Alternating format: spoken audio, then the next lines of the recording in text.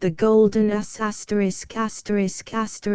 Golden Ass by Lucius Apuleius Africanus, translated by William Adlington, first published 1566. This version is reprinted from the edition of 1639.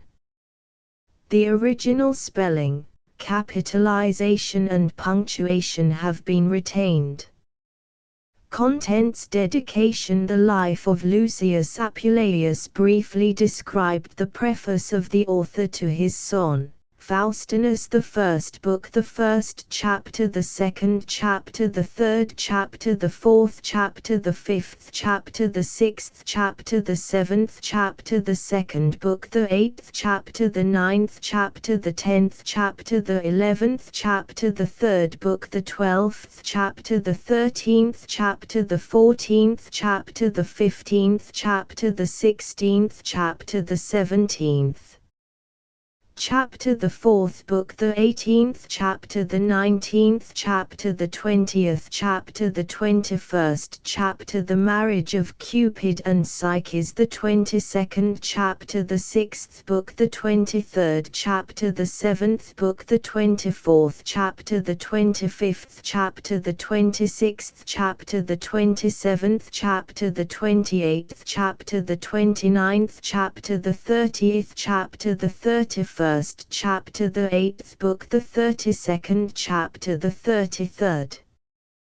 chapter, the 34th chapter, the 35th chapter, the 36th chapter, the 9th book, the 37th chapter, the 38th chapter, the 39th chapter, the 40th chapter, the 41st chapter, the 42nd chapter, the 43rd chapter, the 10th book, the 44th chapter, the 45th chapter, the 46th chapter, the 11th book, the 47th chapter, the 48th chapter.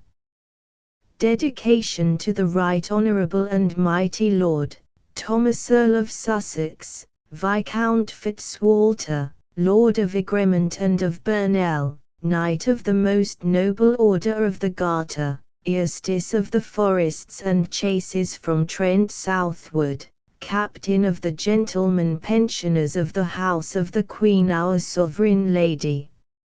After that I had taken upon me, right honourable, in manner of that unlearned and foolish poet, Sherrilus, who rashly and unadvisedly wrought a big volume in verses, of the valiant prowess of Alexander the Great, to translate this present book, containing the metamorphosis of Lucius Apuleius,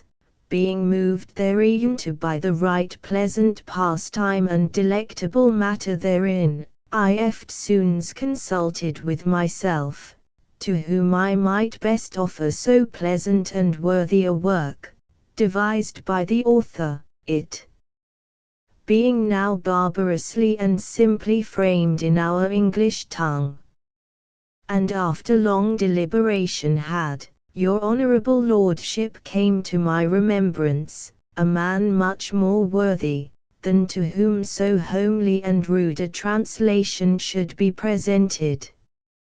But when I again remembered the jesting and sportful matter of the book, unfit to be offered to any man of gravity and wisdom, I was wholly determined to make no epistle dedicatory at all, till as now of late persuaded therein to by my friends, I have boldly enterprised to offer the same to your lordship, who as I trust will accept the same, than if it did entreat of some serious and lofty matter, light and merry, yet the effect thereof tendeth to a good and virtuous moral, as in the following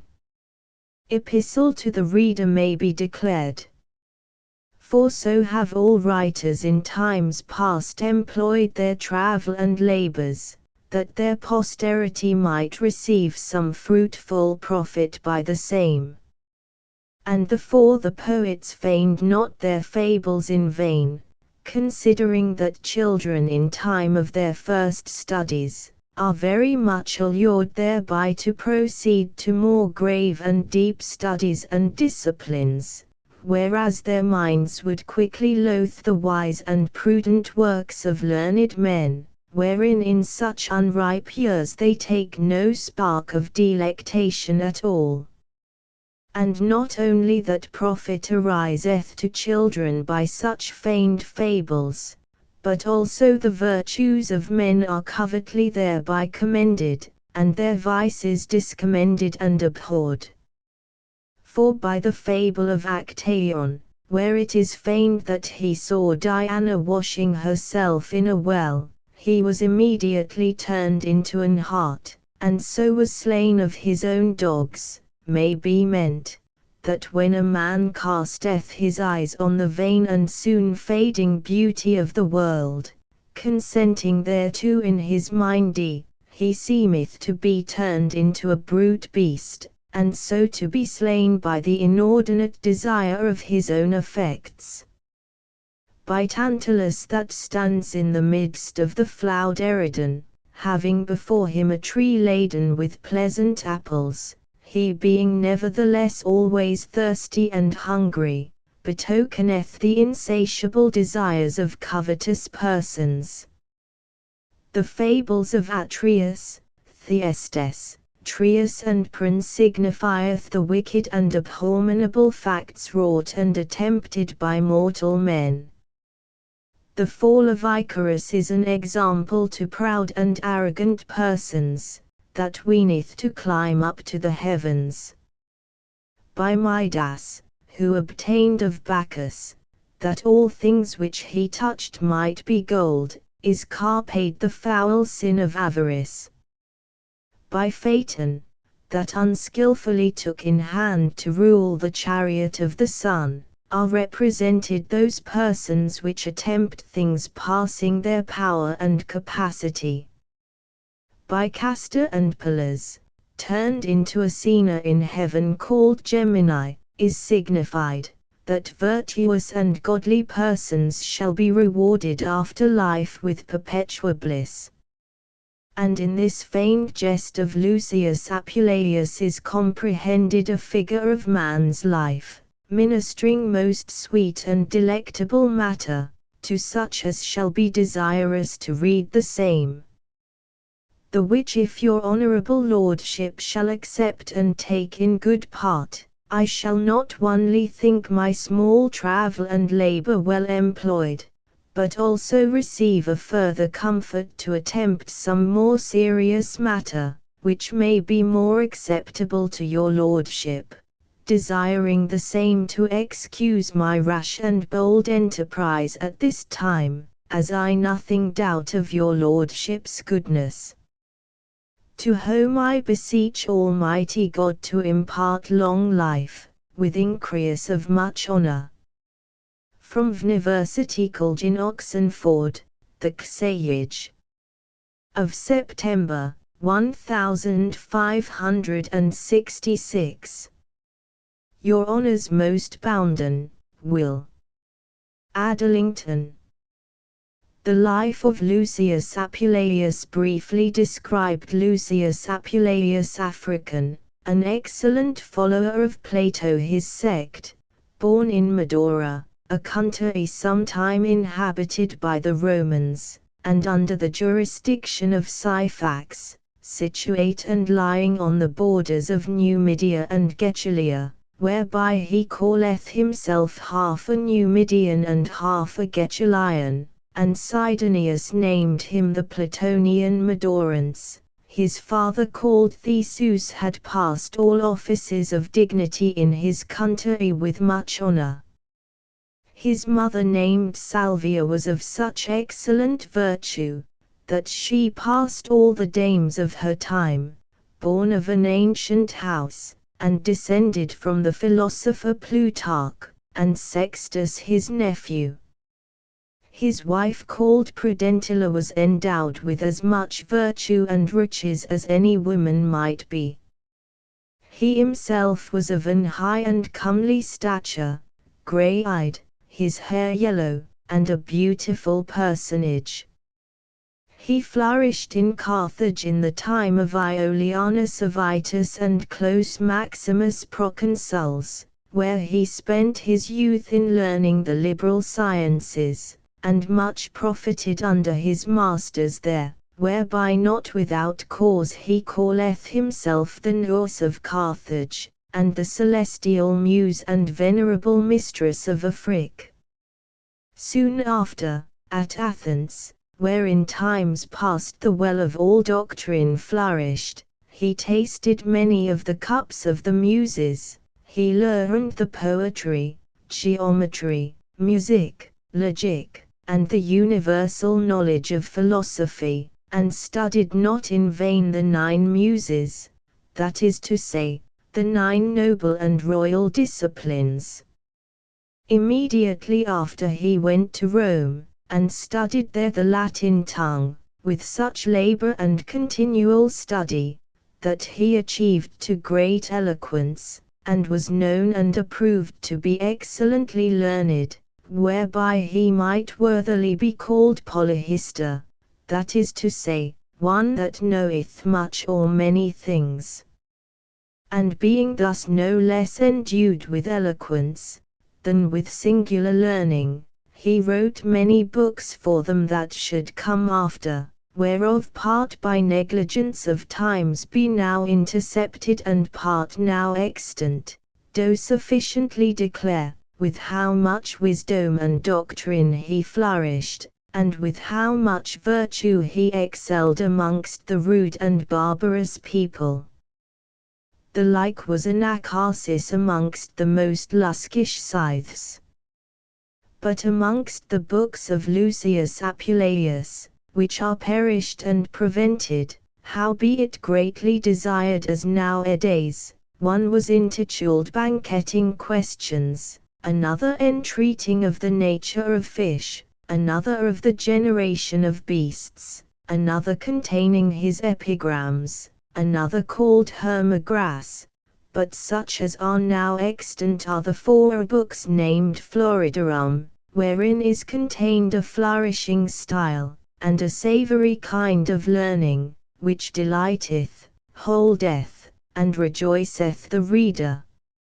marvelously, wherein you shall find a great variety of things, as leaping one from another, one excellent and copious oration, containing all the grace and virtue of the art oratory, where he cleareth himself of the crime of art magic, which was slanderously objected against him by his adversaries, wherein is contained such force of eloquence and doctrine, as he seemeth to pass and excel himself. There is another book of the God of the Spirit of Socrates, whereof Saint Augustine maketh mention in his book of the definition of spirits, and description of men. 2 other books of the opinion of Plato, wherein is briefly contained that which before was largely expressed. 1 book of cosmography, comprising many things of Aristotle's meteors. The dialogue of Trismegistus, translated by him out of Greek into Latin, so fine, that it rather seemeth with more eloquence turned into Latin, than it was before written in Greek.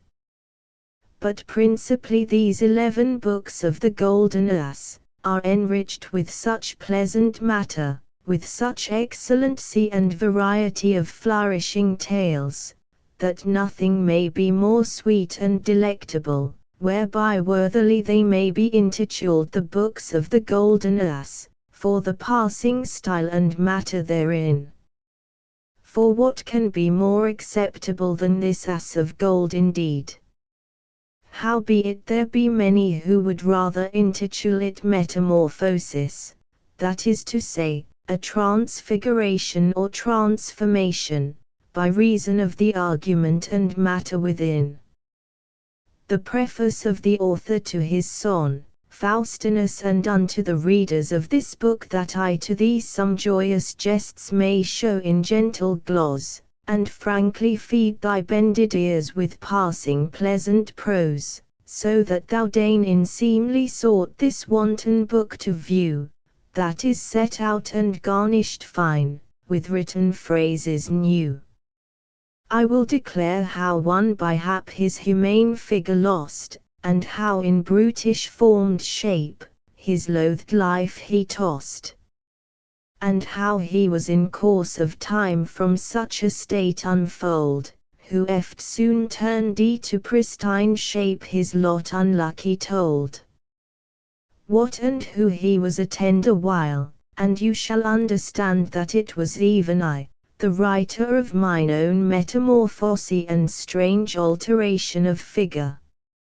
Hymettus, Athens, Isthmia, Iphigenia, and Sparta, being fat and fertile soils, as I pray you give credit to the books of more everlasting fame, be places where min antient progeny and lineage did sometime flourish. There I say, in Athens, when I was young, I went first to school.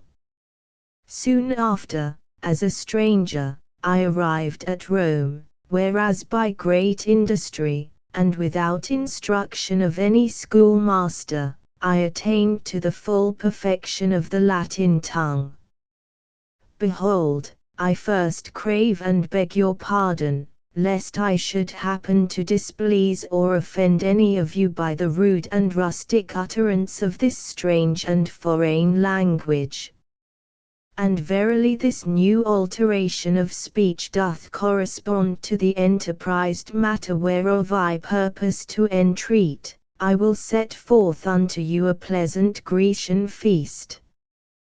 Wherein to gentle reader if thou wilt give attendant ear, it will minister unto thee such delectable matter as thou shalt be contented withal. The first book, the first chapter, how Apuleius riding in Thessaly, fortuned to fall into company with two strangers, that reasoned together of the mighty power of witches. As I fortuned to take my voyage into Thessaly, about certain affairs which I had to do, for them in ancestry by my mother's side inhabiteth, descended of the line of that most excellent person Plutarch, and of Sextus the philosopher his nephew, which is to us a great honor. And after that by much travel and great pain I had passed over the high mountains and slippery valleys, and had ridden through the cloggy fallowed fields, perceiving that my horse did wax somewhat slow, and to the intent likewise that I might repose and strengthen myself, being weary with riding, I lighted off my horse, and wiping the sweat from every part of his body, I unbridled him, and walked him softly in my hand, to the end he might piss, and ease himself of his weariness and travel, and while he went grazing freshly in the field, casting his head sometimes aside, as a token of rejoicing and gladness, I perceived a little before me two companions riding, and so I overtaking them made a third. And while I listened to hear their communication, the one of them laughed and mocked his fellow, saying, Leave off I pray thee and speak no more, for I cannot abide to hear thee tell such absurd and incredible lies, which when I heard, I desired to hear some news, and said, I pray you masters make me partaker of your talk, that am not so curious as desirous to know all your communication, so shall we shorten our journey, and easily pass this high hill before us, by merry and pleasant talk. But he that laughed before at his fellow, said again, Verily this tale is as true, as if a man would say that by sorcery and enchantment the floods might be enforced to run against their course, the seas to be immovable, the air to lack the blowing of winds, the sun to be restrained from his natural race, the moon to purge his skim upon her bees and trees to serve for sorceries, the stars to be pulled from heaven, the day to be darkened and the dark night to continue still. Then I, being more desirous to hear his talk than his companions, said, I pray you, that began to tell your tale even now, leave not off so, but tell the residue. And turning to the other I said, you perhaps that are of an obstinate mindy and gross ears, mock and contemn those things which are reported for truth. Know you not that it is accounted untrue by the depraved opinion of men, which either is rarely seen, seldom heard, or passeth the capacity of man's reason, which if it be more narrowly scanned, you shall not only find it evident and plain, but also very easy to be brought to pass. The second chapter, how Apuleius told to the strangers what he saw a juggler do in Athens. The other night, being at supper with a sort of hungry fellows, while I did greedily put a great morsel of meat in my mouth, that was fried with the flour of cheese and barley, it cleaved so fast in the passage of my throat and stopped my windy in such sort that I was well nigh choked. And yet at Athens before the porch there called Peel, I saw with these eyes a juggler that swallowed up a 2-hand sword, with a very keen edge, and by for a little money that we who looked on gave him, he devoured a chasing spear with the point downward. And after that he had conveyed the whole spear within the closure of his body, and brought it out again behind, there appeared on the top thereof, which caused us all to marvel, a fair boy pleasant and nimble, winding and turning himself in such sort, that you would suppose he had neither bone nor gristle, and verily think that he were the natura serpent, creeping and sliding on the knotted staff, which the god of medicine is feigned to bear. But turning me to him that began his tale, I pray you, quoth I, follow your purpose, and I alone will give credit unto you, and for your pains will pay your charges at the next inn we come unto. To whom he answered, Certes, sir, I thank you for your gentle offer, and at your request I will proceed in my tale. But first I will swear unto you by the light of this sun that shineth here, that those things shall be true, lest when you come to the next city called Thessaly, you should doubt anything of that which is rife in the mouths of every person, and done before the face of all men. And that I may first make relation to you, what and who I am, and whither I go, and for what purpose. Know you that I am a Vegan, traveling these countries about from Thessaly to Aetolia, and from Aetolia to Betia, to provide for honey, cheese, and other victuals to sell again, and understanding that at Hippata, which is the principal city of all Thessaly, is accustomed to be sold new cheeses of exceeding good taste and relish, I fortuned on a day to go thither, to make my market there, but, as it often happeneth, I came in an evil hour, for one lupus a purveyor had bought and engrossed up all the day before, and so I was deceived. Wherefore towards night being very weary, I went to the bains to refresh myself, and behold, I fortuned to espy my companion Socrates sitting upon the ground, covered with a torn and coarse mantle, who was so maigre and of so sallow and miserable a countenance, that I scantly knew him, for fortune had brought him into such estate and calamity, that he verily seemed as a common beggar that standeth in the streets to crave the benevolence of the passers-by. Towards whom, howbeit he was my singular friend and familiar acquaintance, yet half in despair, I drew nigh and said, Alas, my Socrates, what meaneth this? how fareth it with thee? What crime hast thou committed? Verily there is great lamentation and weeping for thee at home. Thy children are in ward by decree of the provincial judge. Thy wife, having ended her mourning time in lamentable wise, with face and visage blubbered with tears, in such sort that she hath well nigh wept out both her eyes, is constrained by her parents to put out of remembrance the unfortunate loss and lack of thee at home, and against her will to take a new husband. And dost thou live here as a ghost or hog, to our great shame and ignominy?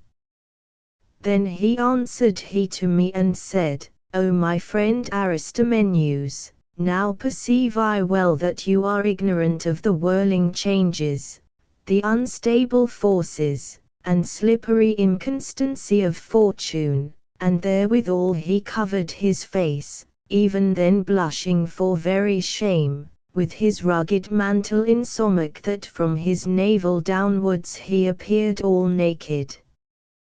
But I, not willing to see him any longer in such great misery and calamity, took him by the hand and lifted him up from the ground, who having his face covered in such sort, let fortune, quoth he, triumph yet more, let her have her sway, and finish that which she hath begun.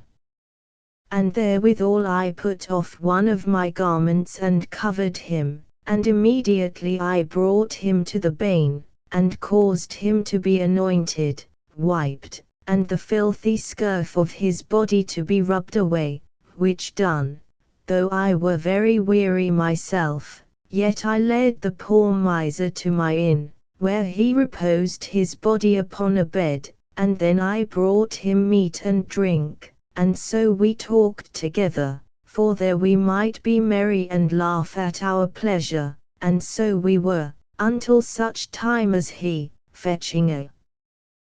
pitiful sigh from the bottom of his heart, and beating his face in miserable sort, began to say. The third chapter, how Socrates in his return from Macedon to Larissa was spoiled and robbed, and how he fell acquainted with one Mero, a witch. Alas, poor miser that I am, that for the only desire to see a game of trier of weapons, am fallen into these miseries and wretched snares of misfortune. For in my return from Macedon, whereas I sold all my wares, and played the merchant by the space of 10 months, a little before that I came to Larissa, I turned out of the way, to view the situation of the country there, and behold, in the bottom of a deep valley I was suddenly environed with a company of thieves, who robbed and spoiled me of such things as I had, and yet would hardly suffer me to escape. But I, being in such extremity, in the end was happily delivered from their hands. And so I fortuned to come to the house of an old woman that sold wine, called Mero, who had her tongue sufficiently instructed to flattery, unto whom I opened the causes of my long peregrination and careful travel, and of mine unlucky adventure, and after that I had declared to her such things as then presently came to my remembrance, she gently entertained me and made me good cheer, and by being pricked with carnal desire, she brought me to her own bedchamber, whereas I, poor miser, the very first night of our lying together did purchase to myself this miserable face, and for her lodging I gave to her such apparel as the thieves left to cover me withal. Then I, understanding the cause of his miserable estate, said unto him, In faith thou art worthy to sustain the most extreme misery and calamity, which hast defiled and maculated thine own body, forsaken thy wife traitorously, and dishonored thy children, parents, and friends, for the love of a vile harlot and old strumpet. When Socrates heard me rail against Mero in such sort, he held up his finger to me, and as half abashed said, "Peace, peace, I pray you," and looking about lest anybody should hear, "I pray you," quoth he, "I pray you take heed what you say against so venerable a woman as she is, lest by your intemperate tongue you catch some harm." Then with resemblance of admiration, "What," quoth I, "is she so excellent a person as you name her to be? I pray you tell me." Then answered he, "Verily she is a magician, which hath power to rule the heavens, to bring down the sky, to bear up the earth, to turn the waters into hills and the hills into running waters, to lift up the terrestrial spirits into the air, and to pull the gods out of the heavens, to extinguish the planets, and to lighten the deep darkness of hell." Then said I unto Socrates, "Leave off this high and mystical kind of talk, and tell the matter in a more plain and simple fashion." Then answered he, "Will you hear one or two, or more of her facts which she hath done? For whereas she enforceth not only the inhabitants of the country here, but also the Indians and the Ethiopians the one and the other, and also the Antictons, to love her in most raging sort, such as are but trifles and chips of her occupation. But I pray you give rear, and I will declare of more greater matters, which she hath done openly and before the face of all men." The 4th chapter, How Mero the Witch turned divers persons into miserable beasts.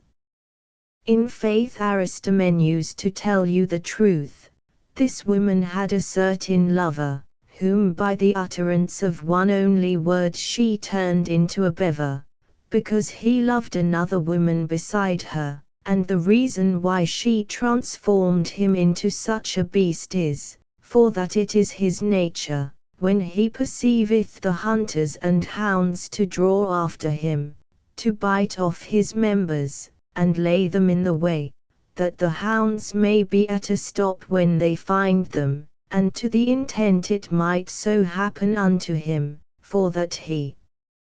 fancied another woman, she turned him into that kind of shape. Semblably she changed one of her neighbors, being an old man and one that sold wine, into a frog, in that he was one of her occupation, and therefore she bare him a grudge. And now the poor miser, swimming in one of his pipes of wine, and well nigh drowned in the dregs, doth cry and call with an hoarse voice, for his old guests and acquaintance that pass by. Likewise she turned one of the advocates of the court, because he pleaded and spake against her in a rightful cause, into a horned ram, and now the poor ram is become an advocate.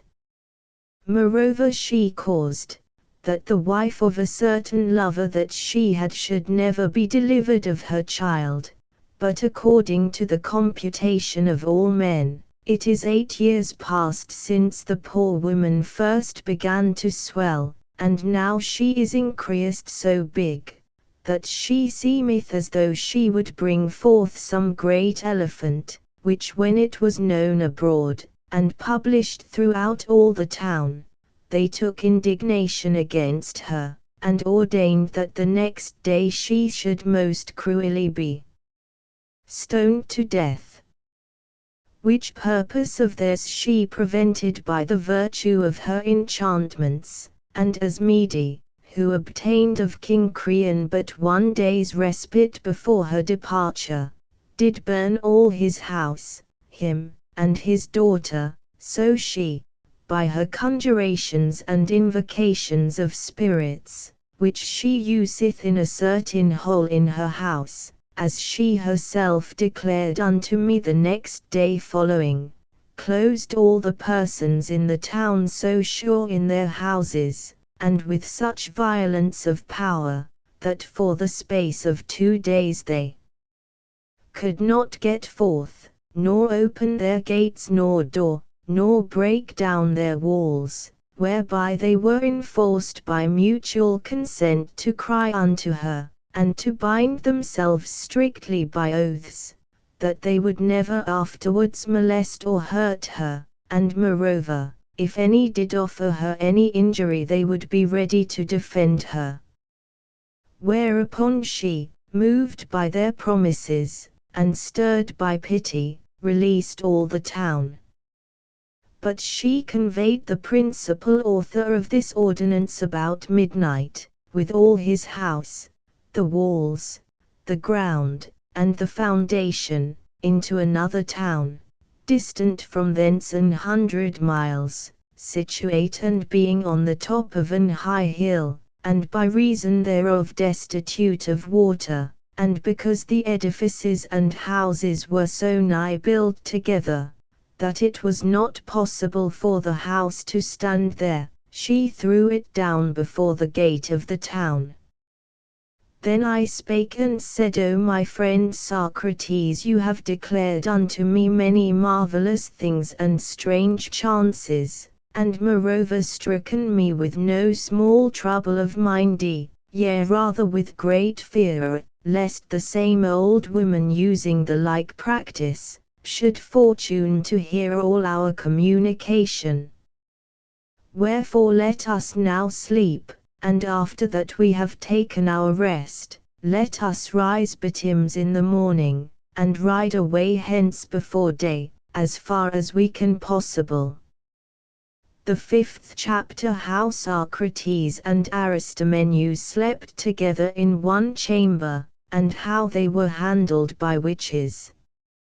In speaking these words, and devising with myself of our departing the next morrow, lest Mero the witch should play by us as she had done by divers other persons, it fortuned that Socrates did fall asleep, and slept very soundly, by reason of his travel and plenty of meat and wine wherewithal he had filled himself. Wherefore I closed and barred fast the doors of the chamber, and put my bed behind the door, and so laid me down to rest. But I could in no wise sleep, for the great fear which was in my heart, until it was about midnight, and then I began to slumber. But alas, behold, suddenly the chamber doors brake open, and locks, bolts, and posts fell down, that you would verily have thought that some thieves had been presently come to have spoiled and robbed us. And my bed whereon I lay being a truckle bed, fashioned in form of a cradle, and one of the feet broken and rotten, by violence was turned upside down, and I likewise was overwhelmed and covered lying in the same. Then perceived I in myself, that certain effects of the mind by nature doth chance contrary. For as tears oftentimes trickle down the cheeks of him that seeth or heareth some joyful news, so I being in this fearful perplexity, could not forbear laughing, to see how of Aristomenes I was made like unto a snail, in his shell. And while I lay on the ground covered in this sort, I peeped under the bed to see what would happen. And behold, there entered in 2 old women, the one bearing a burning torch, and the other a sponge and a naked sword, and so in this habit they stood about Socrates being fast asleep.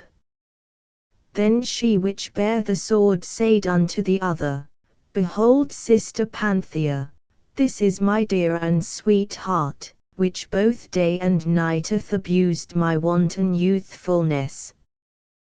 This is he, who little regarding my love, doth not only defame me with reproachful words, but also intendeth to run away. and I shall be forsaken by like craft as Vlises did use, and shall continually bewail my solitariness as Calypso. Which said, she pointed towards me that lay under the bed, and showed me to Panthea. This is he, quoth she, which is his counsellor, and persuadeth him to forsake me, and now being at the point of death he lieth prostrate on the ground covered with his bed, and hath seen all our doings, and hopeth to escape scot-free from my hands. But I will cause that he will repent himself too late, nay rather forthwith, of his former intemperate language, and his present curiosity. Which words when I heard I fell into a cold sweat, and my heart trembled with fear, insomuch that the bed over me did likewise rattle and shake.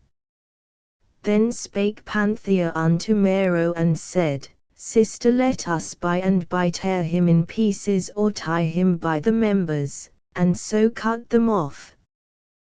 Then Mero, being so named because she was a taverner, and loved well good wines, answered, Nay rather let him live, and bury the corpse of this poor wretch in some hole of the earth. And therewithal she turned the head of Socrates on the other side and thrust her sword up to the hilts into the left part of his neck, and received the blood that gushed out, into a pot, that no drop thereof fell beside, which things I saw with mine own eyes, and as I think to the intent that she might alter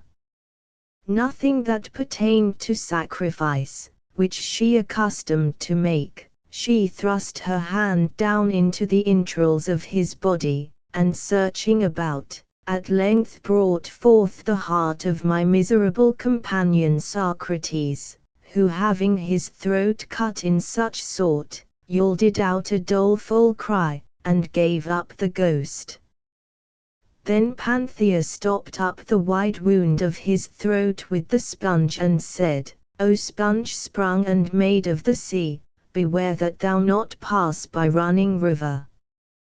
This being said, one of them moved and turned up my bed, and then they strid over me, and clapped their buttocks upon my face, and all bepissed me until I was wringing wet. When this was over they went their ways, and the doors closed fast, the posts stood in their old places, and the locks and bolts were shut again.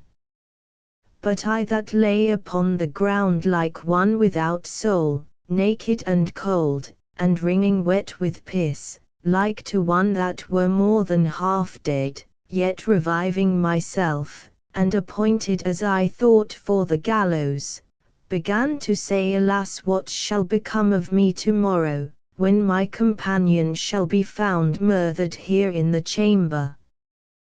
To whom shall I seem to tell any similitude of truth, when as I shall tell the truth indeed? They will say, if thou wert unable to resist the violence of the women, yet shouldest thou have cried for help, wouldst thou suffer the man to be slain before thy face and say nothing? Or why did they not slay thee likewise? Why did they spare thee that stood by and saw them commit that horrible fact? Wherefore although thou hast escaped their hands, yet thou shalt not escape ours. While I pondered these things with myself the night passed on, and so I resolved to take my horse before day, and go forward on my journey.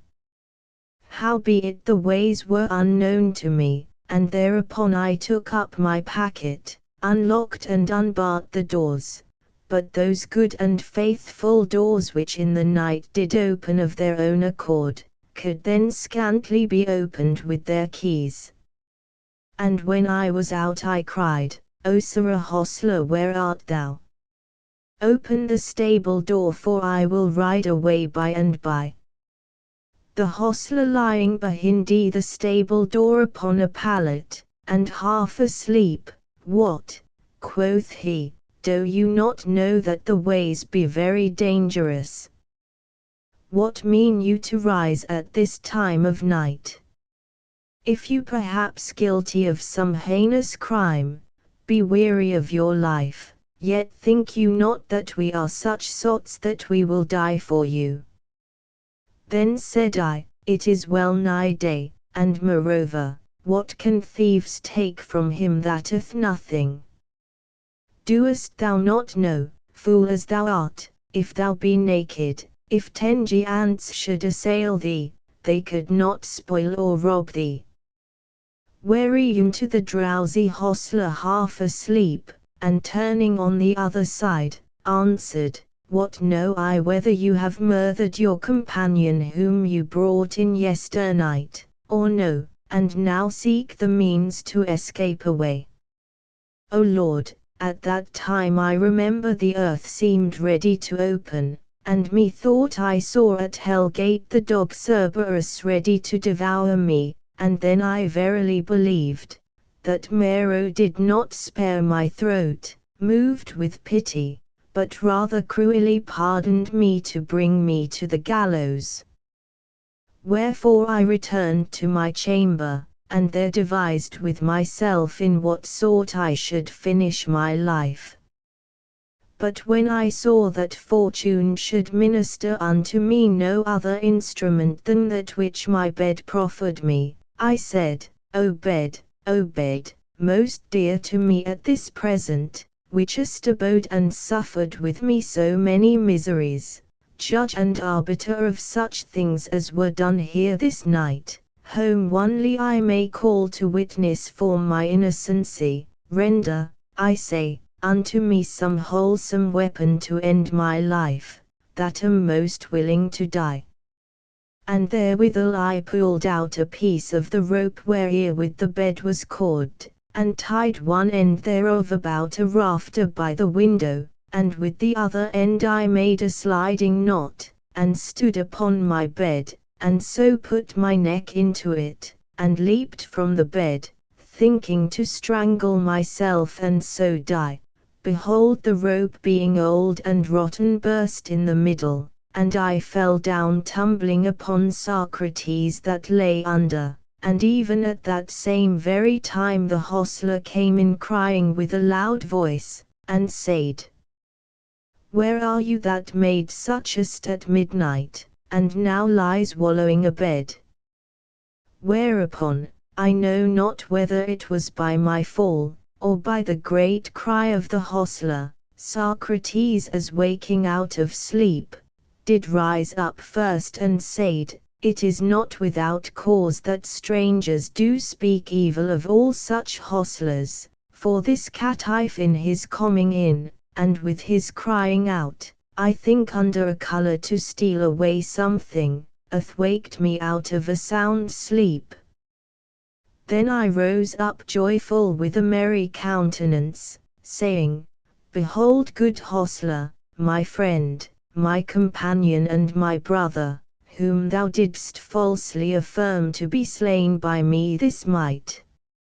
And therewithal I embraced my friend Socrates and kissed him, but he smelling the stink of the piss wherewith those hags had embrued me, thrust me away and said, Cleanse thyself from this filthy odour, and then he began gently to enquire, how that noisome scent happened unto me. But I finally feigning and colouring the matter for the time, did break off his talk, and took him by the hand and said, Why tarry we? Why lose we the pleasure of this fair morning? Let us go. And so I took up my packet, and paid the charges of the house and departed, and we had not gone a mile out of the town but it was broad day, and then I diligently looked upon Socrates' throat, to see if I could espy the place where Nero thrust in her sword, but when I could not perceive any such thing, I thought with myself, What a mad man am I, that being overcome with wine yesternight, have dreamed such terrible things. Behold, I see Socrates is sound, safe and in health. Where is his wound? Where is the sponge? Where is his great and new cut? And then I spake to him and said, Verily it is not without occasion, that physicians of experience do affirm, that such as fill their gorges abundantly with meat and drink, shall dream of dire and horrible sights, for I myself, not tempering my appetite yesternight from the pots of wine, did seem to see this night strange and cruel visions, that even yet I think myself sprinkled and wet with human blood, wherein to Socrates laughing made answer and said, Nay, thou art not wet with the blood of men, but art embrued with stinking piss, and verily I dreamed that my throat was cut, and that I felt the pain of the wound, and that my heart was pulled out of my belly, and the remembrance thereof makes me now to fear, for my knees do so tremble that I can scarce go any further, and therefore I would fain eat somewhat to strengthen and revive my spirits. Then said I, Behold here thy breakfast, and therewithal I opened my script that hanged upon my shoulder, and gave him bread and cheese, and we sate down under a great plane tree, and I eat part with him, and while I beheld him eating greedily, I perceived that he waxed maigre and pale, and that his lively colour faded away, insomuch that being in great fear, and remembering those terrible furies of whom I lately dreamed, the first morsel of bread that I put in my mouth, that was but very small, did so stick in my jaws, that I could neither swallow it down, nor yet yield it up, and moreover the small time of our being together increased my fear. And what is he that seeing his companion die in the highway before his face, would not greatly lament and be sorry? But when that Socrates had eaten sufficiently he waxed very thirsty, for indeed he had well nigh devoured a whole cheese, and behold evil fortune. There was behind the plane tree a pleasant running water as clear as crystal, and I said unto him, Come hither Socrates to this water and drink thy fill. And then he rose and came to the river, and kneeled down on the side of the bank to drink, but he had scarce touched the water with lips, when as behold the wound in his throat opened wide, and the sponge suddenly fell out into the water, and after issued out a little remnant of blood, and his body being then without life, had fallen into the river, had not I caught him by the leg and so pulled him up. And after that I had lamented a good space the death of my wretched companion, I buried him in the sands there by the river. Which done, in great fear I rode through many outways and desert places, and as culpable of the death of Socrates, I forsook my country, my wife, and my children, and came to Apuleius where I married another wife. This tale told Aristomenes, and his fellow which before obstinately would give no credit unto him, began to say, Verily there was never so foolish a tale, nor a more absurd lie told than this. And then he spake unto me saying, Ho sir, what you are I know not, but your habit and countenance declareth that you should be some honest gentleman. Speaking to Apuleius, do you believe this tale? Yea verily, quoth I, why not?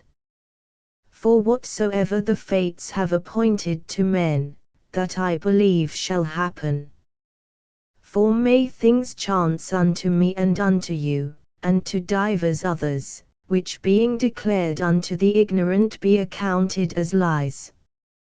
But verily I give credit unto his tale, and render entire thanks unto him, in that by the pleasant relation thereof we have quickly passed and shortened our journey, and I think that my horse was also delighted with the same, and hath brought me to the gate of this city without any pain at all.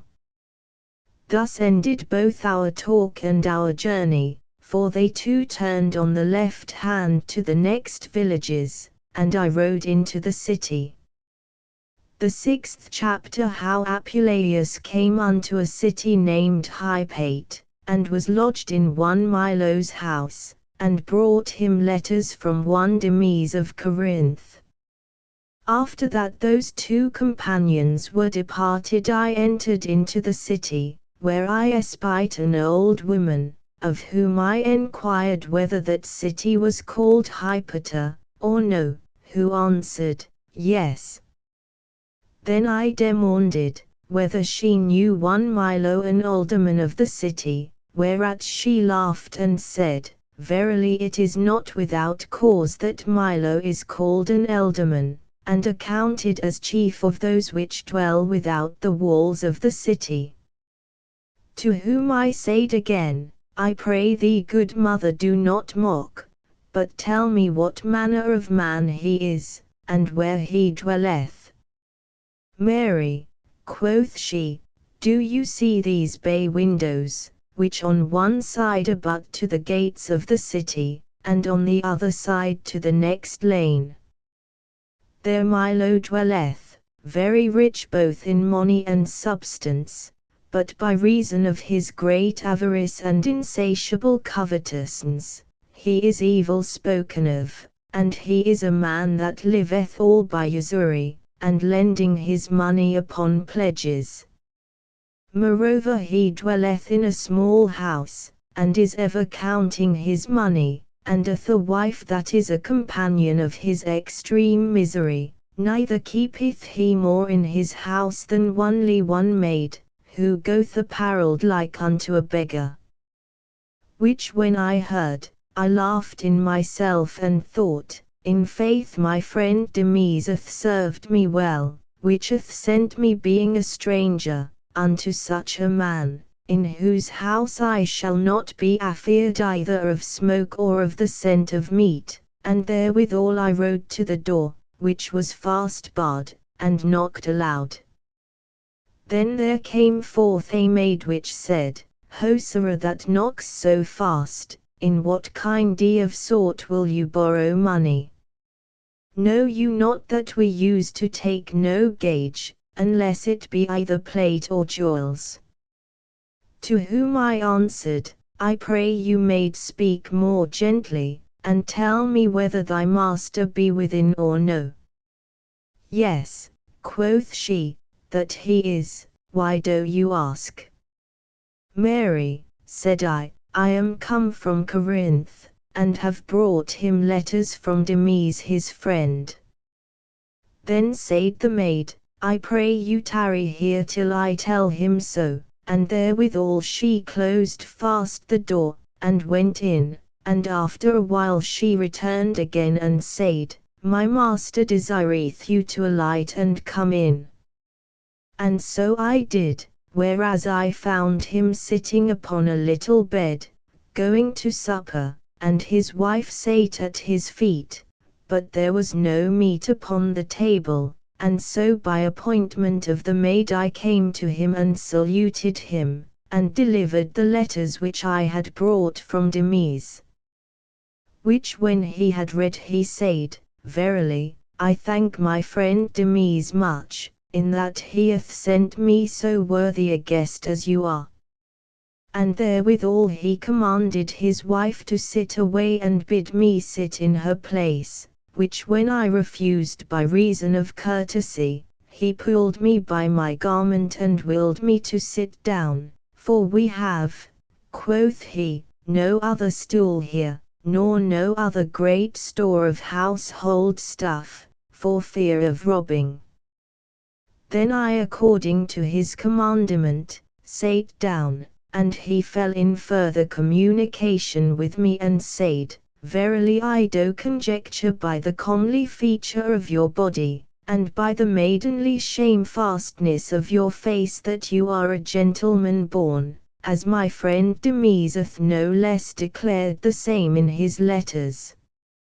Wherefore I pray you take in good part our poor lodging, and behold yonder chamber is at your commandment, use it as your own, and if you be contented therewithal, you shall resemble and follow the virtuous qualities of your good father Theseus, who disdained not the slender and poor cottage of Hecades. And then he called his maid which was named Fotis, and said, Carry this gentleman's packet into the chamber, and lay it up safely, and bring water quickly to wash him, and a towel to rub him, and other things necessary, and then bring him to the next bains, for I know that he is very weary of travel. These things when I heard, I partly perceived the manners of Milo, and endeavoring to bring myself further into his favor, I said, Sir, there is no need of any of these things, for they have been everywhere ministered unto me by the way, howbeit I will go into the bains, but my chiefest care is that my horse be well looked to, for he brought me hither roundly. And therefore I pray thee Fotis take this money and buy some hay and oats for him. The 7th chapter, how Apuleius going to buy fish, met with his companion Pythias. When this was done, and all my things brought into the chamber, I walked towards the bains, but first I went to the market to buy some victuals for my supper. Whereas I saw great plenty of fish set out to be sold, and so I cheapened part thereof, and that which they at first held at 100 pence, I bought at length for 20.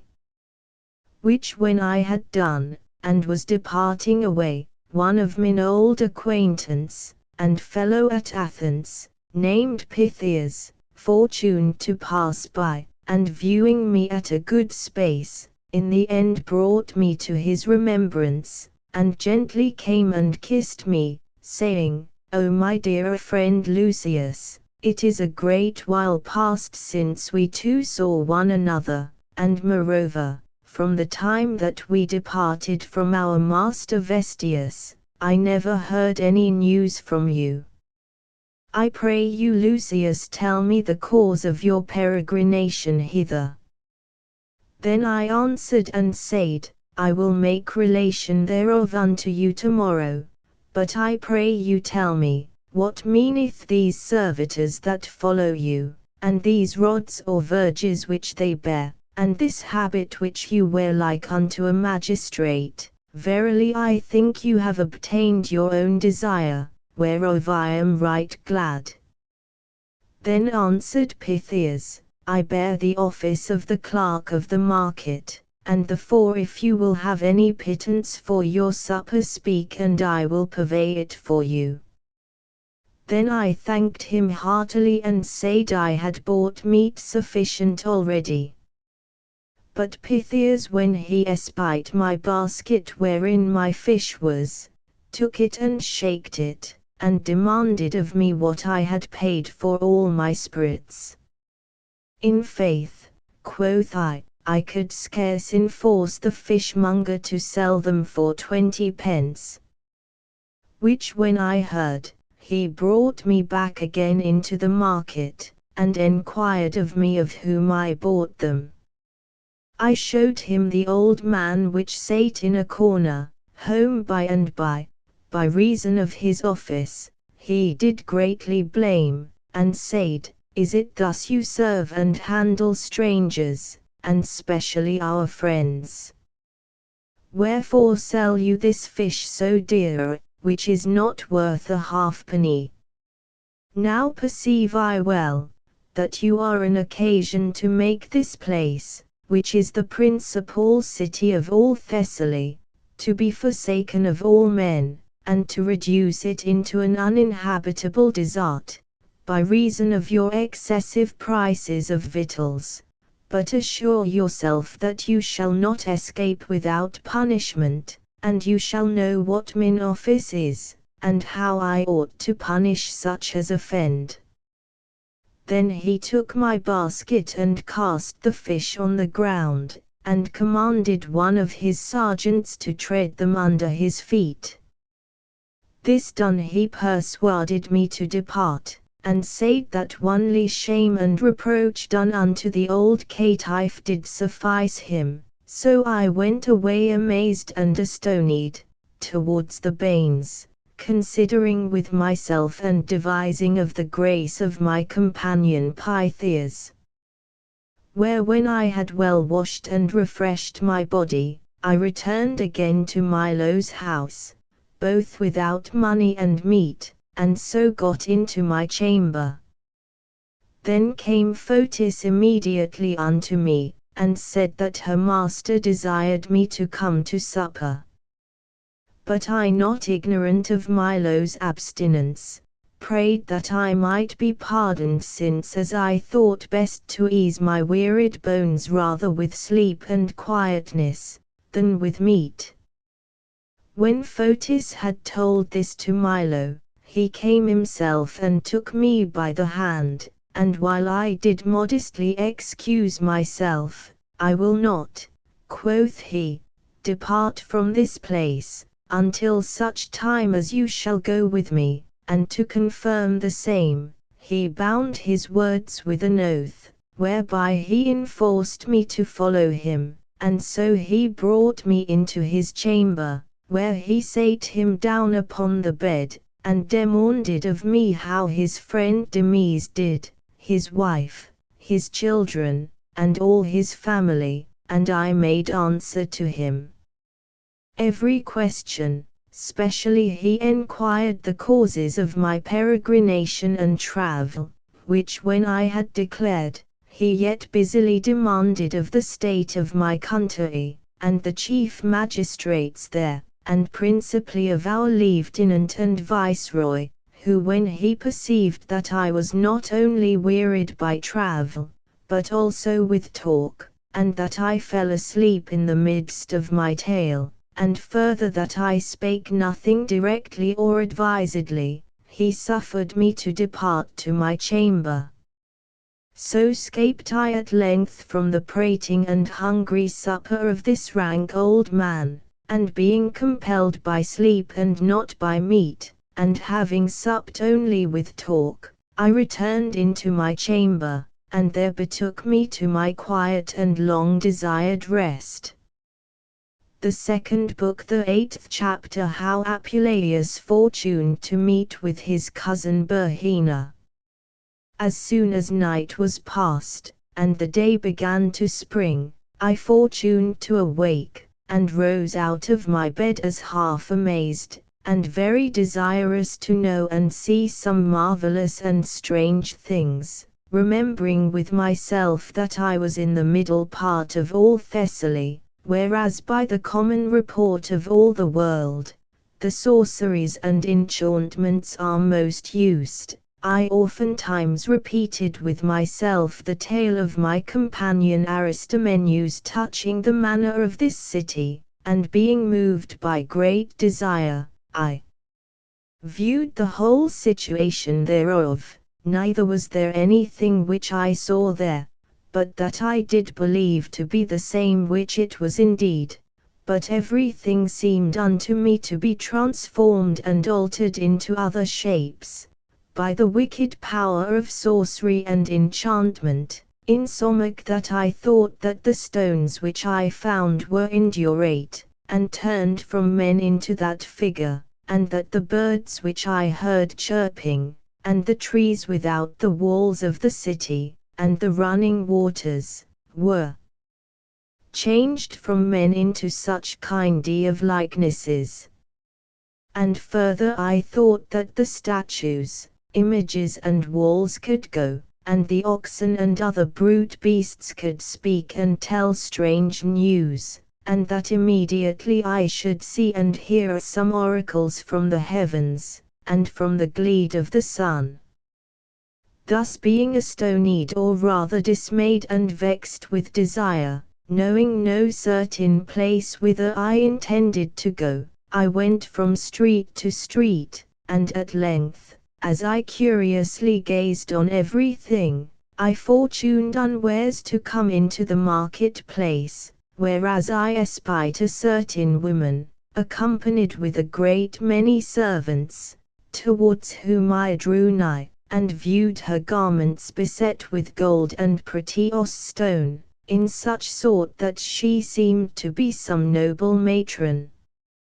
And there was an old man which followed her, who as soon as he espied me, said to himself, Verily this is Lucius, and then he came and embraced me. By and by he went unto his mistress and whispered in her ear, and came to me again saying, How is it, Lucius, that you will not salute your dear cousin and singular friend?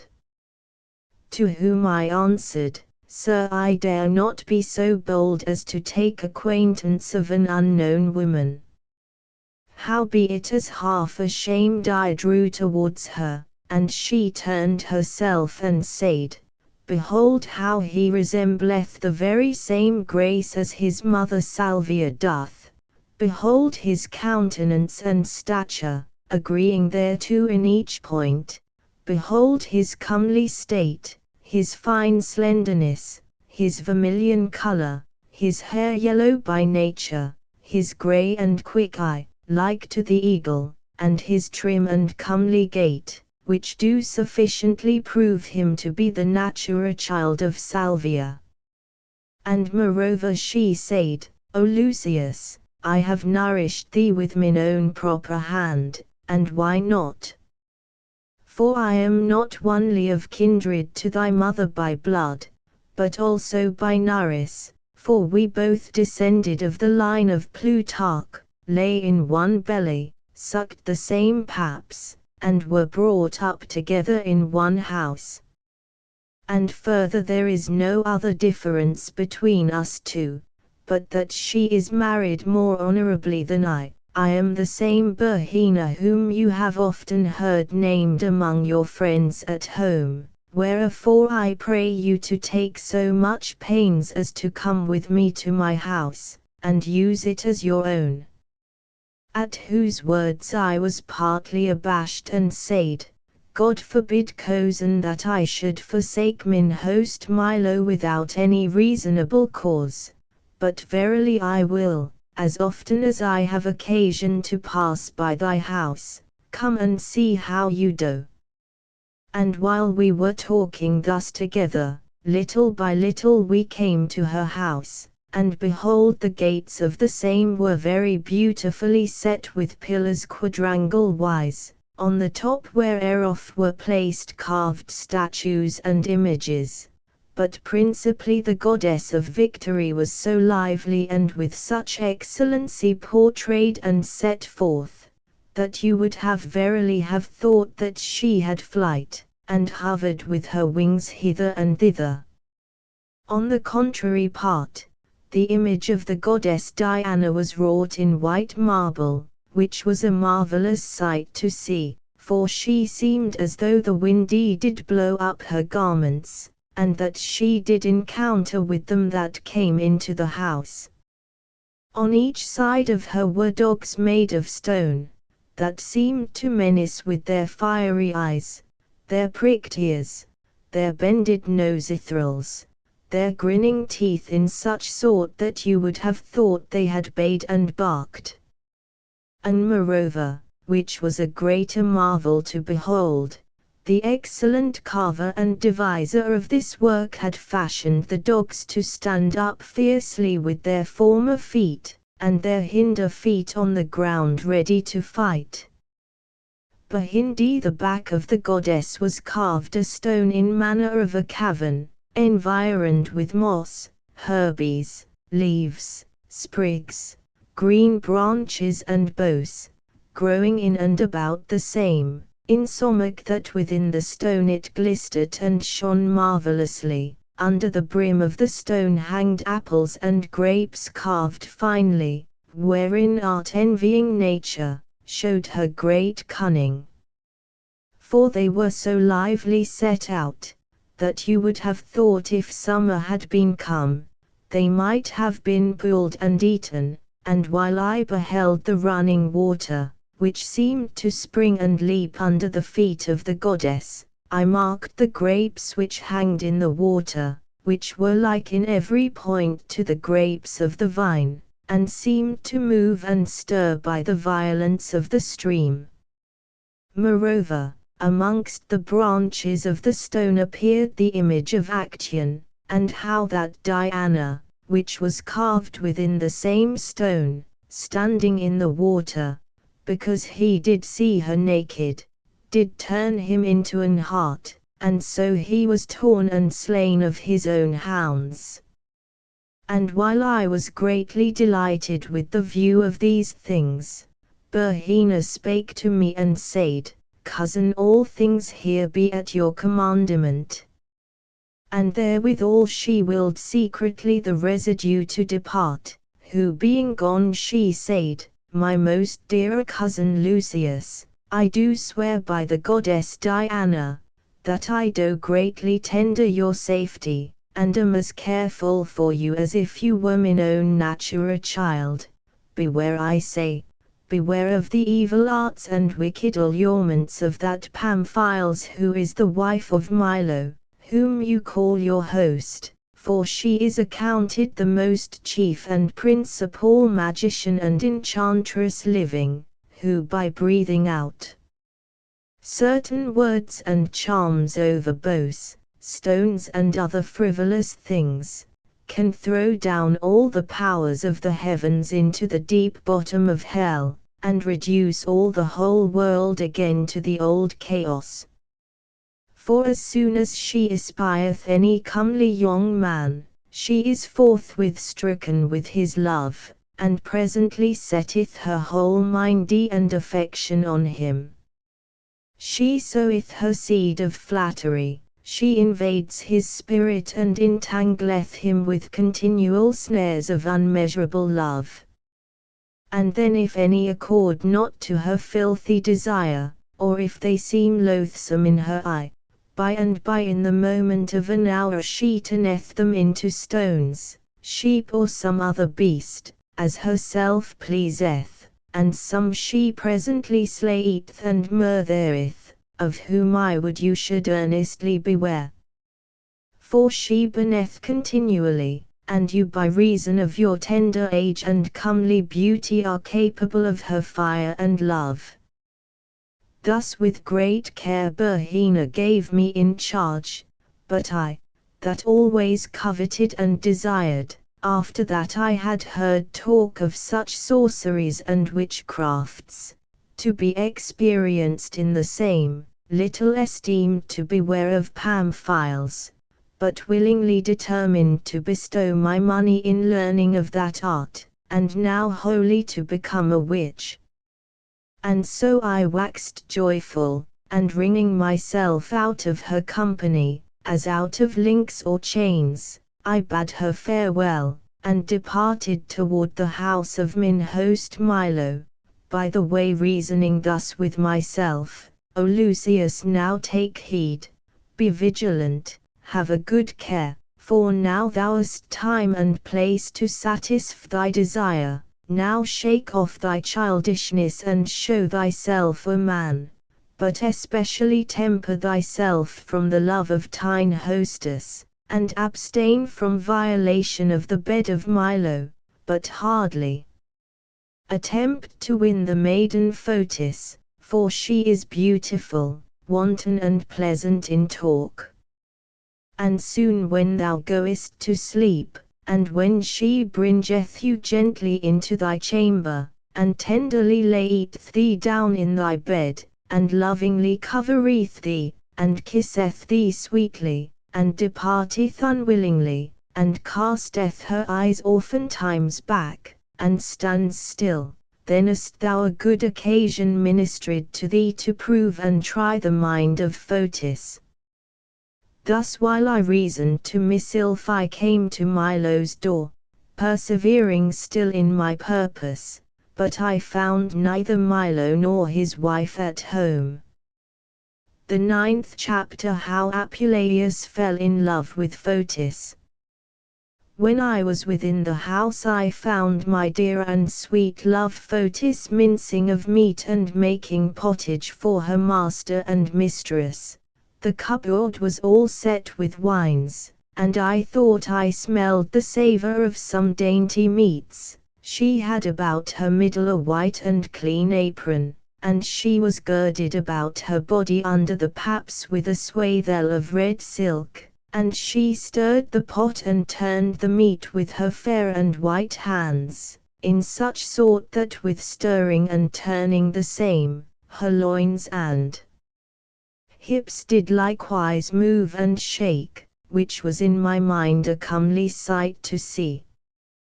These things when I saw I was half amazed, and stood musing with myself, and my courage came then upon me, which before was scant. And I spake unto Fotis merrily and said, O Fotis, how trimly you can stir the pot, and how finely, with shaking your buttocks, you can make pottage.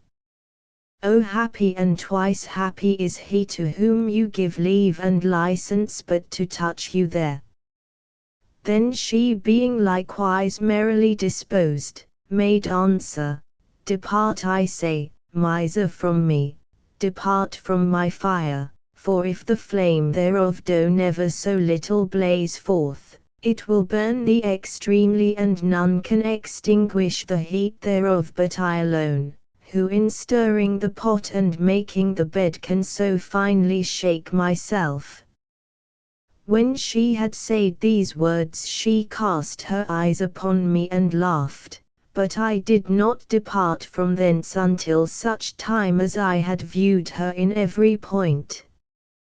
But what should I speak of others, when as I do accustom abroad to mark the face and hair of every dame, and afterwards delight myself therewith privately at home, and thereby judge the residue of their shape, because the face is the principal part of all the body, and is first open to our eyes. And whatsoever flourishing and gorgeous apparel doth work and set forth in the corporal parts of a woman, the same doth the natura and comely beauty set out in the face. Moreover there be divers, that to the intent to show their grace and feature, will cast off their partlets, collars, habiliments, fronts, cornets and crippins, and do more delight to show the fairness of their skin, than to deck themselves up in gold and precious stones.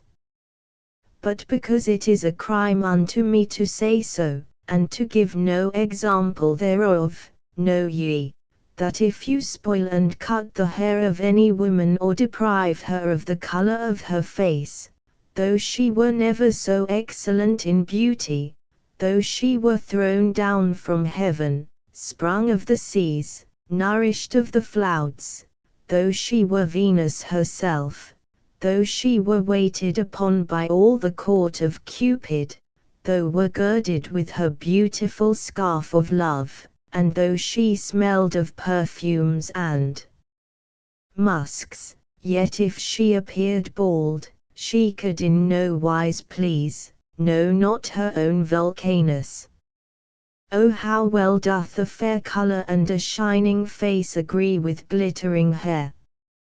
Behold, it encontreth with the beams of the sun, and pleaseth the eye marvellously.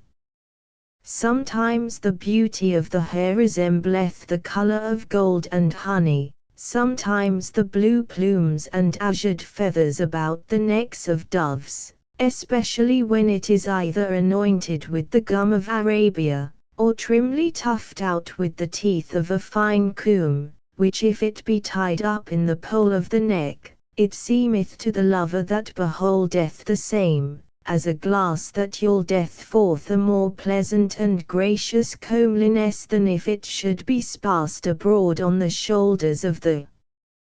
woman, or hang down scattering behind. Finally there is such a dignity in the hair, that whatsoever she be, though she be never too bravely attired with gold, silks, pretty stones, and other rich and gorgeous ornaments, yet if her hair be not curiously set forth she cannot seem fair.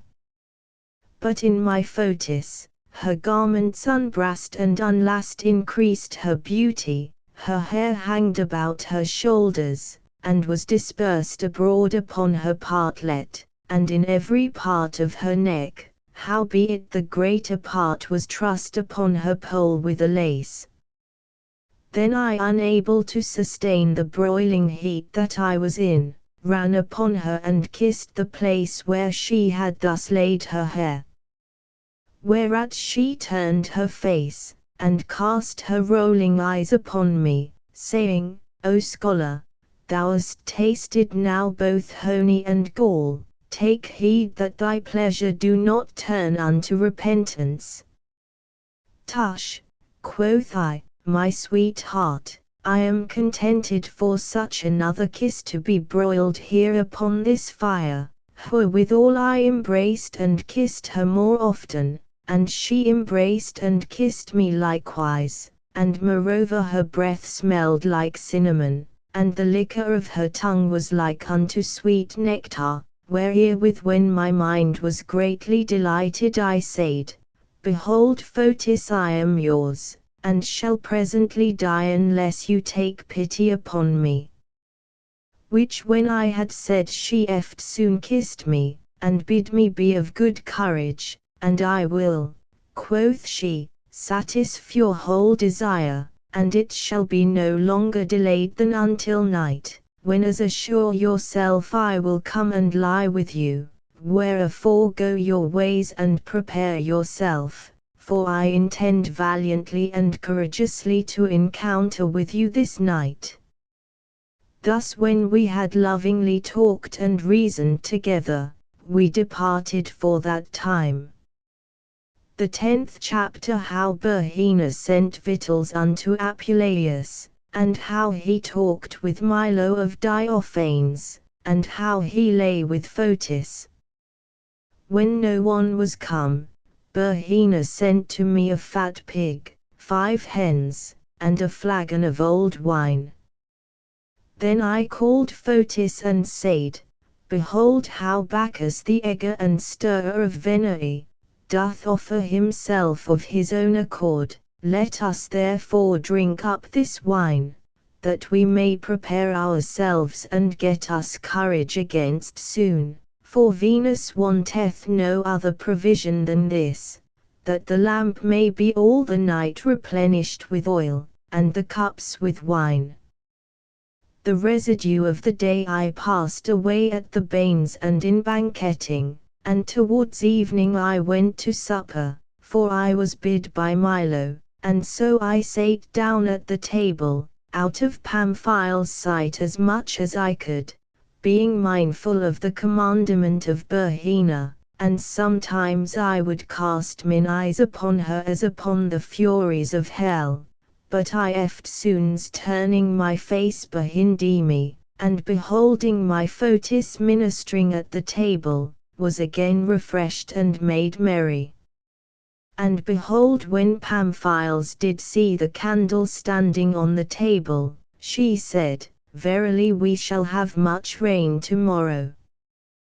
Which when her husband did hear, he demanded of her by what reason she knew it.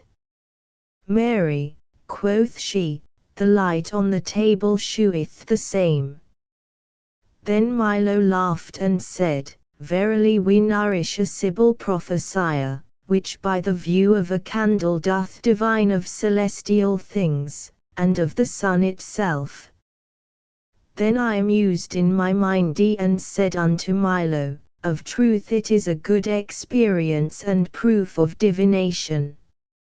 Neither is it any marvel, for although this light is but a small light, and made by the hands of men, yet hath it a remembrance of that great and heavenly light, as of his parent, and doth show unto us what will happen in the skies above. For I knew at Corinth a certain man of Assyria, who would give answers in every part of the city, and for the gain of money would tell every man his fortune. To some he would tell the days of their marriages, to others he would tell when they should build, that their edifices should continue. To others, when they should best go about their affairs. To others, when they should go by sea or land. To me, purposing to take my journey hither, he declared many things strange and variable.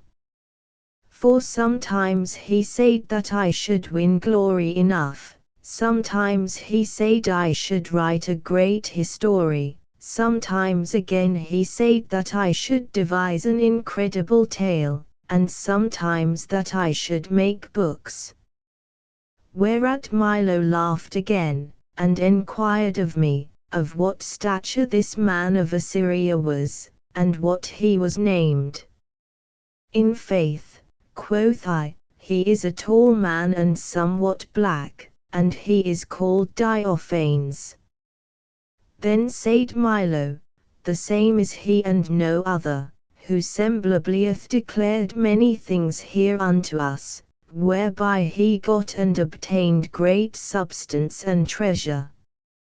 But the poor miser fell at length into the hands of unpitiful and cruel fortune, for being on a day amongst a great assembly of people, to tell the simple sort their fortune, a certain cobbler came unto him, and desired him to tell when it should be best for him to take his voyage, the which he promised to do. The cobbler opened his purse and told 100 pence to him for his pains. Whereupon came a certain young gentleman and took Diophanes by the garment. Then he turning himself, embraced and kissed him, and desired the gentleman, who was one of his acquaintance, to sit down by him, and Diophanes being astonied with this sudden change, forgot what he was doing, and said, O dear friend, you are heartily welcome, I pray you when arrived you into these parts? Then answered he, I will tell you soon, but brother I pray you tell me of your coming from the Isle of Euboea, and how you sped by the way. Whereunto Diophanes this notable Assyrian, not yet come unto his mind, but half amazed, soon answered and said, I would to God that all our enemies and evil willers might fall into the like dangerous peregrination and trouble. For the ship where we were in, after it was by the waves of the seas and by the great tempests tossed hither and thither, in great peril, and after that the mast and stern brake likewise in pieces, could in no wise be brought to shore, but sunk into the water, and so we did swim, and hardly escaped to land. And after that, whatsoever was given unto us in recompense of our losses, either by the pity of strangers, or by the benevolence of our friends, was taken away from us by thieves, whose violence when my brother Arisuatus did assay to resist, he was cruelly murdered by them before my face. These things when he had sadly declared, the cobbler took up his money again which he had told out to pay for the telling of his fortune, and ran away. The Diophanes coming to himself perceived what he had done, and we all that stood by laughed greatly. But that, quoth Milo, which Diophanes did tell unto you Lucius, that you should be happy and have a prosperous journey, was only true. Thus Milo reasoned with me. But I was not a little sorry that I had trained him into such a vein of talk, that I lost a good part of the night, and the sweet pleasure thereof.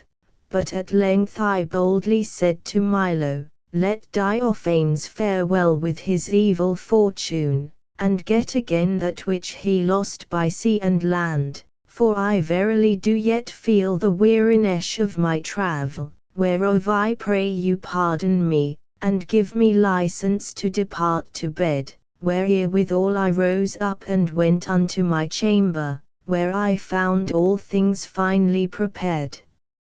And the children's bed, because they should not hear what we did in the night, was removed far off without the chamber door. The table was all covered with those meats that were left at supper. The cups were filled half full with water, to temper and delay the wines. The flagons stood ready prepared, and there lacked nothing that was necessary for the preparation of Venus. And when I was entering into the bed, behold my Fotis, who had brought her mistress to bed, came in and gave me roses and flowers which she had in her apron, and some she threw about the bed, and kissed me sweetly, and tied a garland about my head, and bespread the chamber with the residue. Which when she had done, she took a cup of wine and delayed it with hot water, and proffered it me to drink, and before I had drunk it all off she pulled it from my mouth, and then gave it me again, and in this manner we emptied the pot twice or thrice together. Thus when I had well replenished myself with wine, and was now ready unto venery not only in mind but also in body, I removed my clothes, and showing to Fotis my great impatience I said, O my sweetheart, take pity upon me and help me, for as you see I am now prepared unto the battle, which you yourself did appoint. For after that I felt the first arrow of cruel Cupid within my breast, I bent my bow very strong, and now fear, because it is bended so hard, lest my string should break. But that thou mayst the better please me, undress thy hair and come and embrace me lovingly. Whereupon she made no long delay, but set aside all the meat and wine, and then she unapparelled herself, and unnatted her hair, presenting her amiable body unto me in manner of fair Venus, when she goeth under the waves of the sea. Now, quoth she, is come the hour of justing, now is come the time of war, wherefore show thyself like unto a man, for I will not retire, I will not fly the field. See then thou be valiant, see thou be courageous, since there is no time appointed when our skirmish shall cease.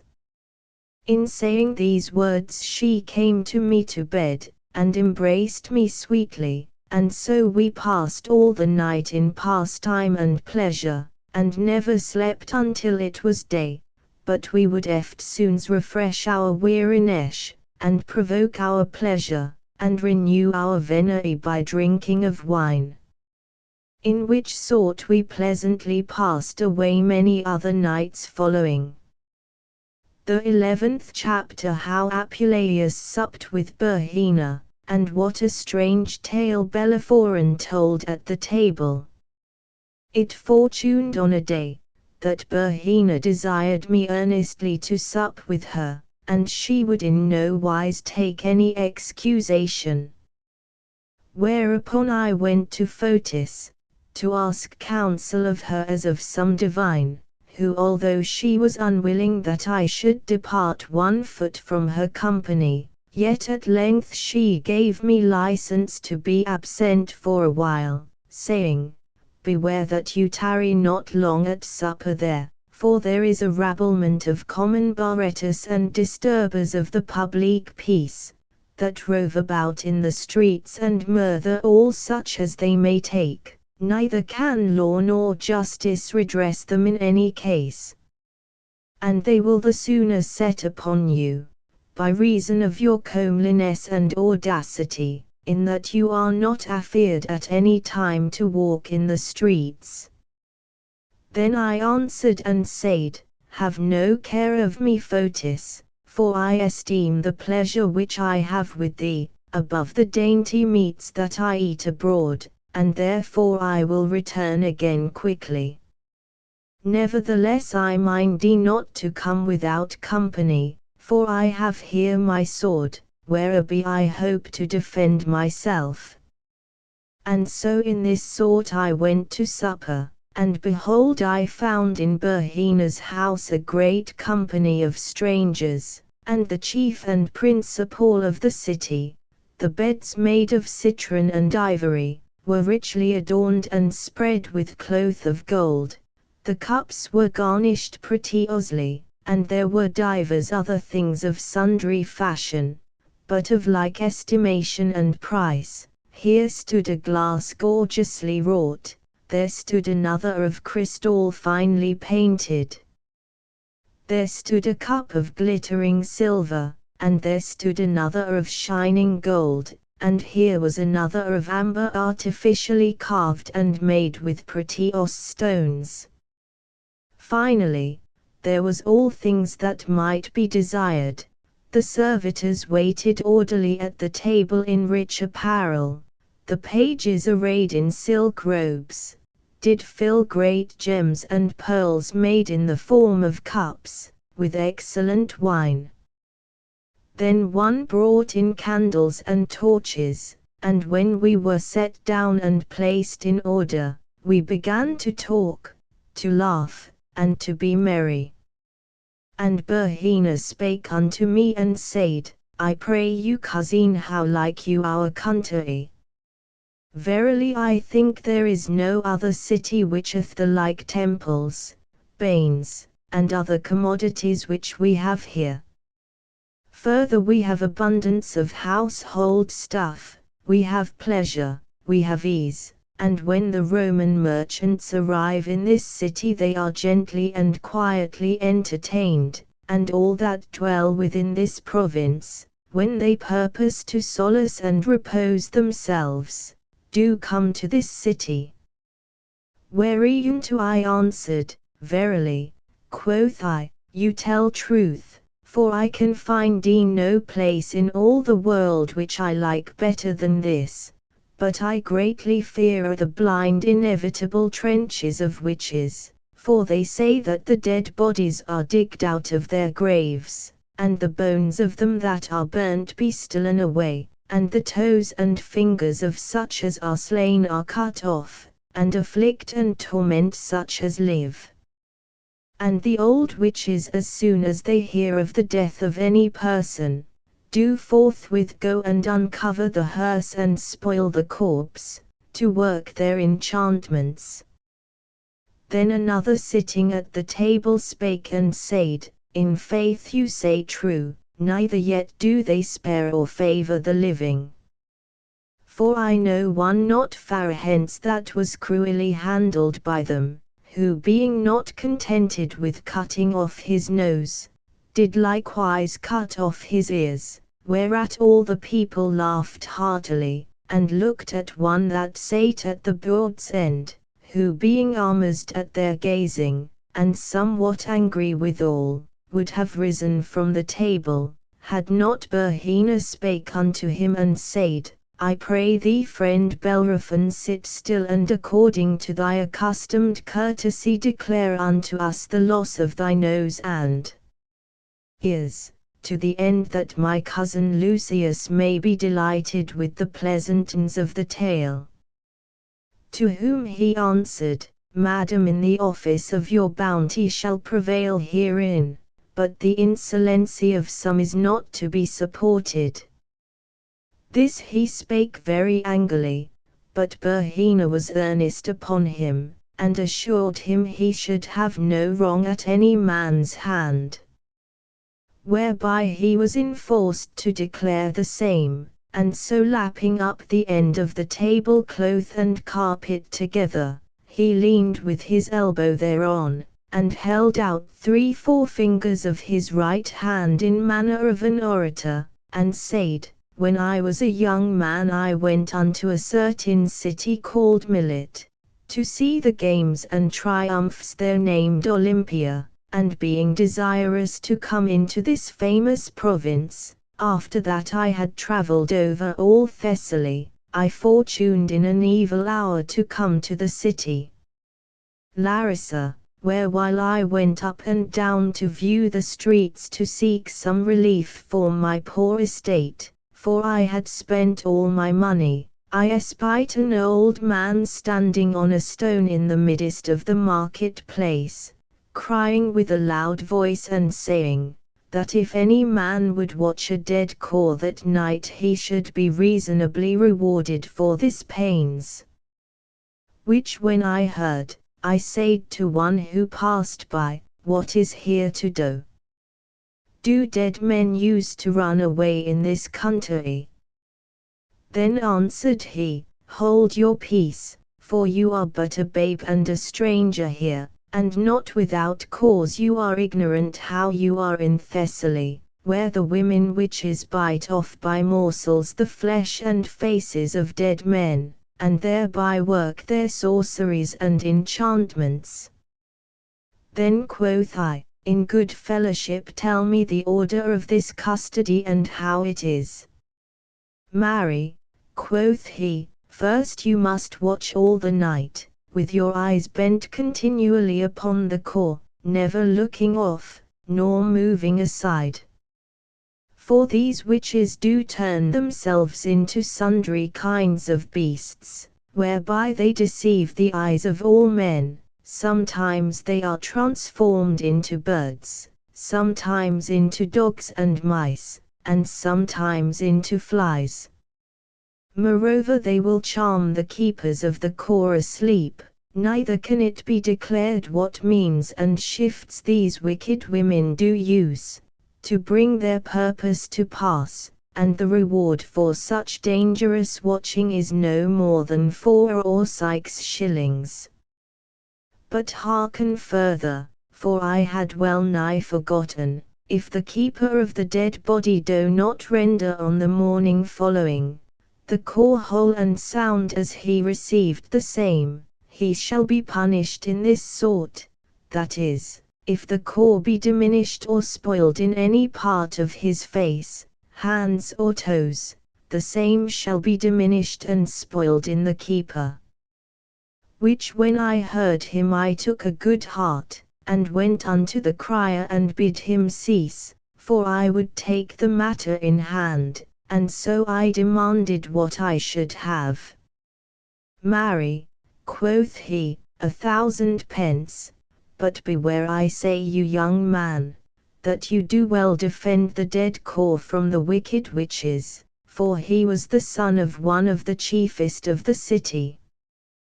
Tush, said I, you speak you cannot tell what. Behold I am a man made all of iron, and have never desire to sleep, and am more quick of sight than lynx or argus. I had scarce spoken these words, when he took me by the hand and brought me to a certain house, the gate whereof was closed fast, so that I went through the wicket. Then he brought me into a chamber somewhat dark, and showed me a matron clothed in mourning vesture, and weeping in lamentable wise. And he spake unto her and said, Behold, here is one that will enterprise to watch the corpse of your husband this night. Which when she heard she turned her blubbered face covered with hair unto me saying, I pray you good man take good heed, and see well to your office. Have no care, quoth I, so you will give me anything above that which is due to be given. Wherewith she was contented, and then she arose and brought me into a chamber whereas the core lay covered with white sheets, and she called 7 witnesses, before whom she showed the dead body, and every part and parcel thereof, and with weeping eyes desired them all to testify the matter. Which done, she said these words of course as follow, Behold, his nose is whole, his eyes safe, his ears without scar, his lips untouched, and his chin sound, all which was written and noted in tables, and subscribed with the hands of witnesses to confirm the same. Which done I said unto the matron, Madam, I pray you that I may have all things here necessary. What is that? Quoth she. Marry, quoth I, a great lamp with oil, pots of wine, and water to delay the same, and some other drink and dainty dish that was left at supper. Then she shaked her head and said, Away, fool as thou art, thinkest thou to play the glutton here and to look for dainty meats where so long time hath not been seen any smoke at all? Comest thou hither to eat, where we should weep and lament?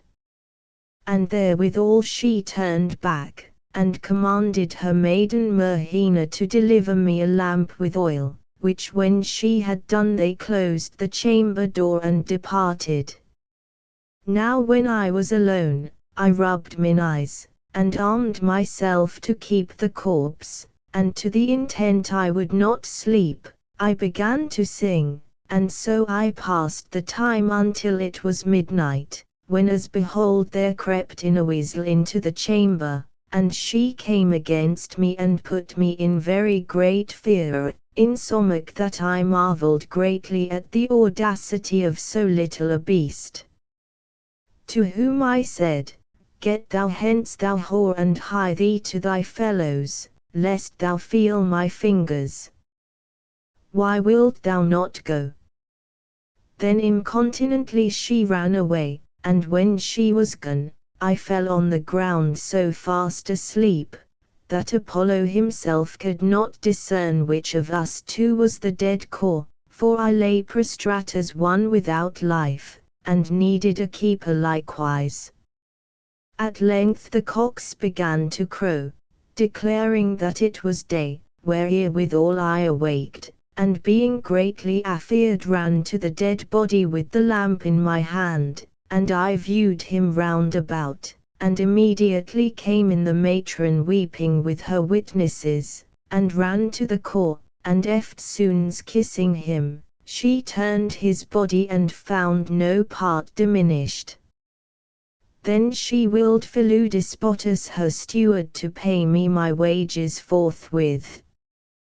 Which when he had done he said, We thank you, gentle young man, for your pains, and verily for your diligence herein we will account you as one of the family.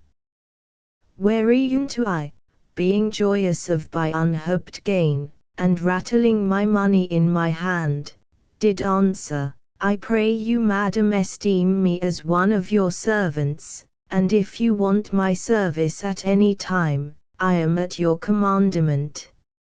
I had not fully declared these words, when as behold all the servants of the house were assembled with weapons to drive me away, one buffeted me about the face, another about the shoulders, some strook me in the sides, some kicked me, and some tare my garments, and so I was handled amongst them and driven from the house, as the proud young man Adonis who was torn by a boar. And when I was come into the next street, I mused with myself, and remembered mine unwise and unadvised words which I had spoken, whereby I considered that I had deserved much more punishment, and that I was worthily beaten for my folly.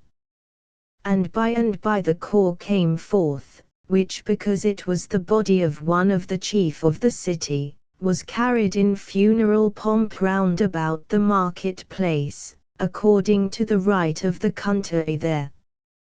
And forthwith stepped out an old man weeping and lamenting, and ran unto the bier and embraced it, and with deep sighs and sobs cried out in this sort, O masters, I pray you by the faith which you profess, and by the duty which you owe unto the weal publique, take pity and mercy upon this dead core, who is miserably murdered, and do vengeance on this wicked and cursed woman his wife which hath committed this fact, for it is she and no other which hath poisoned her husband my sister's son, to the intent to maintain her whoredom, and to get his heritage. In this sort the old man complained before the face of all people. Then they, astonied at these sayings, and because the thing seemed to be true, cried out, Burn her, and they sought for stones to throw at her, and willed the boys in the street to do the same. But she, weeping in lamentable wise, did swear by all the gods, that she was not culpable of this crime. No, quoth the old man, here is one sent by the providence of God to try out the matter, even Zaklas an Egyptian, who is the most principal prophesier in all this country, and who was hired of me for money to reduce the soul of this man from hell, and to revive his body for the trial hereof. And therewithal he brought forth a certain young man clothed in linen raiment, having on his feet a pair of pantofles, and his crown shaven, who kissed his hands and knees, saying, O priest, have mercy, I pray thee, by the celestial planets, by the powers infernal, by the virtue of the natural elements, by the silences of the night, by the building of swallows nigh unto the town Coptan, by the increase of the flood Nilus, by the secret mysteries of Memphis, and by the instruments and trumpets of the Alpharos, have mercy, I say, and call to life this dead body, and make that his eyes which he closed and shut, may be open and see. Howbeit we mean not to strive against the law of death, neither intend we to deprive the earth of his right, but to the end this fact may be known, we crave but a small time and space of life.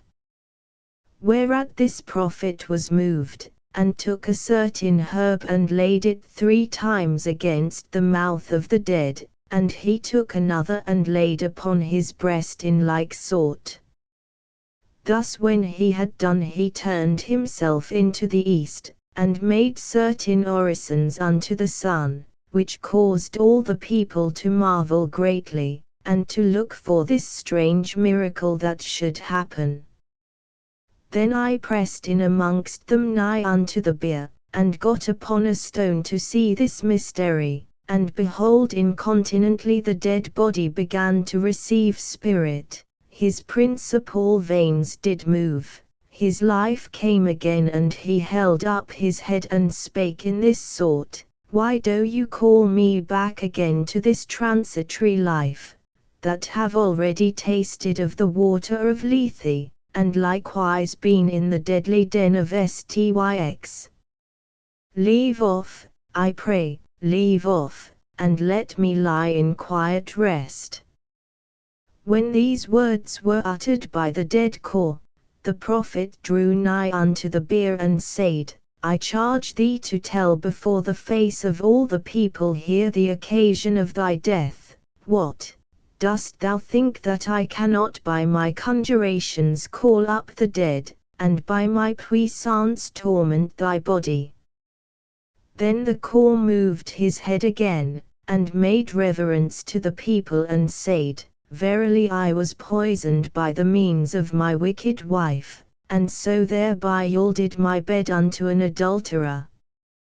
Whereat his wife, taking present audacity, and reproving his sayings, with a cursed mind did deny it.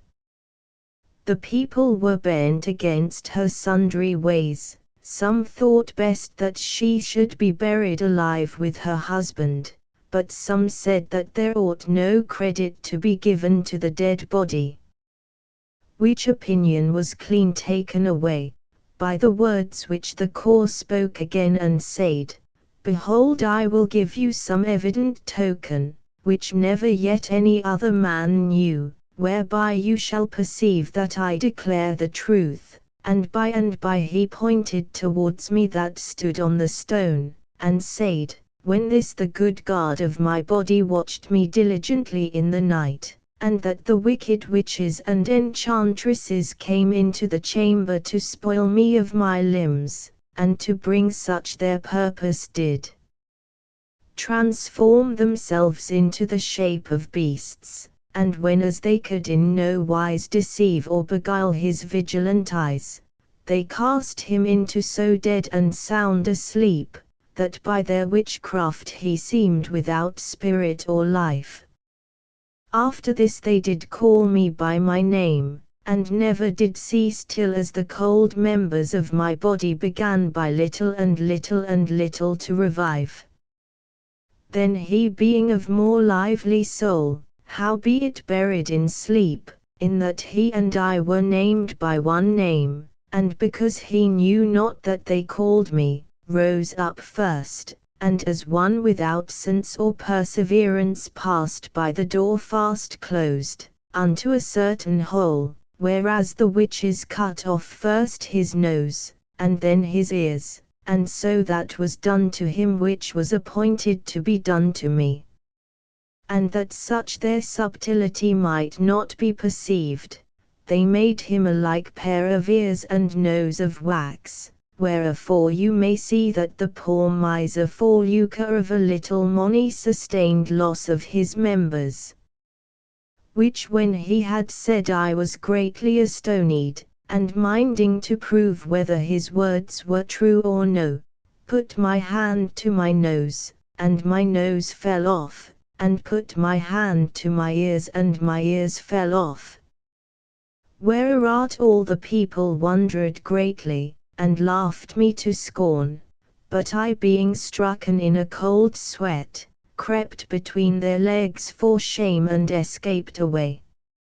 So I disfigured returned home again, and covered the loss of mine ears with my long hair, and glued this clout to my face to hide my shame.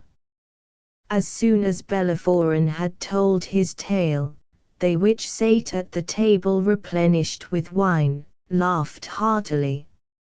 And while they drank one to another, Byrrhina spake to me and said, From the first foundation of this city we have a custom to celebrate the festival day of the god Rhesus, and tomorrow is the feast when as I pray you to be present, to set out the same more honorably, and I would with all my heart that you could find or devise somewhat of yourself, that might be in honor of so great a god.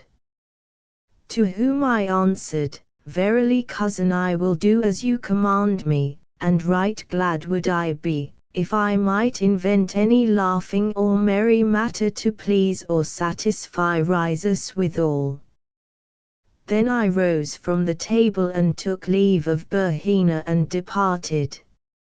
And when I came into the first street my torch went out, that with great pain I could scarce get home, by reason it was so dark, for fear of stumbling, and when I was well nigh come unto the door, behold I saw 3 men of great stature, heaving and lifting at Milo's gates to get in, and when they saw me they were nothing afeard, but assayed with more force to break down the doors, whereby they gave me occasion, and not without cause, to think that they were strong thieves.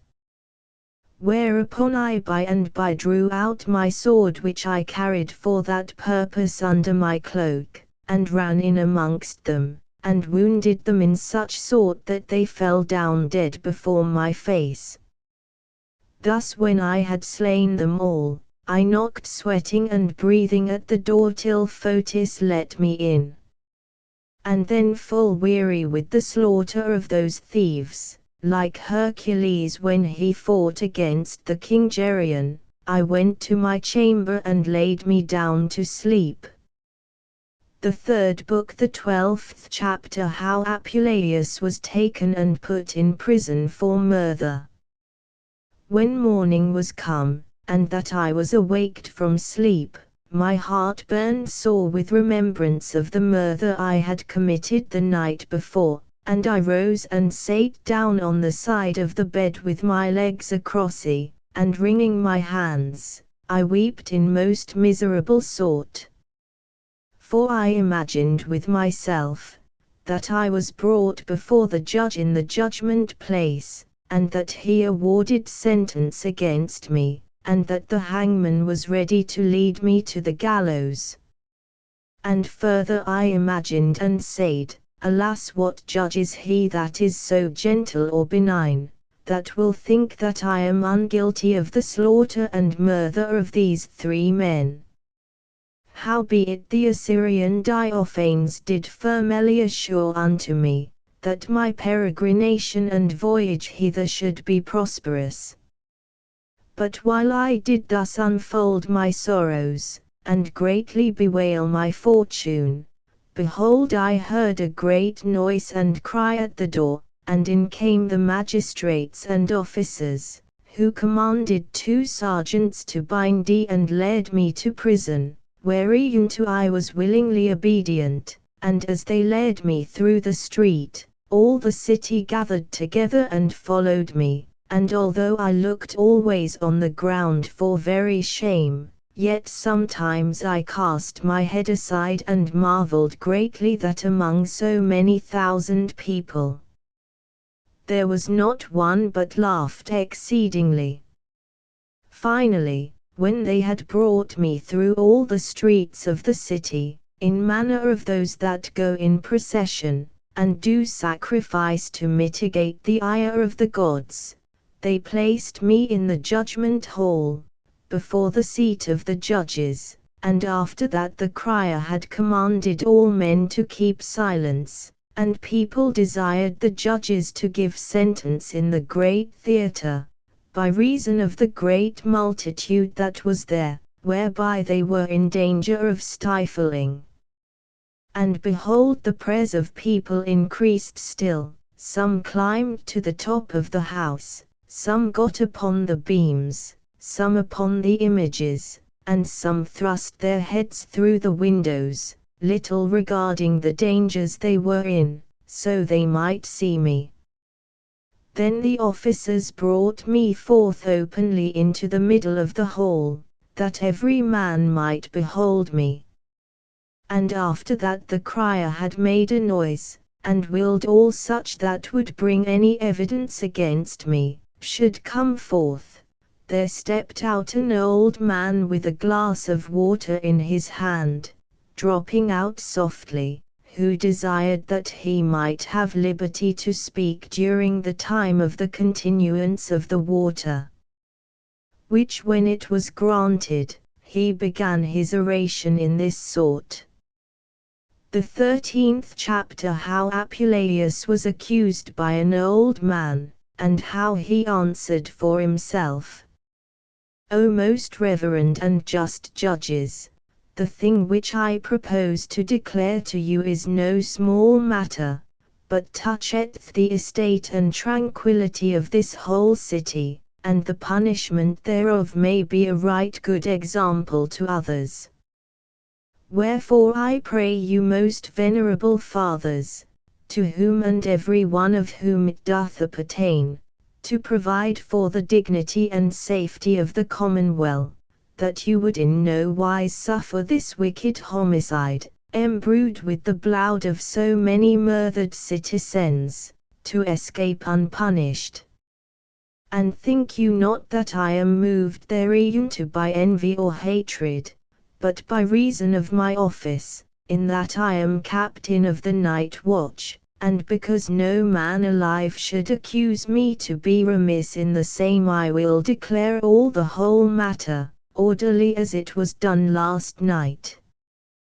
This night past, when as at our accustomed hour I diligently searched every part of the city, behold, I fortuned to espy this cruel young man drawing out his sword against 3 citizens, and after a long combat foughten between them, he murdered one after another miserably, which when he had done, Moved in his conscience at so great a crime, he ran away, and aided by the reason of darkness, slipped into a house, and there lay hidden all night. But by the providence of the gods, which suffereth no heinous offense to pass unpunished, he was taken by us this morning before he escaped any further, and so brought hither to your honorable presence to receive his desert accordingly. So have you here a guilty person, a culpable homicide, and an accused stranger, wherefore pronounce you judgment against this man being an alien, when as you would most severely and sharply revenge such an offense found in a known citizen. In this sort the cruel accuser finished and ended his terrible tale. Then the crier commanded me to speak, if I had anything to say for myself, but I could in no wise utter any word at all for weeping. And on the other side I esteemed not so much his rigorous accusation, as I did consider mine own miserable conscience. Howbeit, being inspired by divine audacity, at length I gan say, verily I know that it is an hard thing for him that is accused to have slain 3 persons, to persuade you that he is innocent, although he should declare the whole truth, and confess the matter how it was indeed. But if your honours will vouchsafe to give me audience, I will show you, that if I am condemned to die, I have not deserved it as mine own desert, but that I was moved by fortune and reasonable cause to do that. Fact. For returning somewhat late from supper yesternight, being well tippled with wine, which I will not deny, and approaching nigh to my common lodging, which was in the house of one Milo, a citizen of this city, I fortuned to espy 3 great thieves attempting to break down his walls and gates, and to open the locks to enter in. And when they had removed the doors out of the hooks, they consulted amongst themselves, how they would handle such as they found in the house. And one of them being of more courage, and of greater stature than the rest, spake unto his fellows and said, Tush, you are but boys, take men's hearts unto you, and let us enter into every part of the house, and such as we find asleep let us kill, and so by that means we shall escape without danger. Verily, ye 3 judges, I confess that I drew out my sword against those 3 citizens, but I thought it was the office and duty of one that beareth goodwill to this weal publique, so to do, especially since they put me in great fear, and assayed to rob and spoil my friend Milo. But when those cruel and terrible men would in no case run away, nor fear my naked sword, but boldly resist against me, I ran upon them and fought valiantly. One of them, which was the captain, invaded me strongly, and drew me by the hair with both his hands, and began to beat me with a great stone, but in the end I proved the hardier man, and threw him down at my feet and killed him. I took likewise the second that clasped me about the legs and bit me, and slew him also. And the third that came running violently against me, after that I had strucken him under the stomach, fell down dead. Thus when I had delivered myself, the house, mine host, and all his family from this present danger, I thought that I should not only escape unpunished, but also have some great reward of the city for my pains.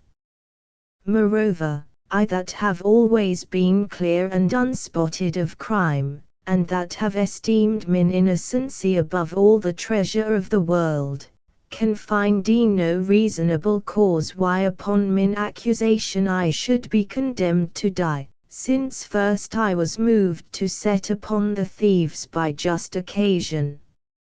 Secondly, because there is none that can affirm that there hath been at any time either grudge or hatred between us. Thirdly, we were men mere strangers and of no acquaintance. Last of all, no man can prove that I committed that fact for lucre or gain.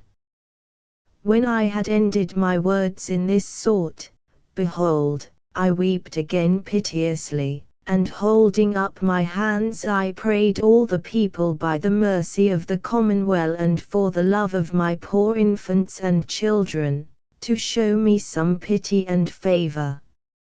And when their hearts were somewhat relented and moved by my lamentable tears, I called all the gods to witness that I was unguilty of the crime, and so to their divine providence, I committed my present estate. But turning myself again, I perceived that all the people laughed exceedingly, and especially my good friend and host Milo.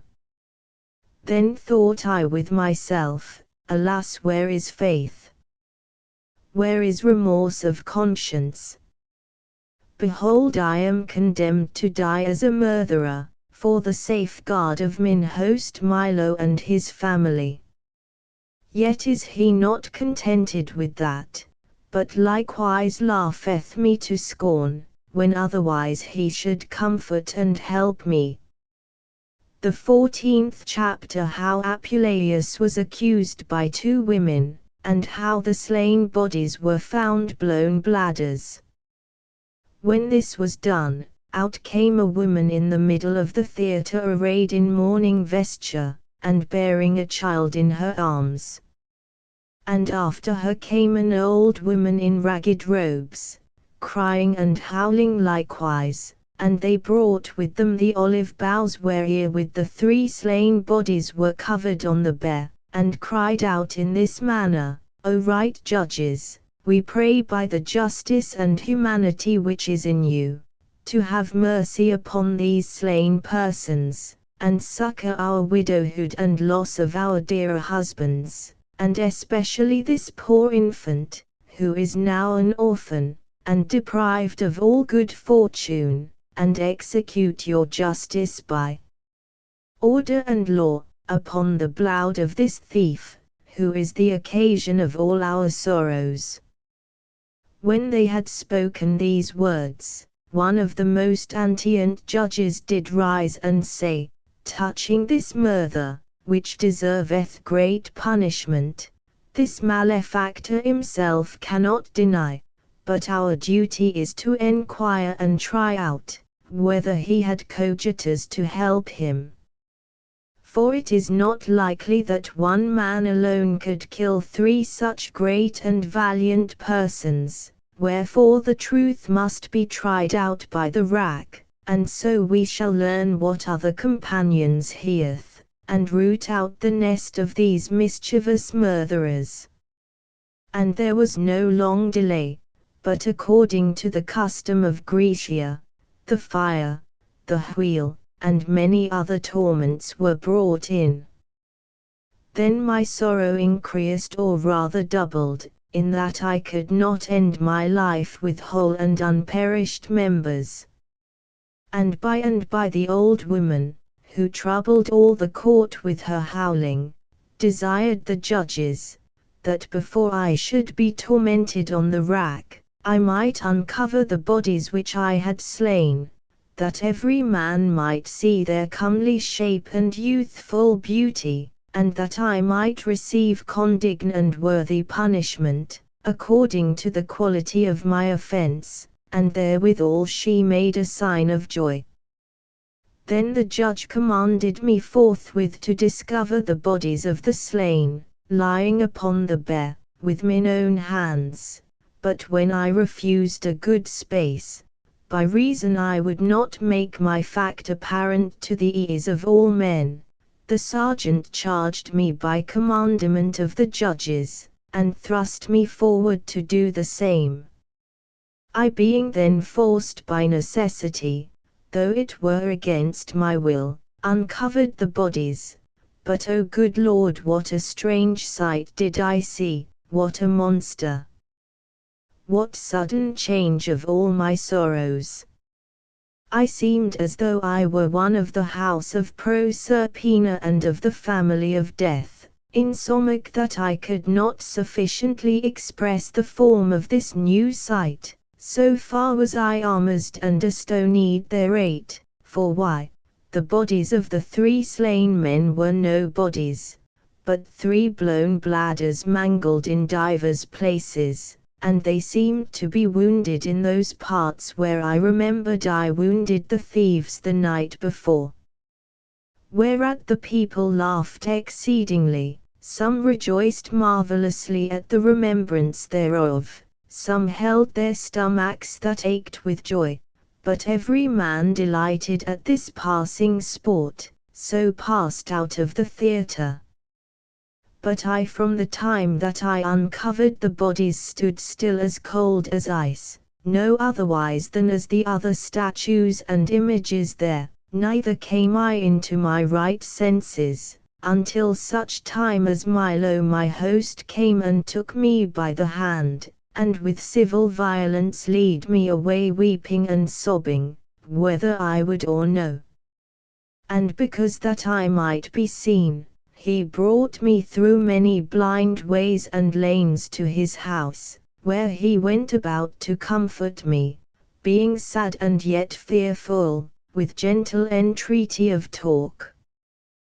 But he could in no wise mitigate my impatiency of the injury which I conceived within my mindy.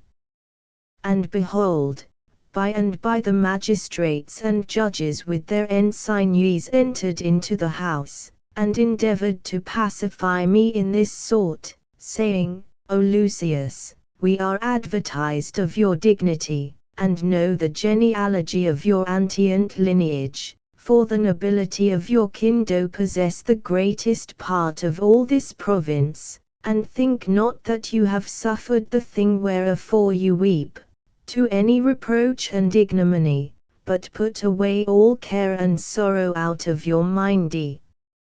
For this day, which we celebrate once a year in honor of the god Rhesus, is always renowned with some solemn novel, and the god doth continually accompany with the inventor thereof, and will not suffer that he should be sorrowful, but pleasantly bear a joyful face. And verily all the city, for the grace that is in you, intend to reward you with great honors, and to make you a patron. And further, that your statue or image may be set up for a perpetual remembrance. To whom I answered, as for such benefits as I have received of the famous city of Thessaly, I yield and render the most entire thanks, but as touching the setting up of any statues or images, I would wish that they should be reserved for Menantians, and such as are more worthy than I. And when I had spoken these words somewhat gravely, and showed myself more merry than I was before, the judges and magistrates departed, and I reverently took my leave of them, and bid them farewell. And behold, by and by there came one running unto me in haste, and said, Sir, your cousin Berhina desireth you to take the pains according to your promise yesternight, to come to supper, for it is ready.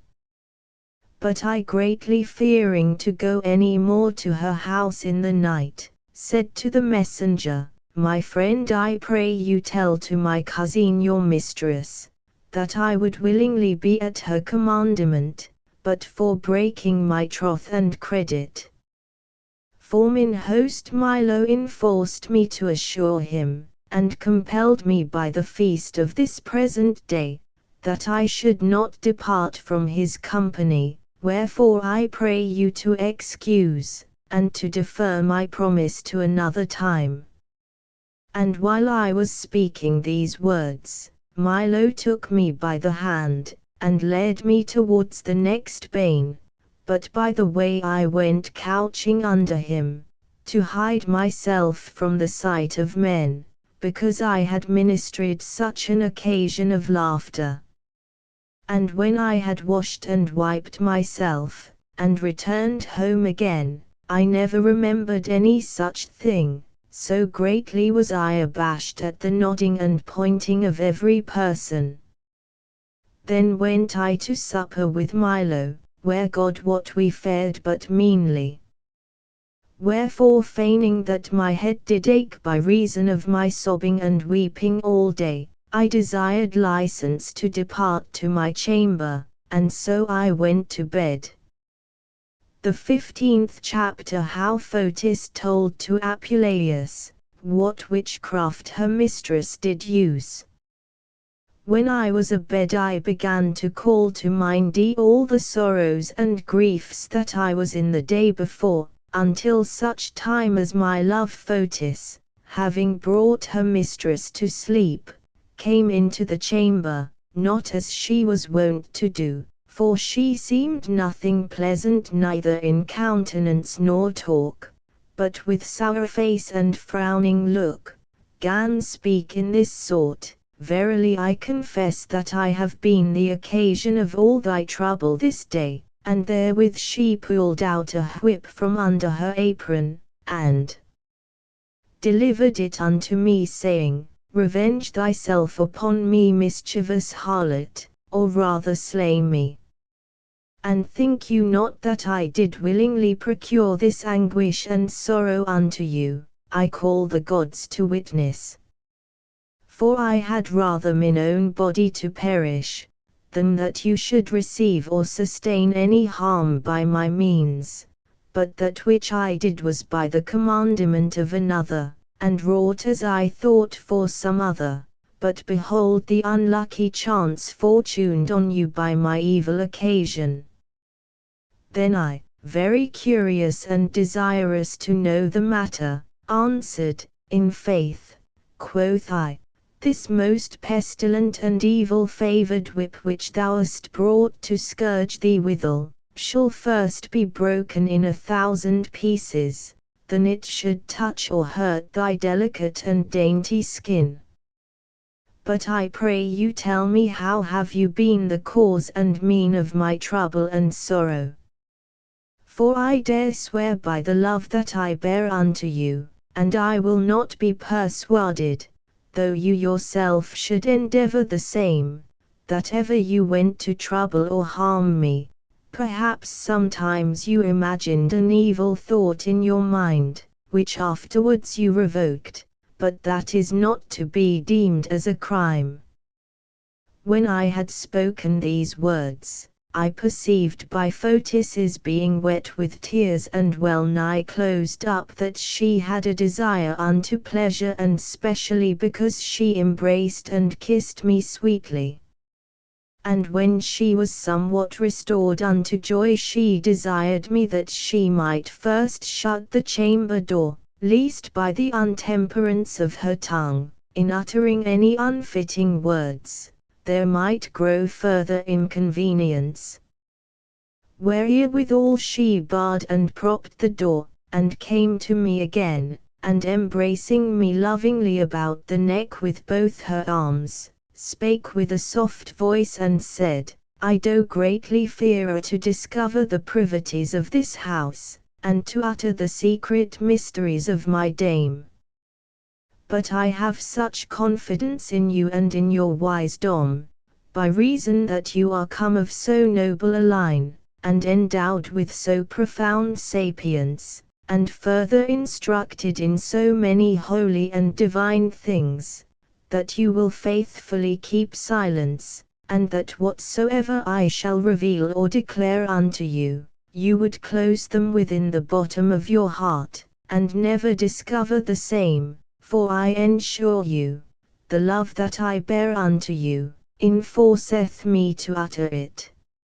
Now shall you know all the estate of our house, now shall you know the hidden secrets of my misters, unto whom the powers of hell do obey, and by whom the celestial planets are troubled, the gods made weak, and the elements subdued, neither is the violence of her art in more strength and force, than when she espieth some comely young man that pleaseth her fancy, as oftentimes it happeneth, for now she loveth one bestion a fair and beautiful person, on whom she employs all her sorcery and enchantment, and I heard her say with mine own ears yesternight, that if the sun had not then presently gone down, and the night come to minister convenient time to work her magical enticements, she would have brought perpetual darkness over all the world herself. And you shall know, that when she saw yesternight, this Bession sitting at the barber's Apuleius, when she came from the bains she secretly commanded me to gather up some of the hairs of his head which lay dispersed upon the ground, and to bring it home. Which when I thought to have done the barber espied me, and by reason it was bruited through all the city that we were witches and enchantresses, he cried out and said, Will you never leave off stealing of young men's hairs? In faith I assure you, unless you cease your wicked sorceries, I will complain to the justices. Wherewithal he came angrily towards me, and took away the hair which I had gathered, out of my apron, which grieved me very much, for I knew my mistress's manners, that she would not be contented but beat me cruelly. Wherefore I intended to run away, but the remembrance of you put always the thought out of my mindy, and so I came homeward very sorrowful, but because I would not seem to come to my mistress' sight with empty hands, I saw a man shearing of blown goat skins, and the hair which he had shorn off was yellow, and much resembled the hair of the Bession, and I took a good deal thereof, and colouring of the matter, I brought it to my mistress. And so when night came, before your return from supper, she to bring her purpose to pass, went up to a high gallery of her house, opening to the east part of the world, and preparing herself according to her accustomed practice, she gathered together all substance for fumigations. She brought forth plates of metal carved with strange characters. She prepared the bones of such as were drowned by tempest in the seas. She made ready the members of dead men, as the nostrils and fingers. She set out the lumps of flesh of such as were hanged, the blood which she had reserved of such as were slain, and the jaw bones and teeth of wild beasts. Then she said certain charms over the hair, and dipped it in divers waters, as in well water, cow milk, mountain honey, and other liquor. Which when she had done, she tied and lapped it up together, and with many perfumes and smells threw it into an hot fire to burn. Then by the great force of this sorcery, and the violence of so many confections, those bodies whose hair was burning in the fire, received humane shape, and felt, heard and walked, and smelling the scent of their own hair, came and rapped at our doors instead of Betius. Then you being well tiplayed, and deceived by the obscurity of the night, drew out your sword courageously like furious Ajax, and killed not as he did, whole herd of beasts, but 3 blown skins, to the intent that I, after the slaughter of so many enemies, without effusion of blood might embrace and kiss, not an homicide but an utricide.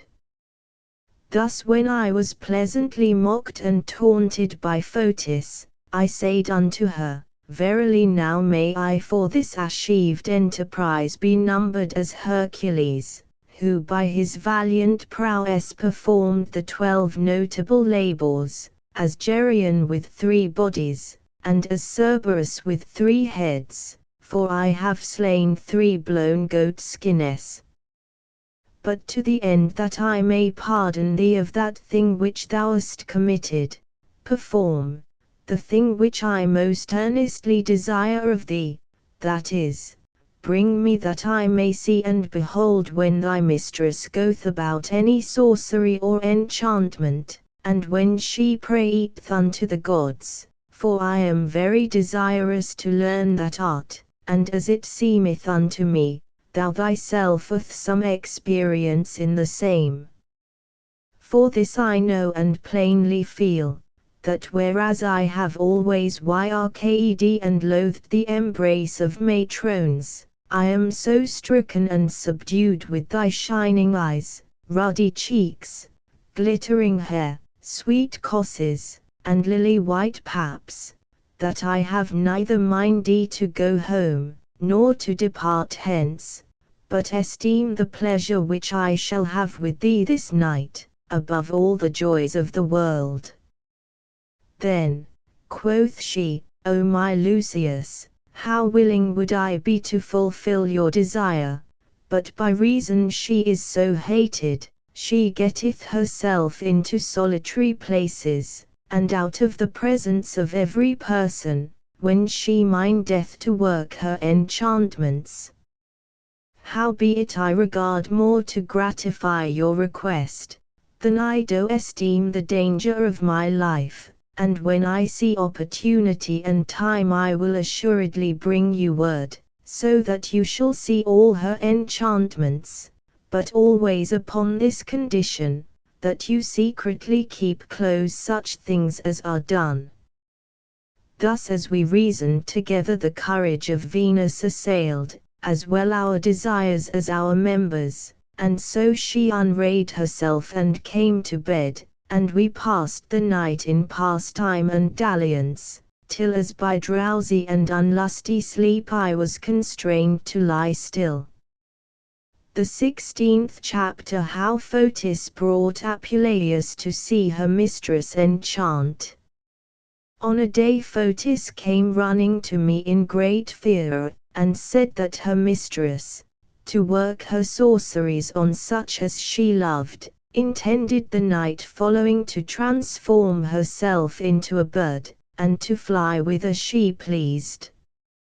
Wherefore she willed me privily to prepare myself to see the same.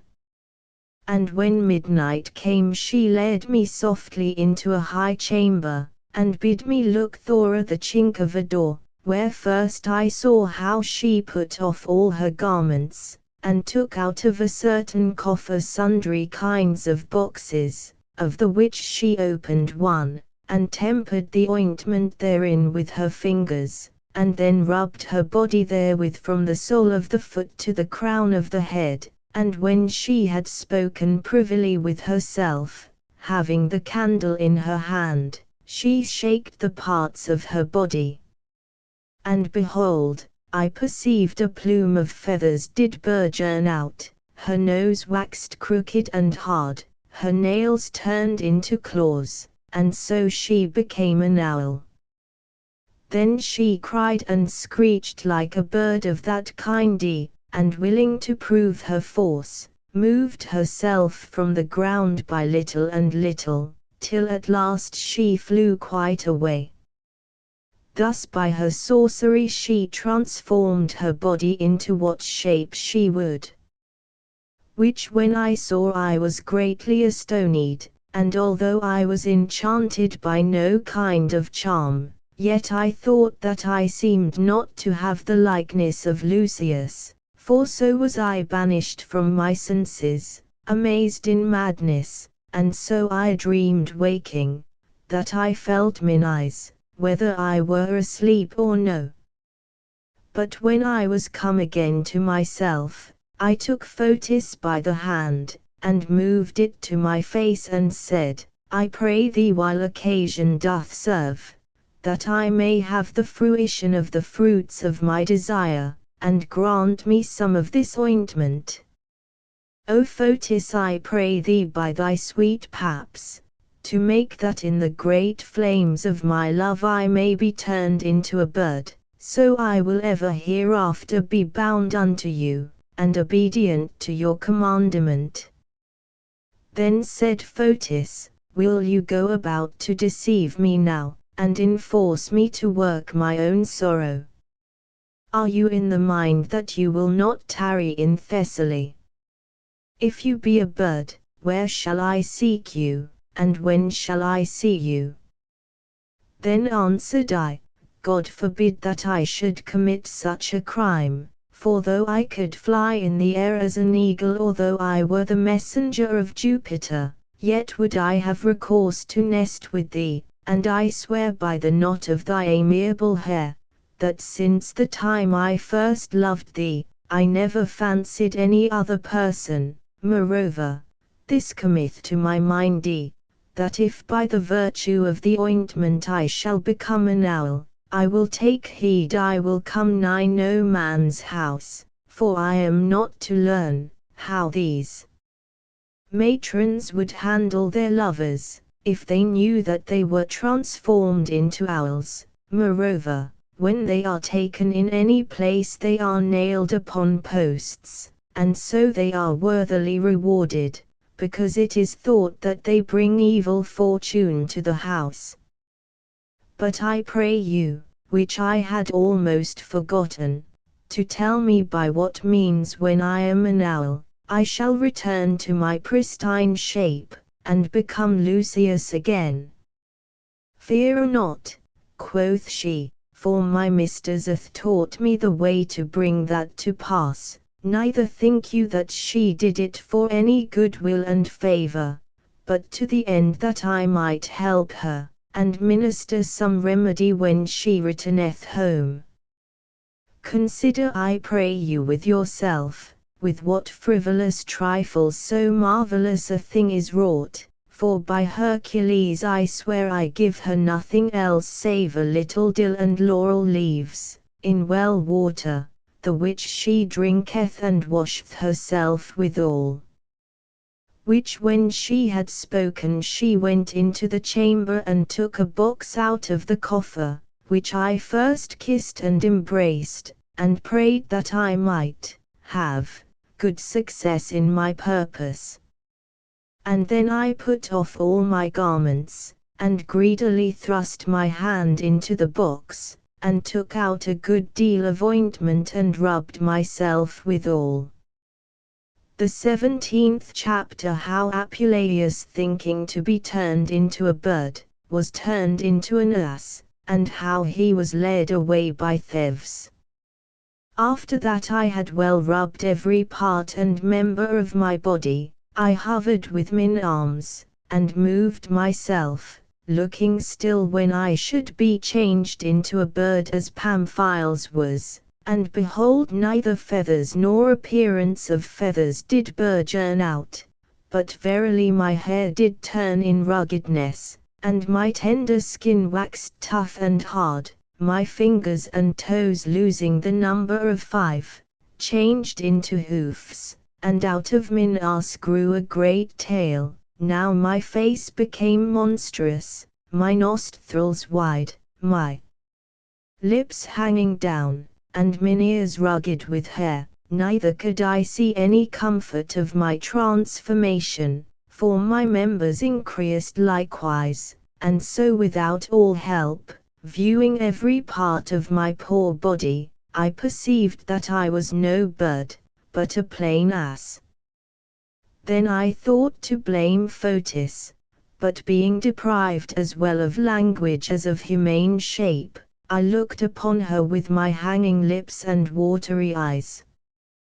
Who as soon as she espied me in such sort, cried out, Alas, poor wretch that I am utterly cast away.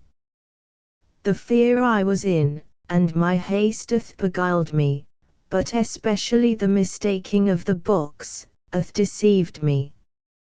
But it forceth not much, in regard as soon a medicine may be gotten for this than for any other thing.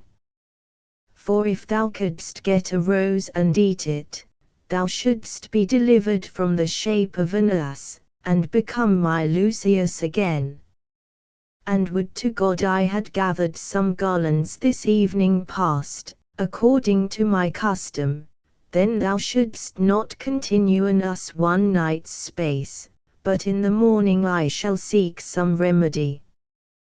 Thus Fotis lamented in pitiful sort, but I that was now a perfect ass, and for Lucius a brute beast, did yet retain the sense and understanding of a man. And did devise a good space with myself, whether it were best for me to tear this mischievous and wicked harlot with my mouth, or to kick and kill her with my heels. But a better thought reduced me from so rash a purpose, for I feared lest by the death of Fotis I should be deprived of all remedy and help. Then shaking mine head, and dissembling mine ire, and taking my adversity in good part, I went into the stable to my own horse, where I found another ass of Milo's, sometime my host, and I did verily think that mine own horse, if there were any natural conscience or knowledge in brute beasts, would take pity on me, and proffer me lodging for that night, but it chanced far otherwise. For see, my horse and the ass as it were consented together to work my harm, and fearing lest I should eat up their provender, would in no wise suffer me to come nigh the manger, but kicked me with their heels from their meat, which I myself gave them the night before. Then I being thus handled by them, and driven away, got me into a corner of the stable, where while I remembered their incourtesy, and how on the morrow I should return to Lucius by the help of a rose, when as I thought to revenge myself of mine own horse, I fortuned to espy in the middle of a pillar sustaining the rafters of the stable the image of the goddess Hippone, which was garnished and decked round about with fair and fresh roses. Then in hope of present remedy, I leaped up with my 4 feet as high as I could, stretching out my neck, and with my lips coveting to snatch some roses.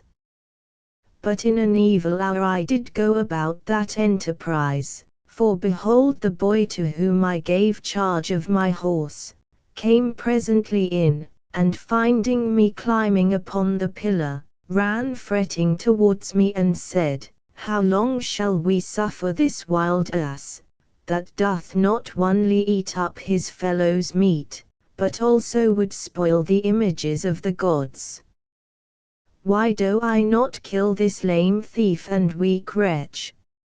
And therewithal looking about for some cudgel, he espied where lay a faggot of wood, and choosing out a crabbed truncheon of the biggest he could find, did never cease beating of me poor wretch, until such time as by great noise and rumbling, he heard the doors of the house burst open, and the neighbors crying in most lamentable sort, which enforced him being stricken in fear, to fly his way. And by a troop of thieves entered in, and kept every part and corner of the house with weapons. And as men resorted to aid and help them which were within the doors, the thieves resisted and kept them back, for every man was armed with a sword and target in his hand, the glimpses whereof did yield out such light as if it had been day. Then they brake open a great chest with double locks and bolts, wherein was laid all the treasure of Milo, and ransacked the same, which when they had done they packed it up and gave every man a portion to carry, but when they had more than they could bear away, yet were they loath to leave any behind, but came into the stable, and took us 2 poor asses and my horse, and laded us with greater trusses than we were able to bear. And when we were out of the house, they followed us with great staves, and willed one of their fellows to tarry behind, and bring them tidings what was done concerning the robbery, and so they beat us forward over great hills out of the way. But I, what with my heavy burden and long journey, did nothing differ from a dead ass, wherefore I determined with myself to seek some civil remedy, and by invocation of the name of the prince of the country to be delivered from so many miseries. And on a time I passed through a great fair, I came among a multitude of Greeks, and I thought to call upon the renowned name of the emperor and say, O Caesar, and cried out aloud, O, but Caesar I could in no wise pronounce. The thieves, little regarding my crying, did lay me on and beat my wretched skin in such sort, that after it was neither apt nor meet to make sieves or sarces. Howbeit at last Jupiter administered to me an unhoped remedy.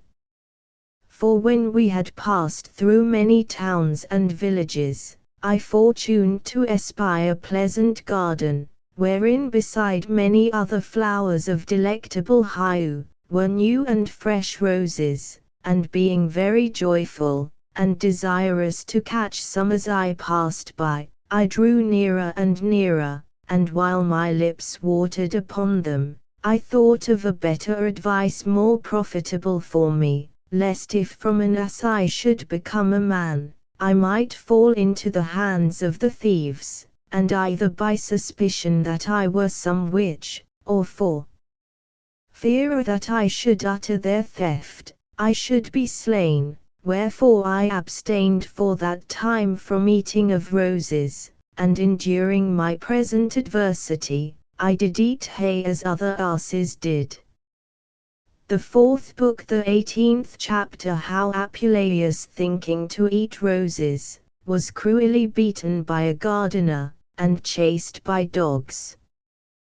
When no one was come, that the broiling heat of the sun had most power, we turned into a village to certain of the thieves' acquaintance and friends, for verily their meeting and embracing together did give me, poor ass, cause to deem the same, and they took the truss from my back, and gave them part of the treasure which was in it, and they seemed to whisper and tell them that it was stolen goods, and after that we were unladen of our burthens, they let us loose in a meadow to pasture. But mine own horse and Milo's ass would not suffer me to feed there with them, but I must seek my dinner in some other place. Wherefore I leaped into a garden which was behind the stable, and being well nigh perished with hunger, although I could find nothing there but raw and green fallets, yet I filled my hungry guts the withal abundantly, and praying unto all the gods, I looked about in every place if I could espy any red roses in the gardens by, and my solitary being alone did put me in good hope, that if I could find any remedy, I should presently of an ass be changed into Lucius out of every man's sight.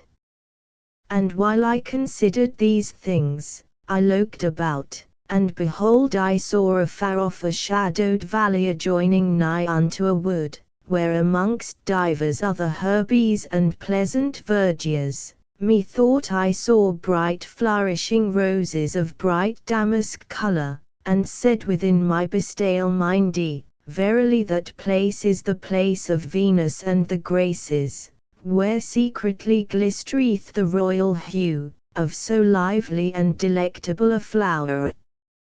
Then I, desiring the help of the guide of my good fortune, ran lustily towards the wood, insomuch that I felt myself that I was no more an ass, but a swift coursing horse. But my agility and quickness could not prevent the cruelty of my fortune, for when I came to the place I perceived that they were no roses, neither tender nor pleasant, neither moistened with the heavenly drops of dew, nor celestial liquor, which grew out of the thicket and thorns there.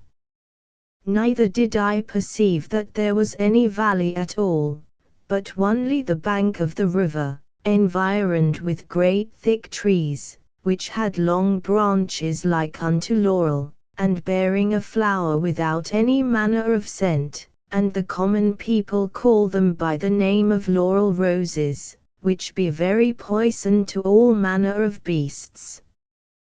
Then was I so entangled with unhappy fortune that I little esteemed mine own danger, and went willingly to eat of these roses, though I knew them to be present poison. And as I drew near I saw a young man that seemed to be the gardener, come upon me, and when he perceived that I had devoured all his herbs in the garden, he came swearing with a great staff in his hand, and laid upon me in such sort, that I was well nigh dead, but I speedily devised some remedy myself, for I lift up my legs, and kicked him with my hinder heels, that I left him lying at the hill foot well nigh slain, and so I ran away. Incontinently came out his wife, who seeing her husband half dead, cried and howled in pitiful sort, and went toward her husband, to the intent that by her loud cries she might purchase to me present destruction. Then all the persons of the town, moved by her noise, came forth, and cried for dogs to tear me down. Out came a great company of bandogs and mastiffs, more fit to pull down bears and lions than me, whom when I beheld I thought verily I should presently die, but I turned myself about, and ran as fast as ever I might to the stable from whence I came. Then the men of the town called in their dogs, and took me and bound me to the staple of a post, and scourged me with a great knotted whip till I was well nigh dead, and they would undoubtedly have slain me, had it not come to pass, that what with the pain of their beating, and the green herbs that lay in my guts, I caught such a lask that I all besprinkled their faces with my liquid dung, and enforced them to leave off. The 19th chapter. How Apuleius was prevented of his purpose, and how the thieves came to their den. Not long after, the thieves laded us again, but especially me, and brought us forth of the stable, and when we had gone a good part of our journey, what with the long way, my great burthen, the beating of staves, and my worn hoofs, I was so weary that I could scantly go.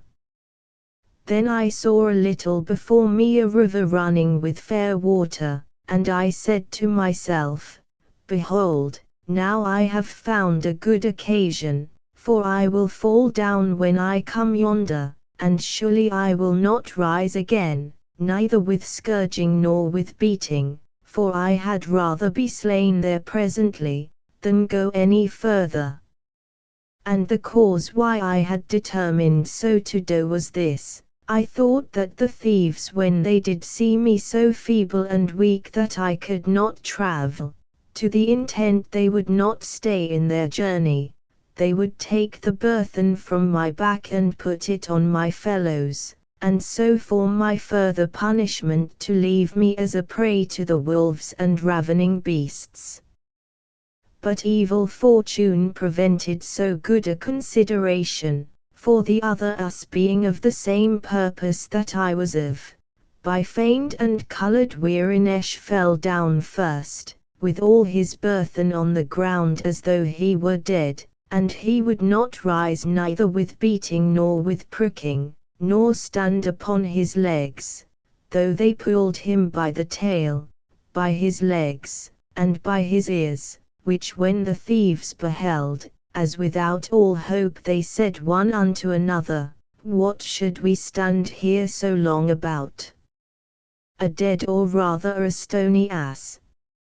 Let us be gone. And so they took his burthen, and divided some to me, and some to my horse.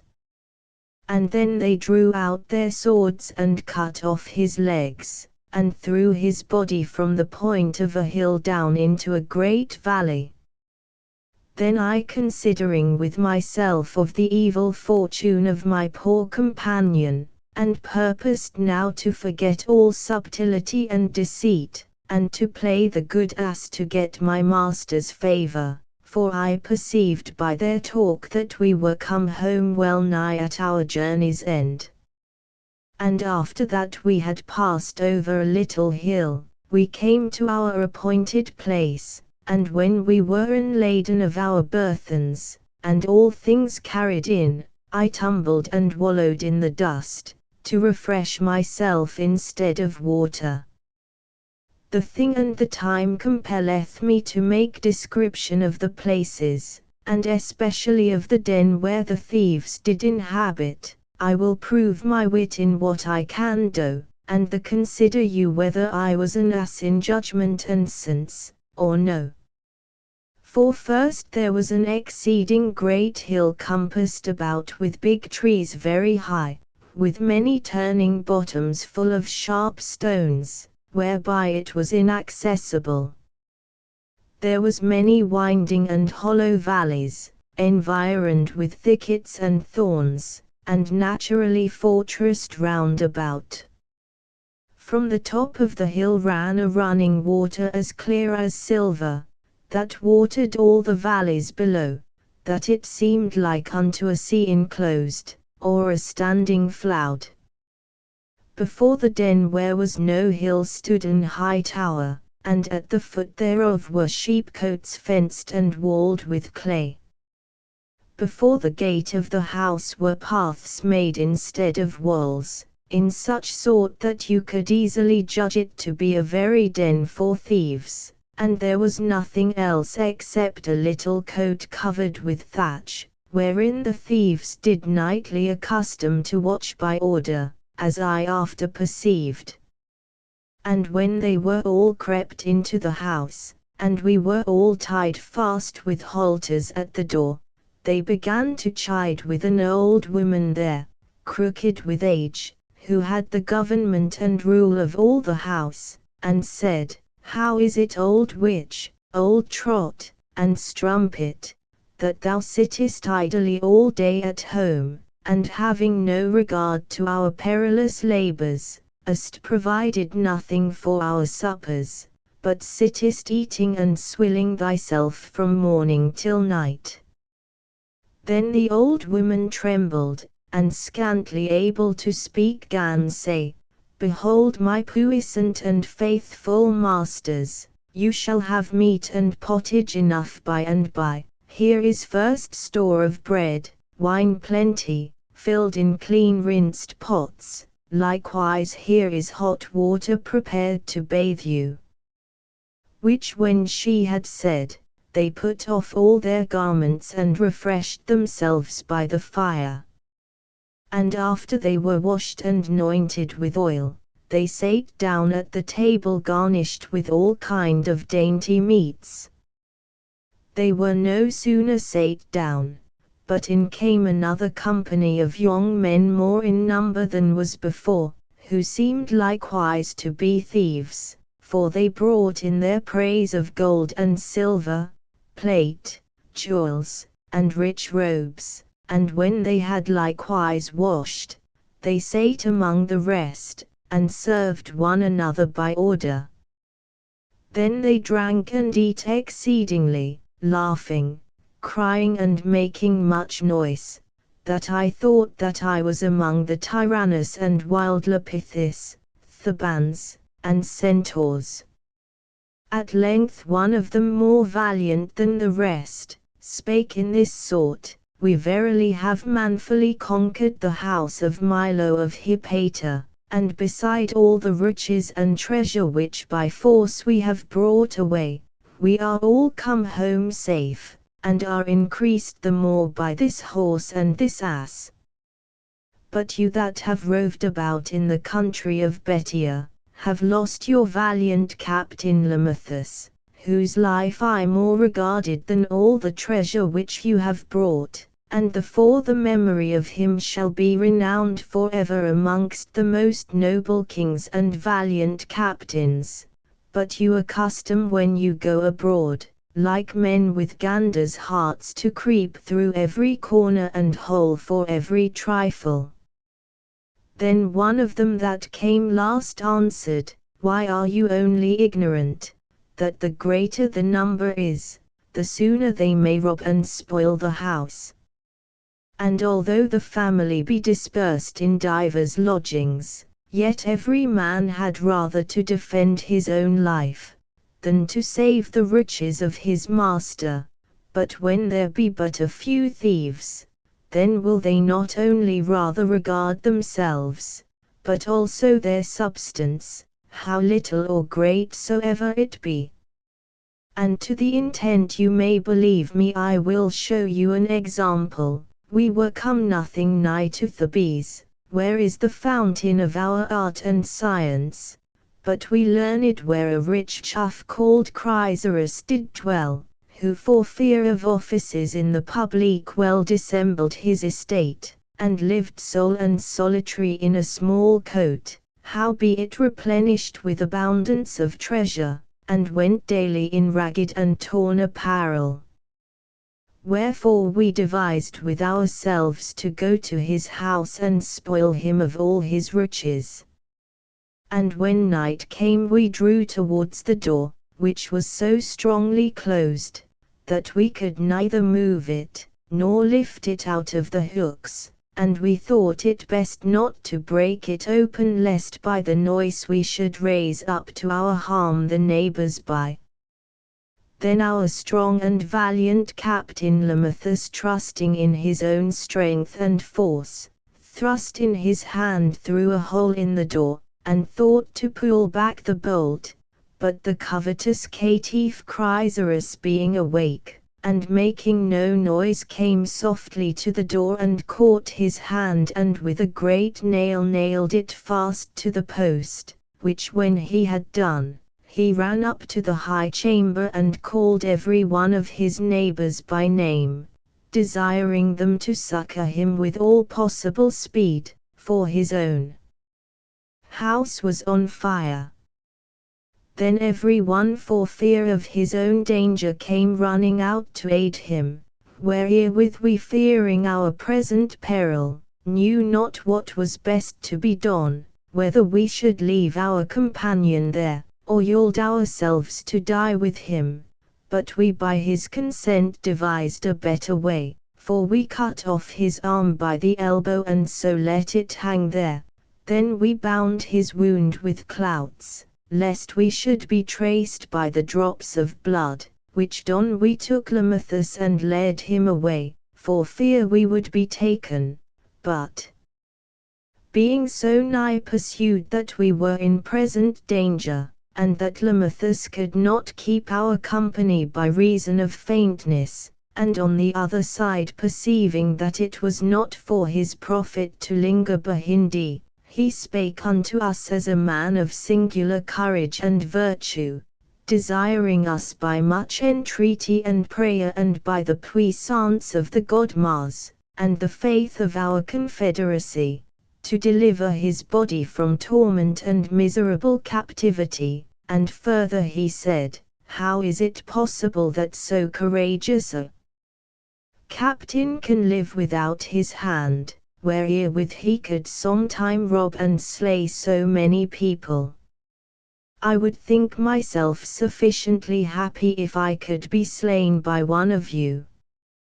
But when he saw that we all refused to commit any such fact, he drew out his sword with his other hand, and after that he had often kissed it, he drove it clean through his body. Then we honored the core of so puissant a man, and wrapped it in linen clothes and threw it into the sea. So lieth our master Lamachus, buried and did in the grave of water, and ended his life as I have declared. But Alcinous, though he were a man of great enterprise, Yet could he not beware Bilomathus, nor void himself from evil fortune, for on a day when he had entered into an old woman's house to rob her, he went up into a high chamber, where he should first have strangled her, but he had more regard to throw down the bags of money and gold out at a window, to us that stood under. And when he was so greedy that he would leave nothing behind, he went into the old woman's bed where she lay asleep, and would have taken off the coverlet to have thrown down likewise. But she awaked, and kneeling on her knees, desired him in this manner, O sir, I pray you cast not away such torn and ragged clouts into my neighbors' houses, for they are rich enough, and need no such things.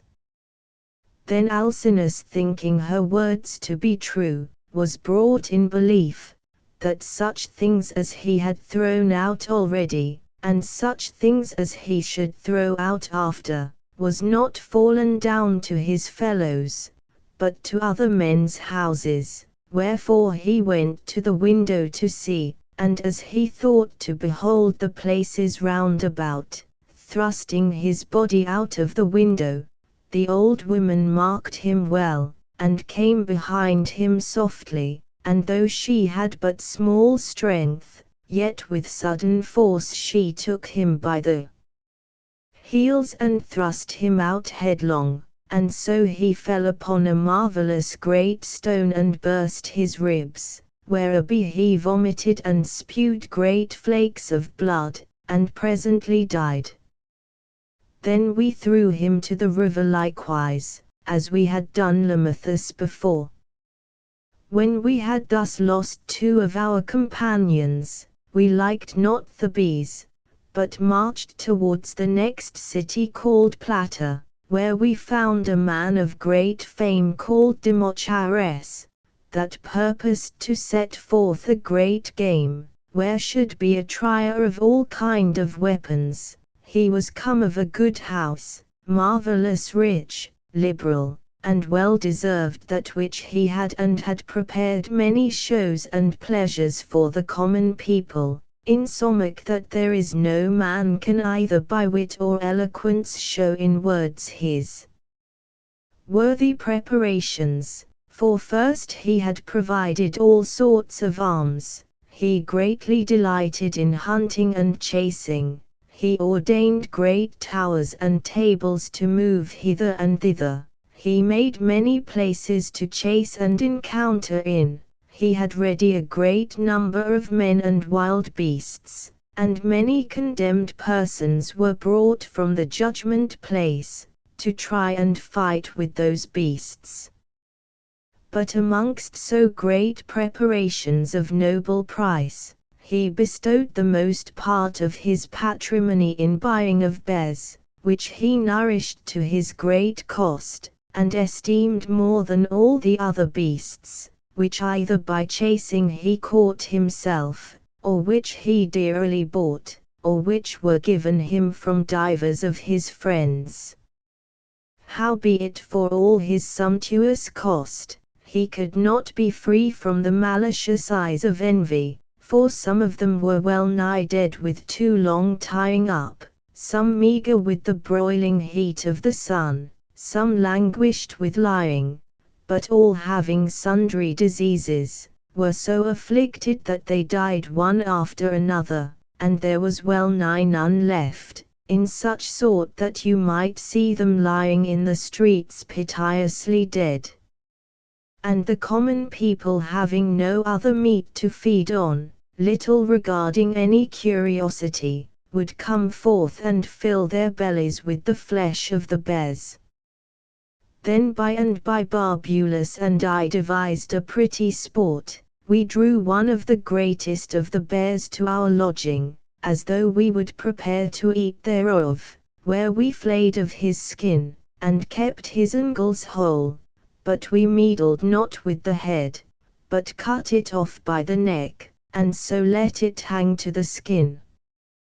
Then we razzed off the flesh from the neck, and cast dust thereon, and set it in the sun to dry.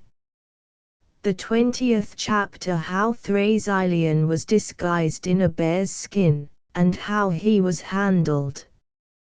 When the skin was a-drying, we made merry with the flesh, and then we devised with ourselves, that one of us being more valiant than the rest both in body and courage, so that he would consent thereto, should put on the skin, and feigning that he were a bear, should be led to Demochares' house in the night, by which means we thought to be received and let in. Many were desirous to play the bear, but especially one Thrasylion of a courageous mind would take this enterprise in hand. Then we put into the bear's skin, which him finely in every point, we buckled it fast under his belly, and covered the seam with the hair, that it might not be seen.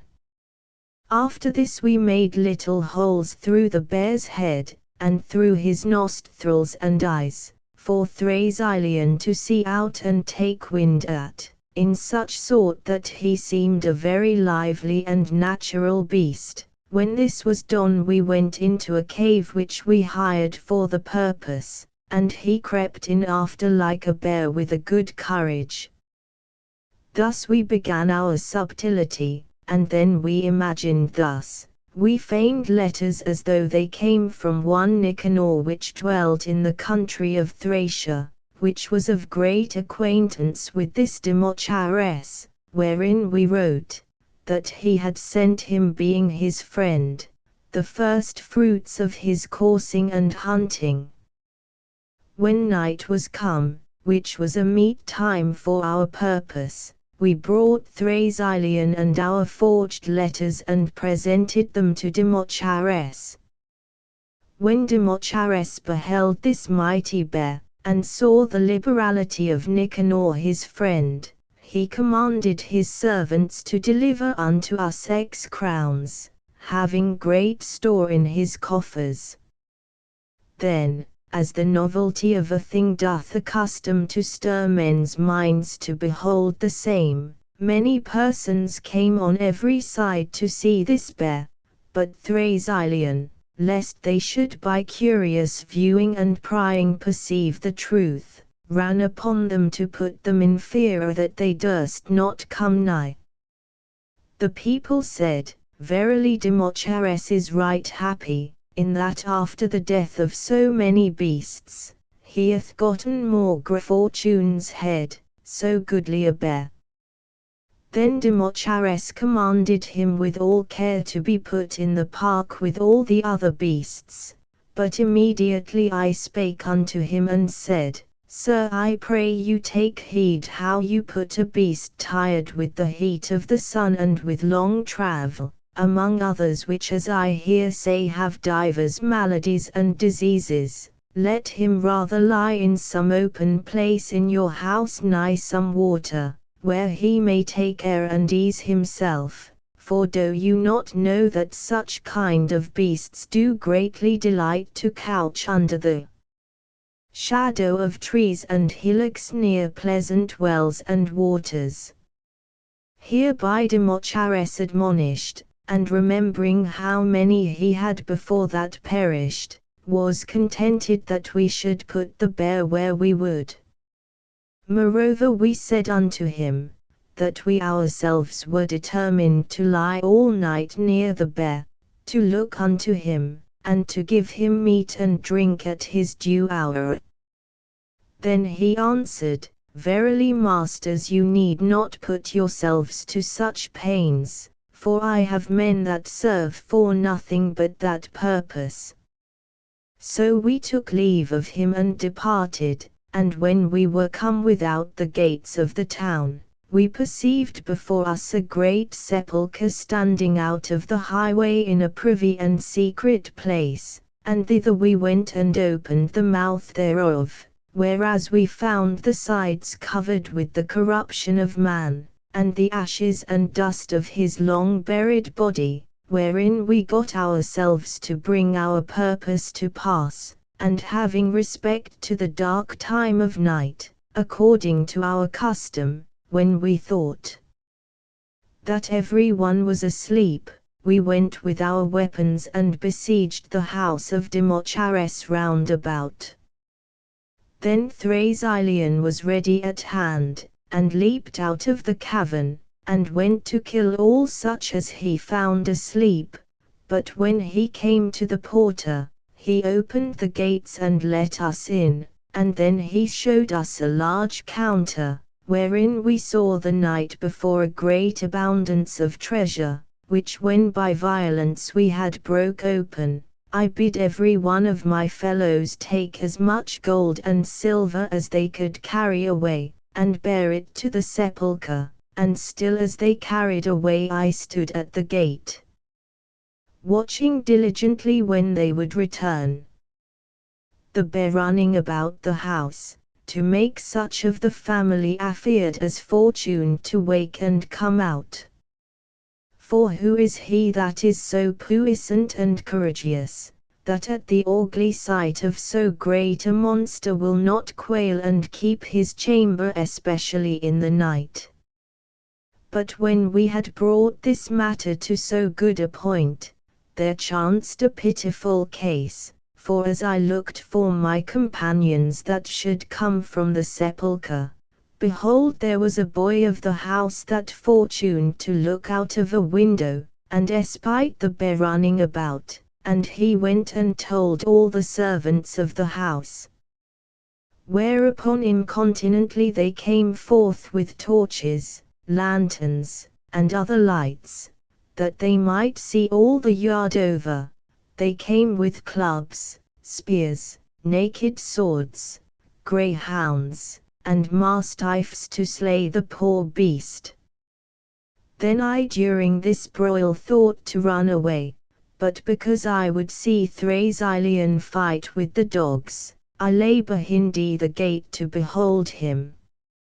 And although I might perceive that he was well nigh dead, yet remembered he his own faithfulness and ours, and valiantly resisted the gaping and ravenous mouths of the hell-hounds. So took he in gree the pageant which willingly he took in hand himself, and with much ado tumbled at length out of the house. But when he was at liberty abroad yet could he not save himself. For all the dogs of the street joined themselves to the greyhounds and mastiffs of the house, and came upon him. Alas, what a pitiful sight it was to see our poor Thrasylion thus environed and compassed with so many dogs that tear and rend him miserably. Then I, impatient of so great a misery, ran in among the press of people, and aiding him with my words as much as I might, exhorted them all in this manner: O great and extreme mischance, what a prettious and excellent beast have we lost! But my words did nothing prevail, for there came out a tall man with a spear in his hand, that thrust him clean through, and afterwards many that stood by drew out their swords, and so they killed him. But verily our good Captain Thrasylion, the honor of our comfort, received his death so patiently, that he would not bewray the league between us, either by crying, howling, or any other means, but being torn with dogs and wounded with weapons, did yield forth a doleful cry, more like unto a beast than a man. And taking his present fortune in good part, with courage and glory enough did finish his life, with such a terror unto the assembly, that no person was hardy until it was day, as to touch him, though he were stark dead. But at last there came a butcher more valiant than the rest, who opening the paunch of the beast, slit out an hardy and venturous thief.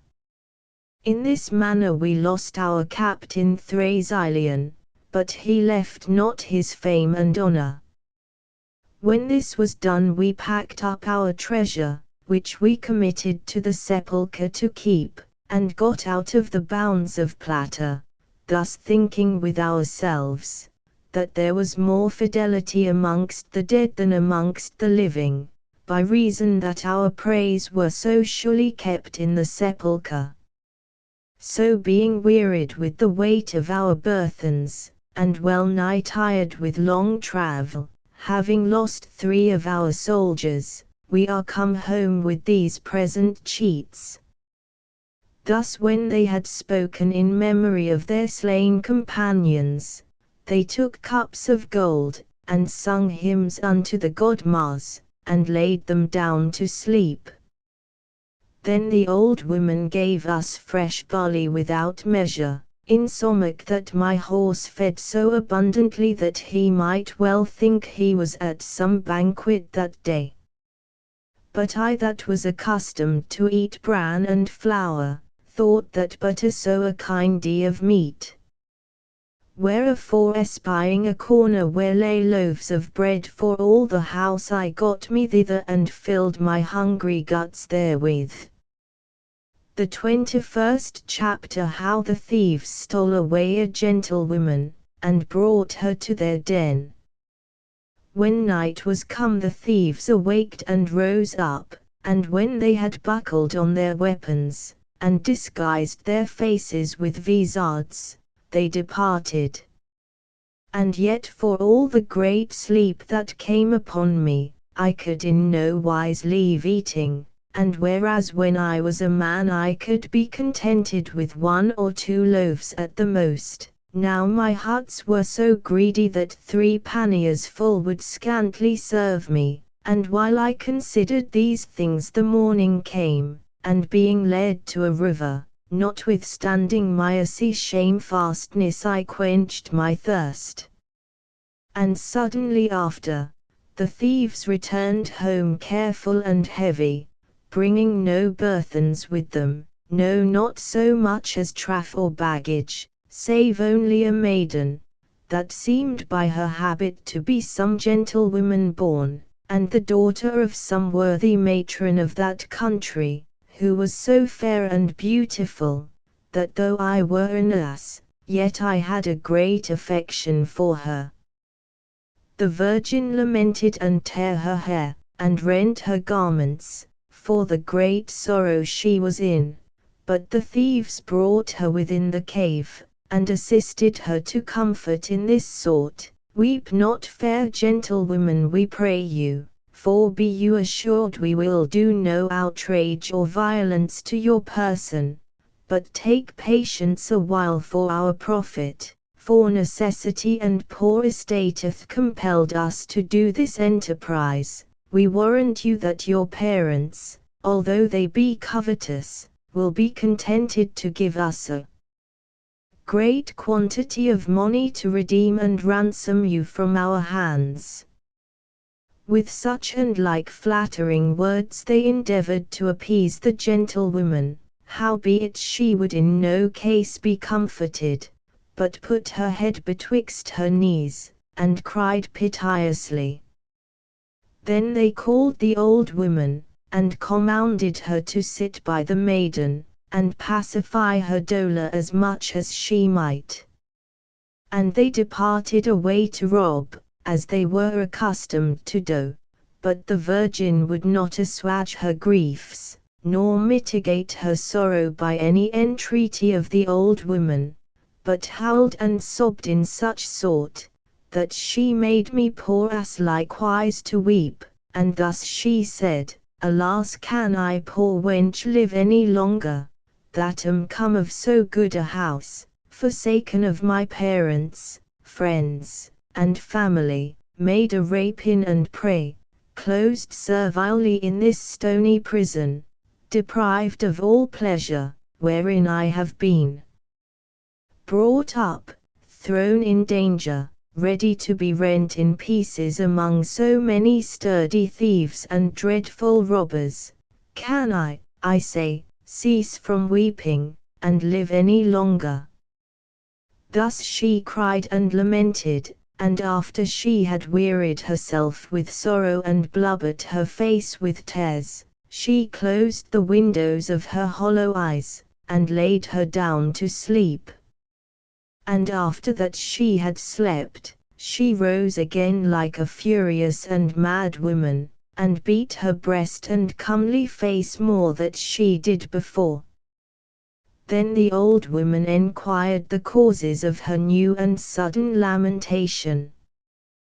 To whom sighing in pitiful sort she answered, Alas, now I am utterly undone, now am I out of all hope, oh give me a knife to kill me, or a halter to hang me. Whereat the old woman was more angry, and severely commanded her to tell her the cause of her sorrow, and why after her sleep she should renew her dolor and miserable weeping. What, think you, quoth she, to deprive our young men of the price of your ransom? No, no, therefore cease your crying, for the thieves do little esteem your howling, and if you do not, I will surely burn you alive.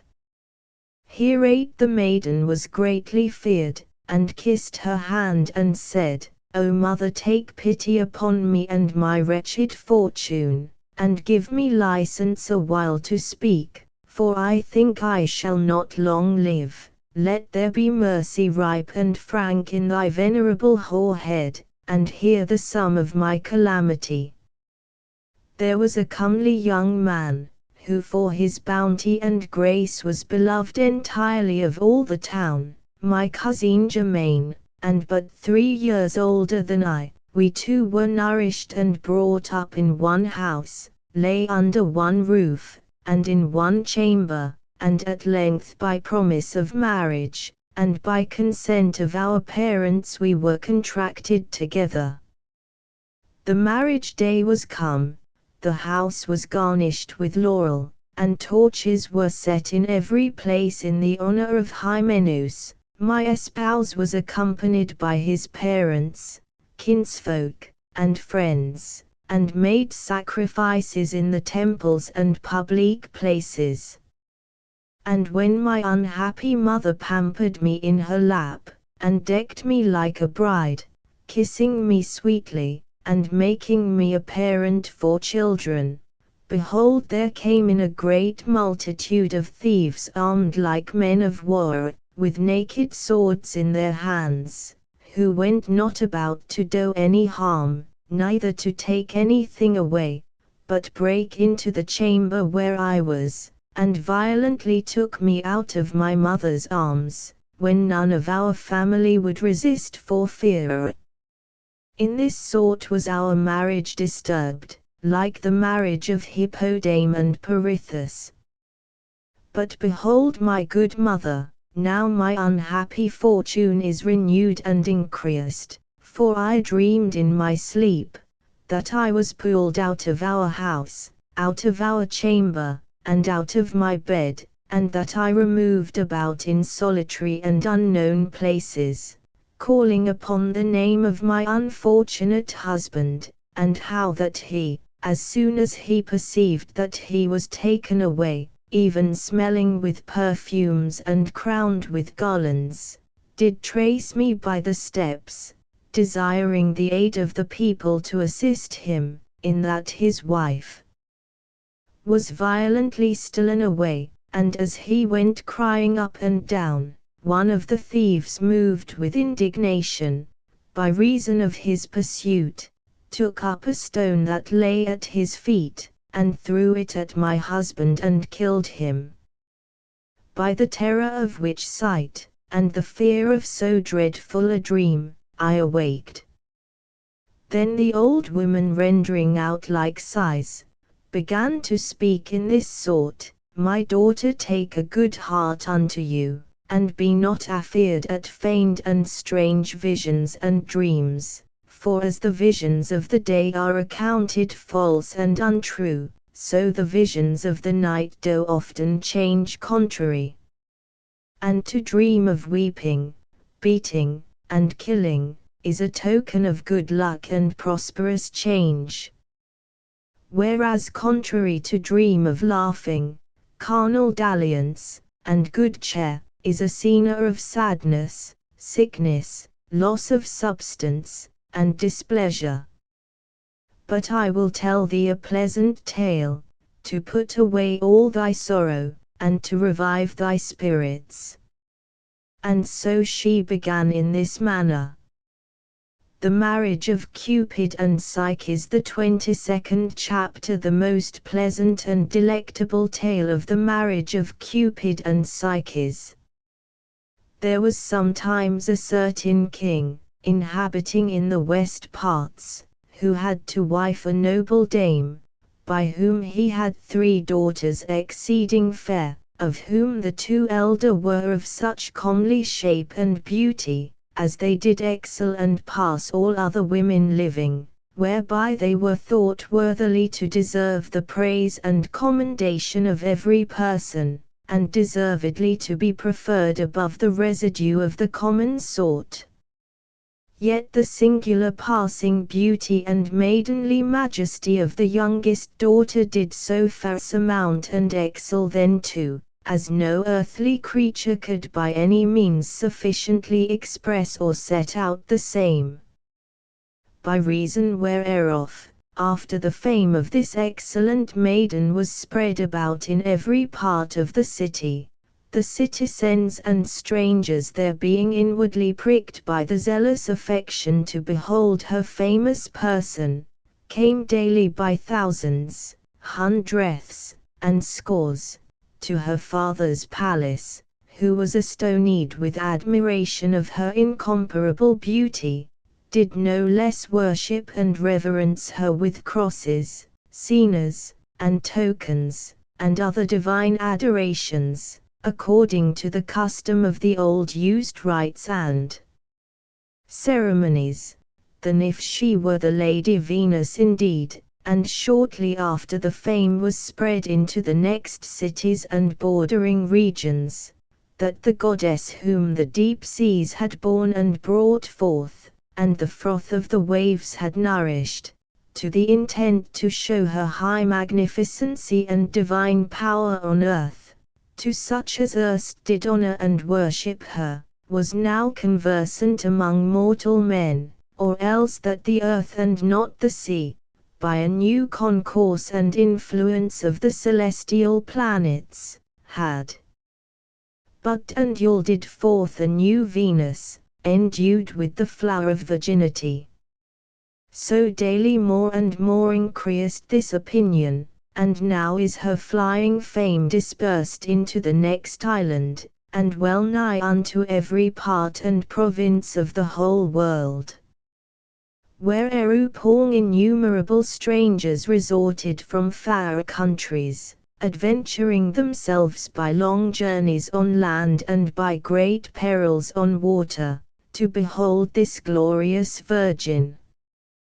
By occasion whereof such a contempt grew towards the goddess Venus, that no person travelled unto the town Paphos, nor to the isle Gyndos, nor to Cythera to worship her.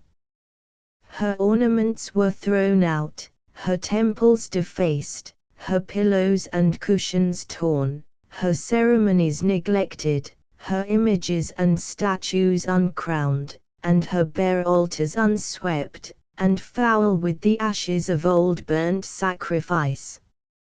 For why, every person honored and worshipped this maiden instead of Venus, and in the morning at her first coming abroad offered unto her oblations, provided banquets, called her by the name of Venus, which was not Venus indeed, and in her honor presented flowers and garlands in most reverend fashion. This sudden change and alteration of celestial honor, did greatly inflame and kindle the love of very Venus, who unable to temper herself from indignation, shaking her head in raging sort, reasoned with herself in this manner: Behold the original parent of all these elements, behold the Lady Venus renowned throughout all the world, with whom a mortal maiden is joined now partaker of honor. My name registered in the city of heaven is profaned and made vile by terrene absurdities. If I shall suffer any mortal creature to present my majesty on earth, or that any shall bear about a false surmised shape of her person, then in vain did Paris the sheep-herd, in whose judgment and competence the great Jupiter had affiance, prefer me above the residue of the goddesses, for the excellency of my beauty. But she, whatever she be that hath usurped mine honor, shall shortly repent her of her unlawful estate.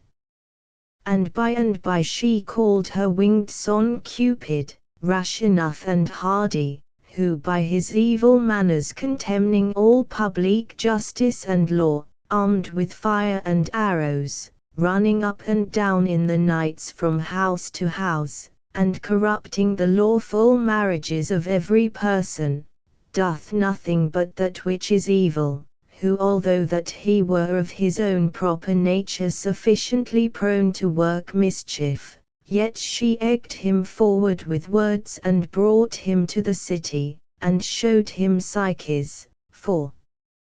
so the maid was called, and having told the cause of her anger, not without great rage, I pray thee, quoth she, my dear child, by motherly bond of love, by the sweet wounds of thy piercing darts, by the pleasant heat of thy fire, revenge the injury which is done to thy mother by the false and disobedient beauty of a mortal maiden, and I pray thee, that without delay she may fall in love with the most miserablest creature living, the most poor, the most crooked, and the most vile, that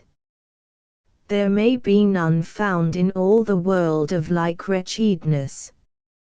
When she had spoken these words she embraced and kissed her son, and took her voyage toward the sea. When she came upon the sea she began to call the gods and goddesses, who were obedient at her voice. For incontinent came the daughters of Nereus, singing with tunes melodiously, Portunus with his bristled and rough beard, Sellita with her bosom full of fish, Palemon the driver of the dolphin, the trumpeters of Triton, leaping hither and thither, and blowing with heavenly noise. Such was the company which followed Venus, marching towards the ocean sea. In the mean season Psyche with all her beauty received no fruit of honor. She was wondered at of all, she was praised of all, but she perceived that no king nor prince, nor any one of the superior sort did repair to woo her. Every one marveled at her divine beauty, as it were some image well painted and set out. Her other two sisters, which were nothing so greatly exalted by the people, were royally married to two kings, but the virgin Psyche, sitting alone at home, lamented her solitary life, and being disquieted both in mind and body, although she pleased all the world, yet hated she in herself her own beauty. Whereupon the miserable father of this unfortunate daughter, suspecting that the gods and powers of heaven did envy her estate, went to the town called Milet to receive the oracle of Apollo, where he made his prayers and offered sacrifice, and desired a husband for his daughter. But Apollo, though he were a Grecian, and of the country of Ionia, because of the foundation of Milet, yet he gave answer in Latin verse, the sense whereof was this: let Psyche's core be clad in mourning weed, and set on rock of yonder hill aloft. Her husband is no wight of humane seed, but serpent dire and fierce as might be thought, who flies with wings above in starry skies, and doth subdue each thing with fiery flight. The gods themselves, and powers that seem so wise, with mighty Jove, be subject to his might. The rivers black, and deadly clouds of pain and darkness eke, as thrall to him remain.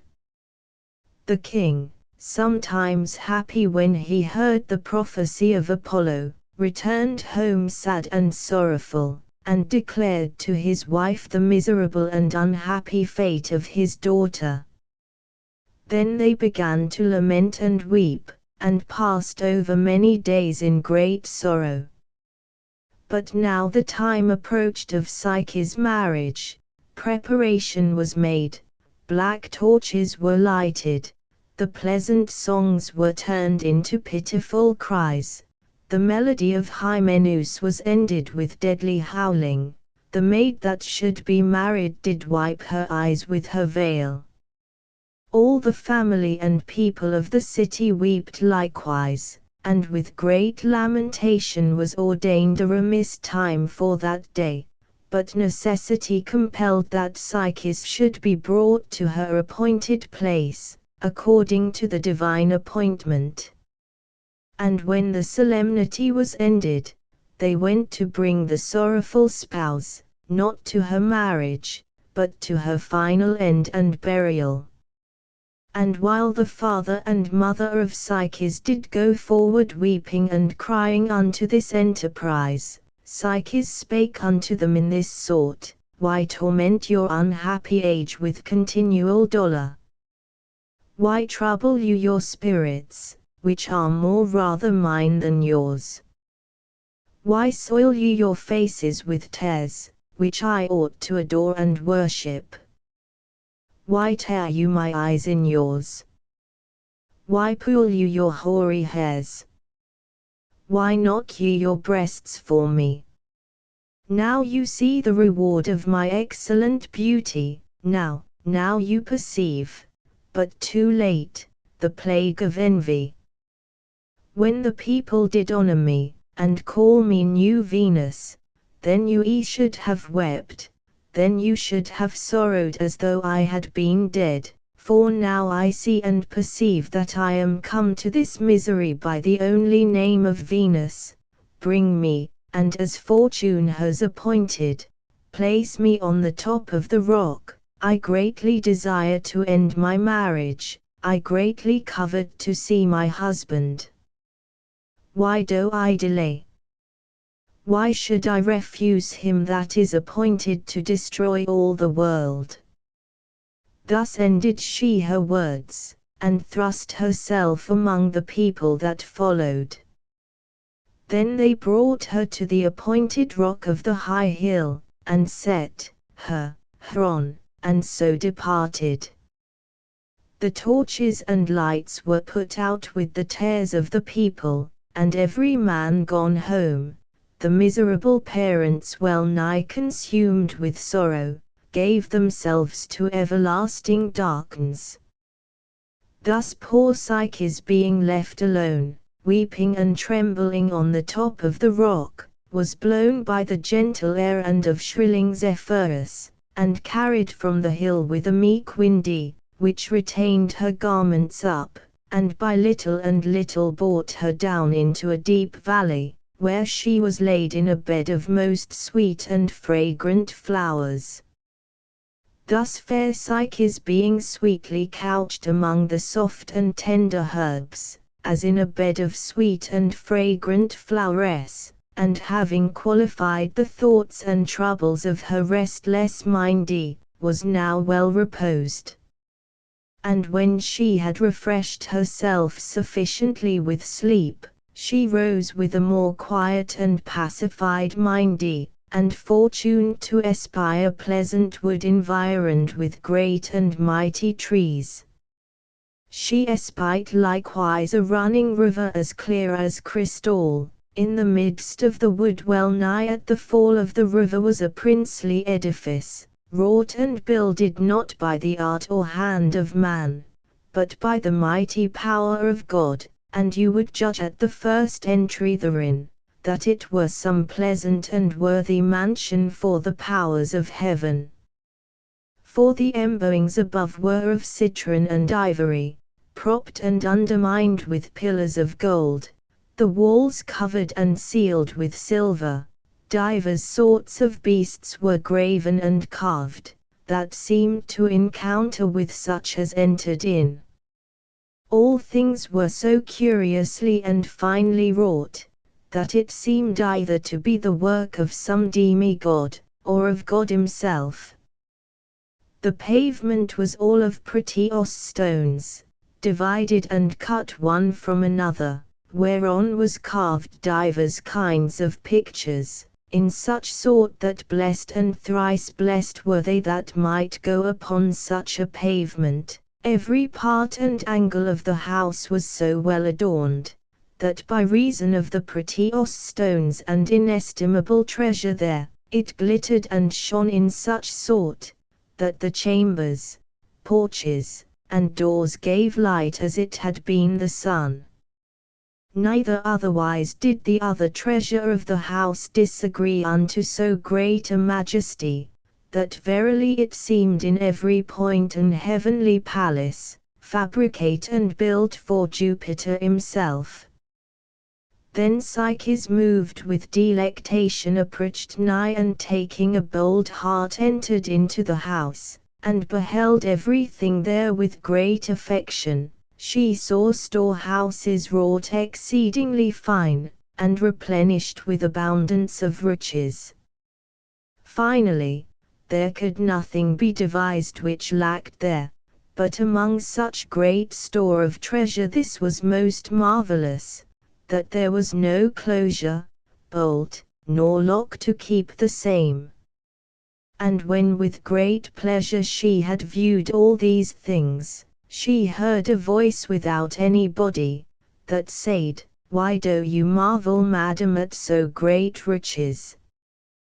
Behold, all that you see is at your commandment, wherefore go you into the chamber, and repose yourself upon the bed, and desire what bath you will have, and we whose voices you hear be your servants, and ready to minister unto you according to your desire.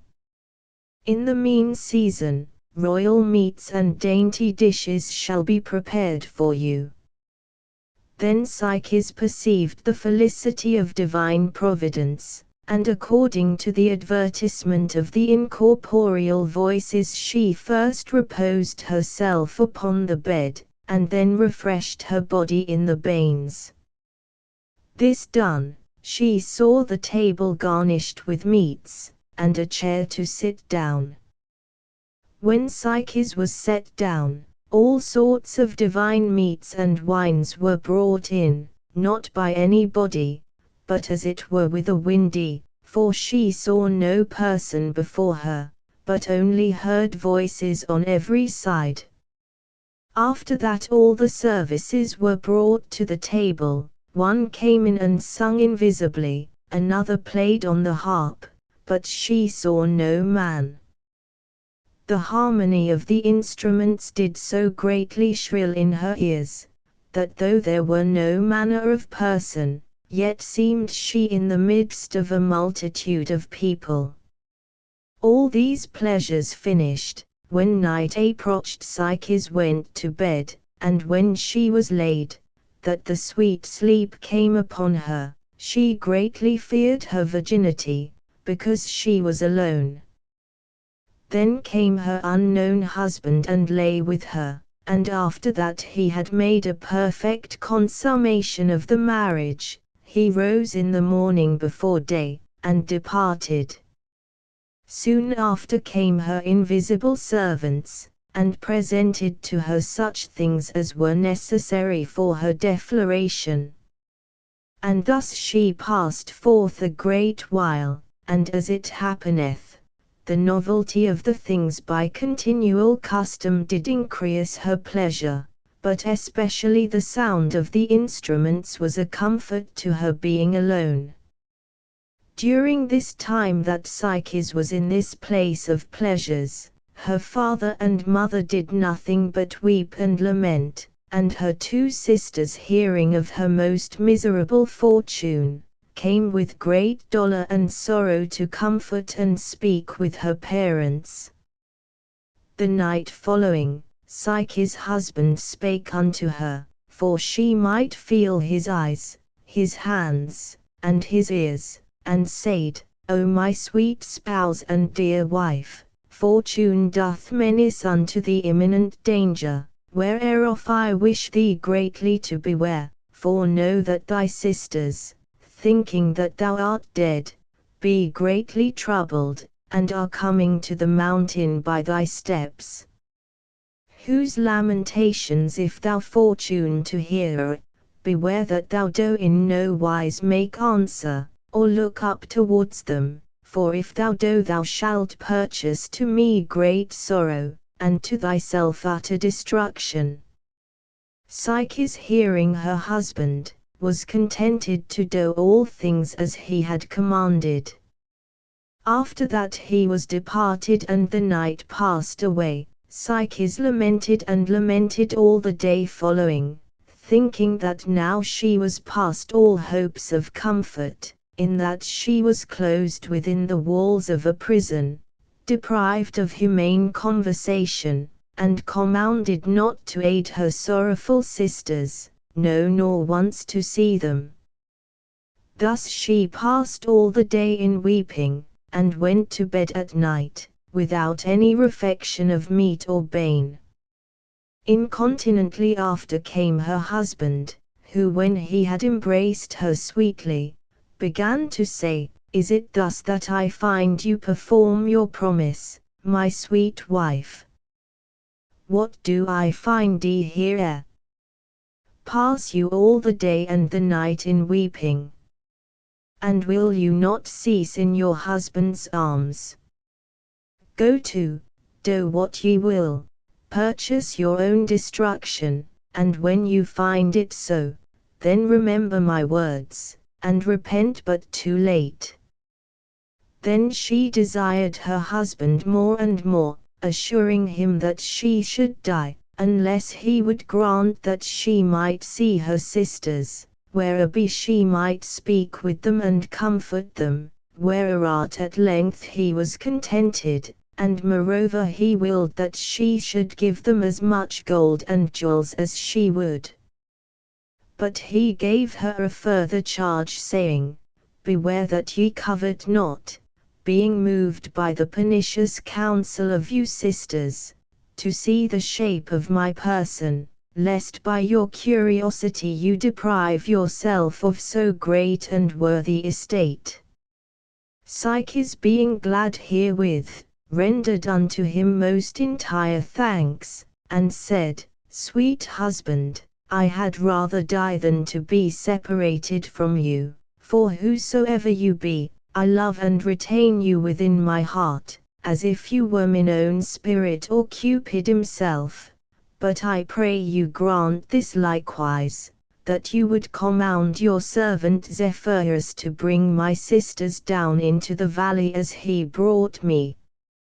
Wherewithal she kissed him sweetly, and desired him gently to grant her request, calling him her spouse, her sweetheart, her joy and her solace.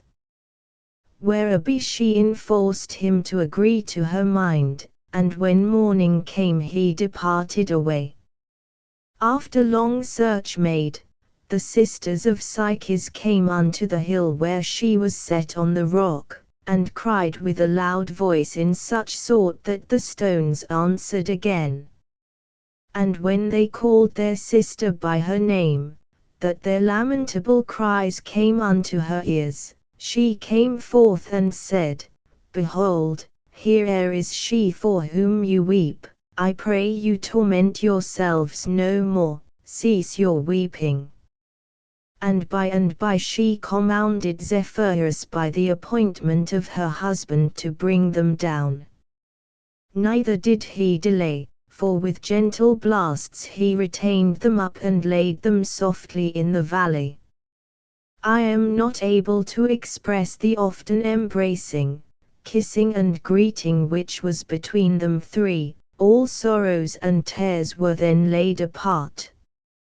Come in, quoth Psyche, into our house, and refresh your afflicted minds with your sister. After this she showed them the storehouses of treasure, she caused them to hear the voices which served her, The bane was ready, the meats were brought in, and when they had filled themselves with divine delicates, they conceived great envy within their hearts, and one of them being curious, did demand what her husband was, of what estate, and who was lord of so pretty a house. But Psyche, remembering the promise which she had made to her husband, feigned that he was a young man, of comely stature, with a flaxen beard, and had great delight in hunting the dales and hills by. And lest by her long talk she should be found to trip or fail in her words, she filled their laps with gold, silver, and jewels, and commanded Zephyrus to carry them away.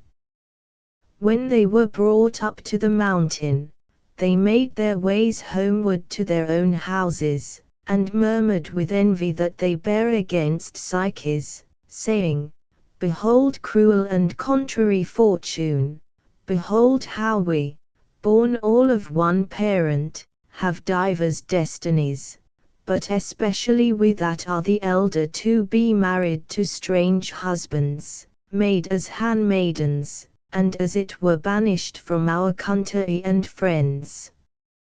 Whereas our younger sister hath great abundance of treasure, and hath gotten a god to her husband, although she hath no skill how to use such great plenty of riches.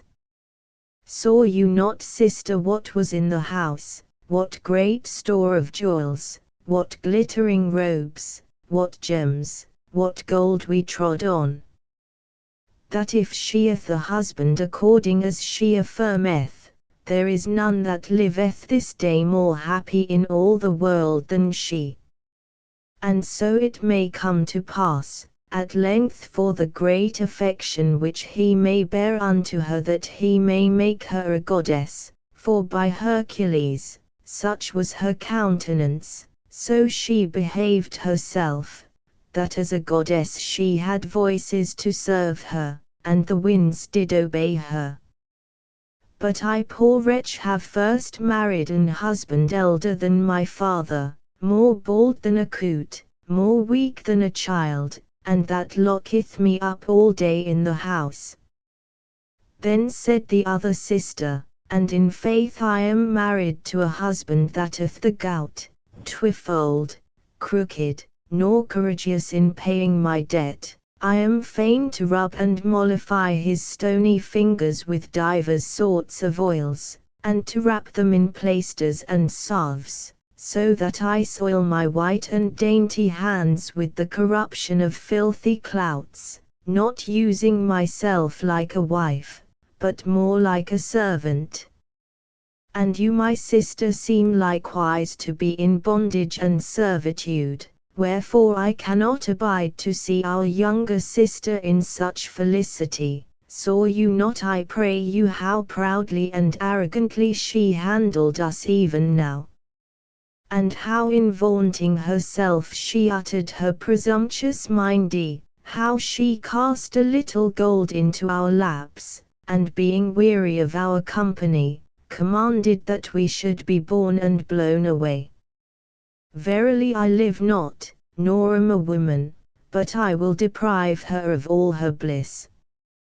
And if you, my sister, be so far bent as I, let us consult together, and not to utter our mindy to any person, no, not to our parents, nor tell that ever we saw her.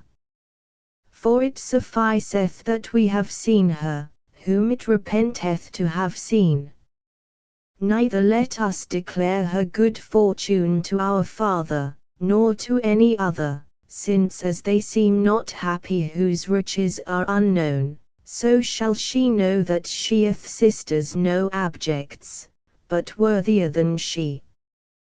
But now let us go home to our husbands and poor houses, and when we are better instructed, let us return to suppress her pride. So this evil counsel pleased these two evil women, and they hid the treasure which Psyche gave them, and tear their hair, renewing their false and forged tears. When their father and mother beheld them weep and lament still, they doubled their sorrows and griefs, but full of ure and forced with envy, they took their voyage homeward, devising the slaughter and destruction of their sister. In the mean season the husband of Psyche did warn her again in the night with these words, "Seest thou not," quoth he, "what peril and danger evil fortune doth threaten unto thee, whereof if thou take not good heed it will shortly come upon thee?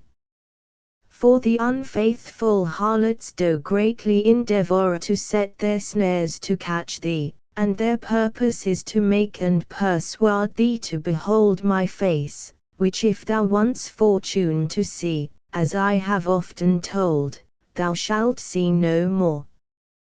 Wherefore if these naughty hags, armed with wicked minds, do chance to again, as I think no otherwise but that they will, take heed that thou talk not with them but simply suffer them to speak what they will. Howbeit if thou canst not refrain thyself, beware that thou have no communication of thy husband, nor answer a word if they fortune to question of me, so will we increase our stock, and this young and tender child, couched in this young and tender belly of thine, shall be maiden. Immortal God, otherwise a mortal creature." Then Psyche was very glad that she should bring forth a divine babe, and very joyful in that she should be honored as a mother. She reckoned and numbered carefully the days and months that passed, and being never with child before, did marvel greatly that in so short a time her belly should swell so big. But those pestilent and wicked furies breathing out their serpentine poison, took shipping to bring their enterprise to pass. Then Psyche was warned again by her husband in this sort, "Behold the last day, the extreme case, and the enemies of thy blood, armed themselves against us, pitched their camp, set their host in array, and are marching towards us, for now thy two sisters have drawn their swords and are ready to slay thee. O with what force are we assailed on this day!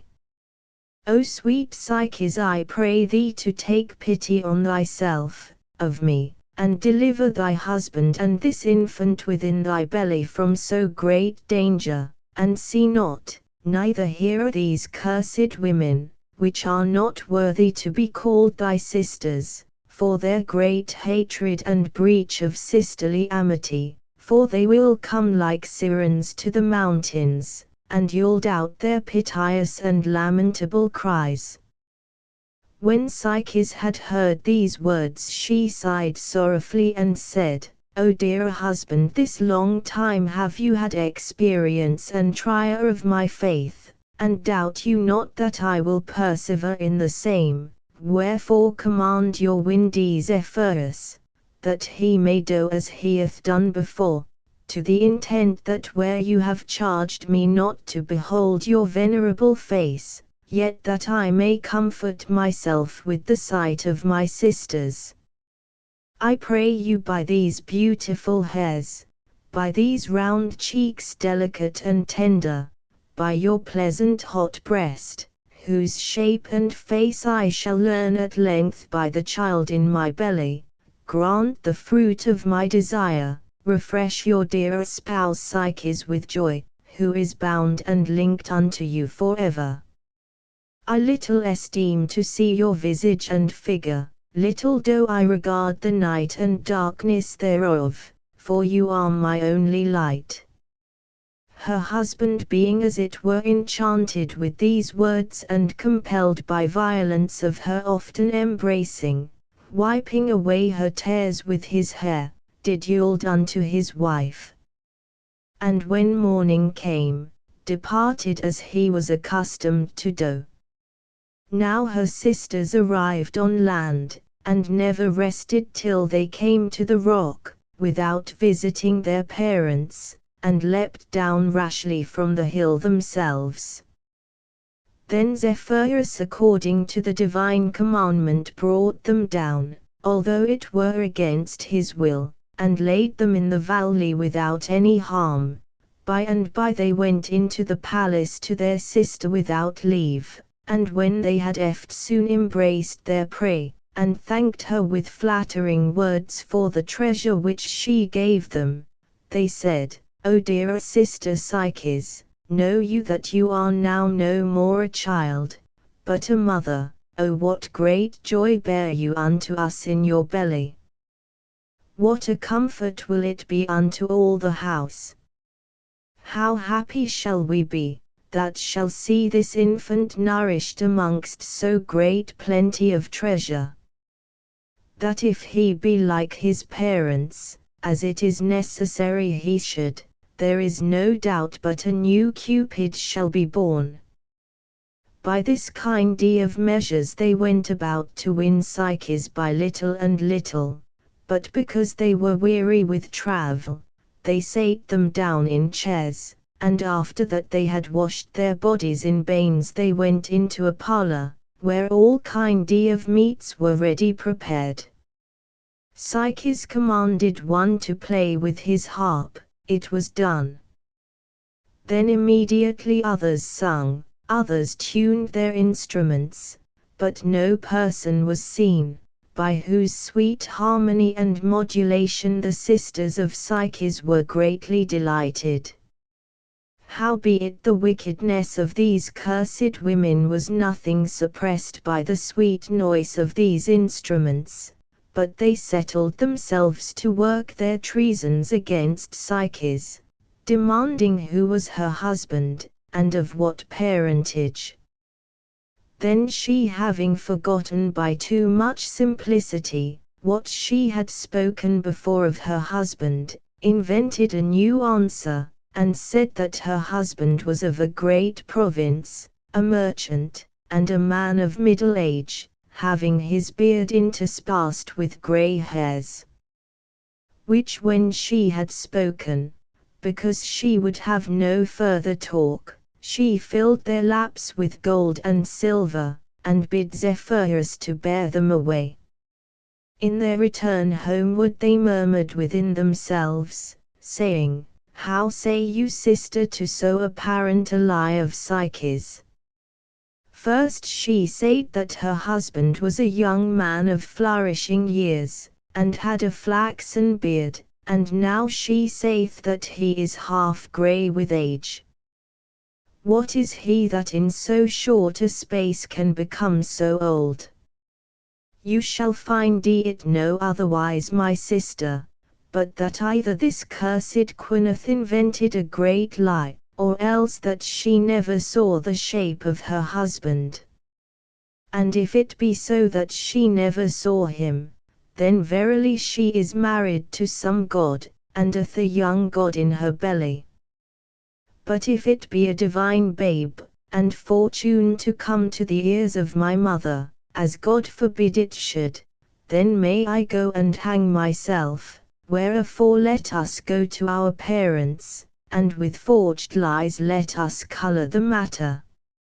After they were thus inflamed, and had visited their parents, they returned again to the mountain, and by the aid of the windy Zephyrus were carried down into the valley, and after they had strained their eyelids, to enforce themselves to weep, they called unto Psyche in this sort, Thou, ignorant of so great evil, thinkest thyself sure and happy, and sittest at home nothing regarding thy peril, whereas we go about thy affairs and are careful lest any harm should happen unto you.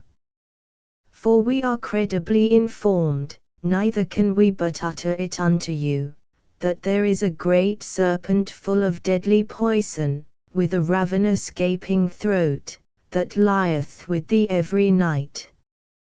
Remember the oracle of Apollo, who pronounced that thou shouldest be married to a dire and fierce serpent, and many of the inhabitants hereby, and such as hunt about in the country, affirm that they saw him yesternight returning from pasture and swimming over the river, whereby they do undoubtedly say, that he will not pamper thee long with delicate meats, but when the time of delivery shall approach he will devour both thee and thy child, wherefore advise thyself whether thou wilt agree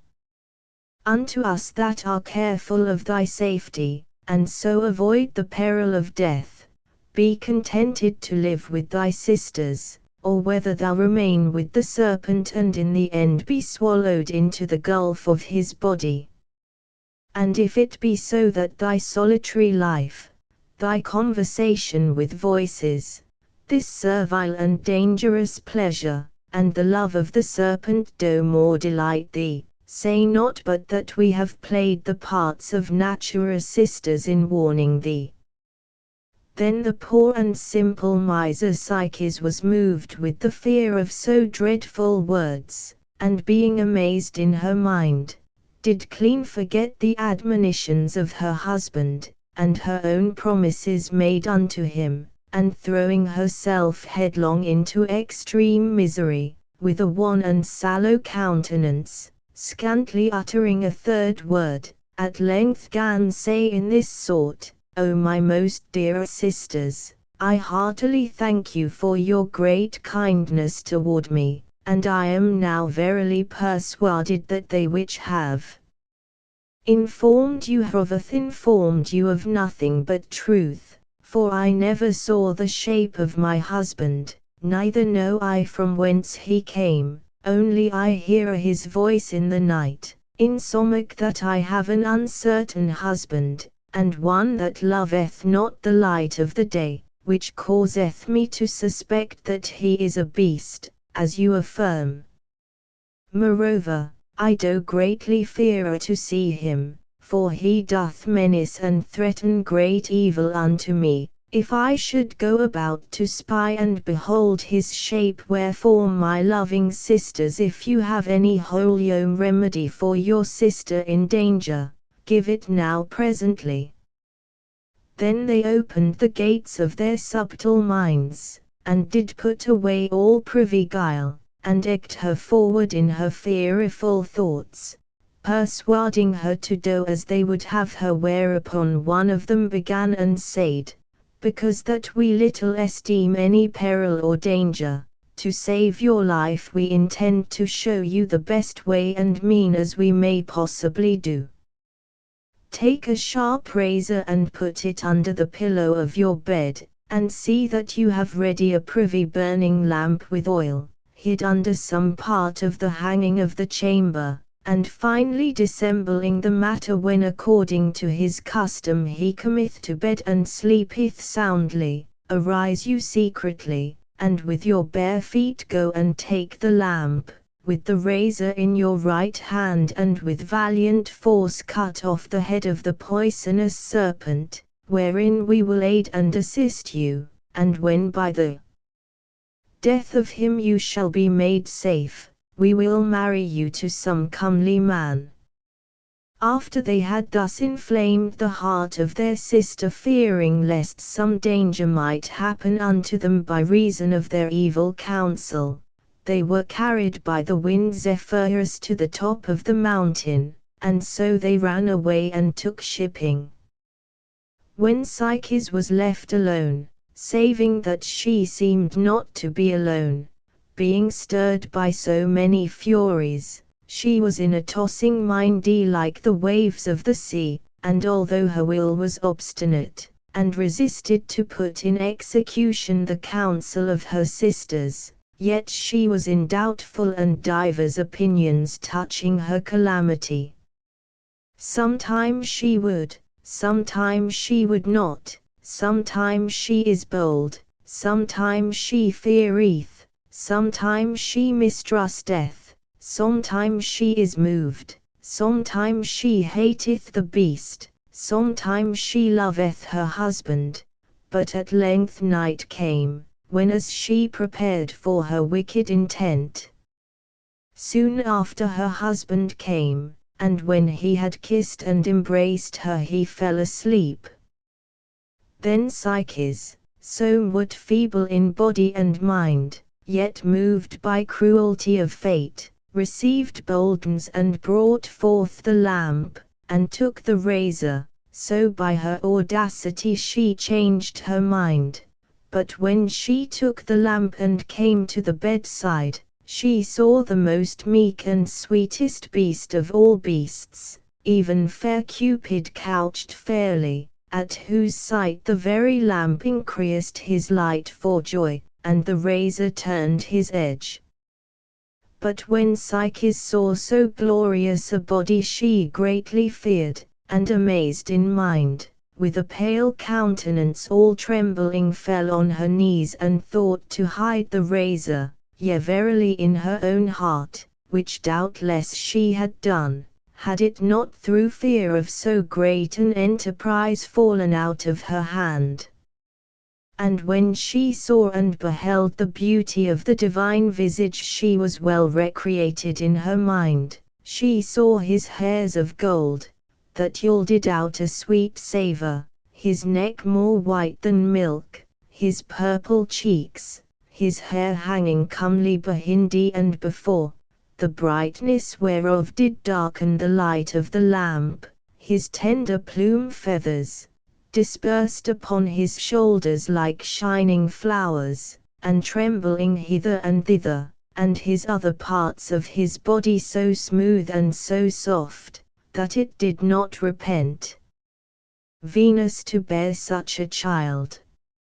At the bed's feet lay his bow, quiver, and arrows, that be the weapons of so great a god, which when Psyche did curiously behold, she marvelling at her husband's weapons, took one of the arrows out of the quiver, and pricked herself withal, wherewith she was so grievously wounded that the blood followed, and thereby of her own accord she added love upon love. Then more broiling in the love of Cupid she embraced him and kissed him 1,000 times, fearing the measure of his sleep. But alas, while she was in this great joy, whether it were for envy for desire to touch this amiable body likewise, there fell out a drop of burning oil from the lamp upon the right shoulder of the god. O rash and bold lamp, the vile ministry of love, how darest thou be so bold as to burn the god of all fire? Whenas he invented thee, to the intent that all lovers might with more joy pass the nights in pleasure. The god being burned in this sort, and perceiving that promise and faith was broken, he fled away without utterance of any word, from the eyes and hands of his most unhappy wife. But Psyche's fortune to catch him as he was rising by the right thigh, and held him fast as he flew above in the air, until such time as constrained by weariness she let go and fell down upon the ground. But Cupid followed her down, and lighted upon the top of a cypress tree, and angrily spake unto her in this manner: O simple Psyches, consider with thyself how I, little regarding the commandment of my mother, who willed me that thou shouldst be married to a man of base and miserable condition, did come myself from heaven to love thee, and wounded mine own body with my proper weapons, to have thee to my spouse, and did I seem a beast unto thee, that thou shouldst go about to cut off my head with a razor, who loved thee so well? Did not I always give thee a charge? Did not I gently will thee to beware? But those cursed aids and counselors of thine shall be worthily rewarded for their pains. As for thee, thou shalt be sufficiently punished by my absence. When he had spoken these words he took his flight into the air. Then Psyche fell flat on the ground, and as long as she could see her husband she cast her eyes after him into the air, weeping and lamenting piteously. But when he was gone out of her sight, she threw herself into the next running river, for the great anguish and dolour that she was in for the lack of her husband. Howbeit the water would not suffer her to be drowned, but took pity upon her, in the honour of Cupid, which accustomed to broil and burn the river, and threw her upon the bank amongst the herbs.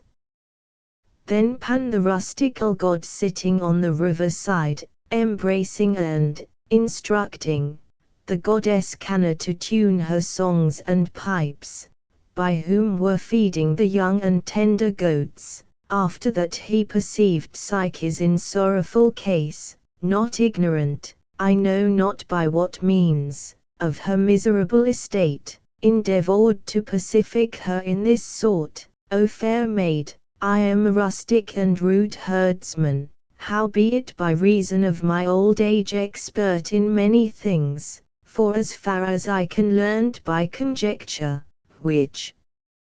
according as wise men do term, is called divination, I perceive by your uncertain gait, your pale hue, your sobbing sighs, and your watery eyes, that you are greatly in love. Wherefore hearken to me, and go not about to slay yourself, nor weep not at all, but rather adore and worship the great god Cupid, and win him unto you by your gentle promise of service. When the god of shepherds had spoken these words, she gave no answer, but made reverence to him as to a god, and so departed. After that Psyche had gone a little way, she fortuned unawares to come to a city where the husband of one of her sisters did dwell. Which when Psyche did understand, she caused that her sister had knowledge of her coming, and so they met together, and after great embracing and salutation, the sister of Psyche demanded the cause of her travel thither. Marry, quoth she, do you not remember the counsel you gave me, whereby you would that I should kill the beast which under colour of my husband did lie with me every night? You shall understand, that as soon as I brought forth the lamp to see and behold his shape, I perceived that he was the son of Venus, even Cupid himself that lay with me. Then I, being stricken with great pleasure, and desirous to embrace him, could not thoroughly assuage my delight, but alas, by evil ill chance the oil of the lamp fortuned to fall on his shoulder, which caused him to awake, and seeing me armed with fire and weapons, gan say, how darest thou be so bold to do so great a mischief? Depart from me and take such things as thou didst bring, for I will have thy sister, and named you, to my wife, and she shall be placed in thy felicity. And by he commanded Zephyrus to carry me away from the bounds of his house. Psyche had scantly finished her tale, but her sister, pierced with the prick of carnal desire and wicked envy, ran home, and feigning to her husband that she had heard word of the death of her parents, took shipping and came to the mountain. And although there blew a contrary windy, yet being brought in a vain hope, she cried, O Cupid, take me a more worthy wife, and thou Zephyrus bear down thy mistress. And so she cast herself headlong from the mountain, but she fell not into the valley, neither alive nor dead, for all the members and parts of her body were torn amongst the rocks, whereby she was made prey unto the birds and wild beasts, as she worthily deserved. Neither was the vengeance of the other delayed, for Psyche's travelling in that country, fortuned to come to another city where her other sister did dwell, to whom when she had declared all such things as she told to her other sister, she ran likewise unto the rock and was slain in like sort. Then Psyche travelled about in the country to seek her husband Cupid, but he was gotten into his mother's chamber and there bewailed the sorrowful wound which he caught by the oil of a burning lamp. Then the white bird the gull, which swims on the waves of the water, flew toward the ocean sea, where he found Venus washing and bathing herself, to whom she declared that her son was burned and in danger of death, and moreover that it was a common bruit in the mouth of every person, who spake evil of all the family of Venus, that her son doth nothing but haunt harlots in the mountain, and she herself lasciviously used to riot in the sea, whereby they say that they are now become no more gracious, pleasant nor gentle, but incivil, monstrous and horrible. Moreover, that marriages are not for any amity, or for love of procreation, but full of envy, discord, and debate. This the curious gull did clatter in the ears of Venus, reprehending her son. But Venus began to cry and said, What hath my son gotten any love? I pray thee, gentle bird that doest serve me so faithfully, tell me what she is, and what is her name that hath troubled my son in such sort. Whether she be any of the nymphs, of the number of the goddesses, of the company of the muses, or of the mystery of the graces. To whom the bird answered, Madam, I know not what she is, but this I know that she is called Psyche. Then Venus with indignation cried out, What is it she? The usurper of my beauty, the vicar of my name. What did he think that I was aboard, by whose show he fell acquainted with the maid? And immediately she departed and went to her chamber, where she found her son wounded as it was told unto her, whom when she beheld she cries out in this sort. Is this an honest thing, is this honourable to thy parents? Is this reason, that thou hast violated and broken the commandment of thy mother and sovereign mistress, and whereas thou shouldst have vexed my enemy with loathsome love, thou hast done otherwise? For being of tender and unripe years, thou hast with too licentious appetite embraced my most mortal foe, to whom I shall be made a mother, and she a daughter. Thou presumest and thinkest, thou trifling boy, thou varlet, and without all reverence, that thou art most worthy and excellent, and that I am not able by reason of mine age to have another son, which if I should have, thou shouldst well understand that I would bear a more worthier than thou. But to work thee a greater despite, I do determine to adopt one of my servants, and to give him these wings, this fire, this bow, and these arrows, and all other furniture which I gave to thee, not to this purpose, neither is anything given thee of thy father for this intent, but first thou hast been evil brought up and instructed in thy youth, thou hast thy hands ready and sharp. Thou hast often offended thy aunts, and especially me that am thy mother. Thou hast pierced me with thy darts, thou contemnest me as a widow, neither dost thou regard thy valiant and invincible father, and to anger me more, thou art amorous of harlots and wenches. Hot I will cause that thou shalt shortly repent thee, and that this marriage shall be dearly bought. To what a point am I now driven? What shall I do? Whither shall I go? How shall I repress this beast? Shall I ask aid of mine enemy sobriety, whom I have often offended to engender thee? Or shall I seek for counsel of every poor rustical woman?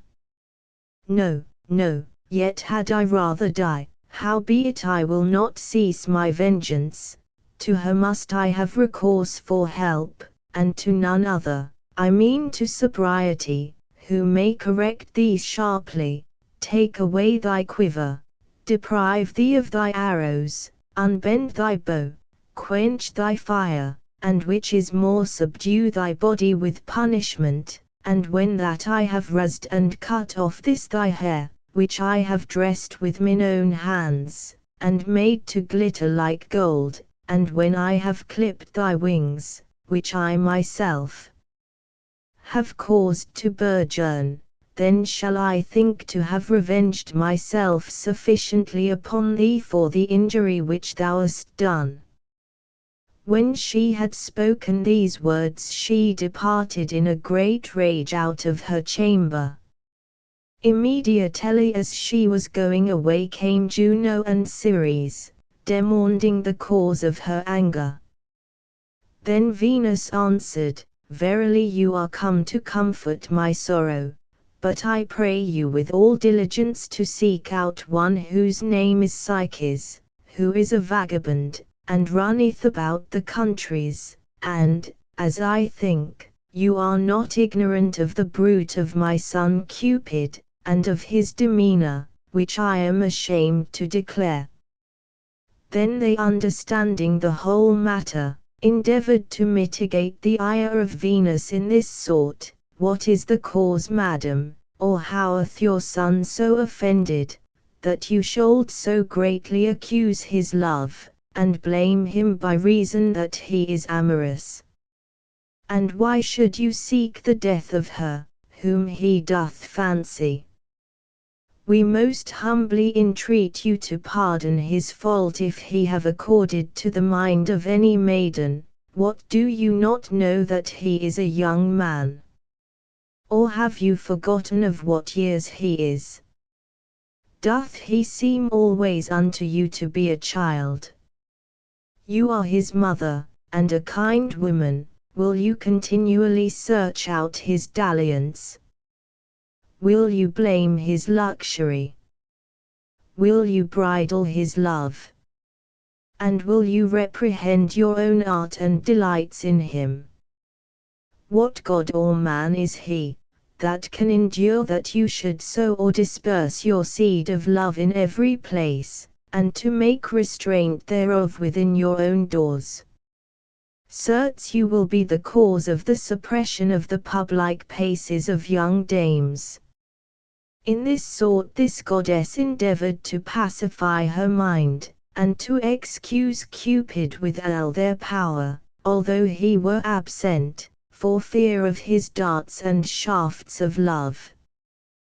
But Venus would in no wise assuage her heat, but, thinking that they did rather trifle and taunt at her injuries, she departed from them, and took her voyage towards the sea in all haste. In the mean season Psyche hurled herself hither and thither, to seek her husband, the rather because she thought that if he would not be appeased with the sweet flattery of his wife, yet he would take mercy on her at her servile and continual prayers. And, espying a church on the top of a high hill, she said, What can I tell whether my husband and master be there or no? Wherefore she went thitherward, and with great pain and travel, moved by hope, after that she climbed to the top of the mountain, she came to the temple, and went in, whereas behold she espied sheaves of corn lying on a heap, blades withered with garlands, and reeds of barley. Moreover she saw hooks, scythes, sickles, and other instruments, to reap, but everything lay out of order, and as it were cast in by the hands of laborers, which when Psyche saw she gathered up and put everything in order, thinking that she would not despise or contemn the temples of any of the gods, but rather get the favor and benevolence of them all. By and by Ceres came in, and beholding her busy and curious in her chapel, cried out afar off, and said, O Psyche needful of mercy, Venus searcheth for thee in every place to revenge herself and to punish thee grievously, but thou hast more mind to be here, and carest for nothing less than for thy safety.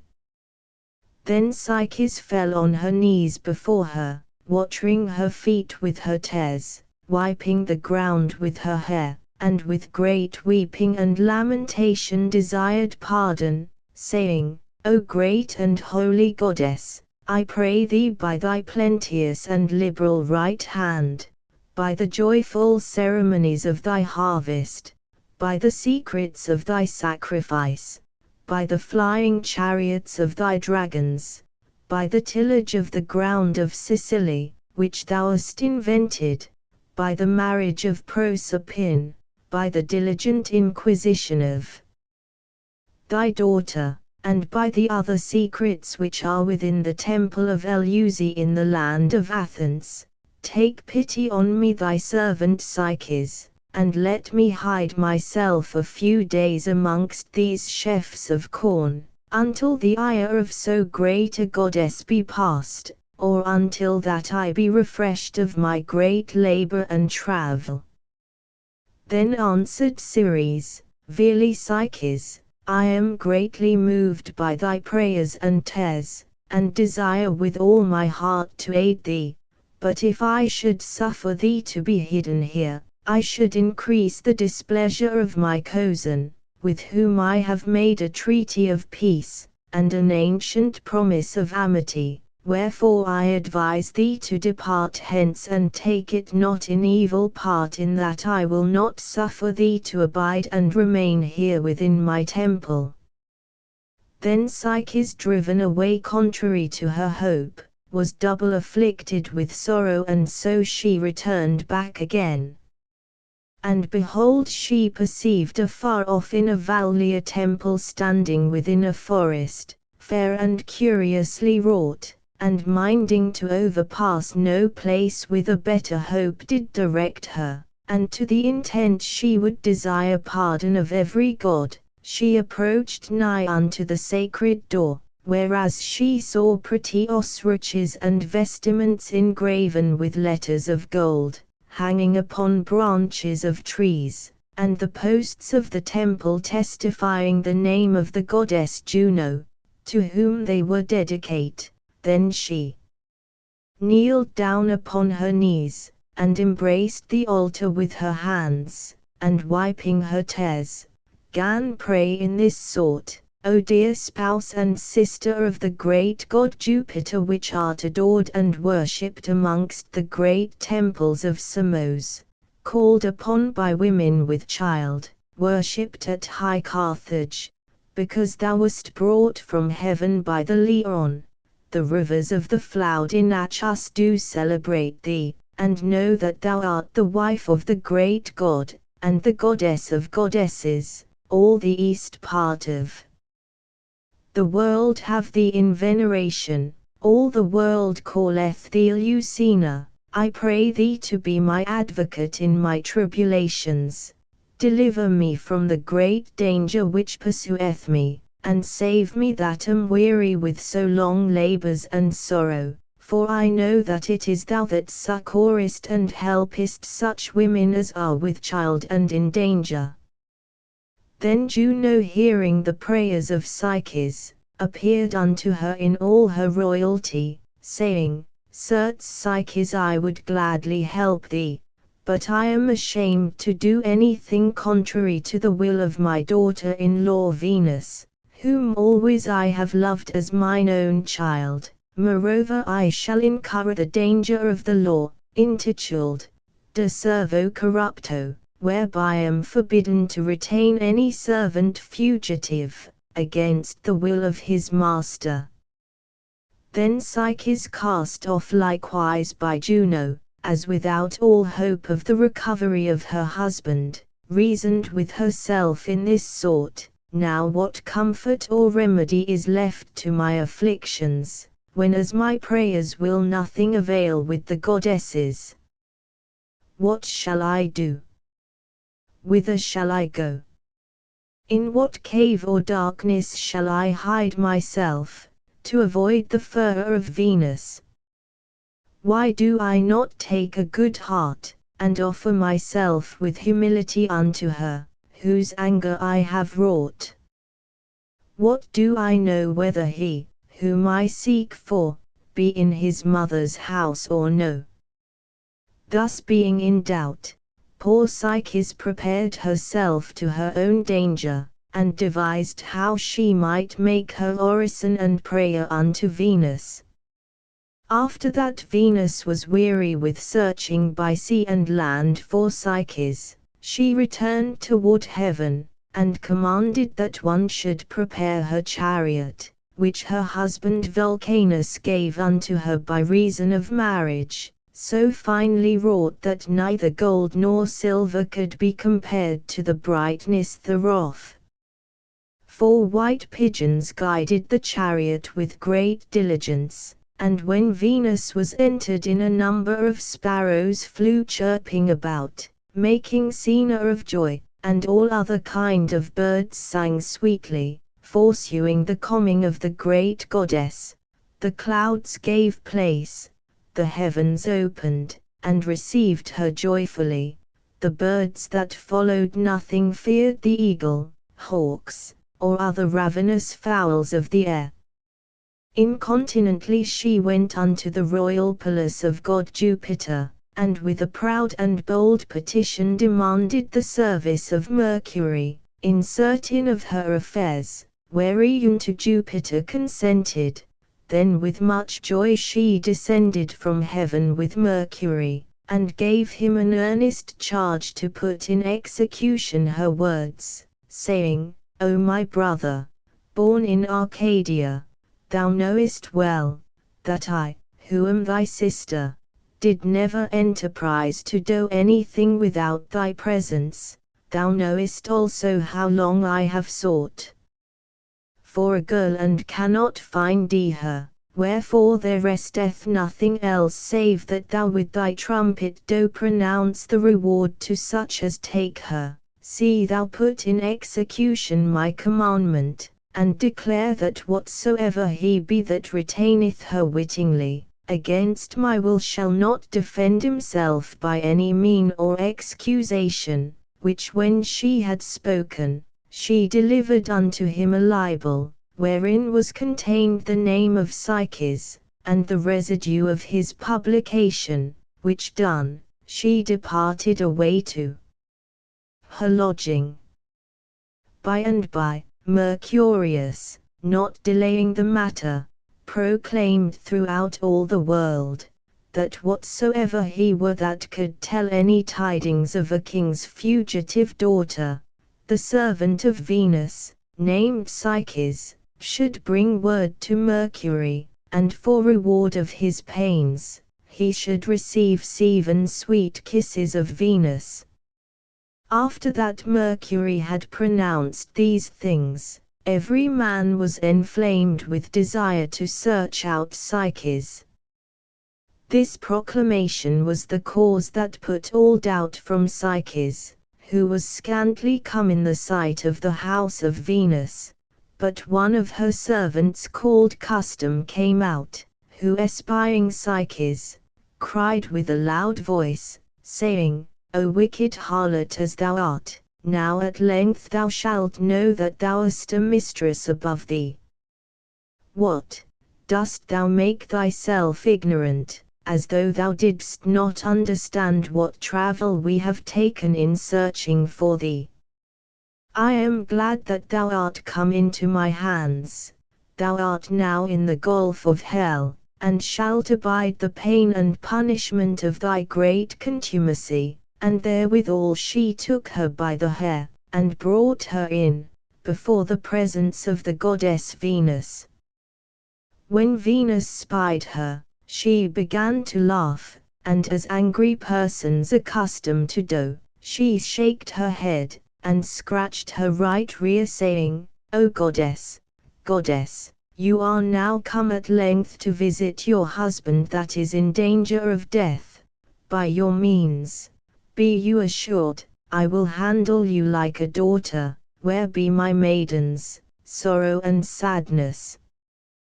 To whom, when they came, she delivered Psyches to be cruelly tormented. Then they fulfilled the commandment of their mistress, and after they had piteously scourged her with rods and whips, they presented her again before Venus. Then she began to laugh again, saying, Behold, she thinketh, that by reason of her great belly, which she hath gotten by playing the whore, to move me to pity, and to make me a grandmother to her child.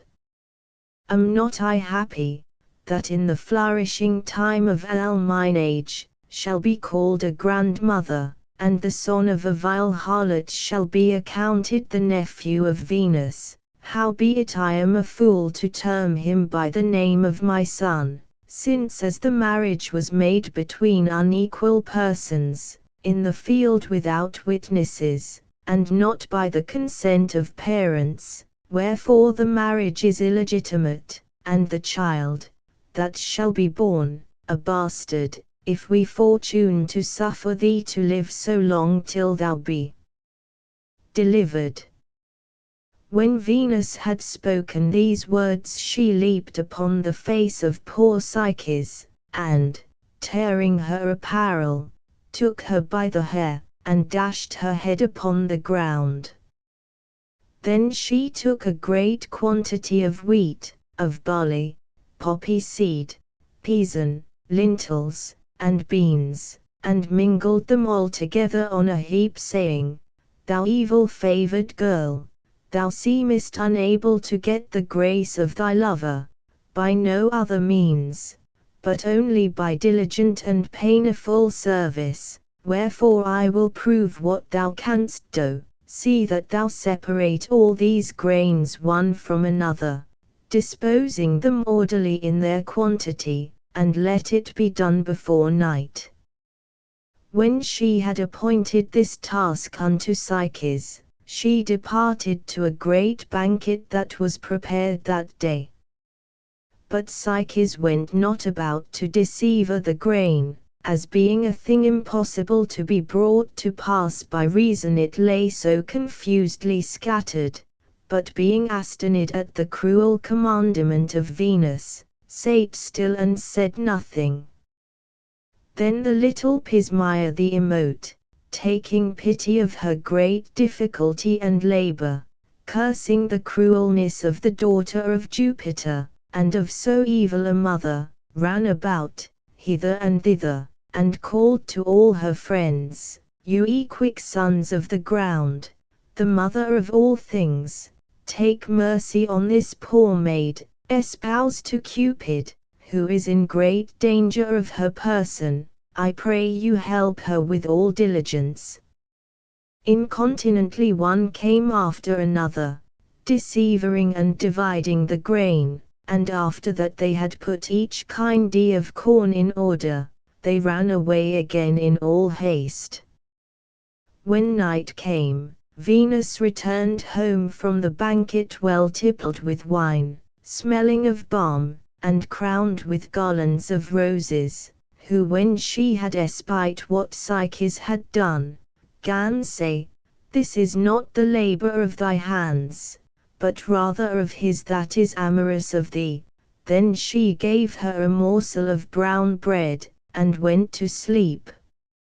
In the mean season, Cupid was closed fast in the surest chamber of the house, partly because he should not hurt himself with wanton dalliance, and partly because he should not speak with his love, so these two lovers were divided one from another.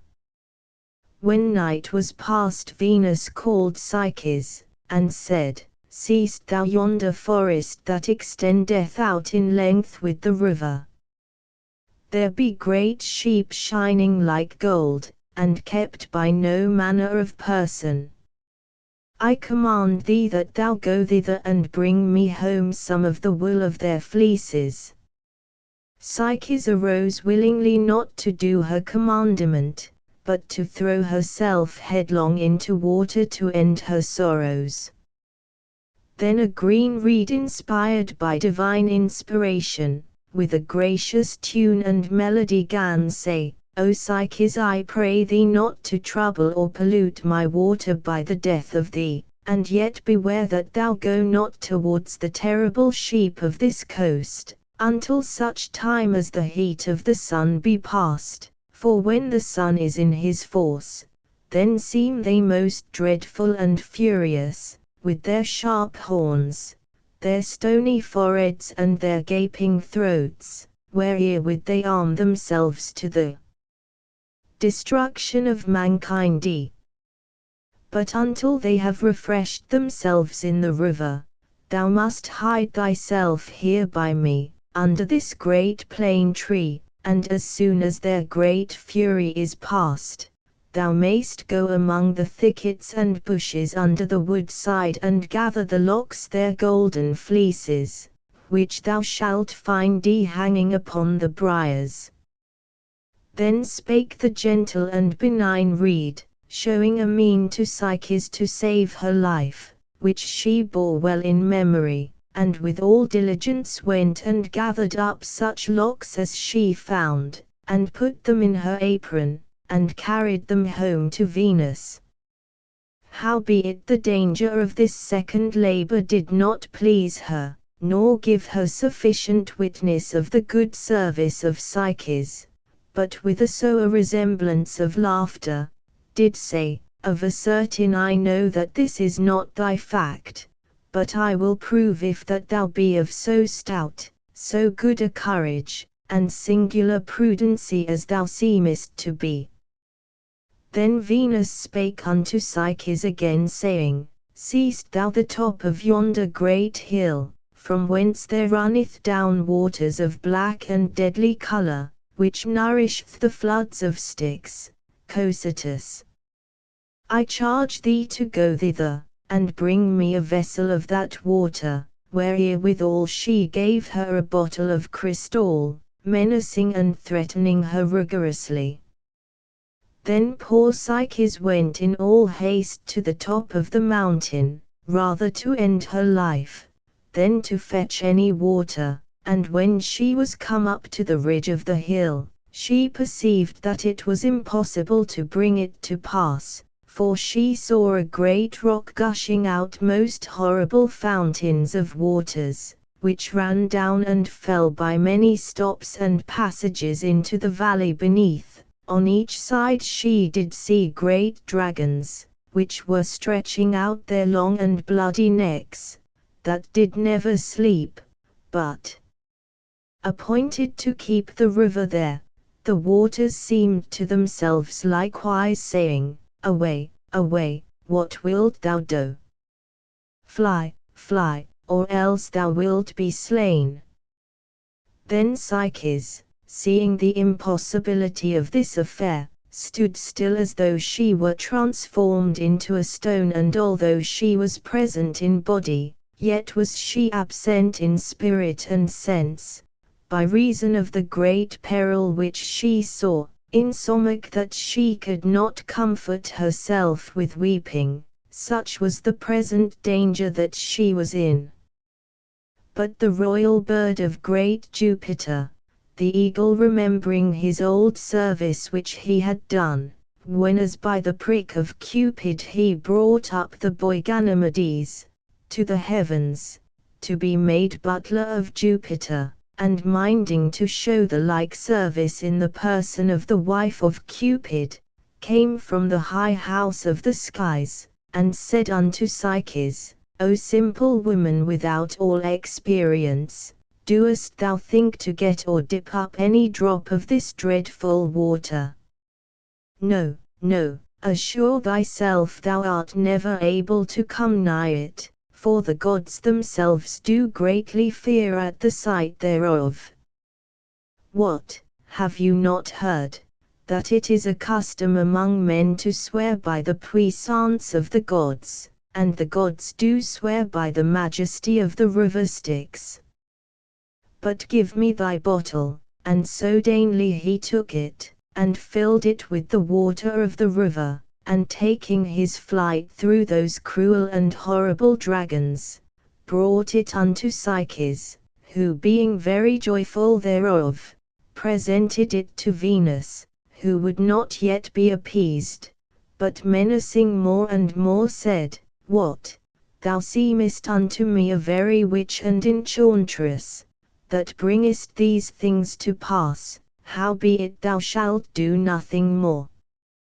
Take this box and to hell to Proserpina, and desire her to send me a little of her beauty, as much as will serve me the space of one day, and say that such as I had is consumed away since my son fell sick, but return again quickly, for I must dress myself therewithal, and go to the theatre of the gods. Then poor Psyche perceived the end of all fortune, thinking verily that she should never return, and not without cause, when as she was compelled to go to the gulf and furies of hell. Wherefore without any further delay, she went up to an high tower to throw herself down headlong, thinking that it was the next and readiest way to hell. But the tower, as inspired, spake unto her saying, O poor miser, why goest thou about to slay thyself? Why dost thou rashly yield unto thy last peril and danger? Know thou that if thy spirit be once separated from thy body, thou shalt surely go to hell, but never to return again. Wherefore hearken to me, Lacedaemon, a city in Greece is not far hence. Go thou thither and enquire for the hill Tenerus, whereas thou shalt find a hold leading to hell, even to the palace of Pluto. But take heed thou go not with empty hands to that place of darkness, but carry 2 sops sodden in the flour of barley and honey in thy hands, and 2 halfpence in thy mouth. And when thou hast passed a good part of that way, thou shalt see a lame ass carrying of wood, and a lame fellow driving him, who will desire thee to give him up the sticks that fall down. But pass thou on and do nothing. By and by thou shalt come unto a river of hell, whereas Charon is ferryman, who will first have his fare paid him, before he will carry the souls over the river in his boat, whereby you may see that avarice reigneth amongst the dead. Neither Charon nor Pluto will do any thing for naught, for if it be a poor man that would pass over and lacketh money, he shall be compelled to die in his journey before they will show him any relief. Wherefore deliver to Charon one of the halfpence, which thou bearest for thy passage, and let him receive it out of thy mouth. And it shall come to pass as thou sittest in the boat thou shalt see an old man swimming on the top of the river, holding up his deadly hands, and desiring thee to receive him into the bark, but have no regard to his piteous cry. When thou art passed over the flood, thou shalt espy old women spinning, who will desire thee to help them. But beware thou do not consent unto them in any case, for these and like baits and traps will Venus set to make thee let fall one of thy sops, and think not that the keeping of thy sops is a light matter, for if thou lease one of them thou shalt be assured never to return again to this world. Then shalt thou see a great and marvellous dog, with 3 heads, barking continually at the souls of such as enter in, but he can do them no other harm. He lieth day and night before the gate of Proserpina, and keepeth the house of Pluto with great diligence, to whom if thou cast one of thy sops, thou mayst have access to Proserpina without all danger. She will make thee good cheer, and entertain thee with delicate meat and drink, but sit thou upon the ground, and desire brown bread. and then declare thy message unto her, and when thou hast received such beauty as she giveth, in thy return appease the rage of the dog with thy other sop, and give thy other halfpenny to covetous Charon, and come the same way again into the world as thou wentest, but above all things have a regard that thou look not in the books, neither be not too curious about the treasure of the divine beauty. In this manner the tower spake unto Psyche, and advertised her what she should do, and immediately she took 2 halfpence, 2 sops, and all things necessary, and went to the mountain Tenerus to go towards hell. After that Psyche had passed by the lame ass, paid her halfpenny for passage, neglected the old man in the river, denied to help the woman spinning, and filled the ravenous mouth of the dog with a sop, she came to the chamber of Proserpina. There Psyche would not sit in any royal seat, nor eat any delicate meats, but kneeled at the feet of Proserpina, only contented with coarse bread, declared her message, and after she had received a mystical secret in a box, she departed, and stopped the mouth of the dog with the other sop, and pied the boatman the other halfpenny. When Psyche was returned from hell, to the light of the world, she was ravished with great desire, saying, Am not I a fool, that knowing that I carry here the divine beauty, will not take a little thereof to garnish my face, to please my love withal? And by she opened the box where she could perceive no beauty nor anything else, save only an infernal and deadly sleep, which immediately invaded all her members as soon as the box was uncovered, in such sort that she fell down upon the ground, and lay there as a sleeping corpse. But Cupid being now healed of his wound and malady, not able to endure the absence of Psyche, got him secretly out at a window of the chamber where he was enclosed, and, receiving his wings, took his flight towards his loving wife, whom when he had found, he wiped away the sleep from her face, and put it again into the box, and awaked her with the tip of one of his arrows, saying, O wretched caitiff, behold thou art well nigh perished again, with the overmuch curiosity. Well, go thou, and do thy message to my mother, and in the mean season, I will provide for all things accordingly. Wherewithal he took his flight into the air, and Psyche brought her present to Venus. Cupid being more and more in love with Psyche, and fearing the displeasure of his mother, did pierce into the heavens, and arrived before Jupiter to declare his cause. Then Jupiter, after that he had soon embraced him, gan say in this manner, O my well-beloved son, although thou hast not given due reverence and honor unto me as thou oughtest to do, but hast rather spoiled and wounded this my breast, whereby the laws and order of the elements and planets be disposed, with continual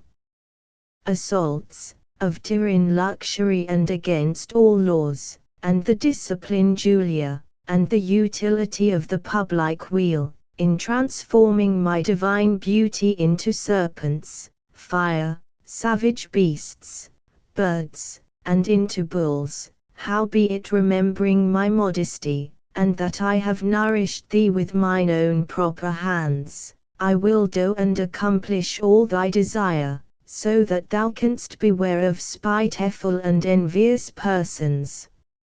And if there be any excellent maiden of comely beauty in the world, remember yet the benefit which I shall show unto thee by recompense of her love towards me again.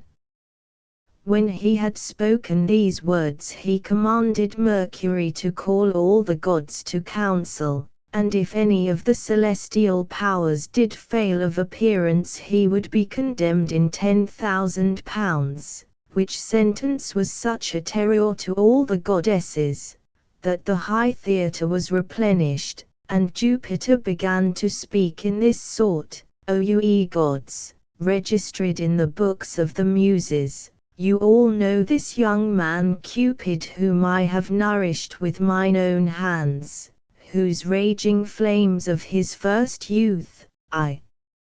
thought best to bridle and restrain.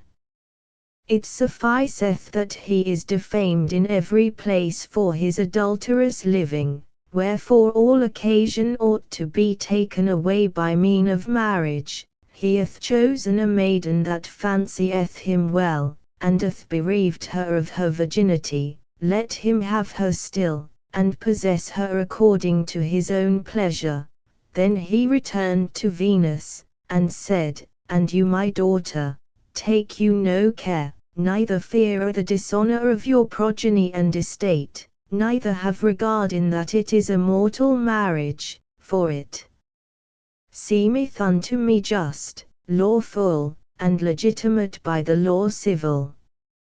Incontinently after Jupiter commanded Mercury to bring up Psyche, the spouse of Cupid, into the palace of heaven.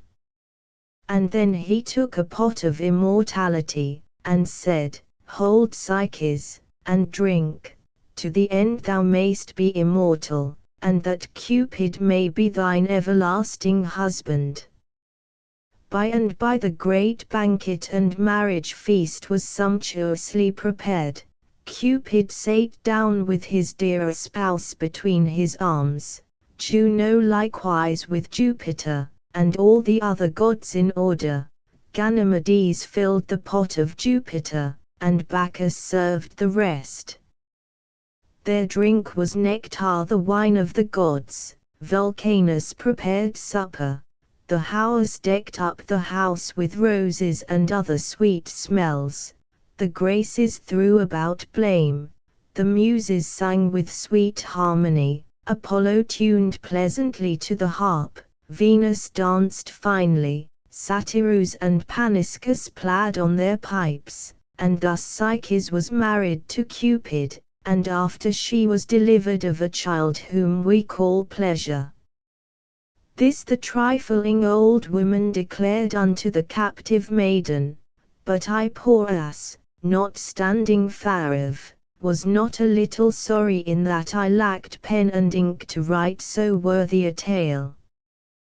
The 6th book, the 23rd chapter, how Apuleius carried away the gentlewomen, and how they were taken again by the thieves, and what a kind of death was invented for them. By and by the thieves came home laden with treasure, and many of them which were of strongest courage, leaving behind such as were lame and wounded, to heal and air themselves, said they would return back again to fetch the rest of their pillage, which they had hidden in a certain cave, and so they snatched up their dinner greedily, and brought us forth into the way and beat us before them with staves. About night, after that we had passed over many hills and dales, we came to a great cave, where they laded us with mighty burthens, and would not suffer us to refresh ourselves any season, but brought us again in our way, and hight so fast homeward, that what with their haste and their cruel stripes, I fell down upon a stone by the wayside. Then they beat me pitifully in lifting me up, and hurt my right thigh and my left hoof, and one of them said, What shall we do with this lame ill-favored ass, that is not worth the meat he eats? And other said, Since the time that we had him first he never did any good, and I think he came unto our house with evil luck. For we have had great wounds since, and loss of our valiant captains. And other said, As soon as he hath brought home his burthen, I will surely throw him out upon the mountain to be a prey for wild beasts. While these gentlemen reasoned together of my death, we fortuned to come home, for the fear that I was in, caused my feet to turn into wings. After that we were discharged of our burthens, they went to their fellows that were wounded, and told them of our great tardity and slowness by the way. Neither was I brought into small anguish, when I perceived my death prepared before my face. Why standest thou still, Lucius? Why dost thou not look for thy death? Knowst thou not that the thieves have ordained to slay thee? Seest thou not these sharp and pointed flints which shall bruise and tear thee in pieces, if by adventure thou happen upon them?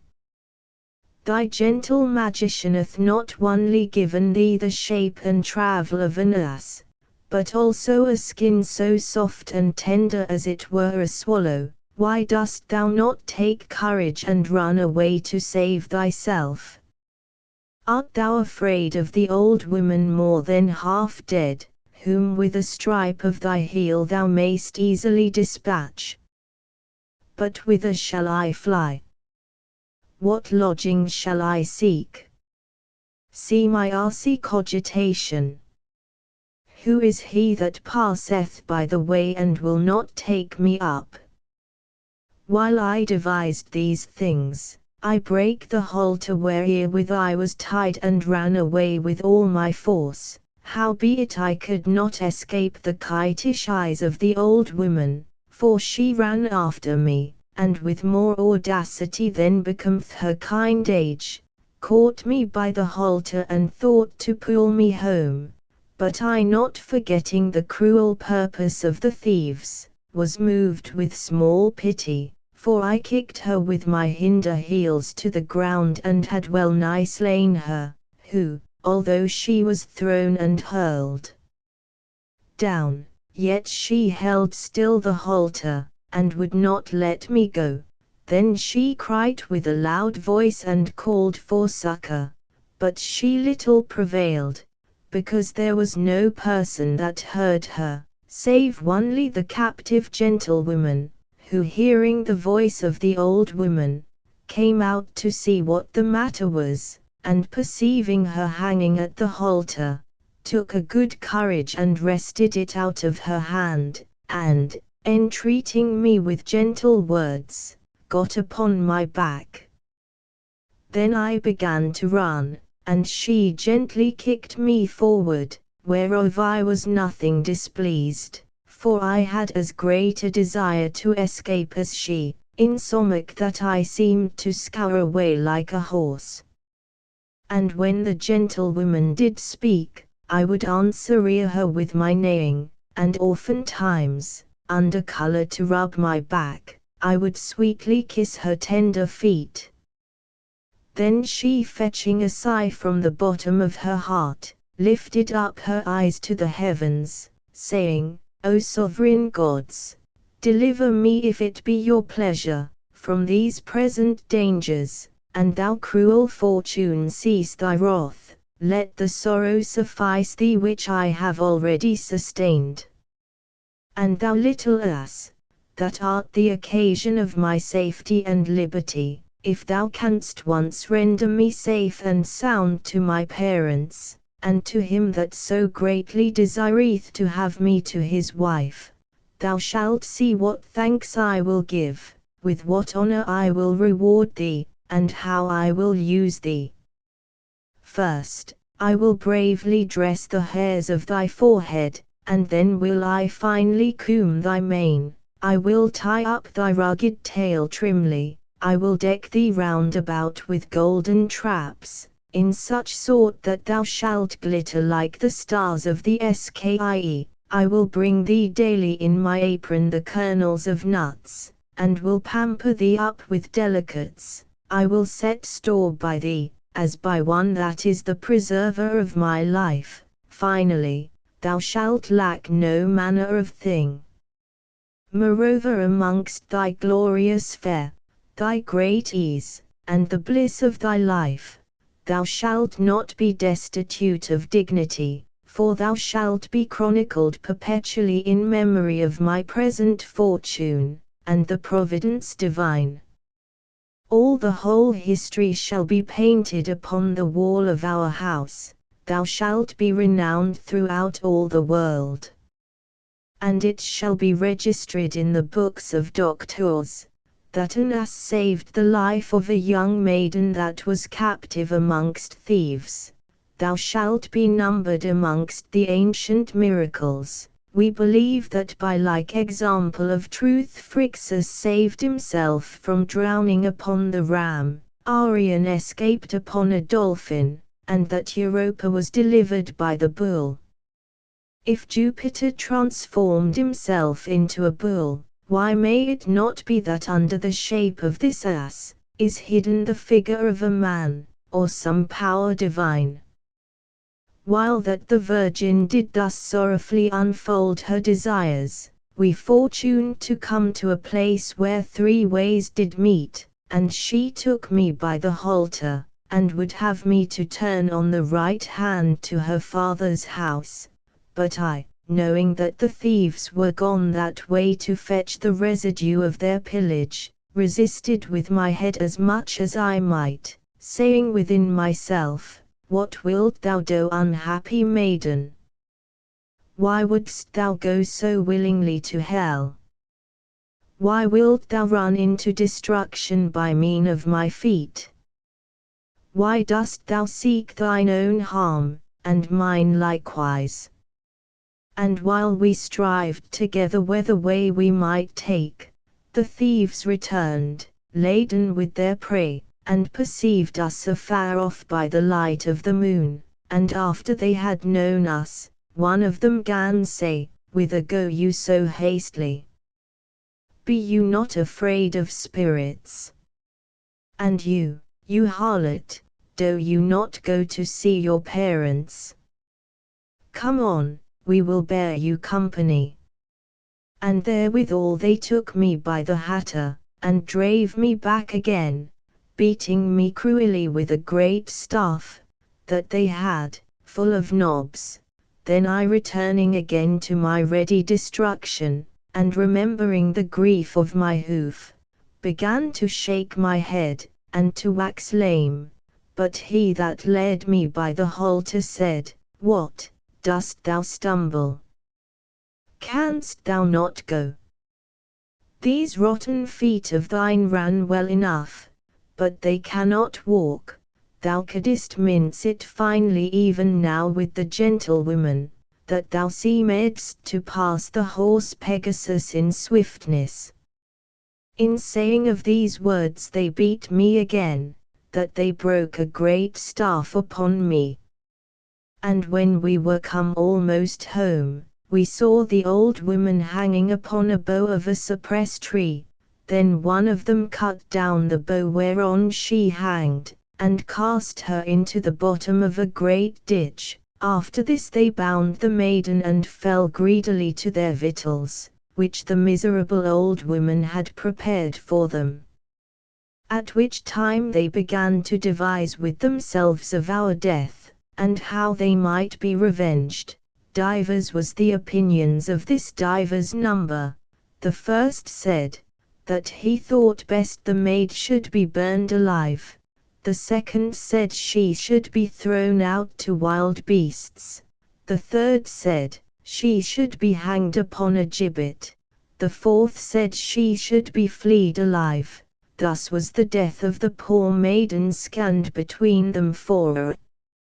But one of the thieves, after every man had declared his judgment, did speak in this manner, It is not convenient unto the oath of our company, to suffer you to wax more cruel than the quality of the offence doth merit, for I would that she should not be hanged nor burned, nor thrown to beasts, nor die any sodane death, but by my counsel I would have her punished according to her desert.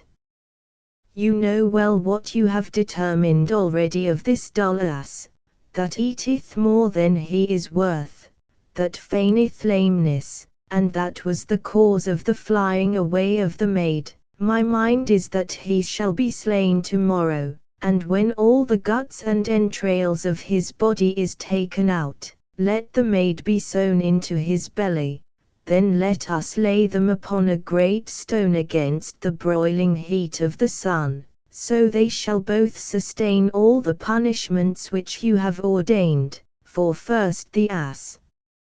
shall be slain as you have determined, and she shall have her members torn and gnawn with wild beasts. Whenas she is bitten and rent with worms, she shall endure the pain of the fire. Whenas the broiling heat of the sun shall scorch and parch the belly of the ass, she shall abide the gallows. When the dogs and vultures shall have the guts of her body hanging in their ravenous mouths,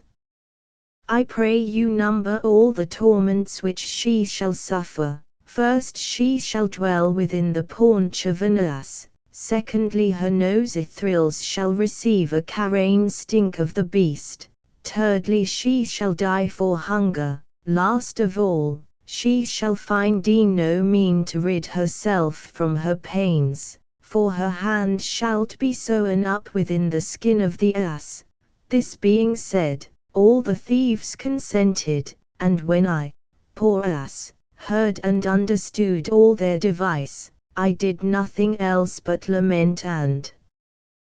bewail my dead carcass, which should be handled in such sort on the next morrow. The 7th book, the 24th chapter. How he that was left behind at Hypata did bring news concerning the robbery of Milo's house, came home and declared to his company, that all the fault was laid to one Apuleius his charge. As soon as night was past, and the clear chariot of the sun had spread his bright beams on every coast, came one of the company of the thieves, for so his and their greeting together did declare, who at the first entry into the cave, after he had breathed himself, and was able to speak, told these tidings unto his companions in this sort: Sirs, as touching the house of Milo of Hypata, which we forcibly entered and ransacked the last day, we may put away all fear and doubt nothing at all. For after that ye by force of arms had spoiled and taken away all things in the house, and returned hither into our cave, I, thrusting myself amongst the press of the people, and showing myself as though I were sad and sorrowful for the mischance, consulted with them for the bolting out of the matter, and devising what means might be wrought for the apprehension of the thieves, to the intent I might learn and see all that was done to make relation thereof unto you as you willed me. Insomuch that the whole fact at length by manifest and evident proofs, as also by the common opinion and judgment of the people, was laid to one Lucius Apuleius charge as manifest author of this common robbery, who a few days before by false and forged letters and colored honesty, fell so far in favor with this Milo, that he entertained him into his house, and received him as a chief of his familiar friends, which Lucius after that he had sojourned there a good space, and won the heart of Milo's maid, by feigned love, did thoroughly learn the ways and doors of all the house, and curiously viewed the coffers and chests, wherein was laid the whole substance of Milo. Neither was there small cause given to judge him culpable, since as the very same night that this robbery was done he fled away, and could not be found in no place, and to the intent he might clean escape, and better prevent such as made hue and cry after him, he took his white horse and galloped away, and after this, his servant was found in the house, who, accused as accessory to the felony and escape of his master, was committed to the common gaol, and the next day following was cruelly scourged and tormented till he was well nigh dead. to the intent he should confess the matter. But when they could reast or learn no such thing of him, yet sent they many persons after, towards Lucius' country to enquire him out, and so to take him prisoner. As he declared these things, I did greatly lament with myself, to think of mine old and pristine estate, and what felicity I was sometimes in comparison to the misery that I presently sustained, being changed into a miserable ass. Then had I no small occasion to remember, how the old and ancient writers did affirm, that fortune was stark blind without ease, because she always bestoweth her riches upon evil persons, and fools, and chooseth or favoureth no mortal person by judgment, but is always conversant, especially with much as if she could see, she should most shun, and forsake, yea and that which is more worse, she sheweth such evil or contrary opinions in men, that the wicked do glory with the name of good, and contrary the good and innocent be detracted and slandered as evil.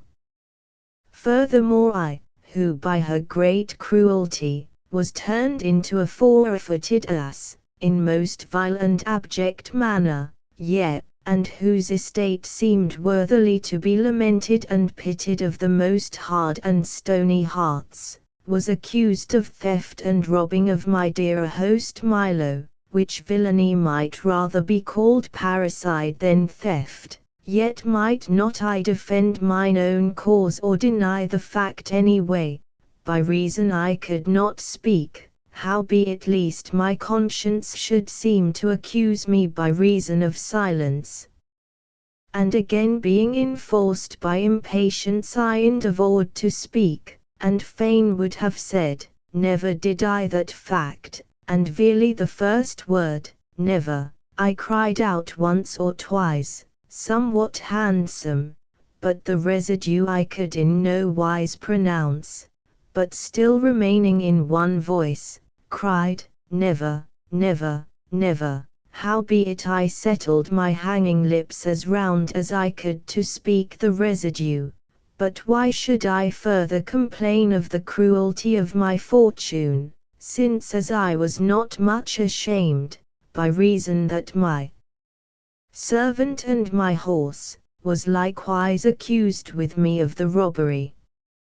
While I pondered with myself all these things, a great care came to my remembrance, touching the death which the thieves provised for me and the maiden, and still as I looked down to my belly, I thought of my poor gentlewoman that should be closed within me. And the thief which a little before had brought the false news against me, drew out of the skirt of his coat 1,000 crowns, which he had rifled from such as he met, and brought it into the common treasury. Then he carefully enquired how the residue of his companions did.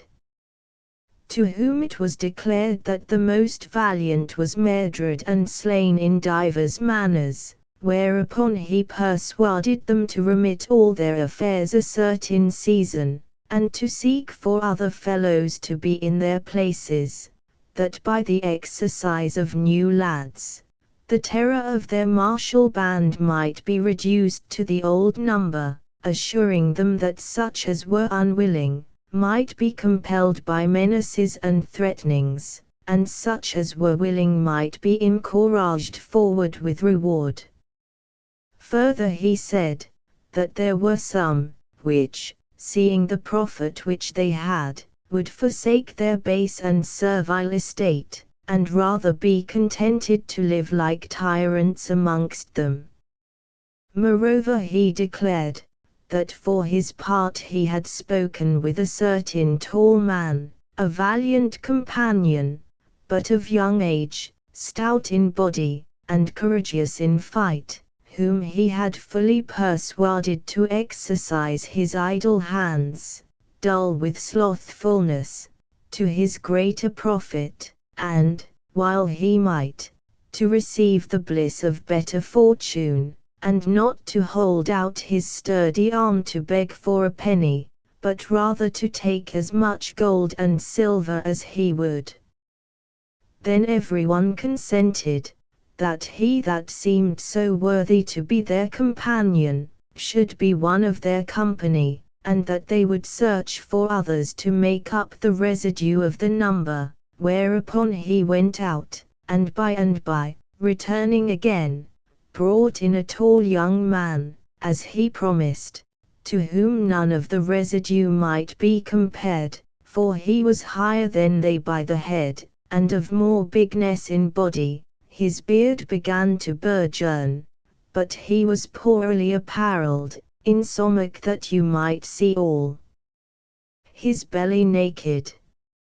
As soon as he was entered in, he said, God speed you, ye soldiers of Mars and my faithful companions, I pray you make me one of your band, and I will ensure you that you shall have a man of singular courage and lively audacity, for I had rather receive stripes upon my back, than money or gold in my hands.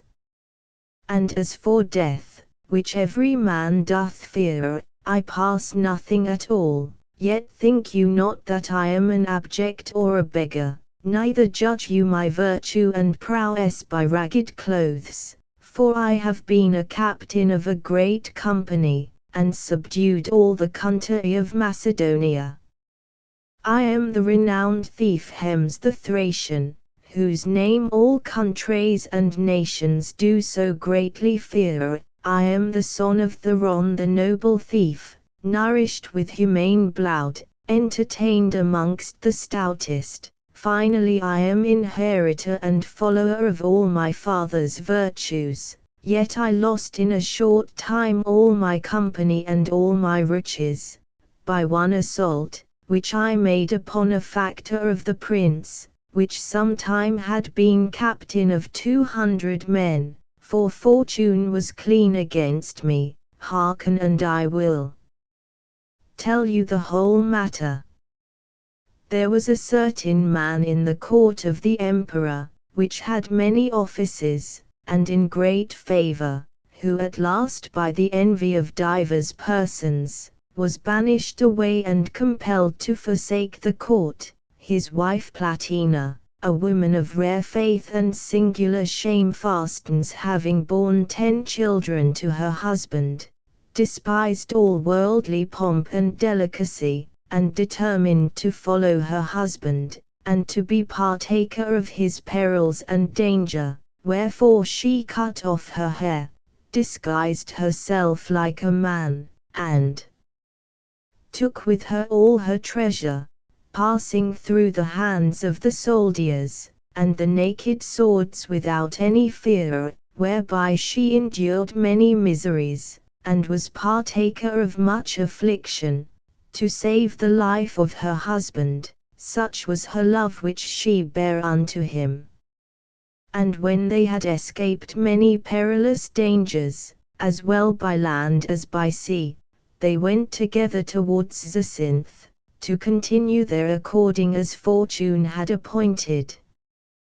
But when they were arrived on the sea coast of Actium, where we in our return from Macedonia were roving about, when night came, they returned into a house not far distant from their ship, where they lay all night.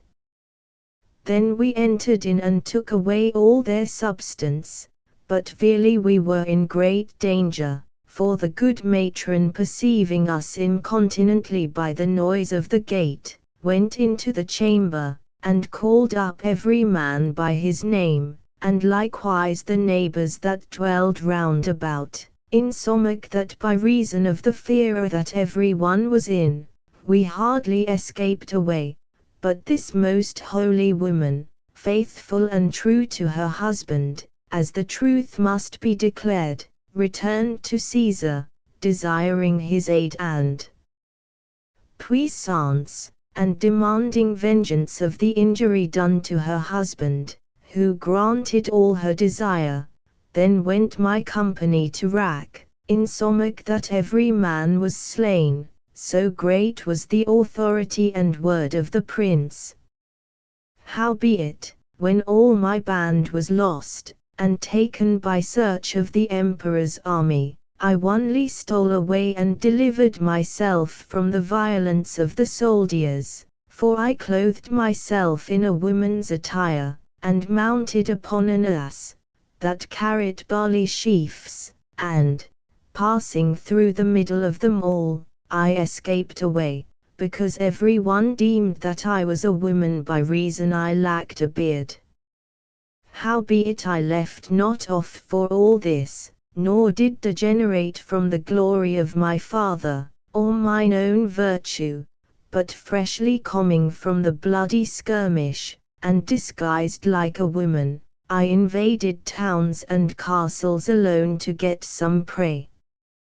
And therewithal he pulled out 2,000 crowns, which he had under his coat, saying, Hold here the dowry which I present unto you, hold eke my person, which you shall always find trusty and faithful, if you willingly receive me, and I will ensure you that in so doing, within short space I will make and turn this stony house of yours into gold. Then by and by every one consented to make him their captain, and so they gave him better garments, and threw away his old. When they had changed his attire, he embraced them one after another, then placed they him in the highest room of the table, and drunk unto him in token of good luck. The 25th chapter. How the death of the ass and the gentlewoman was stayed. After supper they began to talk, and declare unto him the going away of the gentlewoman, and how I bare her upon my back, and what death was ordained for us two. Then he desired to see her, whereupon the gentlewoman was brought forth fast bound, whom as soon as he beheld, he turned himself wringing his nose, and blamed them, saying, I am not so much a beast, or so rash a fellow to drive you quite from your purpose, but my conscience will not suffer me to conceal anything that toucheth your profit, since I am as careful for you. Howbeit if my counsel do displease you, you may at your liberty proceed in your enterprise. I doubt not but all thieves, and such as have a good judgment, will prefer their own lucre and gain above all things in the world, and above their vengeance, which purchaseth damage to divers persons. Therefore if you put this virgin in the ass's belly, you shall but execute your indignation against her, without all manner of profit. But I would advise you to carry the virgin to some town and to sell her, and such a brave girl as she is, may be sold for a great quantity of money. And I myself know certain bawdy merchants, amongst whom peradventure one will give us sums of gold for her. This is my opinion touching this affair, but advise you what you intend to do, for you may rule me in this case. In this manner the good thief pleaded and defended our cause, being a good patron to the silly virgin, and to me poor ass. But they starried her upon a good space, with long deliberation, which made my heart, God wot, and spirit greatly to quail. Howbeit in the end they consented to his opinion, and by the maiden was unloosed of her bonds, who seeing the young man, and hearing the name of brothels and bawdy merchants, began to wax joyful, and smiled with herself. Then began I to deem evil of the generation of women, when as I saw the maiden, who was appointed to be married to a young gentleman, and who so greatly desired the same, was now delighted with the talk of a wicked brothel house, and other things dishonest. In this sort the consent and manners of women depended in the judgment of an ass. The 26th chapter, how all the thieves were brought asleep by their new companion. Then the young man spake again, saying, Masters, why go we not about to make our prayers unto Mars, touching this selling of the maiden, and to seek for other companions? But as far as I see, here is no other manner of beast to make sacrifice withal, nor wine sufficient for us to drink.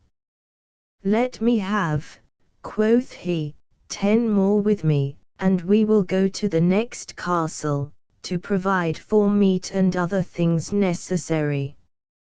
So he and 10 more with him went their way. In the mean season, the residue made a great fire and an altar with green turfs in the honor of Mars. By and by after they came again, bringing with them bottles of wine, and a great number of beasts, amongst which there was a big ram goat, fat, old, and hairy, which they killed and offered unto Mars. Then supper was prepared sumptuously, and the new companion said unto the other, You ought to accompany me not only your captain in robbery and fight, but also in pleasures and jollity. Whereupon by and by with pleasant cheer he prepared meat, and trimming up the house he set all things in order, and brought the pottage and dainty dishes to the table, but above all he plied them well with great pots and jugs of wine. Sometimes, seeming to fetch somewhat, he would go to the maiden and give her pieces of meat, which he privily took away, and would drink unto her, which she willingly took in good part. Moreover, he kissed her twice or thrice, whereof she was well pleased, but I, not well contented thereat, thought in myself, O wretched maid, thou hast forgotten thy marriage, and doest esteem this stranger and bloody thief above thy husband which thy parents ordained for thee. Now perceive I well thou hast no remorse of conscience, but more delight to tarry and play the harlot here amongst so many swords. What? Knowest thou not how the other thieves, if they knew thy demeanor, would put thee to death as they had once appointed, and so work my destruction likewise? Well, now I perceive thou hast a pleasure in the damage and hurt of other. While I did angrily devise with myself all these things, I perceived by certain signs and tokens, not ignorant to so wise an ass, that he was not the notable thief Hermas, but rather Lepolemus her husband, for after much communication he began to speak more frankly, not fearing at all my presence, and said, Be of good cheer, my sweet friend Chariots, for thou shalt have by and by all these thy enemies captive unto thee. Then he filled wine to the thieves more and more, and never ceased, till as they were all overcome with abundance of meat and drink, when as he himself abstained and bridled his own appetite. And truly I did greatly suspect, lest he had mingled in their cups some deadly poison, for incontinently they all fell down asleep on the ground one after another, and lay as though they had been dead. The 27th chapter, how the gentlewoman was carried home by her husband while the thieves were asleep, and how much Apuleius was made of. When the thieves were all asleep by their great and immoderate drinking, the young man Lepolemus took the maiden and set her upon my back, and went homeward. When we were come home, all the people of the city, especially her parents, friends, and family, came running forth joyfully, and the children and maidens of the town gathered together to see this virgin in great triumph sitting upon an ass. Then I, willing to show as much joy as I might, as present occasion served, I set and pricked up my long ears, rattled my nostrils, and cried stoutly, nay rather I made the town to ring again with my shrilling sound. When we were come to her father's house, she was received in a chamber honorably. As for me, Apuleius, accompanied with a great number of citizens, did presently after drive me back again with other horses to the cave of the thieves, where we found them all asleep lying on the ground as we left them. Then they first brought out all the gold, and silver, and other treasure of the house, and laded us with all, which when they had done, they threw many of the thieves down into the bottom of deep ditches, and the residue they slew with their swords. After this we returned home glad and merry of so great vengeance upon them, and the riches which we carried was committed to the public treasury.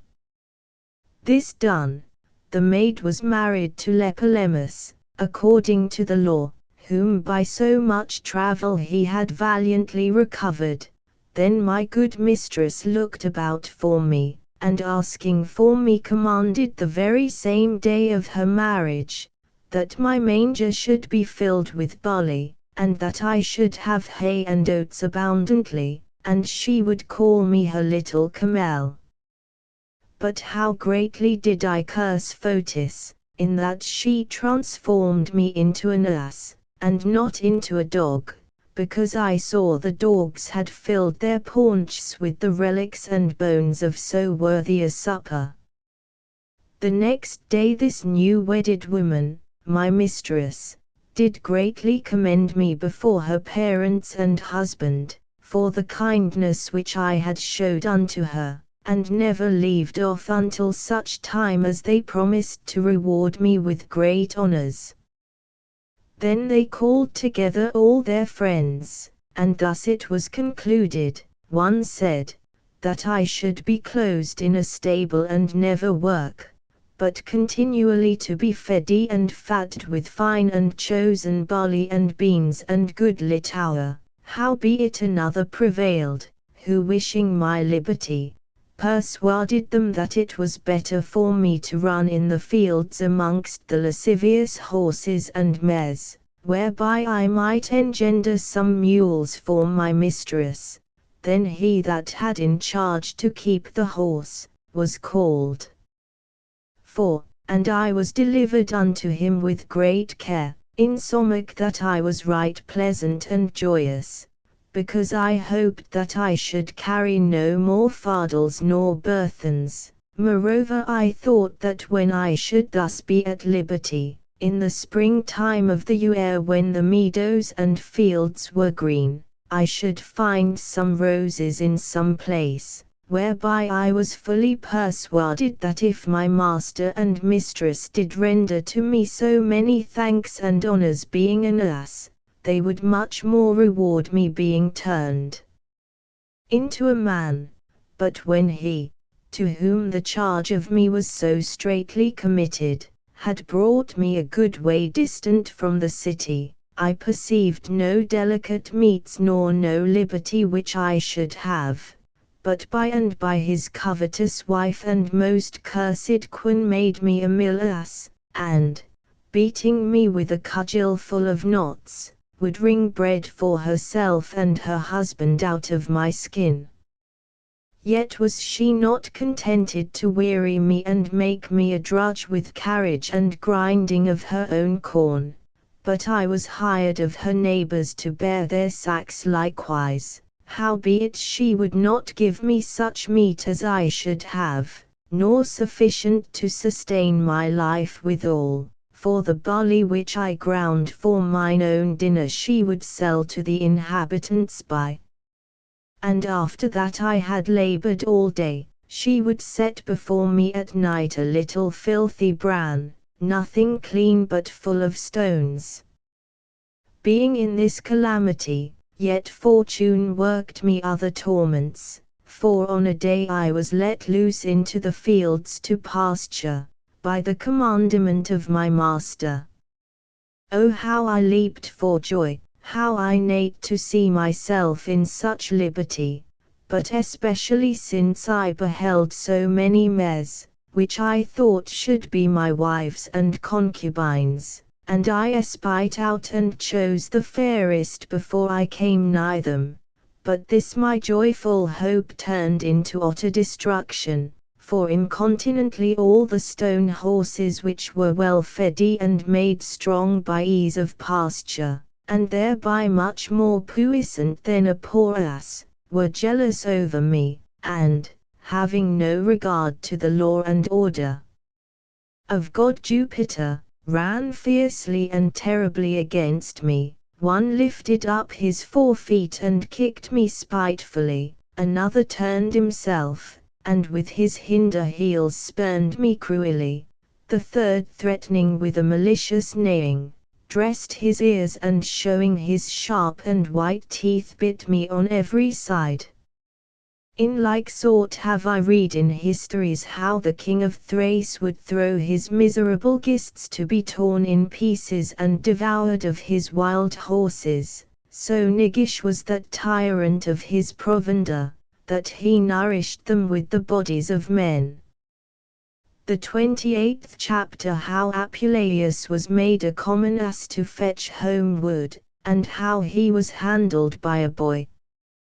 After that I was thus handled by horses, I was brought home again to the mill, but behold fortune, insatiable of my torments, had devised a new pain for me. I was appointed to bring home wood every day from a high hill, and who should drive me thither and home again, but a boy that was the veriest hangman in all the world, who was not contented with the great travel that I took in climbing up the hill, neither pleased when he saw my hoof torn and worn away by sharp flints, but he beat me cruelly with a great staff, insomuch that the marrow of my bones did ache for woe, for he would strike me continually on the right hip, and still in one place, whereby he tore my skin and made of my wide sore a great hole or trench, or rather a window to look out at, and although it run down of blood, yet would he not cease beating me in that place. Moreover he laded me with such great burthens of wood that you would think they had been rather prepared for elephants than for me, and when he perceived that my wood hanged more on one side than another, when he should rather take away the heavy sides, and so ease me, or else lift them up, to make them equal with the other, he laid great stones upon the weaker side to remedy the matter, yet could not be contented with this my great misery and immoderate burthens of wood,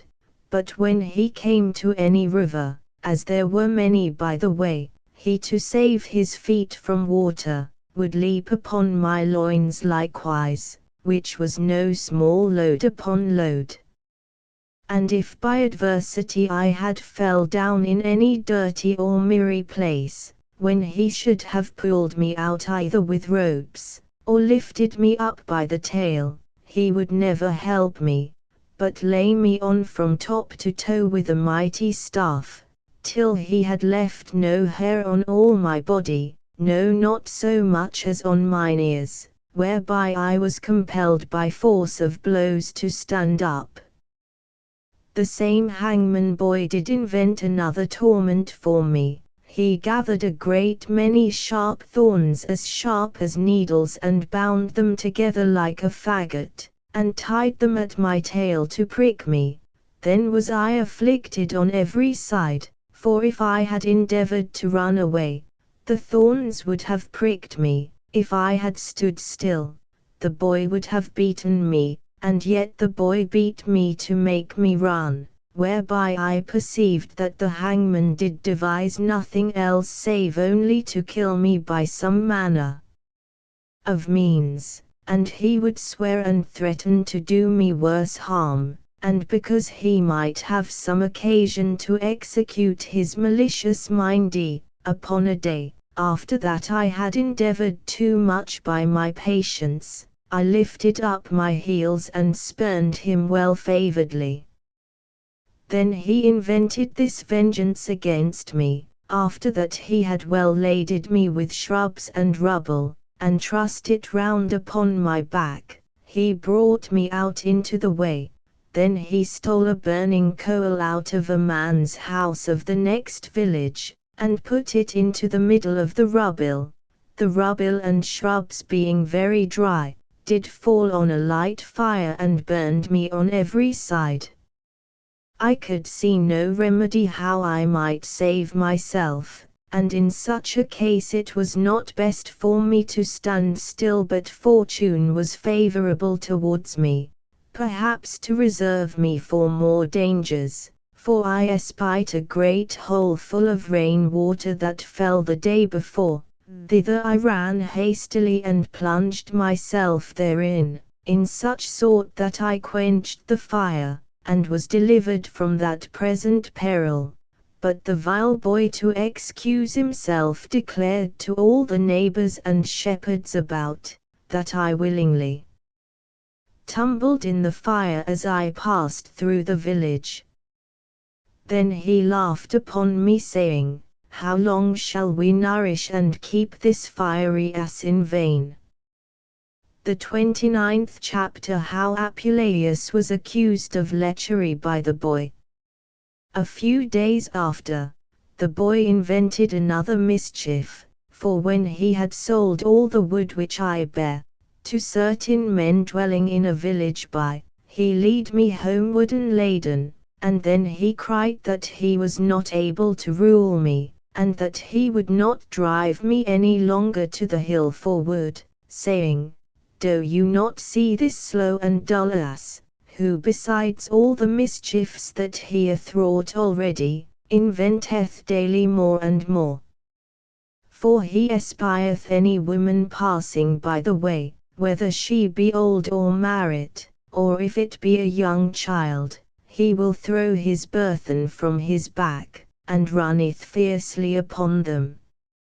And after that he hath thrown them down, he will stride over them to commit his buggery and beastly pleasure. Moreover, he will feign as though he would kiss them, but he will bite their faces cruelly, which thing may work us great displeasure, or rather to be imputed unto us as a crime. And even now when he espied an honest maiden passing by the highway, he by and by threw down his wood and run after her, and when he had thrown her down upon the ground, he would have ravished her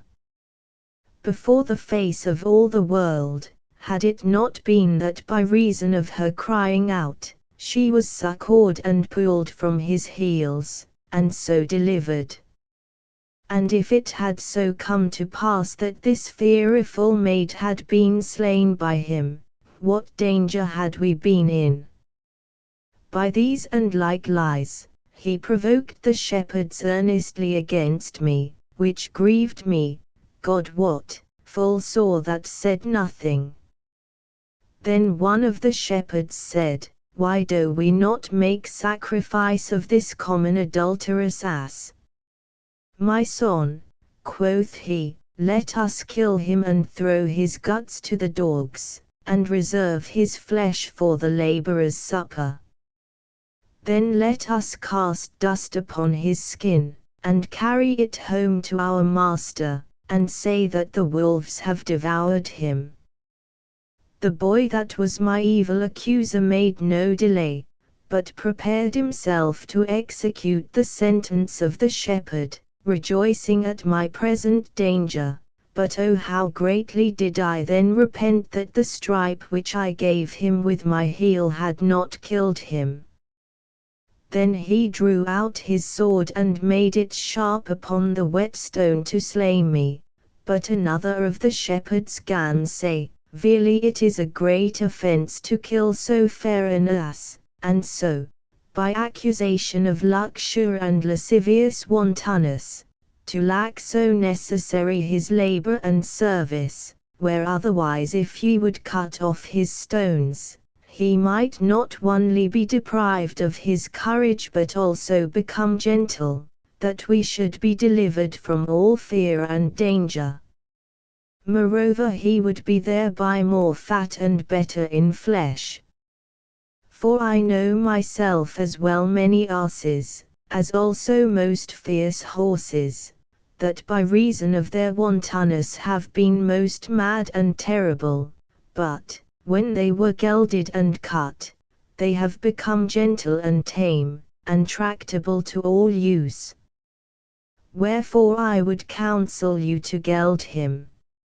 And if you consent thereto, I will by and by, when I go to the next market, fetch mine irons and tools for the purpose, and I ensure you after that I have gelded and cut off his stones, I will deliver him unto you as tame as a lamb. When I did perceive that I was delivered from death, and reserved to be gelded, I was greatly sorry, insomuch that I thought all the hinder part of my body and my stones did ache for woe, but I sought about to kill myself by some manner of means, to the end if I should die, I would die with unperished members. The 30th chapter. How the boy that lead Apuleius to the field, was slain in the wood. While I devised with myself in what manner I might end my life, the rope-ripe boy on the next morrow lead me to the same hill again, and tied me to a bough of a great oak, and in the mean season he took his hatchet and cut wood to load me withal. But behold, there crept out of a cave by, a marvellous great bear, holding out his mighty head, whom when I saw, I was so dainly stroken in fear, and, throwing all the strength of my body into my hinder heels, lifted up my strained head and brake the halter, wherewith I was tied. Then there was no need to bid me run away, for I scoured not only on foot, but tumbled over the stones and rocks with my body till I came into the open fields, to the intent I would escape from the terrible bear, but especially from the boy that was worse than the bear.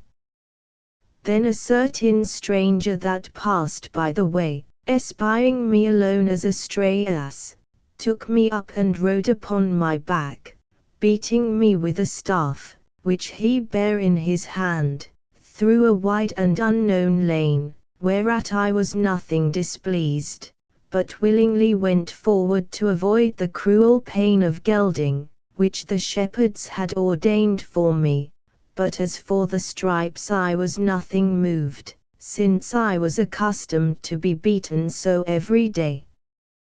But evil fortune would not suffer me to continue in so good estate long, for the shepherds looking about for a cow that they had lost, after they had sought in divers places, fortuned to come upon us unawares, who when they espied and knew me, they would have taken me by the halter, but he that rode upon my back resisted them, saying, O Lord masters, what intend you to do? Will you rob me? Then said the shepherds, What? Thinkest thou we handle thee otherwise than thou deservest, which hast stolen away our ass? Why dost thou not rather tell us where thou hast hidden the boy whom thou hast slain? And therewithal they pulled him down to the ground, beating him with their fists, and spurning him with their feet. Then he answered unto them, saying, that he saw no manner of boy, but only found the ass loose and straying abroad, which he took up to the intent to have some reward for the finding of him and to restore him again to his master. And I would to God, quoth he, that this ass, which verily was never seen, could speak as a man to give witness of mine innocency, then would you be ashamed of the injury which you have done to me. Thus, reasoning for himself, he nothing prevailed, for they tied the halter about my neck, and, maugre his face, pulled me quite away, and lead me back again through the woods of the hill to the place where the boy accustomed to resort. And after they could find him in no place, at length they found his body rent and torn in pieces, and his members dispersed in sundry places, which I well knew was done by the cruel bear, and verily I would have told it if I might have spoken, but, which I could only do, I greatly rejoiced at his death, although it came too late. Then they gathered together the pieces of his body and buried them. By and by they laid the fault to my new master, that took me up by the way, and, bringing him home fast bound to their houses, purposed on the next morrow to accuse him of murder, and to lead him before the justices to have judgment of death. The 31st chapter. How Apuleius was cruelly beaten by the mother of the boy that was slain. In the mean season, while the parents of the boy did lament and weep for the death of their son, the shepherd, according to his promise, came with his instruments and tools to geld me. Then one of them said, Tush, we little esteem the mischief he did yesterday, but now we are contented that tomorrow his stones shall not only be cut off, but also his head. So was it brought to pass, that my death was delayed till the next morrow, but what thanks did I give to that good boy, who, being so slain, was the cause of my pardon for one short day. Howbeit I had no time then to rest myself, for the mother of the boy, weeping and lamenting for his death, attired in mourning vesture, tare her hair and beat her breast, and came presently into the stable, saying, Is it reason that this careless beast should do nothing all day but hold his head in the manger, filling and belling his guts with meat without compassion of my great misery, or remembrance of the pitiful death of his slain master, and contemning my age and infirmity, thinketh that I am unable to revenge his mischiefs. Moreover he would persuade me, that he were not culpable. Indeed, it is a convenient thing to look and plead for safety, when as the conscience doth confess the offence, as thieves and malefactors accustom to do. But O good Lord, thou cursed beast, if thou couldst utter the contents of thine own mind, whom, though it were the veriest fool in all the world, mightest thou persuade that this murder was void or without thy fault, when as it lay in thy power, either to keep off the thieves with thy heels, or else to bite and tear them with thy teeth? Couldst not thou, that so often in his lifetime didst spurn and kick him, defend him now at the point of death by the like mean? Yet at least, thou shouldst have taken him upon thy back, and so brought him from the cruel hands of the thieves, where contrary thou runnest away alone, forsaking thy good master, thy pastor and conductor. Knowest thou not, that such as deny their wholesome help and aid to them which lie in danger of death, ought to be punished, because they have offended against good manners, and the law natura? But I promise thee, thou shalt not long rejoice at my harms, thou shalt feel the smart of thy homicide and offence. I will see what I can do. And therewithal she unclosed her apron, and bound all my feet together, to the end I might not help myself. Then she took a great bar, which accustomed to bar the stable door, and never ceased beating me till she was so weary that the bar fell out of her hands, whereupon she, complaining of the soon faintness of her arms, ran to her fire and brought a firebrand and thrust it under my tail, burning me continually, till such time as, having but one remedy, I arrayed her face and ears with my dirty dunge, whereby, what with the stink thereof, and what with the filthiness that fell in her ears, she was well nigh blinded, so I enforced the quern to leave off, otherwise I had died as Meleager did by the stick, which his mad mother Althea cast into the fire. The 8th book, the 32nd chapter. How a young man came and declared the miserable death of Apuleius and his wife Charits. About midnight came a young man, which seemed to be one of the family of the good woman Charits, who sometimes endured so much misery and calamity with me amongst the thieves, who after that he had taken a stool, and sate down before the fireside, in the company of the servants, began to declare many terrible things that had happened unto the house of Charits, saying, O ye housekeepers, shepherds and cowherds, you shall understand that we have lost our good mistress Charits miserably, and by evil adventure, and to the end you may learn and know all the whole matter, I purpose to tell you the circumstances of every point, whereby such as are more learned than I, to whom fortune hath ministered more copious style, may paint it out in paper in form of an history. There was a young gentleman dwelling in the next city, born of good parentage, valiant in prowess, and rich in substance, but very much given and addicted to whore-hunting, and continual revelling, whereby he fell in company with thieves, and had his hand ready to the effusion of humane blood. His name was Thrasyllus.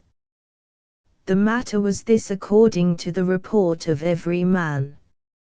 He demanded Charits in marriage, who although he were a man more comely than the residue that wooed her, and also had riches abundantly, yet because he was of evil fame, and a man of wicked manners and conversation, he had the repulse and was put off by Charits, and so she married with Apuleius. Howbeit this young man secretly loved her, yet moved somewhat at her refusal, he busily searched some means to work his damnable intent. And, having found occasion and opportunity to accomplish his purpose, which he had long time concealed, brought to pass, that the same day that Charits was delivered by the subtle mien and valiant audacity of her husband, from the puissance of the thieves, he mingled himself among the assembly, feigning that he was glad of the new marriage, and coming home again of the maiden, whereby, by reason that he came of so noble parents, he was received and entertained into the house as one of their chief and principal friends. Howbeit under cloak of a faithful well-willer, he dissimuled his mischievous mind and intent, in continuance of time by much familiarity and often conversation and banqueting together, he fell more and more in favour, like as we see it fortuneth to lovers, who first do little delight themselves in love, till as by continual acquaintance they kiss and embrace each other.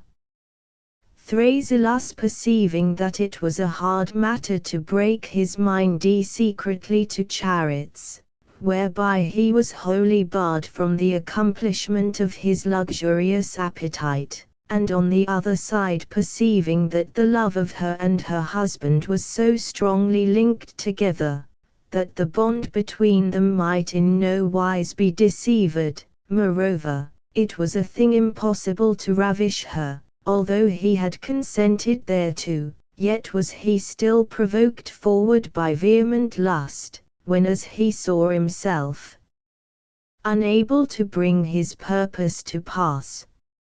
Howbeit at length the thing which seemed so hard and difficile, thorough hope of his fortified love, did now appear easy and facile. But mark I pray you diligently to what end the furious force of his inordinate desire came.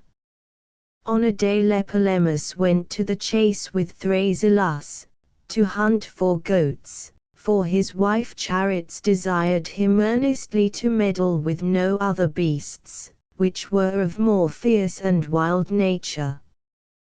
When they were come within the chase to a great thicket fortressed about with briars and thorns, they compassed round with their dogs and beset every place with nets. By and by warning was given to let loose. The dogs rushed in with such a cry, that all the forest rang again with the noise, but behold there leaped out no goat, nor deer, nor gentle Hindi, but an horrible and dangerous wild boar, hard and thick-skinned, bristled terribly with thorns, foaming at the mouth, grinding his teeth, and looking direfully with fiery eyes. The dogs that first set upon him, he tare and rent with his tusks, and then he ran quite through the nets, and escaped away. When we saw the fury of this beast, we were greatly stricken with fear, and because we never accustomed to chase such dreadful boars, and further because we were unarmed and without weapons, we got and hid ourselves under bushes and trees. Then Thrasyllus, having found opportunity to work his treason, said to Lepolemus, "What stand we here amazed? Why show we ourselves like dastards? Why lease we so worthy a prey with our feminine hearts? Let us mount upon our horses, and pursue him incontinently. Take you a hunting staff, and I will take a chasing spear." By and by they leaped upon their horses, and followed the beast. But he returning against them with furious force, pried with his eyes, on whom he might first assail with his tusks, Lepolemus struck the beast first on the back with his hunting staff. Thrasyllus, feigning to aid and assist him, came behind, and cut off the hinder legs of Lepolemus' horse, in such sort that he fell down to the ground with his master. And so dainly the boar came upon Lepolemus and furiously tare and rent him with his teeth. Howbeit, Thrasyllus was not sufficed to see him thus wounded, but when he desired his friendly help, he thrust Lepolemus through the right thigh with his spear, the more because he thought the wound of the spear would be taken for a wound of the boar's teeth. Then he killed the beast likewise, and when he was thus miserably slain, every one of us came out of our holes, and went towards our slain master. But although that Thrasyllus was joyful of the death of Lepolemus, whom he did greatly hate, yet he cloaked the matter with a sorrowful countenance, he feigned a dolorous face. He often embraced the body which himself slew, he played all the parts of a mourning person, saving there fell no tears from his eyes. Thus he resembled us in each point, who verily and not without occasion had cause to lament for our master, laying all the blame of this homicide unto the boar. Incontinently after the sorrowful news of the death of Lepolemus came to the ears of all the family, but especially to Charits, who after she had heard such pitiful tidings, as a mad and raging woman, ran up and down the streets, crying and howling lamentably. All the citizens gathered together, and such as they met bare them company running towards the chasse. When they came to the slain body of Lepolemus, Chariots threw herself upon him weeping and lamenting grievously for his death, in such sort, that she would have presently ended her life, upon the core of her slain husband, whom she so entirely loved, had it not been that her parents and friends did comfort her, and pulled her away. The body was taken up, and in funeral pomp brought to the city and buried. In the mean season, Thrasyllus feigned much sorrow for the death of Lepolemus, but in his heart he was well pleased and joyful. And to counterfeit the matter, he would come to Chariots and say, "Oh, what a loss have I had of my friend, my fellow, my companion Lepolemus! O Chariots, comfort yourself, pacify your dolour, refrain your weeping, beat not your breasts," and with such other and like words and divers examples he endeavoured to suppress her great sorrow. But he spake not this for any other intent but to win the heart of the woman, and to nourish his odious love with filthy delight. Howbeit Chariots after the burial of her husband sought the means to follow him, and, not sustaining the sorrows wherein she was wrapped, got her secretly into a chamber and purposed to finish her life there with dolour and tribulation. But Thrasyllus was very importunate, and at length brought to pass, that at the intercession of the parents and friends of Chariots, she somewhat refreshed her fallen members with refection of meat and bane. Howbeit, she did it more at the commandment of her parents, than for anything else, for she could in no wise be merry, nor receive any comfort, but tormented herself day and night before the image of her husband which she made like unto Bacchus, and rendered unto him divine honours and services. In the mean season Thrasyllus, not able to refrain any longer, before Chariots had assuaged her dolour, before her troubled mind had pacified her fury, even in the middle of all her griefs, while she tare her hair and rent her garments, demanded her in marriage, and so without shame, he detected the secrets and unspeakable deceits of his heart. But Chariots detested and abhorred his demand, and as she had been stroken with some clap of thunder, with some storm, or with the lightning of Jupiter, she presently fell down to the ground all amazed. Howbeit when her spirits were revived and that she returned to herself, perceiving that Thrasyllus was so importunate, she demanded respite to deliberate and to take advice on the matter. In the mean season, the shape of Lepolemus that was slain so miserably, appeared to Chariots saying, "O my sweet wife, which no other person can say but I pray thee for the love which is between us two, if there be any memory of me in thy heart, or remembrance of my pitiful death, marry with any other person, so that thou marry not with the traitor Thrasyllus, have no conference with him, eat not with him, lie not with him, avoid the bloody hand of mine enemy, couple not thyself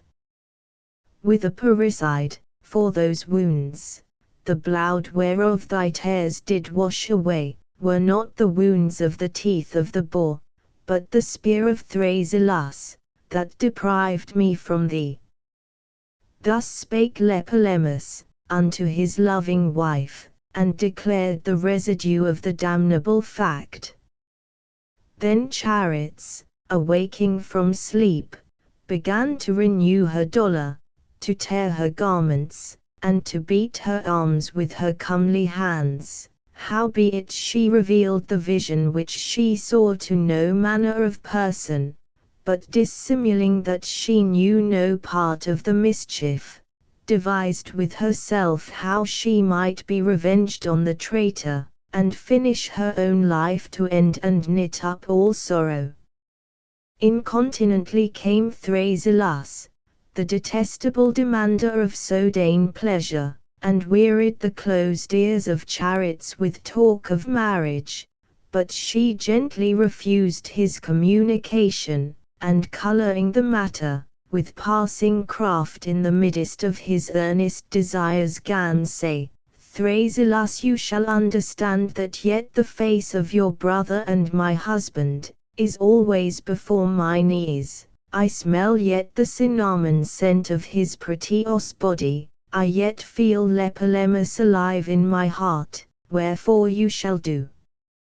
well if you grant to me, miserable woman, necessary time to bewail his death, that after the residue of a few months, the whole year may be expired, which thing toucheth as well my shame as your wholesome profit, lest peradventure by your speed and quick marriage we should justly raise and provoke the spirit of my husband to work our destruction. Howbeit, Thrasyllus was not contented with this promise, but more and more came upon her, insomuch that she was enforced to speak to him in this manner, My friend Thrasyllus, if thou be so contented until the whole year be complete and finished, behold here is my body, take thy pleasure, but in such sort and so secret that no servant of the house may perceive it. Then Thrasyllus, trusting to the false promises of the woman, and preferring his inordinate pleasure above all things in the world, was joyful in his heart and looked for night, when as he might have his purpose. But come thou about midnight, quoth chariots, disguised without company, and do but hiss at my chamber door, and my nurse shall attend and let thee in. This counsel pleased Thrasyllus marvellously, who, suspecting no harm, did always look for night, and the hour assigned by chariots. The time was scarce come, when as, according to her commandment, he disguised himself, and went straight to the chamber, where he found the nurse attending for him, who, by the appointment of her mistress, fed him with flattering talk, and gave him mingled and doled drink in a cup, excusing the absence of her mistress chariots, by reason that she attended on her father being sick, until such time, that with sweet talk and operation of the wine, he fell in a sound sleep. Now when he lay prostrate on the ground ready to all adventure, chariots, being called for, came in, and with manly courage and bold force stood over the sleeping murderer, saying, Behold the faithful companion of my husband, behold this valiant hunter, behold me dear spouse, this is the hand which shed my blood, this is the heart which hath devised so many subtle means to work my destruction, these be the ears whom I have ill pleased. Behold now they force you their own destiny, sleep careless.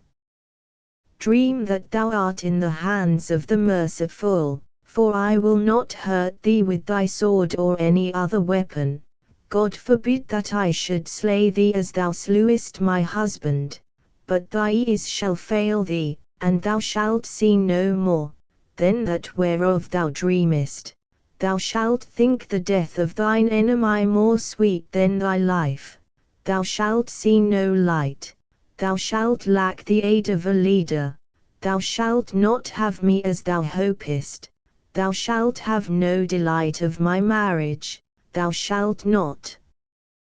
die, and yet living thou shalt have no joy, but wander between light and darkness as an unsure image. thou shalt seek for the hand that pricked out thy knees, yet shalt thou not know of whom thou shouldest complain. I will make sacrifice with the blood of thy knees upon the grave of my husband. But what gainest thou through my delay? Perhaps thou dreamest that thou embracest me in thy arms. Leave off the darkness of sleep and awake thou to receive a penal deprivation of thy sight. Lift up thy face, regard thy vengeance and evil fortune, reckon thy misery. So pleaseth thine ears to a chaste woman, that thou shalt have blindness to thy companion, and an everlasting remorse of thy miserable conscience. When she had spoken these words, she took a great needle from her head and pricked out both his ears, which done, she by and by caught the naked sword which her husband Apuleius accustomed to wear, and ran throughout all the city like a mad woman towards the sepulchre of her husband.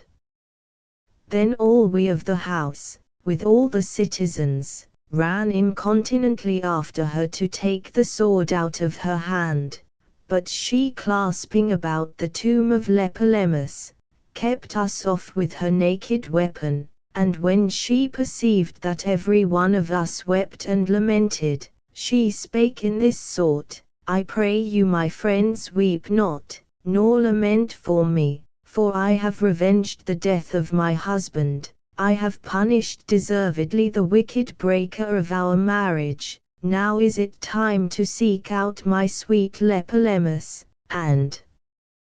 presently with this sword to finish my life. And therewithal, after she had made relation of the whole matter, declared the vision which she saw and told by what means she deceived Thrasyllus, thrusting her sword under her right breast, and wallowing in her own blood, at length with manly courage yielded up the ghost. Then immediately the friends of miserable chariots did bury her body within the same sepulchre. Thrasyllus, hearing all the matter, and knowing not by what means he might end his life, for he thought his sword was not sufficient to revenge so great a crime, at length went to the same sepulchre, and cried with a loud voice, saying, O you ye dead spirits, whom I have so highly and greatly offended, vouchsafe to receive me. Behold, I make sacrifice unto you with my whole body. Which said, he closed the sepulchre, purposing to famish himself, and to finish his life there in sorrow. These things the young man with pitiful sighs and tears declared unto the cowherds and shepherds, which caused them all to weep, but they, fearing to become subject unto new masters, prepared themselves to depart away. The 33rd chapter, how Apuleius was led away by the horsekeeper, and what danger he was in. By and by the horsekeeper, to whom the charge of me was committed, brought forth all his substance, and laded me and other horses withal, and so departed thence. We bare women, children, pullets, sparrows, kids, whelps, and other things which were not able to keep pace with us, and that which I bare upon my back, although it was a mighty burthen, yet seemed it very light, because I was driven away from him that most terribly had appointed to kill me. When we had passed over a great mountain full of trees, and were come again into the open fields, behold, we approached nigh to a fair and rich castile, where it was told unto us that we were not able to pass in our journey that night, by reason of the great number of terrible wolves which were in the country about, so fierce and cruel that they put every man in fear, in such sort that they would invade and set upon such which passed by like thieves, and devour both them and their beasts. Moreover, we were advertised that there lay in the way where we should pass many dead bodies eaten and torn with wolves. Wherefore we were willed to stay there all night, and on the next morning, to go close and round together, whereby we might pass and escape all dangers. But, notwithstanding this good counsel, our caitiff drivers were so covetous to go forward, and so fearful of pursuit, that they never stayed till the morning, but being well nigh midnight, they made us trudge in our way apace. Then I, fearing the great danger which might happen, ran amongst the middle of the other horses, to the end I might defend and save my poor buttocks from the wolves, whereat every man much marvelled to see, that I scoured away swifter than the other horses. But such was my agility, not to get me any praise, but rather for fear. At that time I remembered with myself, that the valiant horse Pegasus did fly in the air more to avoid the danger of dreadful Chimera, than for anything else. The shepherds which drave us before them were well armed like warriors, one had a spear, another had a sheepy hook, some had darts, some clubs, some gathered up great stones, some held up their sharp javelins, and some feared away the wolves with light firebrands. Finally we lacked nothing to make up an army, but only drums and trumpets. But when we had passed these dangers, not without small fear, we fortuned to fall into worse, for the wolves came not upon us, either because of the great multitude of our company, or else because of our firebrands, or peradventure they were gone to some other place, for we could see none, but the inhabitants of the next villages, supposing that we were thieves by reason of the great multitude, for the defense of their own substance, and for the fear that they were in, set great and mighty masties upon us, which they had kept and nourished for the safety of their houses, who compassing us round about leaped on every side, tearing us with their teeth, in such sort that they pulled many of us to the ground. Verily it was a pitiful sight to see so many dogs, some following such as flight, some invading such as stood still, some tearing those which lay prostrate, but generally there were none which escaped clear. Behold, upon this another danger ensued. The inhabitants of the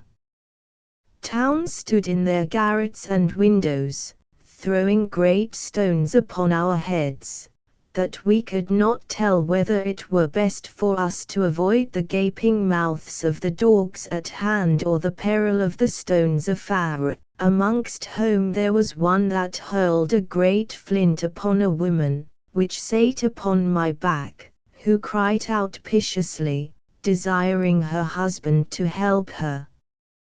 Then he, coming to succor and aid his wife,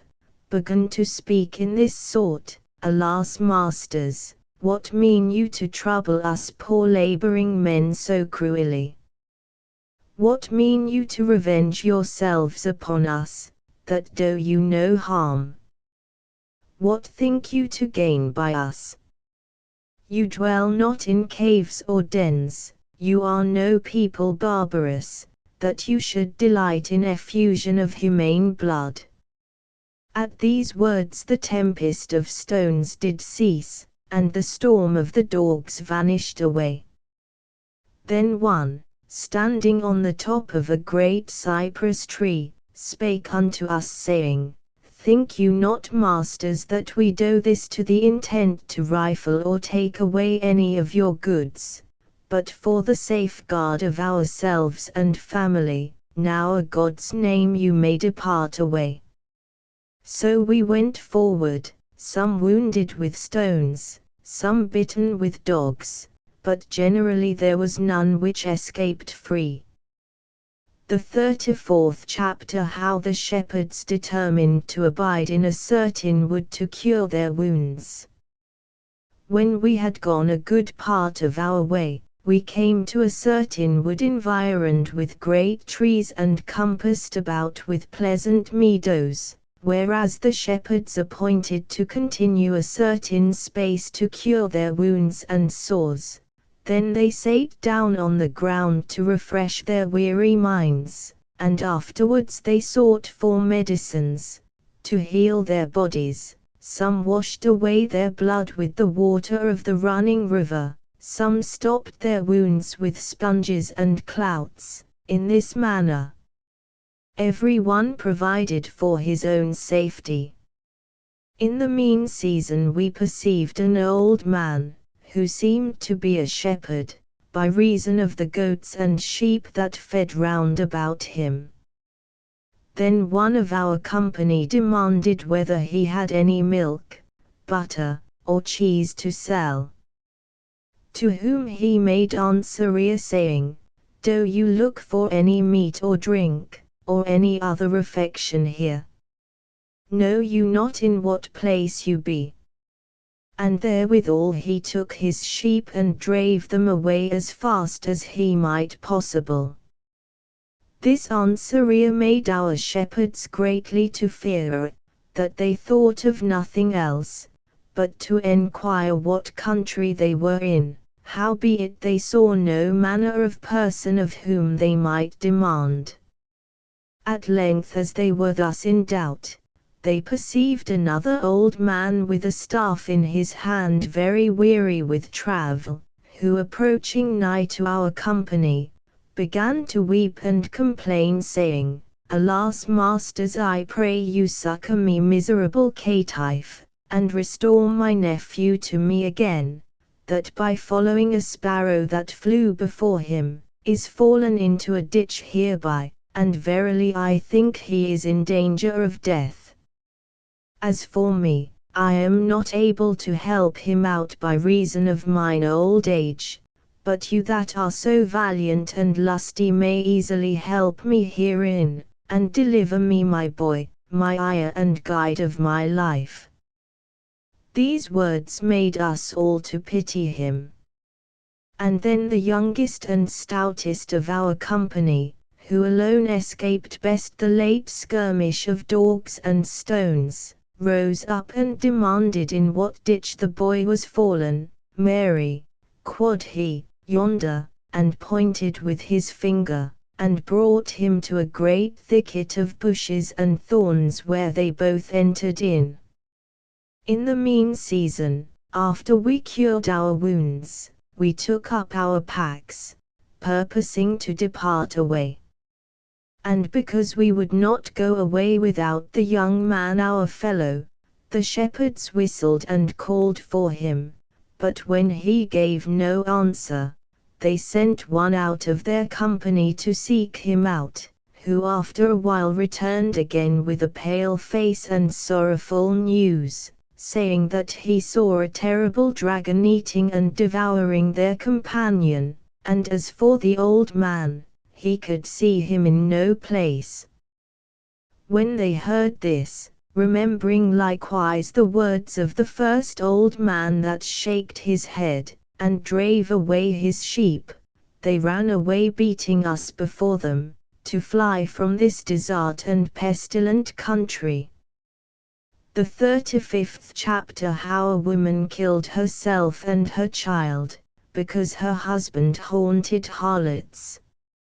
After that we had passed a great part of our journey, we came to a village where we lay all night. But hearken, and I will tell you what mischief happened there. You shall understand. There was a servant to whom his master had committed the whole government of his house, and was master of the lodging where we lay. This servant had married a maiden of the same house, howbeit he was greatly in love with a harlot of the town, and accustomed to resort unto her, wherewith his wife was so highly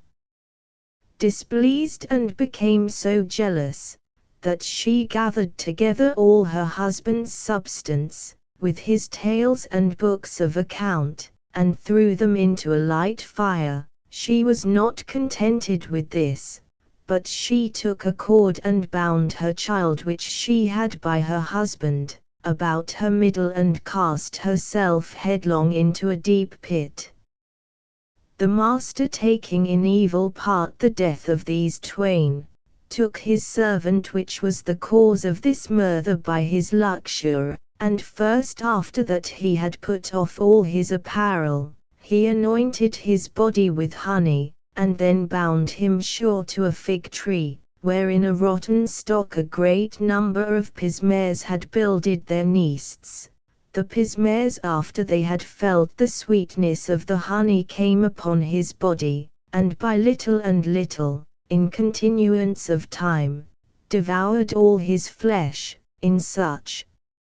sort, that there remained on the tree but his bare bones. This was declared unto us by the inhabitants of the village there, who greatly sorrowed for the death of this servant. Then we, avoiding likewise from this dreadful lodging, incontinently departed away.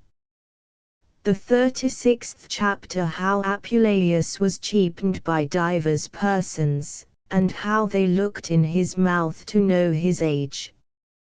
After this we came to a fair city very populous, where our shepherds determined to continue,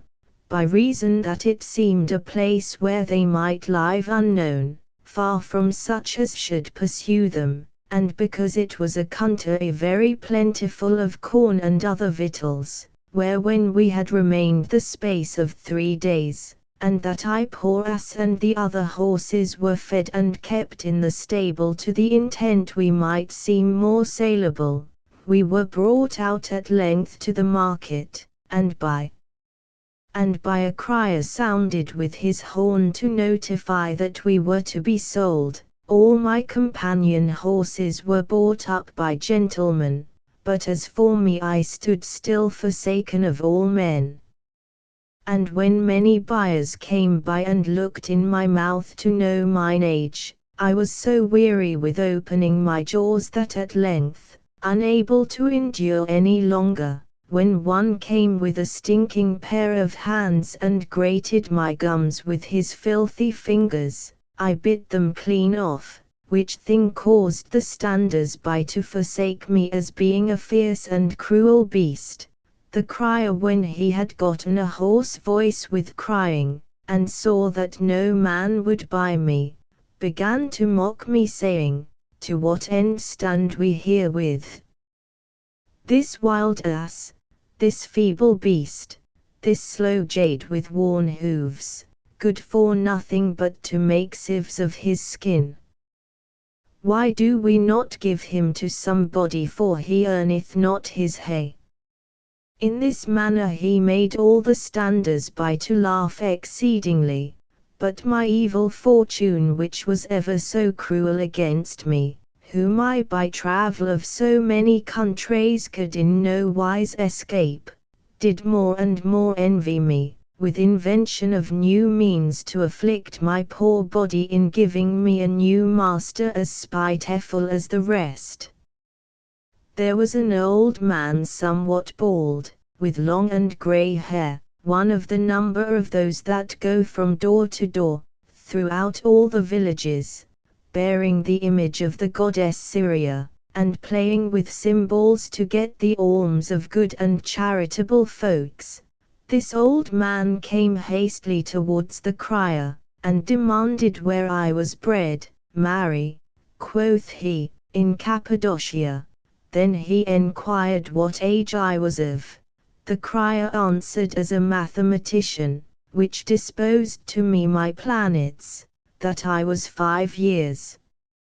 old, and willed the old man to look in my mouth, for I would not willingly, quoth he, incur the penalty of the law Cornelia, in selling a free citizen for a servile slave. By a God's name, this fair beast to ride home on, and about in the country, But this curious buyer did never stint to question of my qualities, and at length he demanded whether I were gentle or no. Gentle, quoth the crier, as gentle as a lamb, tractable to all use. He will never bite, he will never kick, but you would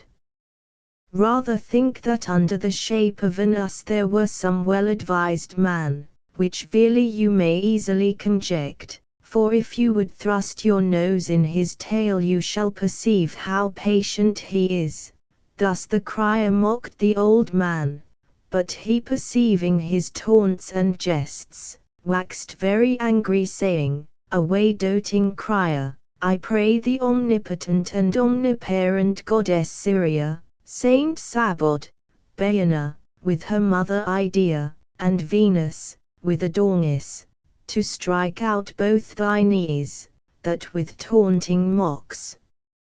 hast scoffed me in this sort. Dost thou think that I will put a goddess upon the back of any fierce beast, whereby her divine image should be thrown down on the ground, and so I poor miser should be compelled, tearing my hair, to look for some physician to help her?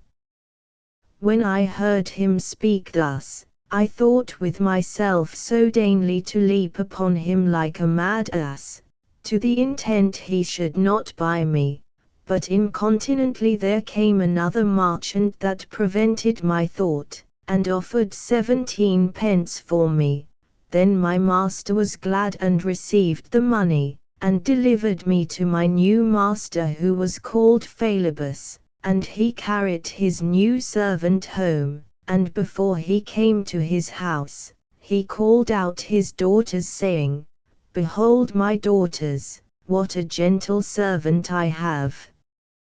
bought for you. Then they were marvellous glad, and coming out prattling and shouting for joy, thought verily that he had brought home a fit and conveniable servant for their purpose. But when they perceived that it was an ass, they began to provoke him, saying that he had not bought a servant for his maidens, but rather an ass for himself.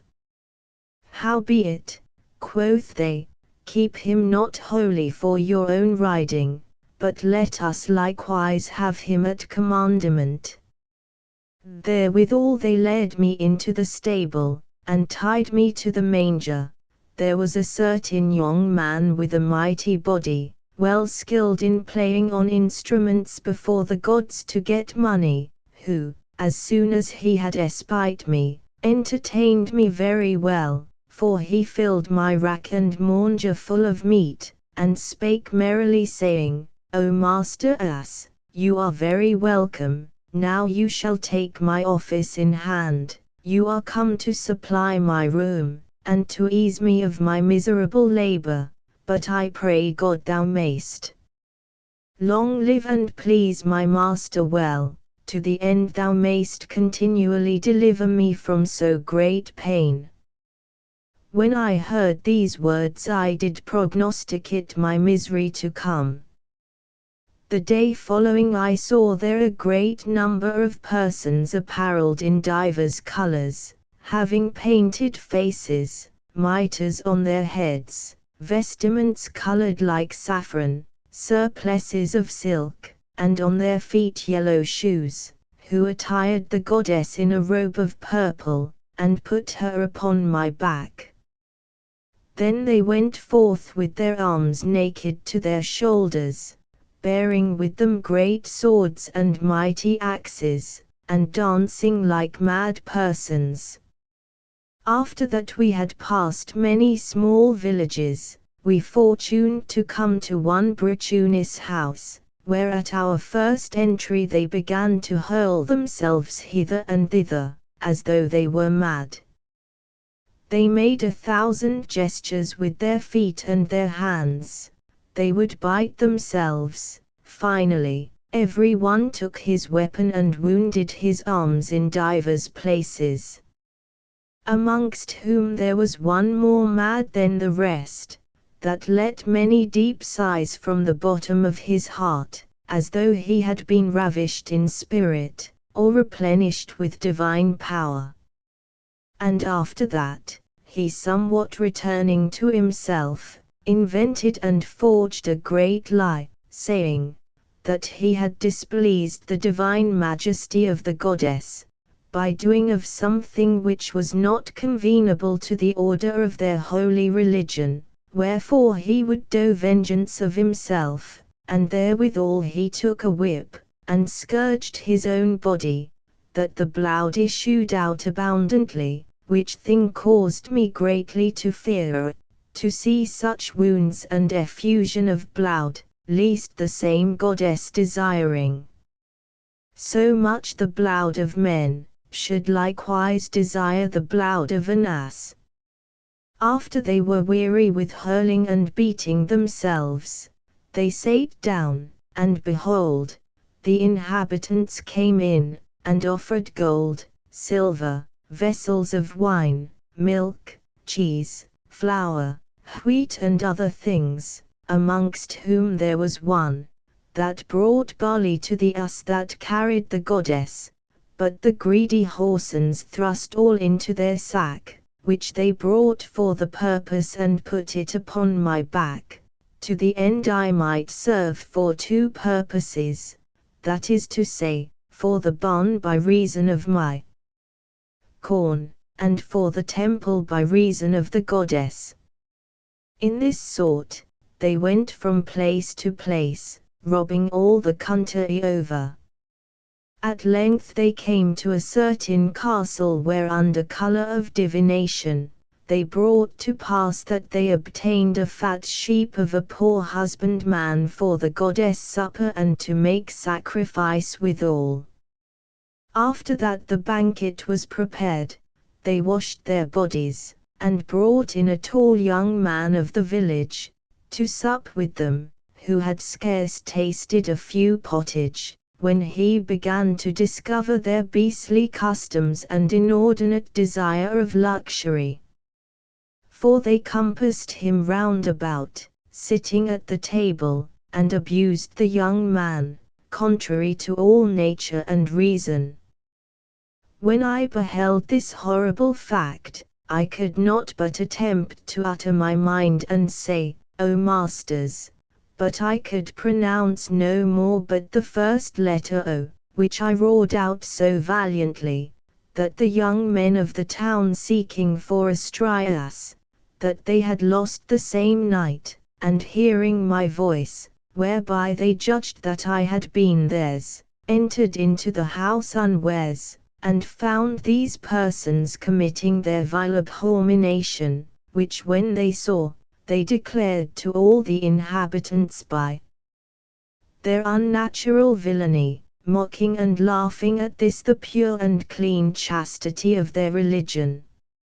In the mean season, Phalibus and his company, by reason of the bruit which was dispersed throughout all the region there of their beastly wickedness, put all their trumpery upon my back, and departed away about midnight. When we had passed a great part of our journey, before the rising of the sun, we came into a wild desert, where they conspired together to slay me. For after they had taken the goddess from my back and set her gingerly upon the ground, they likewise took off my harness, and bound me surely to an oak, beating me with their whip, in such sort that all my body was mortified. Amongst whom there was one that threatened to cut off my legs with his hatchet, because by my noise I defamed his chastity, but the other regarding more their own profit than my utility, thought best to spare my life, because I might carry home the goddess. So they laded me again, driving me before them with their naked swords, till they came to a noble city, where the principal patron bearing high reverence unto the goddess, came in great devotion before us with tympani, cymbals, and other instruments, and received her, and all our company with much sacrifice and veneration. But there I remember, I thought myself in most danger, for there was one that brought to the master of the house a side of a fat buck for a present, which being hanged behind the kitchen door, not far from the ground, was clean eaten up by a greyhound, that came in. The cook, when he saw the venison devoured, lamented and wept pitifully. And because supper time approached nigh, when as he should be reproved of too much negligence, he took a halter to hang himself, but his wife perceiving whereabout he went, ran incontinently to him, and taking the halter in both her hands, stopped him of his purpose, saying, "O husband, are you out of your wits? Pray, husband, follow my counsel. Carry this strange ass out into some secret place and kill him, which done, cut off one of his sides, and sauce it well like the side of the buck, and set it before your master." Then the cook, hearing the counsel of his wife, was well pleased to slay me to save himself, and so he went to the whetstone, to sharp his tools accordingly. The 9th book, the 37th chapter. How Apuleius saved himself from the cook, breaking his halter, and of other things that happened. In this manner the traitorous cook prepared himself to slay me, and when he was ready with his knives to doe his feet, I devised with myself how I might escape the present peril, and I did not long delay, for incontinently I brake the halter wherewith I was tied, and flinging my heels hither and thither to save myself, at length I ran hastily into a parlour, where the master of the house was feasting with the priests of the goddess Syria, and disquieted all the company, throwing down their meats and drinks from the table. The master of the house, dismayed at my great disorder, commanded one of his servants to take me up, and lock me in some strong place, to the end I might disturb them no more. But I little regarded my imprisonment, considering that I was happily delivered from the hands of the traitorous cook. Howbeit fortune, or the fatal disposition of the divine providence, which neither can be avoided by wise counsel, neither yet by any wholesome remedy, invented a new torment, for by and by a young lad came running into the parlour all trembling, and declared to the master of the house, that there was a mad dog running about in the streets, which had done much harm, for he had bitten many greyhounds and horses in the inn by, and he spared neither man nor beast.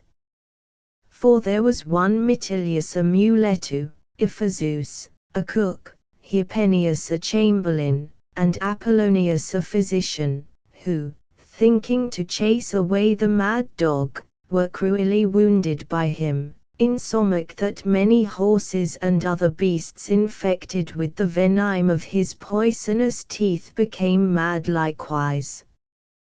Which thing caused them all at the table greatly to fear, and thinking that I had been bitten in like sort, came out with spears, clubs, and pitchforks purposing to slay me, and I had undoubtedly been slain, had I not by and by crept into the chamber, where my master intended to lodge all night. Then they closed and locked fast the doors about me, and kept the chamber round, till such time as they thought that the pestilent rage of madness had killed me. When I was thus shut in the chamber alone, I laid me down upon the bed to sleep, considering it was long time past, since I lay and took my rest as a man doth. When morning was come, and that I was well reposed, I rose up lustily. In the mean season, they which were appointed to watch about the chamber all night, reasoned with themselves in this sort, Verily, quoth one, I think that this rude Asse be dead. So think I, quoth another, for the outrageous poison of madness hath killed him. But being thus in divers opinions of a poor Asse, they looked through a crevice, and espied me standing still, sober and quiet in the middle of the chamber. Then they opened the doors, and came towards me, to prove whether I were gentle or no. Amongst whom there was one, which in my opinion, was sent from heaven to save my life, that willed the other to set a basin of fair water before me, and thereby they would know whether I were mad or no. For if I did drink without fear as I accustomed to do, it was a sign that I was whole, and in mine Asse wits, where contrary if I did fly and abhor the taste of the water, it was evident proof of my madness, which thing he said that he had read in ancient and credible books, whereupon they took a basin of clear water, and presented it before me. But I, as soon as I perceived the wholesome water of my life, ran incontinently, thrusting my head into the basin, drank as though I had been greatly athirst. Then they stroked me with their hands, and bowed mine ears, and took me by the halter, to prove my patience. But I, taking each thing in good part, disproved their mad presumption, by my meek and gentle behavior. When I was thus delivered from this double danger, the next day I was laded again with the goddess Syria, and other trumpery, and was brought into the way with trumpets and cymbals to beg in the villages which we passed by according to our custom. And after that we had gone through a few towns and castles, we fortuned to come to a certain village, which was builded, as the inhabitants there affirm, upon the foundation of a famous ancient city. And after that we had turned into the next inn, we heard of a pretty jest committed in the town there, which I would that you should know likewise. The 38th chapter of the deceit of a woman which made her husband cuckold. There was a man dwelling in the town very poor, that had nothing but that which he got by the labor and travel of his hands. His wife was a fair young woman, but very lascivious, and given to the appetite and desire of the flesh. It fortuned on a day, that while this poor man was gone betimes in the morning to the field about his business, according as he accustomed to do, his wife's lover secretly came into his house to have his pleasure with her. And so it chanced that during the time that she and he were basking together, her husband, suspecting no such matter, returned home praising the chaste continency of his wife, in that he found his doors fast closed, wherefore as his custom was, he whistled to declare his coming. Then his crafty wife, ready with shifts, caught her lover and covered him under a great tub standing in a corner, and therewithal she opened the door, blaming her husband in this sort: Comest thou home every day with empty hands, and bringest nothing to maintain our house?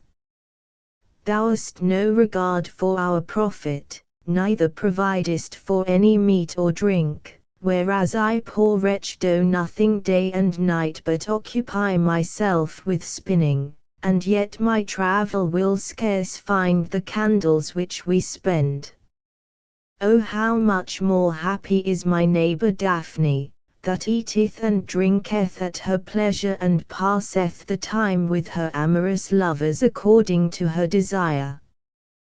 What is the matter, quoth her husband, though our master hath made holiday at the fields, yet think not but I have made provision for our supper. Doest thou not see this tub that keepeth a place here in our house in vain, and doth us no service?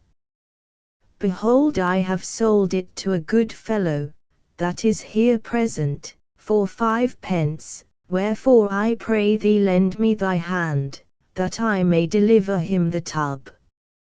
His wife, having invented a present shift, laughed on her husband, saying, What merchant, I pray you, have you brought home hither, to fetch away my tub for 5 pence, for which I, poor woman that sit all day alone in my house, have been proffered so often 7? Her husband, being well apaid of her words, demanded what he was that had bought the tub. Look, quoth she, he is gone under, to see where it be sound or no. Then her lover, which was under the tub, began to stir and rustle himself. And because his words might agree to the words of the woman, he said, Dame, will you have me tell the truth? This tub is rotten and cracked as me seemeth on every side. And then turning to her husband said, I pray you, honest man, light a candle, that I may make clean the tub within, to see if it be for my purpose or no, for I do not mind to cast away my money wilfully. He by and by, being made a very ox, lighted a candle, saying, I pray you, good brother, put not yourself to so much pain, let me make the tub clean and ready for you. Whereupon he put off his coat, and crept under the tub to rub away the filth from the sides.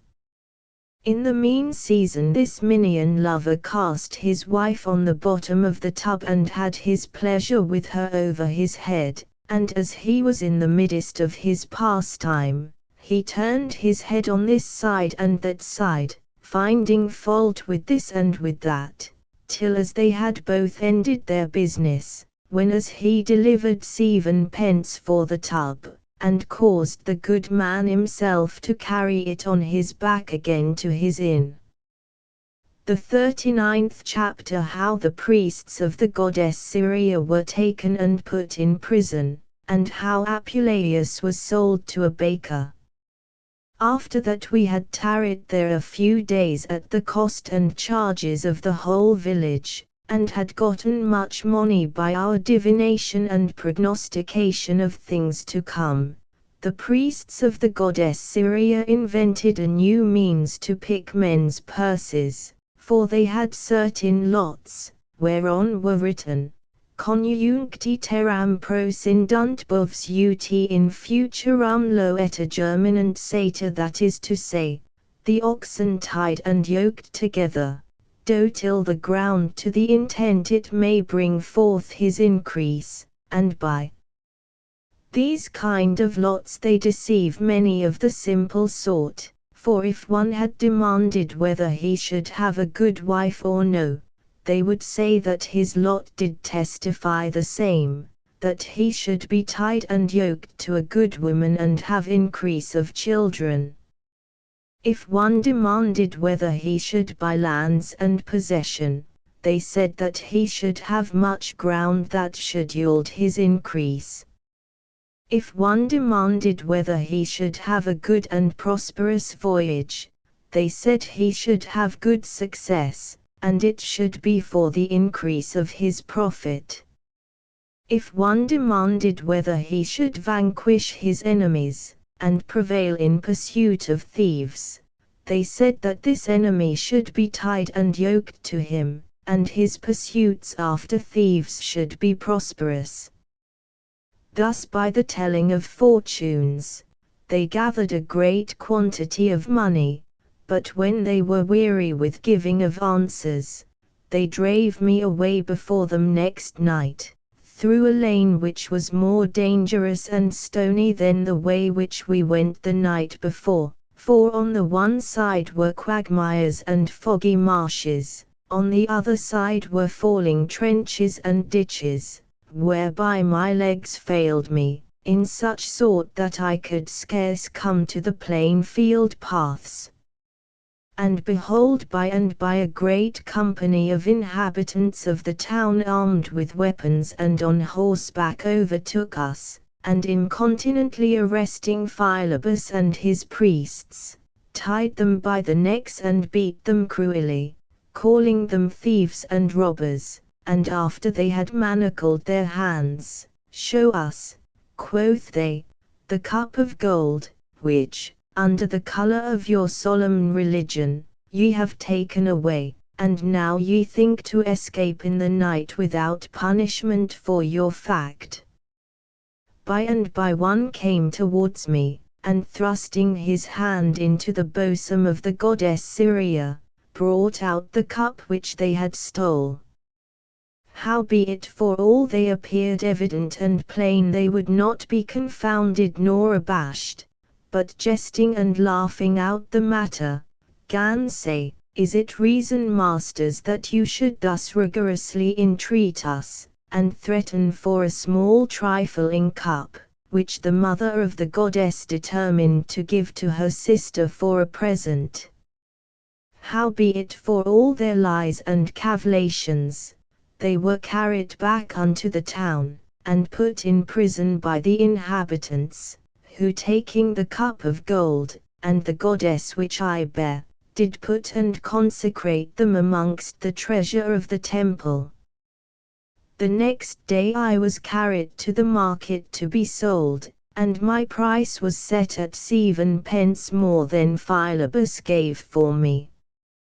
There fortuned to pass by a baker of the next village, who after that he had bought a great deal of corn,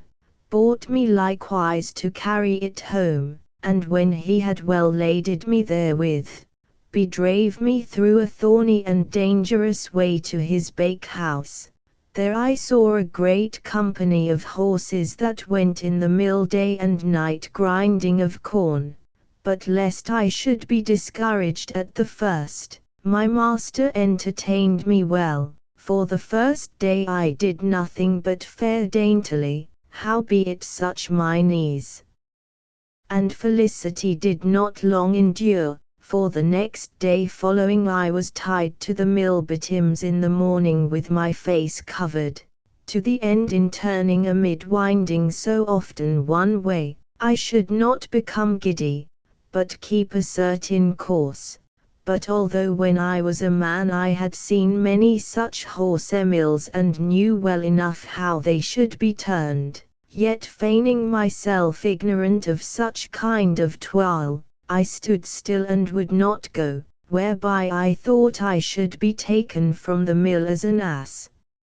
unapt, and put to some other light thing, or else to be driven into the fields to pasture. But my subtlety did me small good, for by and by when the mill stood still, the servants came about me, crying and beating me forward, in such sort that I could not stay to advise myself, whereby all the company laughed to see so sudden a change. When a good part of the day was past, that I was not able to endure any longer, they took off my harness, and tied me to the manger. But although my bones were weary, and that I needed to refresh myself with rest and provender, yet I was so curious that I did greatly delight to behold the baker's art, insomuch that I could not eat nor drink while I looked on. O good Lord, what a sort of poor slaves were there! Some had their skin black and blue, some had their backs striped with lashes, some were covered with rugged sacks, some had their members only hidden, some wore such ragged clouts, that you might perceive all their naked bodies, some were marked and burned in the heads with hot urines, some had their hair half clipped, some had locks of their legs, some very ugly and evil-favored, that they could scarce see, their eyes and face were so black and dim with smoke, like those that fight in the sands, and know not where they strike by reason of dust, and some had their faces all mealy. But how should I speak of the horses my companions, how they being old and weak, thrust their heads into the manger, they had their necks all wounded and worn away, they rated their nose-thrills with a continual cough, their sides were bare with their harness and great travel, their ribs were broken with beating, their hoofs were battered broad with incessant labor, and their skin rugged by reason of their langueness. When I saw this dreadful sight, I began to fear, lest I should come to the like state, and considering with myself the good fortune which I was sometime in when I was a man, I greatly lamented, holding down my head, and would eat no meat, but I saw no comfort or consolation of my evil fortune, saving that my mind was somewhat recreated to hear and understand what every man said, for they neither feared nor doubted my presence. At that time I remembered how Homer, the divine author of ancient poetry, described him to be a wise man, which had travelled divers countries and nations, wherefore I gave great thanks to my Asse for me, in that by this means I had seen the experience of many things, and was become more wise, notwithstanding the great misery and labor which I daily sustained. But I will tell you a pretty jest, which cometh now to my remembrance, to the intent your ears may be delighted in hearing the same. The 40th chapter, how Apuleius was handled by the baker's wife, which was a harlot. The baker which bought me was an honest and sober man, but his wife was the most pestilent woman in all the world, insomuch that he endured many miseries and afflictions with her, so that I myself did secretly pity his estate, and bewail his evil fortune, for she had not one fault alone, but all the mischiefs that could be devised. She was crabbed, cruel, lascivious, drunken, obstinate, niggish, covetous, riotous in filthy expenses, and an enemy to faith and chastity, a despise of all the gods, whom mother did honor, one that affirmed that she had a god by herself, whereby she deceived all men, but especially her poor husband, one that abandoned her body with continual whoredom. This mischievous queen hated me in such sort, that she commanded every day before she was up, that I should be put into the mill to grind, and the first thing which she would do in the morning, was to see me cruelly beaten, and that I should grind when the other beasts did feed and take rest. When I saw that I was so cruelly handled, she gave me occasion to learn her conversation and life, for I saw oftentimes a young man which would privily go into her chamber, whose face I did greatly desire to see, but I could not by reason mine eyes were covered every day. And verily if I had been free and at liberty, I would have discovered all her abomination. She had an old woman, a bawd, a messenger of mischief that daily haunted to her house, and made good cheer with her to the utter undoing and impoverishment of her husband. But I that was greatly offended with the negligence of Fotis, who made me an ass, instead of a bird, did yet comfort myself by this onely mean, in that to the miserable deformity of my shape, I had long ears, whereby I might hear all things that was done. On a day I heard the old bawd say to the baker's wife, "Dame, you have chosen, without my counsel, a young man to your lover, who as me seemeth, is dull, fearful, without any grace, and dastard like coucheth at the frowning look of your odious husband, whereby you have no delight nor pleasure with him, how far better is the young man Phileseterus, who is comely, beautiful, in the flower of his youth, liberal, courteous, valiant and stout against the diligent prize and watches of your husband, whereby to embrace the worthiest dames of this country, and worthy to wear a crown of gold, for one part that he played to one that was jealous over his wife. Hearken how it was, and then judge the diversity of these two lovers. Know you not one Barbarus, a senator of our town, whom the vulgar people call likewise Scorpion for his severity of manners? This Barbarus had a gentlewoman to his wife, whom he caused daily to be enclosed within his house, with diligent custody. Then the baker's wife said, I know her very well, for we two dwelleth together in one house. Then you know, quoth the old woman, the whole tale of Phileseterus. No, verily, said she, but I greatly desire to know it. Therefore I pray you, mother, tell me the whole story.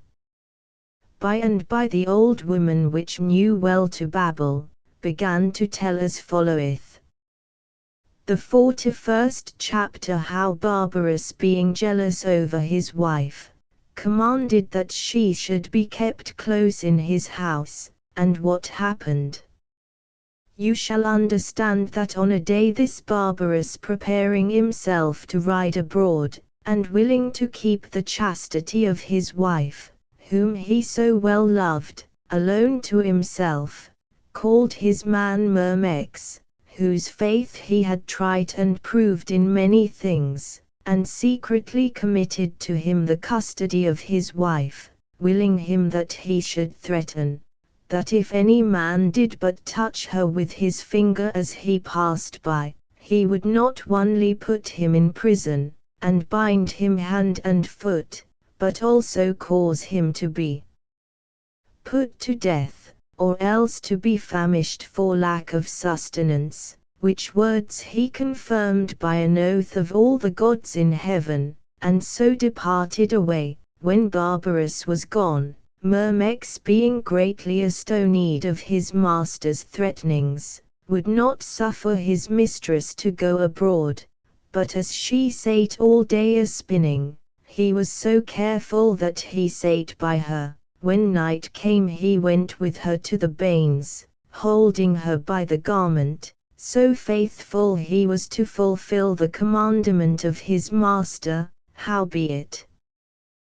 the beauty of this matron could not be hidden from the burning eyes of Phileseterus, who, considering her great chastity and how she was diligently kept by Myrmex, thought it impossible to have his purpose, yet, endeavoring by all kind of means to enterprise the matter, and remembering the fragility of man, that might be enticed and corrupted with money, since as by gold the adamant gates may be opened, on a day, when he found Myrmex alone, he discovered his love, desiring him to show his favor, otherwise he should certainly die, with assurance that he need not to fear when as he might privily be let in and out in the night, without knowledge of any person. When he thought, with these and other gentle words to allure and prick forward the obstinate mind of Myrmex, he showed him glittering gold in his hand, saying that he would give his mistress 20 crowns and him 10. But Myrmex, hearing these words, was greatly troubled, abhorring in his mind to commit such a mischief, wherefore he stopped his ears, and turning his head departed away. Howbeit the glittering view of these crowns could never be out of his mind, but being at home he seemed to see the money before his eyes, which was so worthy a prey, wherefore poor Myrmex, being in divers opinions, could not tell what to do, for on the one side he considered the promise which he made to his master, and the punishment that should ensue if he did contrary. On the other side he thought of the gain, and the passing pleasure of the crowns of gold. In the end the desire of the money did more prevail than the fear of death, for the beauty of the flourishing crowns did so stick in his mind, that where the menaces of his master compelled him to tarry at home, the pestilent avarice of gold egged him out of doors, wherefore putting all shame aside, without further delay, he declared all the whole matter to his mistress, who according to the nature of a woman, when she heard him speak of so great a sum she bound chastity in a string, and gave authority to Myrmex to rule her in that case. Myrmex, seeing the intent of his mistress, was very glad, and for great desire of the gold, he ran hastily to Philocetus, declaring that his mistress was consented to his mind, wherefore he demanded the gold which he promised. Then incontinently Philocetus delivered him 10 crowns, and when night came, Myrmex brought him disguised into his mistress's chamber. About midnight, when he and she were naked together, making sacrifice unto the goddess Venus, behold her husband, contrary to their expectation, came and knocked at the door, calling with a loud voice to his servant Myrmex, whose long tarrying increased the suspicion of his master, in such sort that he threatened to beat Myrmex cruelly, but he being troubled with fear, and driven to his latter shifts, excused the matter, saying, that he could not find the key, by reason it was so dark. In the mean season Philocetus, hearing the noise at the door, slipped on his coat and privily ran out of the chamber. When Myrmex had opened the door to his master that threatened terribly, and had let him in, he went into the chamber to his wife. In the meanwhile Myrmex let out Philocetus, and barred the doors fast, and went again to bed. The next morning when Barbarus awaked, he perceived 2 unknown slippers lying under his bed, which Philocetus had forgotten when he went away. Then he conceived a great suspicion and jealous in mind, howbeit he would not discover it to his wife, neither to any other person, but putting secretly the slippers into his bosom, commanded his other servants to bind Myrmex incontinently, and to bring him bound to the justice after him, thinking verily that by the mean of the slippers he might bolt out the matter. It fortuned that while Barbarus went towards the justice in a fury and rage, and Myrmex fast bound, followed him weeping, not because he was accused before his master, but by reason he knew his own conscience guilty, behold by adventure Philocetus, going about earnest business, fortuned to meet with them by the way, who fearing the matter which he committed the night before, and doubting lest it should be known, did suddenly invent a mean to excuse Myrmex, for he ran upon him and beat him about the head with his fists, saying, "Ah, mischievous varlet that thou art, and perjured knave! It were a good deed if the goddess and thy master here would put thee to death, for thou art worthy to be imprisoned and to wear out these urines, that stalest my slippers away when thou werest at my banes yesternight." Barbarus hearing this returned incontinently home, and called his servant Myrmex, commanding him to deliver the slippers again to the right owner. The old woman had scant finished her tale when the baker's wife gan say, "Verily she is blessed and most blessed, that hath the fruition of so worthy a lover, but as for me poor miser, I am fallen into the hands of a coward, who is not only afraid of my husband but also of every clap of the mill, and dares not do nothing, before the blind face of yonder scabbed ass." Then the old woman answered, "I promise you certainly if you will, you shall have this young man at your pleasure." And therewithal when night came, she departed out of her chamber. In the mean season, the baker's wife made ready a supper with abundance of wine and exquisite fare, so that there lacked nothing, but the coming of the young man, for her husband supped at one of her neighbor's houses. When time came that my harness should be taken off and that I should rest myself, I was not so joyful of my liberty, as when the veil was taken from mine eyes, I should see all the abomination of this mischievous queen. When night was come and the sun gone down, behold the old bawd and the young man, who seemed to be but a child, by reason he had no beard, came to the door. Then the baker's wife kissed him 1,000 times and received him courteously, placed him down at the table, but he had scarce eaten the first morsel, when the good man, contrary to his wife's expectation, returned home, for she thought he would not have come so soon, but Lord how she cursed him, praying God that he might break his neck at the first entry in. In the mean season, she caught her lover and thrust him into the bin where she bolted her flour, and dissembling the matter, finally came to her husband demanding why he came home so soon.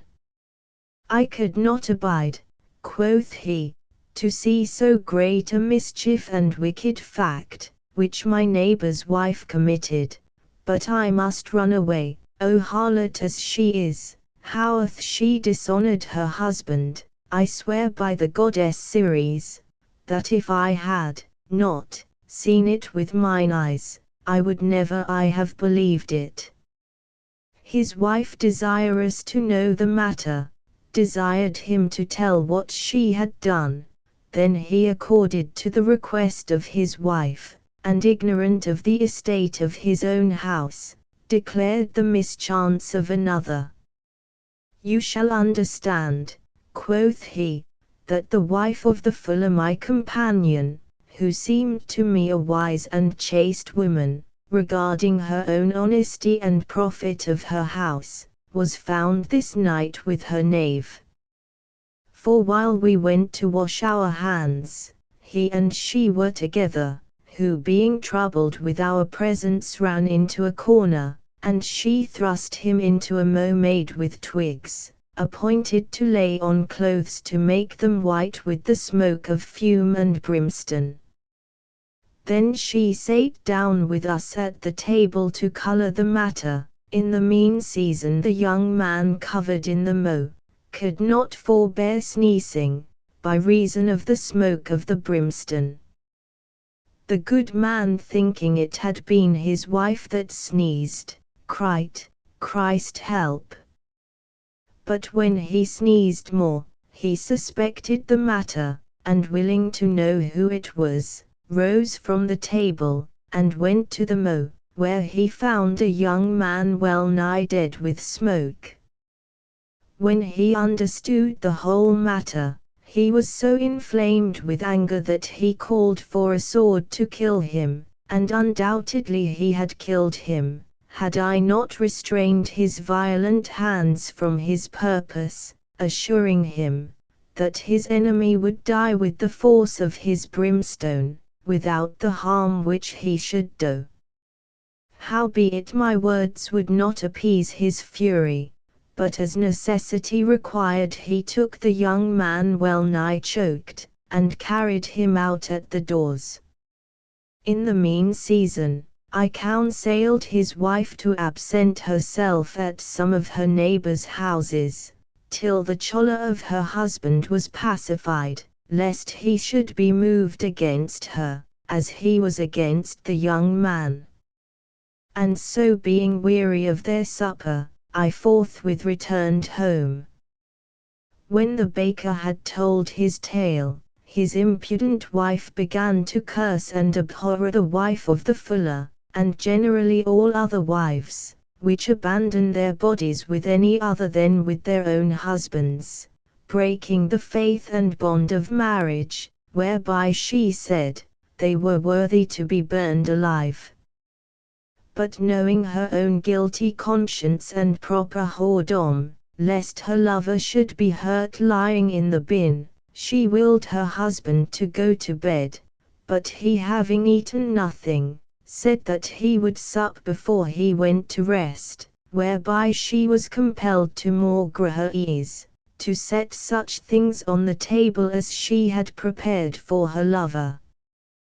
But I, considering the great mischief of this wicked queen, devised with myself how I might reveal the matter to my master, and by kicking away the cover of the bin, where like a snail the young man was couched, to make her whoredom apparent and known.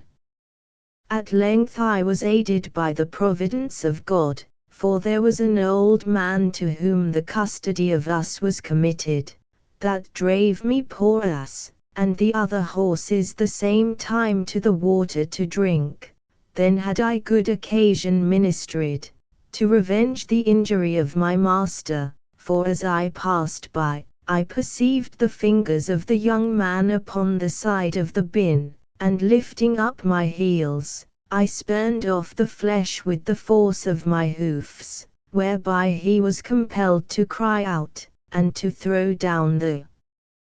bin on the ground, and so the whoredom of the baker's wife was known and revealed.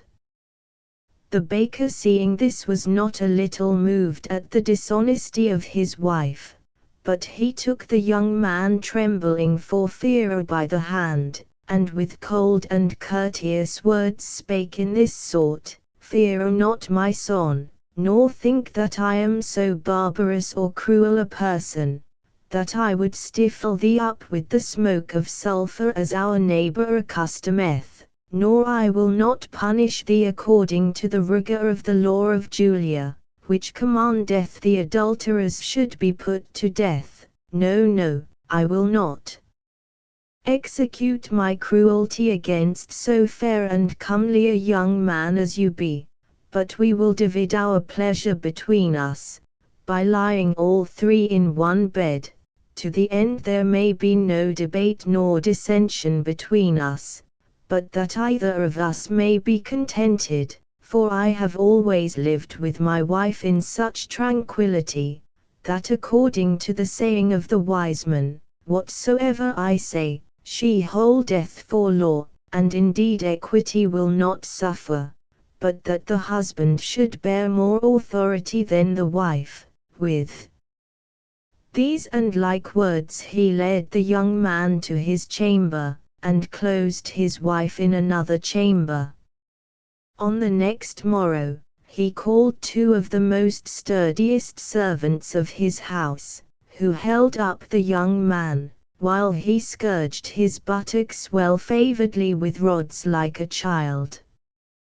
When he had well beaten him, he said, Art not thou ashamed, thou that art so tender and delicate a child, to desire the violation of honest marriages, and to defame thyself with wicked living, whereby thou hast gotten the name of an adulterer? After he had spoken these and like words, he whipped him again, and chased him out of his house. The young man, who was the comeliest of all the adulterers, ran away, and did nothing else that night save only bewail his striped and painted buttocks. Soon after the baker sent one to his wife, who divorced her away in his name, but she beside her own natura mischief, offended at this great contumely, though she had worthily deserved the same, had recourse to wicked arts and trumpery, never ceasing until she had found out an enchantress, who, as it was thought, could do what she would with her sorcery and conjuration. The baker's wife began to entreat her, promising that she would largely recompense her, if she could bring one of these things to pass, either to make that her husband may be reconciled to her again, or else if he would not agree thereto, to send an ill spirit into him, to dispossess the spirit of her husband.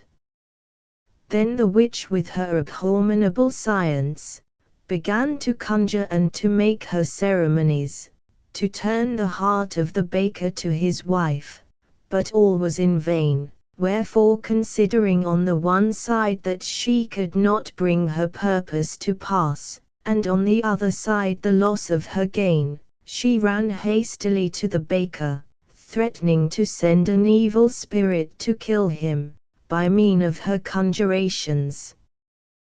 But peradventure some scrupulous reader may demand me a question, how I, being an ass, and tied always in the mill house, could know the secrets of these women. Verily I answer, notwithstanding my shape of an ass, I had the sense and knowledge of a man, and curiously endeavored to know out such injuries as were done to my master. About noon there came a woman into the mill house, very sorrowful, raggedly attired, with bare feet, maigre, ill-favored, and her hair scattering upon her face. This woman took the baker by the hand, and feigning that she had some secret matter to tell him, went into a chamber, where they remained a good space, till all the corn was ground, when as the servants were compelled to call their master to give them more corn, but when they had called very often, and no person gave answer, they began to mistrust, insomuch that they brake open the door. When they were come in, they could not find the woman, but only their master hanging dead upon a rafter of the chamber, whereupon they cried and lamented greatly, and according to the custom, when they had washed themselves, they took the body and buried it. The next day morrow, the daughter of the baker, which was married but a little before to one of the next village, came crying and beating her breast, not because she heard of the death of her father by any man, but because his lamentable spirit, with a halter about his neck, appeared to her in the night, declaring the whole circumstance of his death, and how by enchantment he was descended into hell, which caused her to think that her father was dead. After that she had lamented a good space, and was somewhat comforted by the servants of the house, and when 9 days were expired, as inheritrix to her father, she sold away all the substance of the house, whereby the goods chanced into divers men's hands. The 42nd chapter. How Apuleius, after the baker was hanged, was sold to a gardener, and what dreadful things happened. There was a poor gardener amongst the rest, which bought me for the sum of 50 pence, which seemed to him a great price, but he thought to gain it again by the continual travel of my body. The matter requireth to tell likewise, how I was handled in his service. This gardener accustomed to drive me, every morning laden with herbies to the next village, and when he had sold his herbies, he would mount upon my back and return to the garden, and while he digged the ground and watered the herbies, and went about other business, I did nothing but repose myself with great ease. But when winter approached with sharp hail, rain and frosts, and I standing under a hedge side, was well nigh killed up with cold, and my master was so poor that he had no lodging for himself, much less had he any litter or place to cover me withal, for he himself always lay under a little roof shadowed with boughs. In the morning when I arose, I found my hoofs shriveled together with cold, and unable to pass upon the sharp ice and frosty mire, neither could I fill my belly with meat, as I accustomed to do, for my master and I supped together, and had both one fare, howbeit it was very slender, since as we had nothing else saving old and unsavory salads which were suffered to grow for seed, like long brooms, and that had lost all their sweet sap and juice. It fortuned on a day that an honest man of the next village was benighted and constrained by reason of the rain to lodge, very lagged and weary, in our garden, where although he was but meanly received, yet it served well enough considering time and necessity. This honest man, to recompense our entertainment, promised to give my master some corn, oil, and 2 bottles of wine, wherefore my master, not delaying the matter, laded me with sacks and bottles, and rode to the town, which was 7 miles off. When we came to the honest man's house, he entertained and feasted my master exceedingly. And it fortuned while they eat and drank together, as scener of great amity, there chanced a strange and dreadful case, for there was a hen which ran cackling about the yard, as though she would have laid an egg.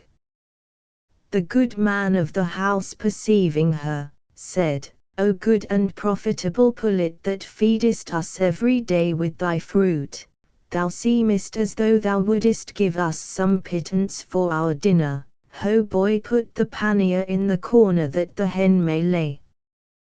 Then the boy did as his master commanded, but the hen, forsaking the pannier, came toward her master and laid at his feet not an egg, which every man knoweth, but a chicken with feathers, claws, and eyes, which incontinently ran peeping after his dam. By and by happened a more strange thing, which would cause any man to abhor. Under the table where they sate, the ground opened, and there appeared a great well and fountain of blood, insomuch that the drops thereof sparkled about the table. At the same time, while they wondered at this dreadful sight, one of the servants came running out of the cellar, and told that all the wine was boiled out of the vessels, as though there had been some great fire under. By and by a weasel was seen that drew into the house a dead serpent, and out of the mouth of a shepherd's dog leaped a live frog. And immediately after one brought word that a ram had strangled the same dog at one bit. All these things that happened, astonied the good man of the house, and the residue that were present, insomuch that they could not tell what to do, or with what sacrifice to appease the anger of the gods. While every man was thus stroken in fear, behold, one brought word to the good man of the house, that his 3 sons, who had been brought up in good literature, and endued with good manners, were dead, for they 3 had great acquaintance and ancient amity with a poor man which was their neighbor, and dwelled hard by them, and next unto him dwelled another young man very rich both in lands and goods, but bending from the race of his progeny's dissensions, and ruling himself in the town, according to his own will. This young royster did mortally hate this poor man, insomuch that he would kill his sheep, steal his oxen, and spoil his corn and other fruits before the time of ripeness. Yet was he not contented with this, but he would encroach upon the poor man's ground, and claim all the heritage as his own. The poor man, which was very simple and fearful, seeing all his goods taken away by the avarice of the rich man, called together and assembled many of his friends to show them all his land, to the end he might have but so much ground of his father's heritage, as might bury him. Amongst whom he found these 3 brethren, as friends to help and aid him in his adversity and tribulation. Howbeit, the presence of these honest citizens could in no wise persuade him to leave his extort power, no nor yet to cause any temperance of his tongue, but the more they went about with gentle words to tell him his faults, the more would he fret and likewise fume, swearing all the oaths under God, that he little regarded the presence of the whole city. Whereupon incontinently he commanded his servants to take the poor man by the ears, and carry him out of his ground, which greatly offended all the standers by. Then one of the brethren spake unto him somewhat boldly, saying, It is but a folly to have such affiance in your riches, whereby you should use your tyranny against the poor, when as the law is common for all men, and a redress may be had to suppress your insolency. These words chafed him more than the burning oil, or flaming brimstone, or scourge of whips, saying, that they should be hanged and their law too, before he would be subject unto any person, and therewithal he called out his bandogs and great masties, which accustomed to eat the carrion and carcasses of dead beasts in the fields, and to set upon such as passed by the way. Then he commanded they should be put upon all the assistants to tear them in pieces, who as soon as they heard the hiss of their master, ran fiercely upon them, invading them on every side, insomuch that the more they flied to escape away, the more cruel and terrible were the dogs. It fortuned amongst all this fearful company, that in running, the youngest of the 3 brethren stumbled at a stone, and fell down to the ground. Then the dogs came upon him and tear him in pieces with their teeth, whereby he was compelled to cry for succor. His other 2 brethren, hearing his lamentable voice, ran towards him to help him, casting their cloaks about their left arms, took up stones to chase away the dogs, but all was in vain, for they might see their brother dismembered in every part of his body, who lying at the very point of death, desired his brethren to revenge his death against that cruel tyrant, and therewithal he gave up the ghost. The other 2 brethren, perceiving so great a murder, and neglecting their own lives, like desperate persons dressed themselves against the tyrant, and threw a great number of stones at him. But the bloody thief, exercised in such and like mischiefs, took a spear and thrust it clean through the body, howbeit he fell not down to the ground. For the spear that came out at his back ran into the earth, and sustained him up. By and by came one of these tyrant's servants, the most sturdiest of the rest, to help his master, who at the first coming took up a stone and threw at the 3rd brother. But by reason the stone ran along his arm it did not hurt him, which chanced otherwise than all men's expectation was. By and by the young man, feigning that his arm was greatly wounded, spake these words unto the cruel bloodsucker, Now mayst thou, thou wretch, triumph upon the destruction of all our family. Now hast thou fed thy insatiable cruelty with the blood of 3 brethren, now mayst thou rejoice at the fall of us citizens. Yet think not but that how far thou dost remove and extend the bounds of thy land, thou shalt have some neighbor. But how greatly am I sorry in that I have lost mine arm, wherewithal I minded to cut off thy head. When he had spoken these words, the furious thief drew out his dagger, and running upon the young man thought verily to have slain him. But it chanced otherwise, for the young man resisted him stoutly, and in buckling together by violence wrested the dagger out of his hand, which done, he killed the rich thief with his own weapon, and to the intent the young man would escape the hands of the servants which came running to assist their master. With the same dagger he cut his own throat. These things were signified by the strange and dreadful wonders which fortuned in the house of the good man, who after he had heard these sorrowful tidings could in no wise weep, so far was he stroken with dolour. But presently taking his knife wherewith he cut his cheese and other meat before, he cut his own throat likewise, in such sort that he fell upon the board and embraced the table with the streams of his blood, in most miserable manner. Hereby was my master the gardener deprived of his hope, and paying for his dinner the watery tears of his eyes, mounted upon my back, and so we went homeward the same way as we came. The 43rd chapter, how Apuleius was found by his shadow. As we passed by the way we met with a tall soldier, for so his habit and countenance declared, who with proud and arrogant words spake to my master in this sort, Quorsum vacuum ducis asinum.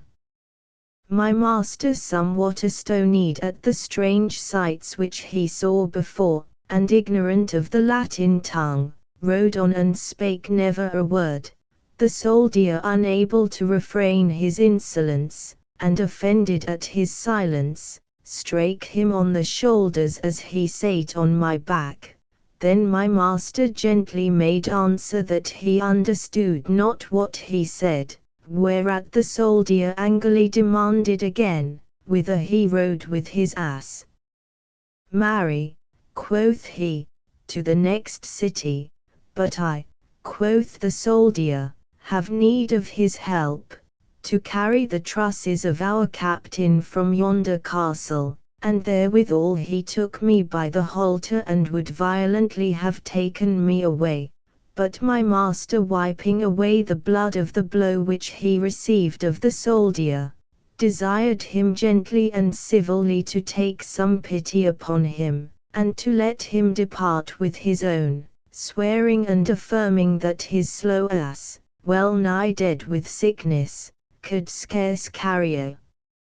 few handfuls of herbs to the next town, much less he was able to bear any greater trusses. But when he saw the soldier would in no wise be entreated, but ready with his staff to cleave my master's head, my master fell down at his feet, under colour to move him to some pity. But when he saw his time, he took the soldier by the legs and cast him upon the ground. Then he buffeted him, thumped him, bit him, and took a stone and beat his face and his sides, that he could not turn and defend himself, but only threatened that if ever he rose, he would chop him in pieces. The gardener, when he heard him say so, drew out his javelin which he had by his side, and when he had thrown it away, he knocked and beat him more cruelly than he did before, insomuch that the soldier could not tell by what means to save himself, but by feigning that he was dead. Then my master took the javelin and mounted upon my back, riding in all haste to the next village, having no regard to go to his garden. And when he came thither, he turned into one of his friends' house and declared all the whole matter, desiring him to save his life and to hide himself and his ass in some secret place, until such time as all danger were past. Then his friends, not forgetting the ancient amity between them, entertained him willingly and drew me up a pair of stairs into a chamber. My master crept into a chest, and lay there with the cover closed fast. The soldier, as I afterwards learned, rose up as one awaked from a drunken sleep, but he could scarce go by reason of his wounds. Howbeit at length by little and little through aid of his staff he came to the town, but he would not declare the matter to any person nor complain to any justice, lest he should be accused of cowardice or dastardness. Yet in the end he told some of his companions of all the matter that happened. Then they took him and caused him to be closed in some secret place, thinking that beside the injury which he had received, he should be accused of the breach of his faith, by reason of the loss of his spear. And when they had learned the scenes of my master, they went to search him out. At last there was an unfaithful neighbor that told them where he was. Then incontinently the soldiers went to the justice declaring that they had lost by the way a silver goblet of their captain's, and that a gardener had found it, who refusing to deliver the goblet, was hidden in one of his friends' houses. By and by the magistrates, understanding the loss of the captain, came to the doors where we were, commanded our host to deliver my master upon pain of death. Howbeit these threatenings could not enforce him to confess that he was within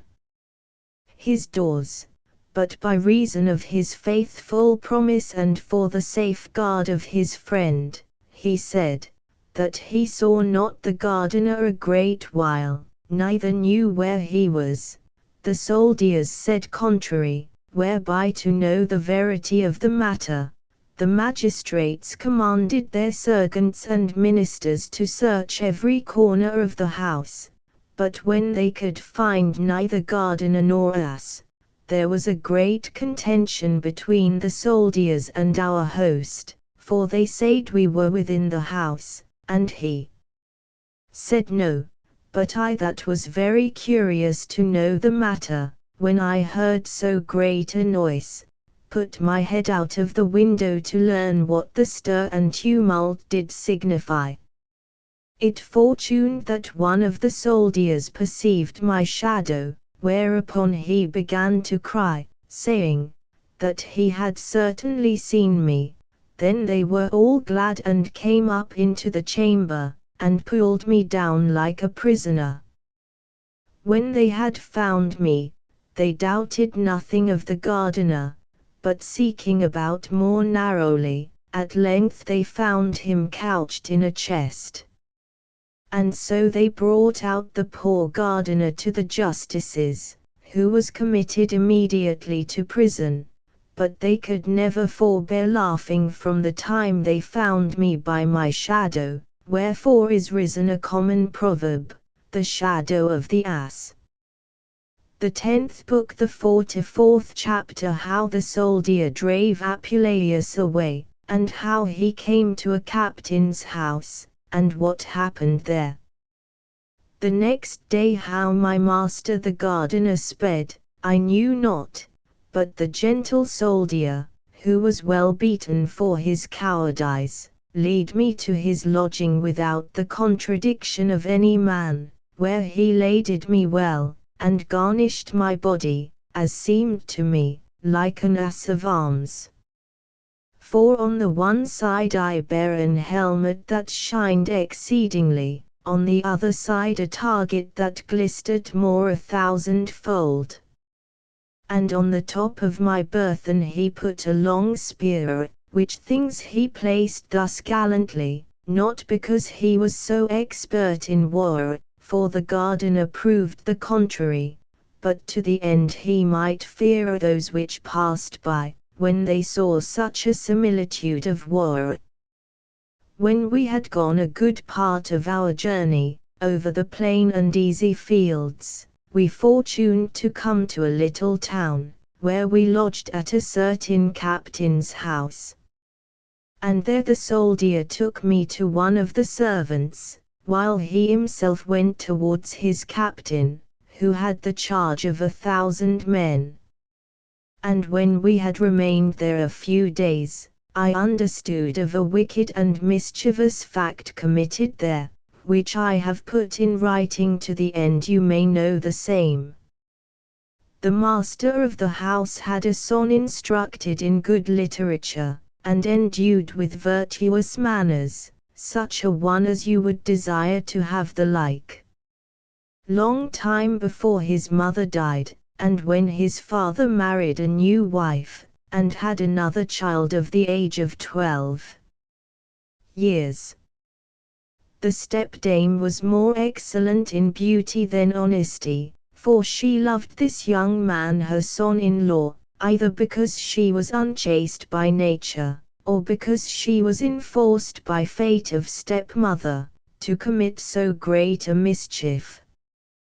Gentle reader, thou shalt not read of a fable, but rather a tragedy. This woman, when her love began first to kindle in her heart, could easily resist her desire and inordinate appetite by reason of shame and fear, lest her intent should be known. But after it compassed and burned every part of her breast, she was compelled to yield unto the raging flame of Cupid, and under colour of the disease and infirmity of her body, to conceal the wound of her restless mind. Every man knoweth well the signs and tokens of love, and the malady convenient to the same. Her countenance was pale, her eyes sorrowful, her knees weak, and there was no comfort in her, but continual weeping and sobbing, insomuch that you would have thought that she had some spice of an ague, saving that she wept unmeasurably. The physicians knew not her disease, when they felt the beating of her veins, the intemperance of her heart, the sobbing sighs, and her often tossing of every side. No, no, the cunning physician knew it not, but a scholar of Venus' court might easily conjecture the whole. After that she had been long time tormented in her affliction, and was no more able to conceal her ardent desire, she caused her son to be called for, which word son she would fain put away if it were not for shame. Then he, nothing disobedient to the commandment of his mother, with a sad and modest countenance, came into the chamber of his stepdame, the mother of his brother, but she, speaking never a word, was in great doubt what she might do, and could not tell what to say first, by reason of shame. The young man, suspecting no ill, with humble courtesy demanded the cause of her present disease. Then she, having found an occasion to utter her intent, with weeping eyes and covered face, began boldly to speak unto him in this manner: Thou art the original cause of all my dolour, thou art my comfort and only health, for those thy comely eyes are so unfastened within my breast, that unless they succour me, I shall certainly die. Have pity therefore upon me, be not the occasion of my destruction, neither let my conscience reclaim to offend thy father, whenas thou shalt save the life of thy mother. Moreover, since thou dost resemble thy father's shape in every point, it giveth me cause the more to fancy thee. Now is ministered unto thee time and place, now hast thou occasion to work thy will, seeing that we are alone. And it is a common saying, never known, never done.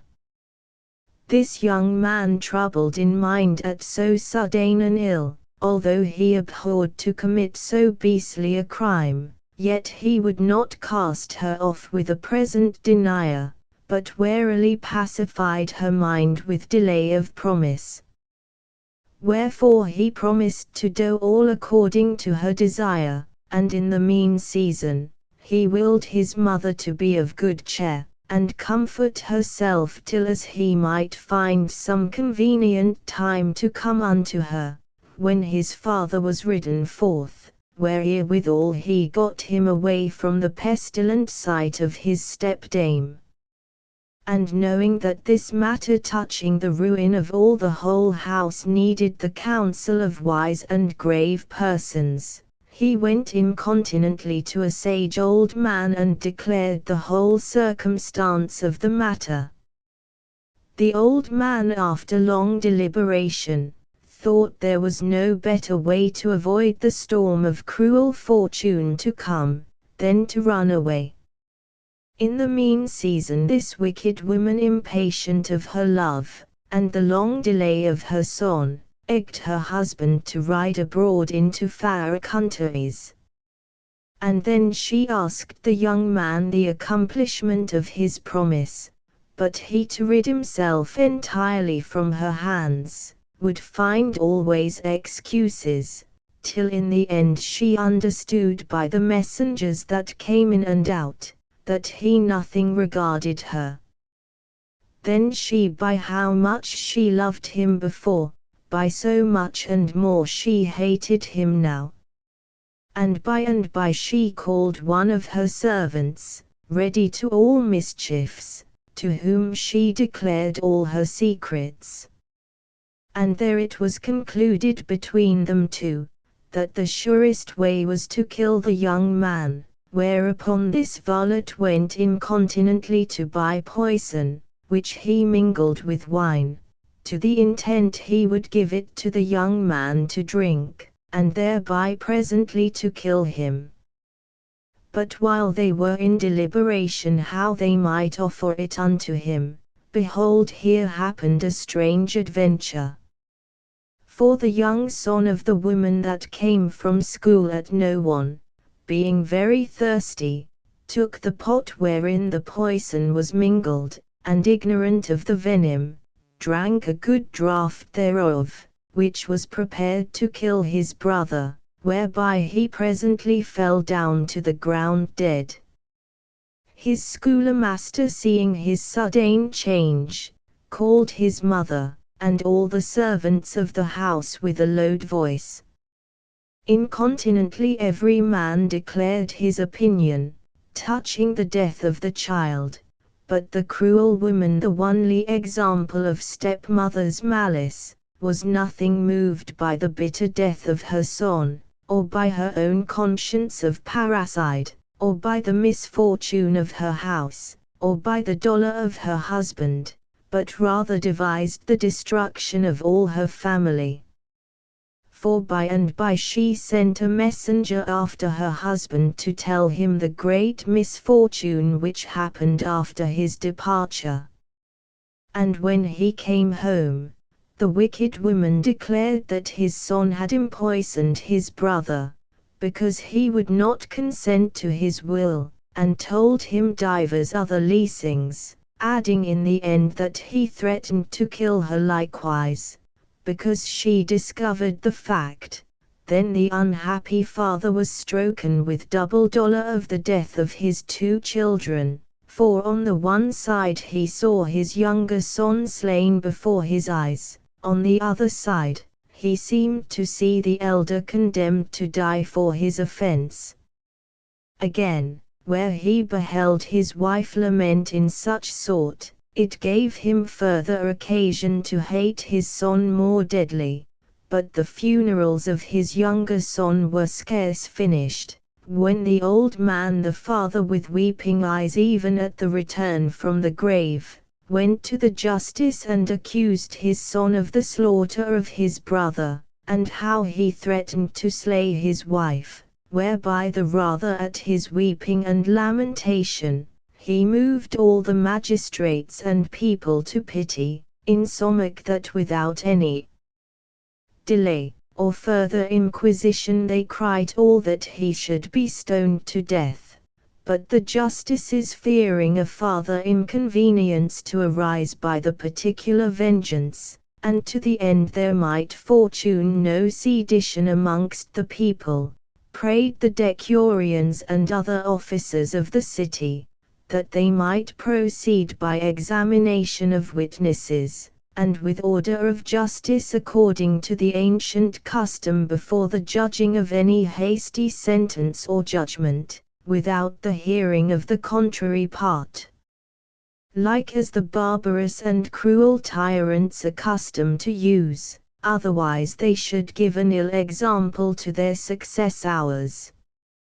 This opinion pleased every man, wherefore the senators and councillors were called, who being placed in order according to their dignity, caused the accuser and defender to be brought forth, and by the example of the Athenian law, and judgment material, their advocates were commanded to plead their causes briefly without preambles or motions of the people to pity, which were too long a process. And if you demand how I understood all this matter, you shall understand that I heard many declare the same, but to recite what words the accuser used in his invective, what answer the defender made, the orations and pleadings of each party, verily I am not able to do, for I was fast bound at the manger. But as I learned and knew by others, I will God willing declare unto you. So it was ordered, that after the pleadings of both sides was ended, they thought best to try and bolt out the verity by witnesses, all presumptions and likelihoods set apart, and to call in the servant, who only was reported to know all the matter. By and by the servant came in, who nothing abashed, at the fear of so great a judgment, or at the presence of the judges, or at his own guilty conscience, which he so finely feigned, but with a bold countenance presented himself before the justices and confirmed the accusation against the young man, saying, O ye judges, on a day when this young man loathed and hated his stepmother, he called me, desiring me to poison his brother, whereby he might revenge himself, and if I would do it and keep the matter secret, he promised to give me a good reward for my pains. But when the young man perceived that I would not accord to his will, he threatened to slay me, whereupon he went himself and bought poison, and after tempered it with wine, and then gave it me to give the child, which when I refused he offered it to his brother with his own hands. When the varlet with a trembling countenance had ended these words which seemed a likelihood of truth, the judgment was ended, neither was there found any judge or counsellor, so merciful to the young man accused, as would not judge him culpable, but that he should be put and sewn in a skin, with a dog, a cock, a snake, and an ape, according to the law against parricides. Wherefore they wanted nothing but, as the ancient custom was, to put white stones and black into a pot, and to take them out again, to see whether the young man accused should be acquitted by judgment or condemned, which was a thing irrevocable. In the mean season he was delivered to the hands of the executioner. But there arose a sage and ancient physician, a man of a good conscience and credit throughout all the city, that stopped the mouth of the pot wherein the stones were cast, saying, I am right glad, ye reverend judges, that I am a man of name and estimation amongst you, whereby I am accompanied such a one as will not suffer any person to be put to death by false and untrue accusations, considering there hath been no homicide or murder committed by this young man in this case, neither you, being sworn to judge uprightly, to be misinformed and abused by invented lies and tales. For I cannot but declare and open my conscience, lest I should be found to bear small honor and faith to the gods. Wherefore I pray you give ear, and I will show you the whole truth of the matter. You shall understand that this servant which hath merited to be hanged, came one of these days to speak with me, promising to give me 100 crowns, if I would give him present poison, which would cause a man to die suddenly, saying, that he would have it for one that was sick of an incurable disease, to the end he might be delivered from all torment. But I, smelling his crafty and subtle fetch, and fearing lest he would work some mischief withal, gave him a drink, but to the intent I might clear myself from all danger that might happen. I would not presently take the money which he offered,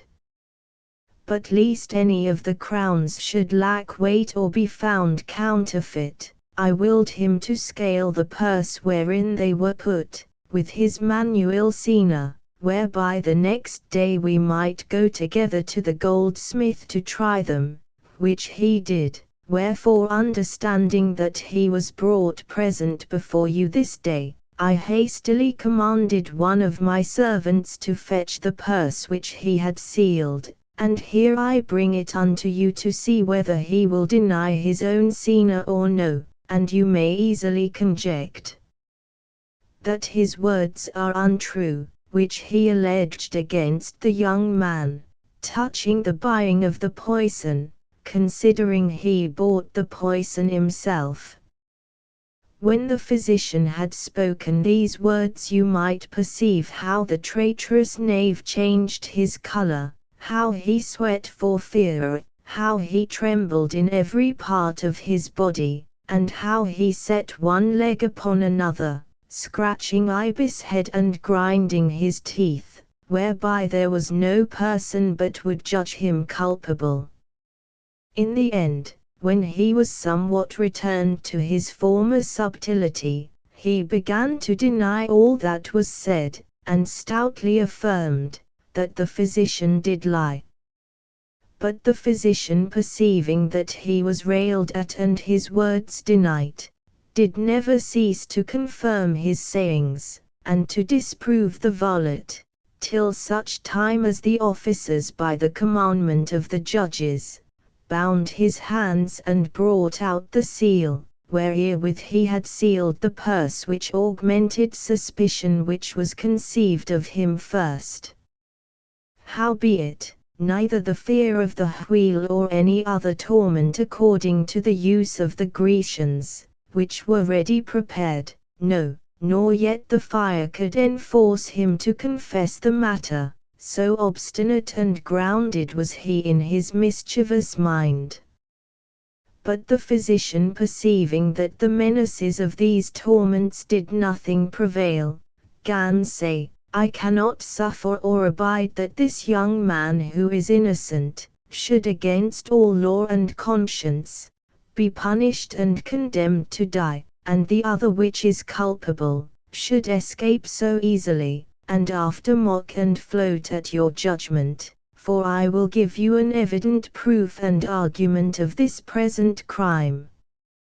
You shall understand, that when this caitiff demanded of me a present and strong poison, considering that it was not my part to give occasion of any other's death, but rather to cure and save sick persons by mean of medicines, and on the other side, fearing lest if I should deny his request, I might minister a further cause of his mischief, either that he would buy poison of some other, or else return and work his wicked intent, with a sword or some dangerous weapon, I gave him no poison, but a doling drink of mandragora, which is of such force, that it will cause any man to sleep as though he were dead. Neither is it any marvel if this most desperate man, who is certainly assured to be put to death, ordained by an ancient custom, can suffer and abide these facile and easy torments, But if it be so that the child hath received the drink as I tempered it with mine own hands, he is yet alive and doth but sleep, and after his sleep he shall return to life again. But if he be dead indeed, then may you further enquire of the causes of his death. The opinion of this ancient physician was found good, and every man had a desire to go to the sepulchre where the child was laid. There was none of the justices, none of any reputation of the town, nor any of the common people, but went to see this strange sight. Amongst them all the father of the child removed with his own hands the stone of the sepulchre, and found his son rising up after his dead and soporiferous sleep, whom when he beheld, he embraced him in his arms, and presented him before the people, with great joy and consolation, and as he was wrapped and bound in his grave, so he brought him before the judges, whereupon the wickedness of the servant, and the treason of the stepdame was plainly discovered, and the verity of the matter revealed, whereby the woman was perpetually exiled, the servant hanged on a gallows, and the physician had the crowns, which was prepared to buy the poison. Behold how the fortune of the old man was changed, who thinking to be deprived of all his race and posterity, was in one moment made the father of 2 children. But as for me, I was ruled and handled by fortune, according to her pleasure. The 45th chapter. How Apuleius was sold to 2 brethren, whereof one was a baker, and the other a cook, and how finely and daintily he fed. The soldier that paid never a penny for me, by the commandment of his captain was sent unto Rome, to carry letters to the great prince, and general of the camp. Before he went, he sold me for 11 pence to 2 of his companions, being servants to a man of worship, whereof one was a baker that baked sweet bread and delicates, the other a cook, which dressed fine and excellent meats for his master.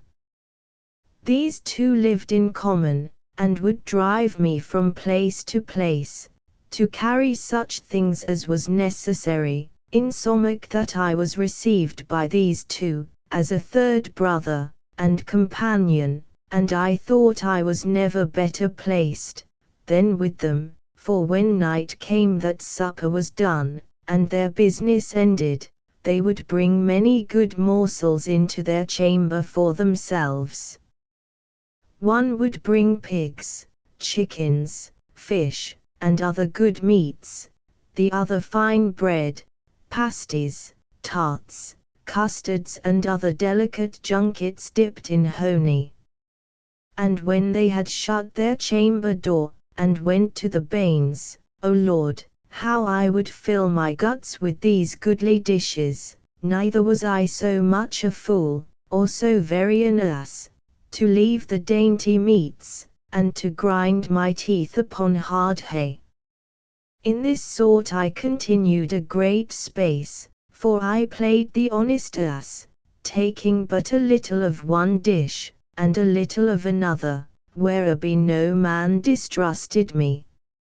In the end, I was more hardier and began to devour the whole messes of the sweet delicates, which caused the baker and the cook to suspect, howbeit they nothing mistrusted me, but searched about to apprehend the thief. At length they began to accuse one another of theft, and to set the dishes and morsels of meat in order, one by another, because they would learn what was taken away, whereby one of them was compelled to say thus to his fellow, Is it reason to break promise and faith in this sort, by stealing away the best meat, and to sell it to augment thy good, and yet nevertheless to have thy part in the residue that is left, if our partnership do mislike thee, we will be partners and brothers in other things, but in this we will break off, for I perceive that the great loss which I sustain will at length be a cause of great discord between us. Then answered the other, Verily I praise thy great constancy and subtleness, in that, when thou hast secretly taken away the meat, thou dost begin to complain first, whereas I by long space of time have suffered thee, because I would not seem to accuse my brother of theft. But I am right glad in that we are fallen into communication of the matter, lest by our silence, like contention might arise between us, as fortuned between Eteocles and his brother. When they had reasoned together in this sort, they swore both earnestly, that neither of them stale or took away any jot of the meat, wherefore they concluded to search out the thief by all kind of means. For they could not imagine or think, the Ass who stood alone there, would eat any such meats, neither could they think that mice or flies were so ravenous as to devour whole dishes of meat, like the birds harpies which carried away the meats of Phinus the king of Arcadia. In the mean season, while I was fed with dainty morsels, I gathered together my flesh, my skin waxed soft, my hair began to shine, and was gallant on every part, but such fair and comely shape of my body was cause of my dishonor, for the baker and cook marveled to see me so slick and fine, considering I did eat no hay at all. Wherefore on a time at their accustomed hour, they went to the bains, and locked their chamber door.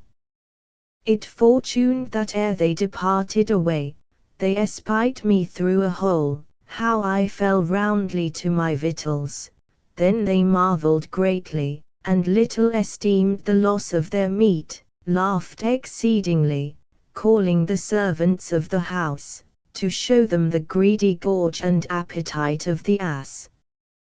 Their laughing was so immoderate that the master of the house heard them, and demanded the cause of their laughter, and when he understood all the matter, he looked through the hole likewise, wherewith he took such a delectation that he commanded the door to be opened, that he might see me at his pleasure.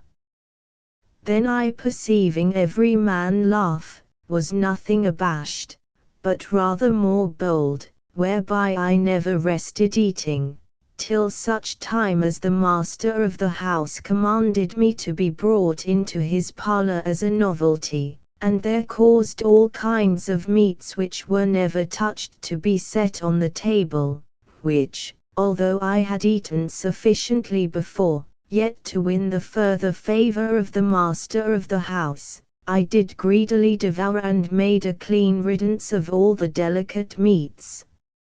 And to prove my nature holy, they gave me such meats as every ass doth abhor, for they put before me beef and vinegar, birds and pepper, fish and verjuice. In the mean season they that beheld me at the table did nothing but laugh. Then one of the servants of the house said to his master, I pray you, sir, give him some drink to his supper. Marry, quoth he, I think thou sayest true, for it may be, that to his meat he would drink likewise a cup of wine. Ho boy, wash yonder pot, and fill it with wine, which done, carry it to the ass, and say that I have drunk to him. Then all the standers by looked on, to see what would come to pass, but I, as soon as I beheld the cup, starred not long, but gathering my lips together, supped up all the wine at one draught. The master being right joyful hereat caused the baker and cook which had bought me, to come before him, to whom he delivered 4 times as much for me, as they paid, which done he committed me to one of his rich libertines, and charged him to look well to me, and that I should lack nothing, who obeyed his master's commandment in every point, and to the end he would creep further into his favor, he taught me 1,000 qualities. First he instructed me to sit at the table upon my tail, and how I should leap and dance, holding up my former feet. Moreover he taught me how I should answer when anybody spake unto me, with nodding my head, which was a strange and marvellous thing, and if I did lack drink, I should look still upon the pot. All which things I did willingly bring to pass, and obeyed his doctrine. Howbeit, I could have done all these things without his teaching, but I feared greatly lest in showing myself cunning without a master, I should pretend some great and strange wonder, and thereby be thrown out to wild beasts. But my fame was spread about in every place, and the qualities which I could do, insomuch that my master was renowned throughout all the country by reason of me. For every man would say, Behold the gentleman that hath an ass, that will eat and drink with him, that will dance, and understand what is said to him, will show his fantasy by scenes. But first I will tell you, which I should have done before, who my master was, and of what country. His name was Theseus, he was born at Corinth, which is a principal town of Asia, and he had passed many offices of honor, till he had taken upon him the degree quinquennial, according as his birth and dignity required, who to show his worthiness, and to purchase the benevolence of every person, appointed public joys and triumphs, to endure the space of 3 days, and to bring his endeavor to pass, he came into Thessaly to buy excellent beasts, and valiant fighters for the purpose. The 46th chapter. How a certain matron fell in love with Apuleius, how he had his pleasure with her, and what other things happened. When he had bought such things as was necessary, he would not return home into his country in chariots, or wagon, neither would he ride upon Thessalian horses, or genets of France, or Spanish mules, which be most excellent as can be found, but caused me to be garnished and trimmed with trappers and barbs of gold, with brave harness, with purple coverings, with a bridle of silver, with pictured cloths, and with shrilling bells, and in this manner he rode upon me lovingly, speaking and entreating me with gentle words. But above all things he did greatly rejoice in that I was his servant to bear him upon my back, and his companion to feed with him at the table. After long time, when we had travelled as well by sea as land, and fortuned to arrive at Corinth, the people of the town came about us on every side, not so much to do honor to Theseus, as to see me, for my fame was so greatly spread there, that I gained my master much money, and when the people was desirous to see me play pranks, they caused the gates to be shut, and such as entered in should pay money, by means whereof I was a profitable companion to them every day. There fortuned to be amongst the assembly a noble and rich matron that conceived much delight to behold me, and could find no remedy to her passions and disordinate appetite, but continually desired to have her pleasure with me, as Pasiphae had with a bull. In the end she promised a great reward to my keeper for the custody of me one night, who for gain of a little money accorded to her desire, and when I had supped in a parlour with my master, we departed away and went into our chamber, where we found the fair matron, who had tarried a great space for our coming. I am not able to recite unto you how all things were prepared. There were 4 eunuchs that lay on a bed of down on the ground with bolsters accordingly for us to lie on. The coverlay was of cloth of gold, and the pillows soft and tender, whereon the delicate matron had accustomed to lay her head. Then the eunuchs, not minding to delay any longer the pleasure of their mistress, closed the doors of the chamber and departed away. Within the chamber were lamps that gave a clearer light all the place over. Then she put off all her garments to her naked skin, and taking the lamp that stood next to her, began to anoint all her body with balm, and mine likewise, but especially my nose, which done, she kissed me, not as they accustom to do at the stews, or in brothel houses, or in the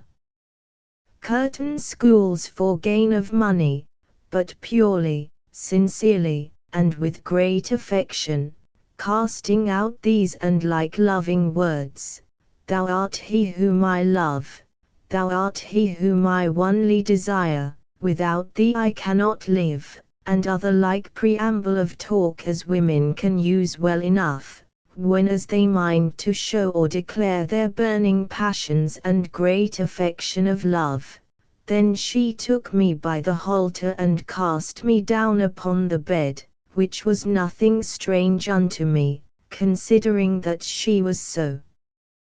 beautiful a matron, and I so well bowled out with wine, and perfumed with balm, whereby I was readily prepared for the purpose. But nothing grieved me so much as to think how I should with my huge and great legs embrace so fair a matron, or how I should touch her fine, dainty, and silken skin with my hard hoofs, or how it was possible to kiss her soft, pretty and ruddy lips, with my monstrous mouth and stony teeth, or how she, who was young and tender, could be able to receive me. And I verily thought, if I should hurt the woman by any kind of mean, I should be thrown to the wild beasts. But in the mean season she kissed me, and looked in my mouth with burning eyes, saying, I hold thee my canny, I hold thee my noose, my sparrow, and therewithal she eftsoons embraced my body round about, and had her pleasure with me, whereby I thought the mother of miniatures did not ceaseless quench her inordinate desire with a bull. When night was past, with much joy and small sleep, the matron went before day to my keeper to bargain with him another night, which he willingly granted, partly for gain of money, and partly to find a new pastime for my master,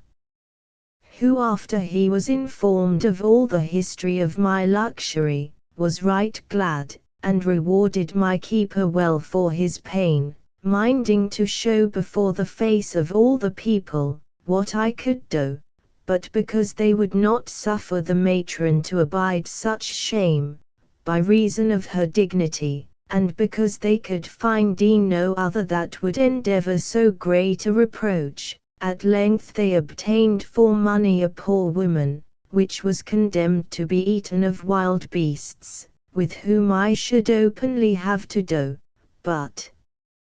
first I will tell you what tale I heard concerning this woman.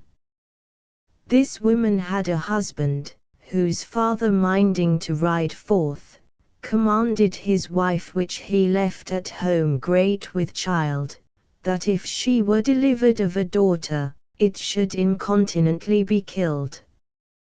When the time of her delivery came, it fortuned that she had a daughter, whom she would not suffer to be slain, by reason of the natural affection which she have unto her child, but secretly committed her to one of her neighbors to nurse.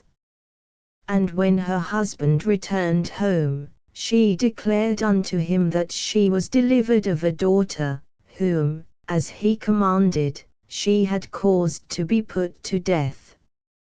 But when this child came to age, and ready to be married, the mother knew not by what means she should endow her daughter, but that her husband should understand and perceive it.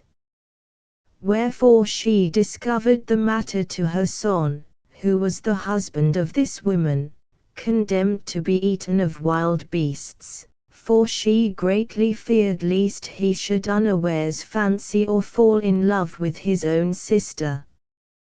The young man, understanding the whole matter, to please and gratify his mother, went immediately to the young maiden, keeping the matter secret in his heart, for fear of inconvenience, and, lamenting to see his sister forsaken both of mother and father, incontinently after endowed her with part of his own goods, and would have married her to one of his especial and trusty friends. But although he brought this to pass very secretly and sagely, yet in the end cruel fortune sowed great sedition in his house. For his wife, who was now condemned to beasts, waxed jealous of her husband and began to suspect the young woman as a harlot and common quean, insomuch that she invented all manner of means to dispatch her out of the way. And in the end she invented this kind of mischief: she privily stole away her husband's ring, and went into the country, whereas she commanded one of her trusty servants to take the ring and carry it to the maiden, to whom he should declare that her brother did pray her to come into the country to him, and that she should come alone without any person. And to the end she should not delay but come with all speed, he should deliver her the ring, which should be a sufficient testimony of the message. This maiden, as soon as she had received the ring of her brother, being very willing and desirous to obey his commandment, for she knew no otherwise but that he had sent for her, went in earnest as the messenger willed her to do. But when she was come to the snare and engine which was prepared for her, the mischievous woman, like one that were mad, and possessed with some ill spirit, when the poor maiden called for help with a loud voice to her brother, the wicked harlot, weening that she had invented and feigned the matter, took a burning firebrand and thrust it into her secret place, whereby she died miserably. The husband of this maiden, but especially her brother, advertised of her death, came to the place where she was slain, and after great lamentation and weeping, they caused her to be buried honorably. This young man, her brother, taking in ill part the miserable death of his sister, as it was convenient he should, conceived so great dolour within his mind, and was strucken with so pestilent fury of bitter anguish, that he fell into the burning passions of a dangerous ague, whereby he seemed in such necessity, that he needed to have some speedy remedy to save his life. The woman that slew the maiden, having lost the name of wife together with her faith, went to a traitorous physician, who had killed a great many persons in his days, and promised him 50 pieces of gold, if he would give her a present poison to kill her husband out of hand. But in presence of her husband, she feigned that it was necessary for him to receive a certain kind of drink, which the maisters and doctors of physic do call a sacred potion, to the intent he might purge choler and scour the interior parts of his body. But the physician, instead of that drink, prepared a mortal and deadly poison, and when he had tempered it accordingly, he took the pot in the presence of the family, and other neighbors and friends of the sick young man, and offered it to his patient.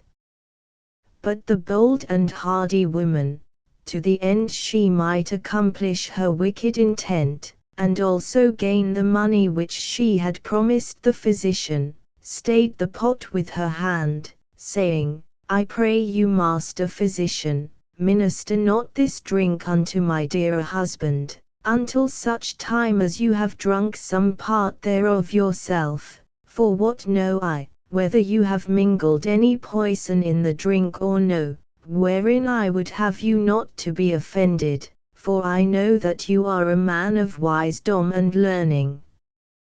But this I do to the intent the conscience and love that I bear to the health and safeguard of my husband, may be apparent.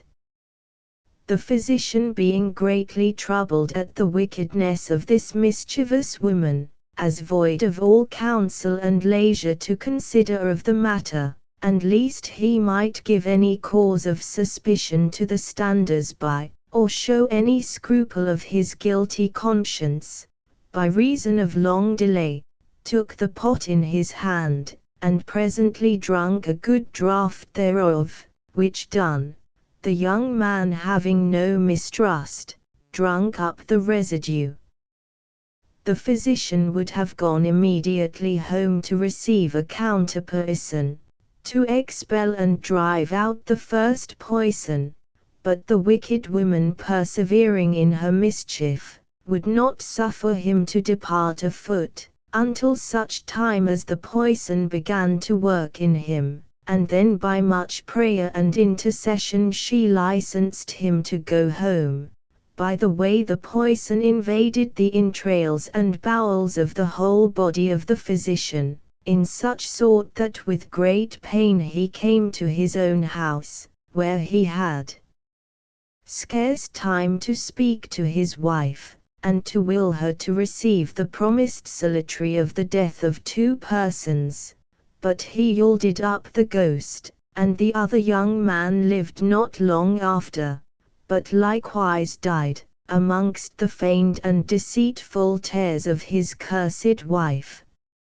A few days after, when the young man was buried and the funeral ended, the physician's wife demanded of her the 50 pieces of gold which she promised her husband for the drink, whereat the ill-disposed woman, with resemblance of honesty, answered her with gentle words, and promised to give her the 50 pieces of gold, if she would fetch her a little of that same drink, to proceed and make an end of all her enterprise.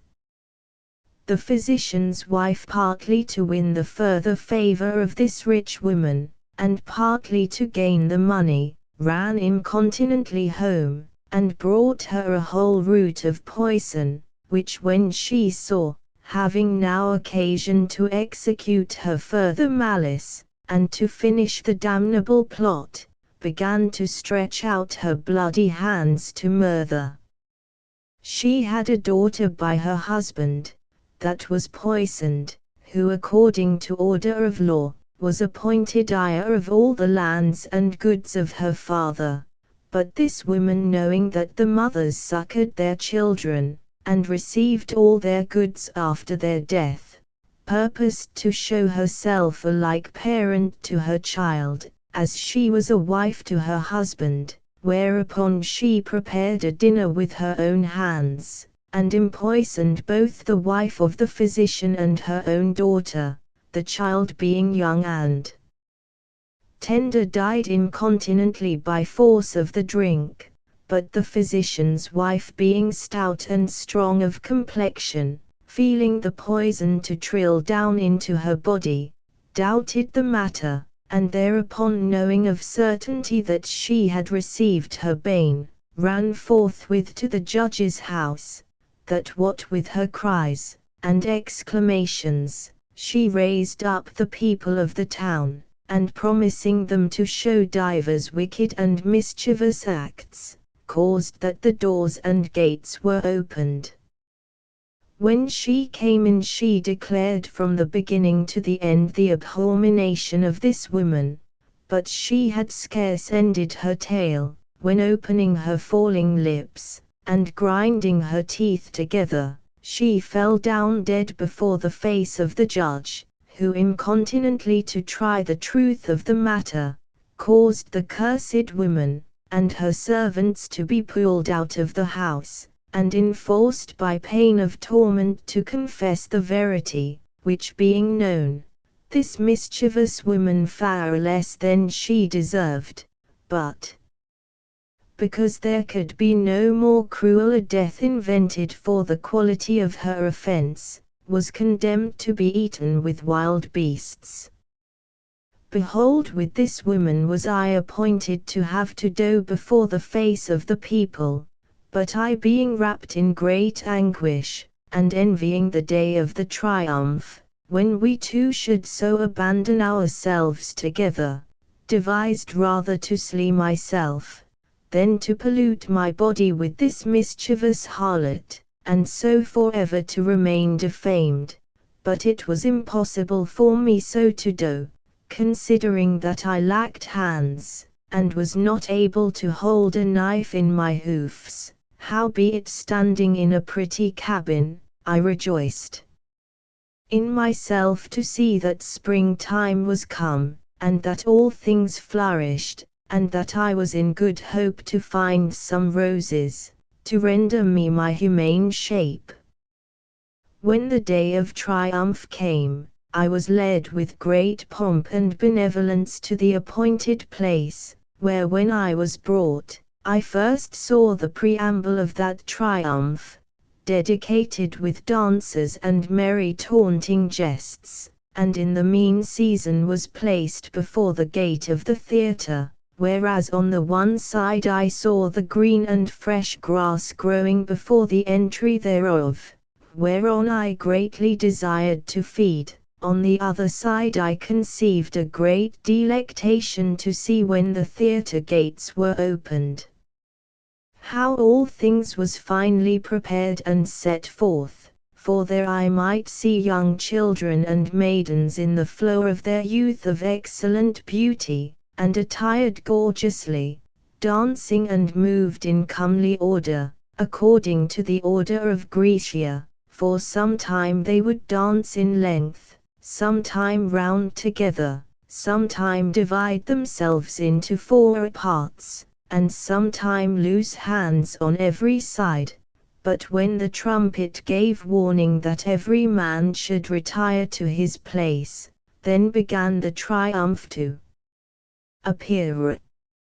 First there was a hill of wood, not much unlike that which the poet Homer called Idea, for it was garnished about with all sort of green verdures and lively trees, from the top whereof ran down a clear and fresh fountain, nourishing the waters below, about which wood were many young and tender goats, plucking and feeding daintily on the budding trees. Then came a young man, a shepherd representing Paris, richly arrayed with vestments of Barbary, having a mitre of gold upon his head, and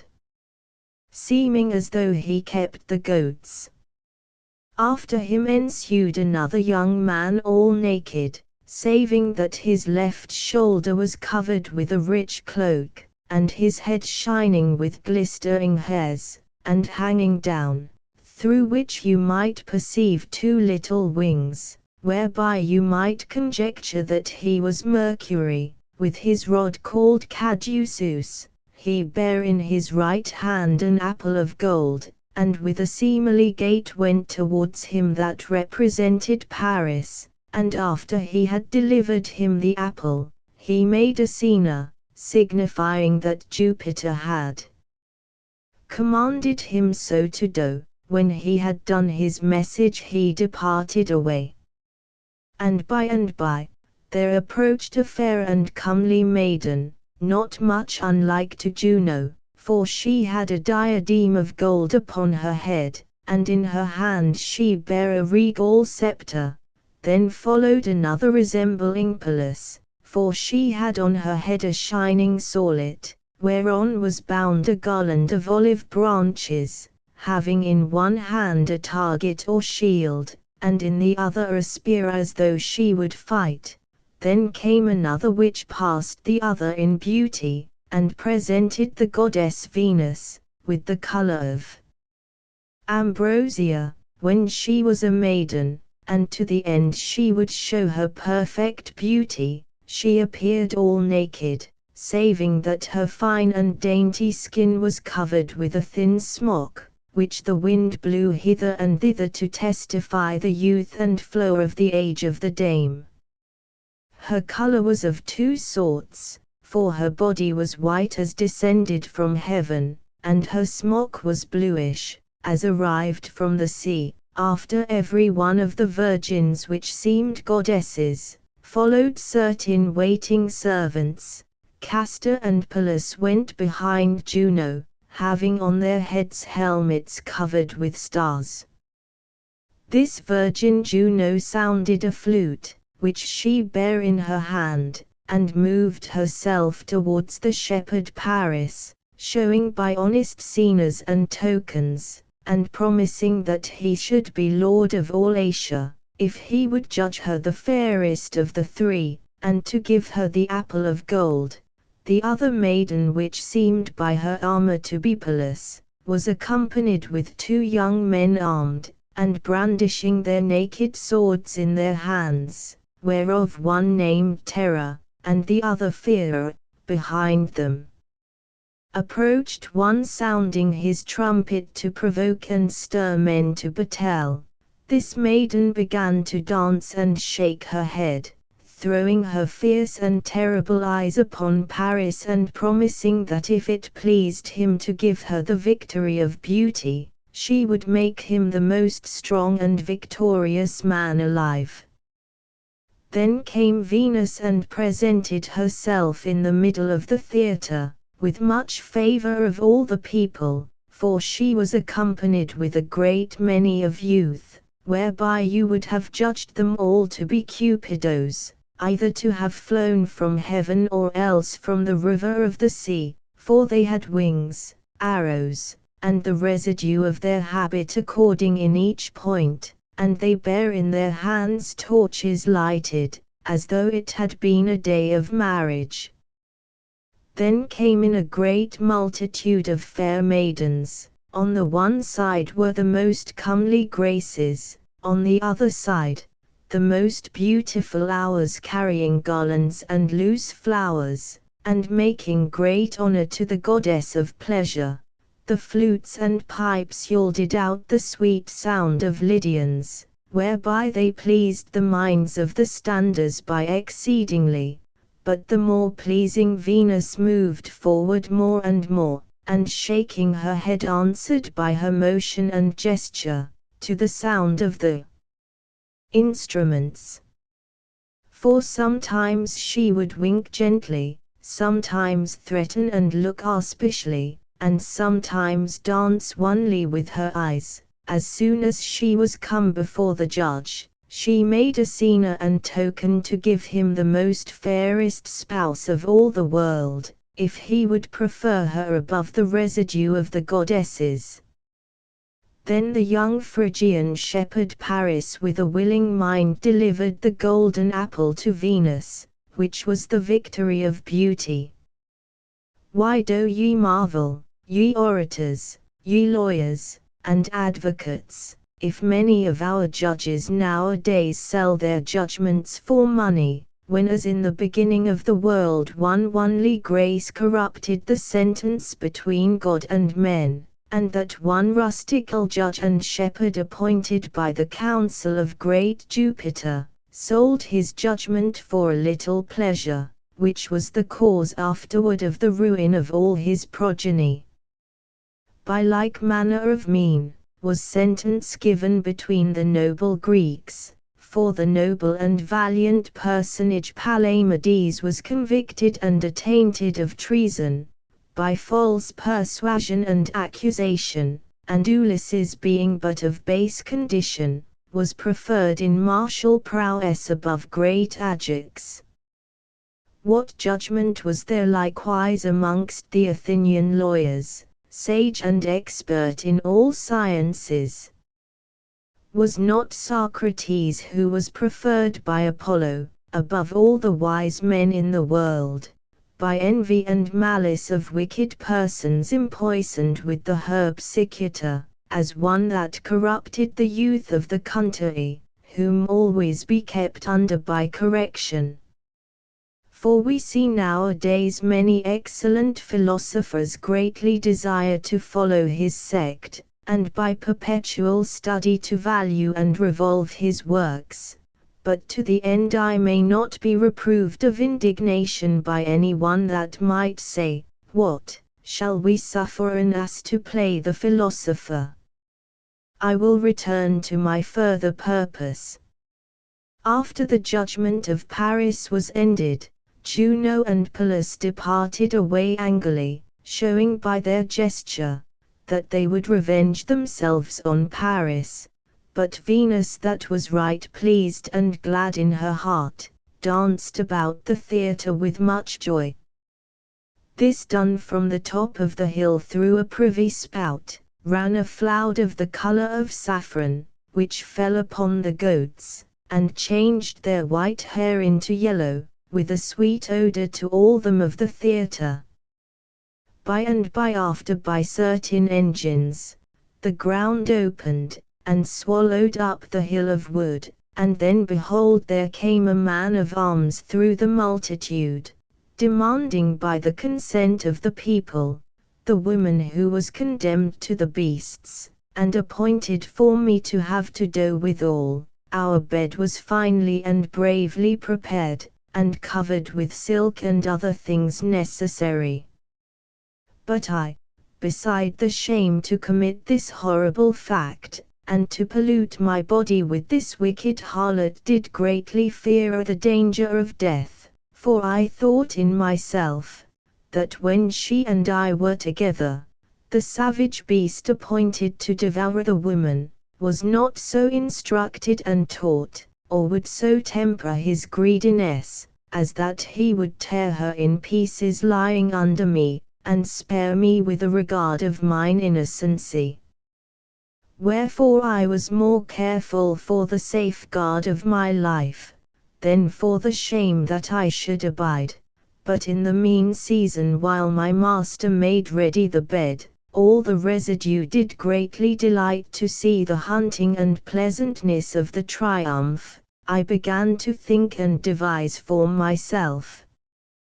When I perceived that no man had regard to me, that was so tame and gentle an ass, I stole out of the gate that was next me, and then I ran away with all force, and came to Centris, which is the most famous town of all the Carthaginians, bordering upon the seas called Aegeum and Saronicum, where is a great and mighty haven, frequented with many a sundry nation.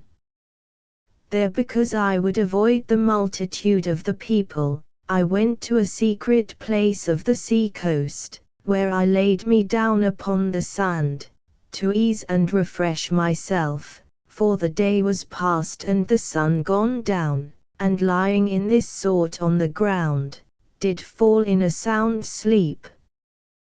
The 11th book, the 47th chapter. How Apuleius by roses and prayer returned to his humane shape. When midnight came, that I had slept my first sleep, I awaked with sudden fear, and saw the moon shining bright, as when she is at the full, and seeming as though she leaped out of the sea. Then thought I with myself, that was the most secret time, when the goddess Ceres had most puissance and force, considering that all humane things be governed by her providence, and not only all beasts private and tame, but also all wild and savage beasts be under her protection. And considering that all bodies in the heavens, the earth and the seas, be by her increasing motions increased, and by her diminishing motions diminished, as weary of all my cruel fortune and calamity, I found good hope and sovereign remedy, though it were very late, to be delivered from all my misery, by invocation and prayer, to the excellent beauty of the goddess, whom I saw shining before mine eyes, wherefore shaking off mine easy and drowsy sleep, I arose with a joyful face, and, moved by a great affection to purify myself, I plunged myself 7 times into the water of the sea, which number of 7 is conveniable and agreeable to holy and divine things, as the worthy and sage philosopher Pythagoras hath declared. Then with a weeping countenance, I made this orison to the puissant goddess, saying, O blessed Queen of Heaven, whether thou be the Dame Ceres which art the original and motherly nurse of all fruitful things in earth, who after the finding of thy daughter Proserpina, through the great joy which thou didst presently conceive, madest barren and unfruitful ground to be plowed and sown, and now thou inhabitest in the land of Elurzi, or whether thou be the celestial Venus, who in the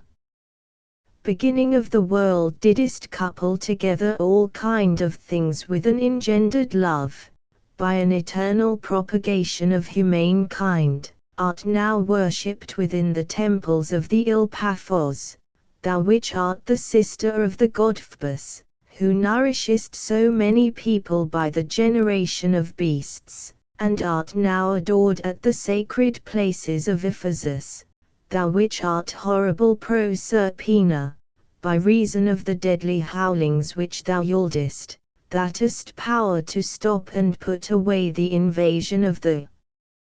hags and ghosts which appear unto men, and to keep them down in the closures of the earth, thou which art worshipped in divers manners, and doest illuminate all the borders of the earth by thy feminine shape, thou which nourishest all the fruits of the world by thy vigor and force, with whatsoever name or fashion it is lawful to call upon thee, I pray thee, to end my great travail and misery, and deliver me from the wretched fortune, which had so long time pursued me. Grant peace and rest if it please thee to my adversities, for I have endured too much labor and peril. Remove from me my shape of mine ass, and render to me my pristine estate, and if I have offended in any point of divine majesty, let me rather die than live, for I am full weary of my life. When I had ended this orison, and discovered my plaints to the goddess, I fortuned to fall asleep, and by appeared unto me a divine and venerable face, worshipped even of the gods themselves. Then by little and little I seemed to see the whole figure of her body, mounting out of the sea and standing before me, wherefore I purpose to describe her divine semblance, if the poverty of my humane speech will suffer me, or her divine power give me eloquence thereto. First she had a great abundance of hair, dispersed and scattered about her neck. On the crown of her head she bare many garlands interlaced with flowers. In the middle of her forehead was a compass in fashion of a glass, or resembling the light of the moon. In one of her hands she bare serpents, in the other, blades of corn. Her vestiment was of fine silk yielding divers colors, sometime yellow, sometime rosy, sometime flamy, and sometime, which troubled my spirit sore, dark and obscure, covered with a black robe in manner of a shield, and pleated in most subtle fashion at the skirts of her garments. The welts appeared comely, whereas here and there the stars glimpsed, and in the middle of them was placed the moon, which shone like a flame of fire. Round about the robe was a coronet or garland made with flowers and fruits. In her right hand she had a timbrel of brass, which gave a pleasant sound. In her left hand she bare a cup of gold, out of the mouth whereof the serpent Aspis lifted up his head, with a swelling throat. Her odoriferous feet were covered with shoes interlaced and wrought with victorious palm. Thus the divine shape, breathing out the pleasant spice of fertile Arabia, disdained not with her divine voice to utter these words unto me: Behold, Lucius the first am come, thy weeping and prayers hath moved me to succor thee. I am she that is the natura mother of all things, mistress and governess of all the elements, the initial progeny of worlds, chief of powers divine, queen of heaven, the principal of the gods celestial, the light of the goddesses, at my will the planets of the air, the wholesome winds of the seas, and the silences of hell be deepest. My name, my divinity is adored throughout all the world in divers manners, in variable customs and in many names, for the Phrygians call me the mother of the gods, the Athenians, Minerva, the Cyprians, Venus, the Candians, Diana, the Sicilians Proserpina, the Eleusians, Ceres, some Juno, other Diana, other Hecate, and principally the Ethiopians which dwell in the Orient, and the Egyptians which are excellent in all kind of ancient doctrine, and by their proper ceremonies accustomed to worship me, do call me Queen Isis. Behold, I am come to take pity of thy fortune and tribulation. Behold, I am present to favor and aid thee. Leave off thy weeping and lamentation. Put away all thy sorrow, for behold the healthful day which is ordained by my providence. Therefore be ready to attend to my commandment. This day which shall come after this night, is dedicated to my service. By an eternal religion, my priests and ministers do accustom after the tempests of the sea, be ceased, to offer in my name a new ship as a first fruit of my navigation. I command thee not to profane or despise the sacrifice in any wise, for the great priest shall carry this day following in procession by my exhortation, a garland of roses, next the timbrel of his right hand. Follow thou my procession amongst the people, and when thou comest to the priest make as though thou wouldest kiss his hand, but snatch at the roses, whereby I will put away the skin and shape of an ass, which kind of beast I have long time abhorred and despised, but above all things. Beware thou doubt not nor fear any of those things, as hard and difficile to be brought to pass, for in the same hour that I am come to thee, I have commanded the priest by a vision what he shall do, and all the people by my commandment shall be compelled to give thee place and say nothing. Moreover, think not that amongst so fair and joyful ceremonies, and in so good a company that any person shall abhor thy ill-favored and deformed figure, or that any man shall be so hardy, as to blame and reprove thy sudden restoration to humane shape, whereabe they should gather or conceive any sinister opinion. And know thou this of certain, that the residue of thy life until the hour of death shall be bound and subject to me. And think it not an injury to be always serviceable towards me, since as by my mean and benefit thou shalt become a man, thou shalt live blessed in this world, thou shalt live glorious by my guide and protection, and when thou descendest to hell, where thou shalt see me shine in that subterrene place, shining, as thou seest me now, in the darkness of Icheron, and reigning in the deep profundity of Styx, thou shalt worship me, as one that hath been favorable to thee, and if I perceive that thou art obedient to my commandment, addict to my religion, and merit my divine grace, know thou, that I will prolong thy days above the time that the fates have appointed, and the celestial planets ordained. When the divine image had spoken these words, she vanished away.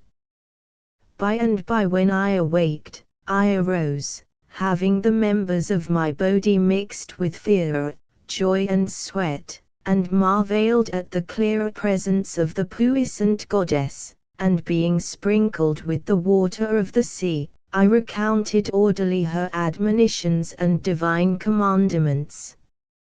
Soon after, the darkness chased away, and the clear and golden sun arose, when as behold I saw the streets replenished with people going in a religious sort and in great triumph. All things seemed that day to be joyful, as well all manner of beasts and houses, as also the very day itself seemed to rejoice. For after the hoar-frost, ensued the hot and temperate sun, whereby the little birds weening that the spring-time had been come, did chirp and sing in their steven melodiously, the mother of stars, the parent of times, and mistress of all the world, the fruitful trees rejoiced at their fertility, the barren and sterile were contented at their shadow, rendering sweet and pleasant shrills. The seas were quiet from winds and tempests, the heaven had chased away the clouds, and appeared fair and clearer with his proper light. Behold then more and more appeared the pomps and processions, attired in regal manner and singing joyfully. One was girded about the middle like a man of arms, another bare and spare, and had a cloak and high shoes like a hunter. Another was attired in a robe of silk, and socks of gold, having his hair laid out, and dressed in form of a woman. There was another ware leg harness, and bare a target, a sword, and a spear like a martial soldier. After him marched one attired in purple with verges before him like a magistrate. After him followed one with a moriel, a staff, a pair of pantofles, and with a grey beard, signifying a philosopher. After him went one with lime, betokening a fowler, another with hooks declaring a fisher. I saw there a meek and tame bear, which in matron habit was carried on a stool, an ape with a bonnet on his head, and covered with lawn, resembling a shepherd, and bearing a cup of gold in his hand, an ass which had wings glued to his back, and went after an old man, whereby you would judge the one to be Pegasus, and the other Bellerophon. Amongst the pleasures and popular delectations, which wandered hither and thither, you might see the pomp of the goddess triumphantly march forward, the women attired in white vestments, and rejoicing, in that they bear garlands and flowers upon their heads, bedspread the ways with herbes, which they bear in their aprons, where this regal and devout procession should pass. Other carried glasses on their backs, to testify obeisance to the goddess which came after.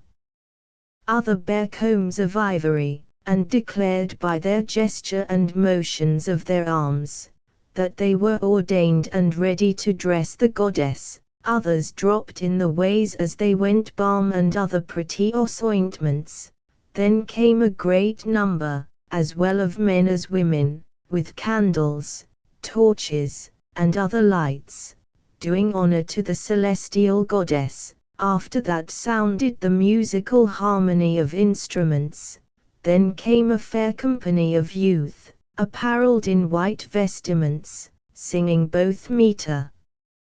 and verse, with a comely grade which some studious poet had made in honor of the Muses. In the mean season, arrived the blowers of trumpets, which were dedicated unto Serapes, and to the temple before them were officers and beadles, preparing room for the goddess to pass. Then came the great company of men and women, which had taken divine orders, whose garments glistered all the streets over. The women had their hair anointed and their heads covered with linen, but the men had their crowns shaven, which were the 10 stars of the goddess, holding in their hand instruments of brass, silver and gold, which rendered a pleasant sound. The principal priests, which were apparelled with white surplices hanging down to the ground, bare the relics of the puissant goddess. One carried in his hand a light, not unlike to those which we used in our houses, saving that in the middle thereof appeared a bowl which rendered a more bright flame. The second, attired like the other, bare in his hand an altar, which the goddess herself named the Succor of Nations. The third held a tree of palm with leaves of gold, and the verge of mercury. The fourth showed out a token of equity by his left hand, which was deformed in every place, signifying thereby more equity than by the right hand. The same priest carried a round vessel of gold, in form of a cap. The fifth bare a van, wrought with springs of gold, and another carried a vessel for wine. By and by after the goddess followed afoot as men do, and specially Mercury, the messenger of the goddess infernal and supernal, with his face sometime black, sometime fair, lifting up the head of the dogs Anubis, and bearing in his left hand his verge, and in his right hand the branches of a palm tree, after whom followed a cow with an upright gait, representing the figure of the great goddess, and he that guided her marched on with much gravity. Another carried after the secrets of their religion, closed in a coffer. There was one that bare on his stomach a figure of his god, not formed like any beast, bird, savage thing or humane shape,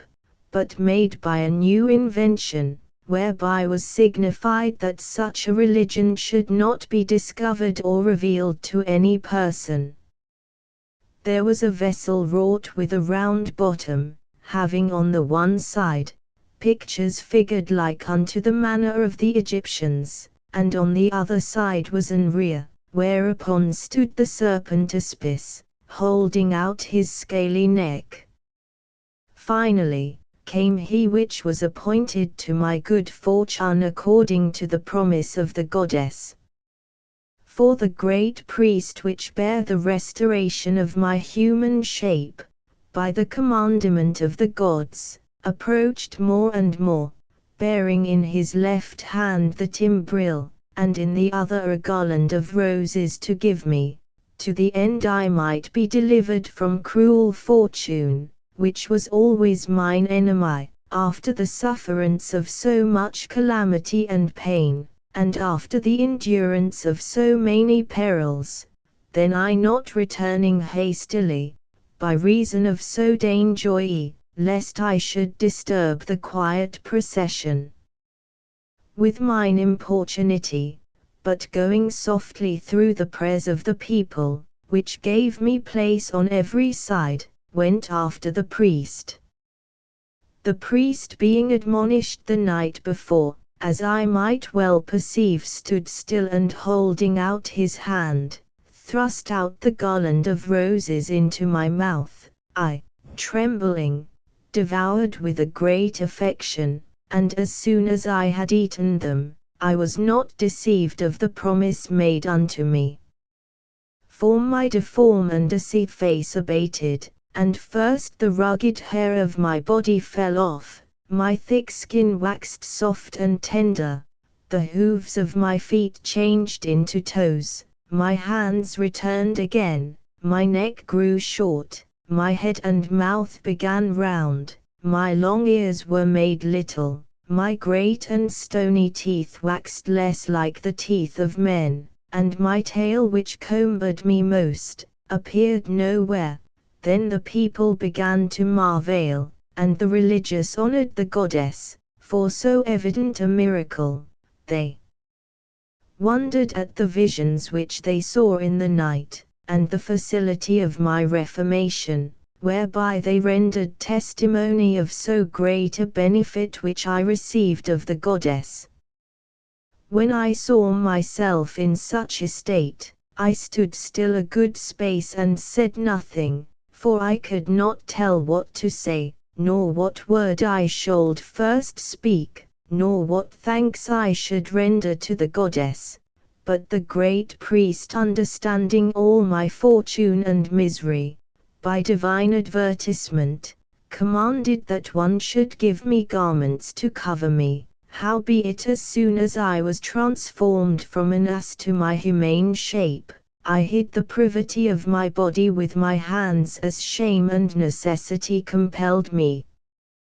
Then one of the company put off his upper robe and put it on my back, which done, the priest looked upon me, with a sweet and benign voice, gan say in this sort, O my friend Lucius, after the endurance of so many labors, and the escape of so many tempests of fortune, thou art at length come to the port and haven of rest and mercy. Neither did thy noble lineage, thy dignity, thy doctrine, or anything prevail, but that thou hast endured so many servile pleasures, by a little folly of thy youthfulness, whereby thou hast had a sinister reward for thy unprosperous curiosity. But howsoever the blinds of fortune tormented thee in divers dangers, so it is, that now unawares to her, thou art come to this present felicity. Let fortune go, and fume with fury in another place, let her find thee some other matter to execute her cruelty. For fortune hath no puissance against them which serve and honor our goddess. For what availed the thieves, the beasts savage, thy great servitude, the ill and dangerous waits, the long passages, the fear of death every day? Know thou, that now thou art safe, and under the protection of her, who by her clearer light doth lighten the other gods. Wherefore rejoice and take a convenable countenance to thy white habit, follow the pomp of this devout and honorable procession, to the end that such which be not devout to the gods, may see and acknowledge their error. Behold, Lucius, thou art delivered from so great miseries, by the providence of the goddess Isis. Rejoice therefore and triumph of the victory of fortune, to the end thou mayst live more safe and sure. Make thyself one of this holy order, dedicate thy mind to the obsequy of our religion, and take upon thee a voluntary yoke of ministry, and when thou beginnest to serve and honor the gods, then thou shalt feel the fruit of thy liberty. After that the great priest had prophesied in this manner, with often breathings, he made a conclusion of his words. Then I went amongst the company of the rest and followed the procession. Every one of the people knew me, and pointing at me with their fingers, said in this sort, Behold him who is this day transformed into a man by the puissance of the sovereign goddess. Verily he is blessed and most blessed that hath merited so great grace from heaven, as by the innocency of his former life, and as it were by a new regeneration is reserved to the obsequy of the goddess. In the mean season by little and little we approached nigh unto the sea coast, even to that place where I lay the night before being an ass. Thereafter the images and relics were orderly disposed, the great priest compassed about with divers pictures according to the fashion of the Egyptians, did dedicate and consecrate with certain prayers a fair ship made very cunningly, and purified the same with a torch, an egg, and sulphur. The sail was of white linen cloth, whereon was written certain letters, which testified the navigation to be prosperous. The mast was of a great length, made of a pine tree, round and very excellent with a shining top. The cabin was covered over with coverings of gold, and all the ship was made of citron tree very fair. Then all the people as well religious as profane took a great number of vans, replenished with odors and pleasant smells, and threw them into the sea mingled with milk, until the ship was filled up with large gifts and prosperous devotions, when as with a pleasant wind it launched out into the deep. But when they had lost the sight of the ship, every man carried again that he brought, and went toward the temple in like pomp and order as they came to the seaside. When we were come to the temple, the great priest and those which were deputed to carry the divine figures, but especially those which had long time been worshippers of the religion, went into the secret chamber of the goddess, where they put and placed the images according to their order. This done, one of the company, which was a scribe or interpreter of letters, who in form of a preacher stood up in a chair before the place of the holy college, and began to read out of a book, and to interpret to the great prince, the senate, and to all the noble order of chivalry, and generally to all the Roman people, and to all such as be under the jurisdiction of Rome, these words following, Laus Aphesis, which signified the end of their divine service, and that it was lawful for every man to depart, whereat all the people gave a great shout, and replenished with much joy, bare all kind of herbs and garlands of flowers home to their houses, kissing and embracing the steps where the goddess passed. Howbeit I could not do as the rest, for my mind would not suffer me to depart 1 foot away, so attentive was I to behold the beauty of the goddess, with remembrance of the great misery I had endured. The 48th chapter. How the parents and friends of Apuleius heard news that he was alive and in health.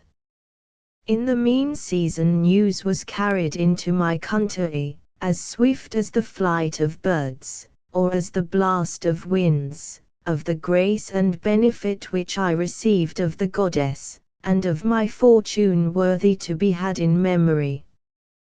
Then my parents, friends and servants of our house, understanding that I was not dead, as they were falsely informed, came towards me with great diligence to see me, as a man raised from death to life, and I, which never thought to see them again, was as joyful as they, accepting and taking in good part their honest gifts and oblations that they gave, to the intent I might buy such things as was necessary for my body. For after I had made relation unto them of all my pristine misery, and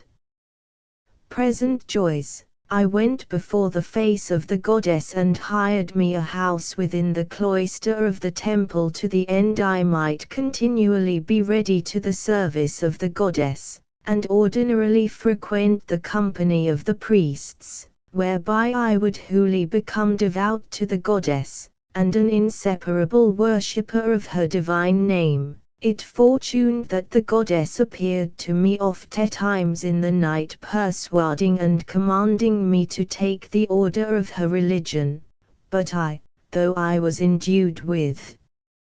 a desirous goodwill, yet the fear of the same withheld me, considering her obeisance was hard and difficile, the chastity of the priests intolerable, and the life frail and subject to many inconveniences. Being thus in doubt, I refrained myself from all those things as seemed impossible.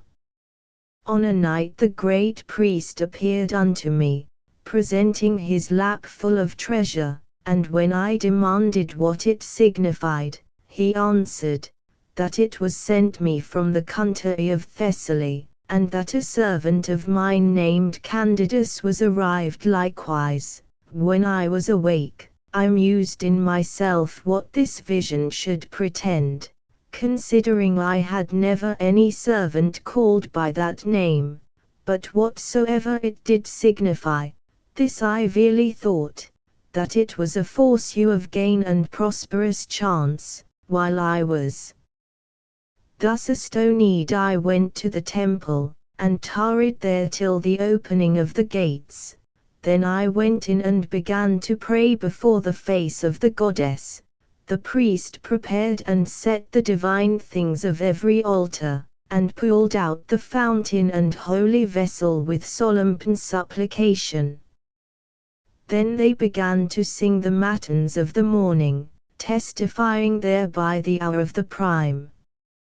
By and by behold arrived my servant which I had left in the country, when Fotis by Arior made me an ass, bringing with him my horse, recovered by her through certain signs and tokens which I had upon my back.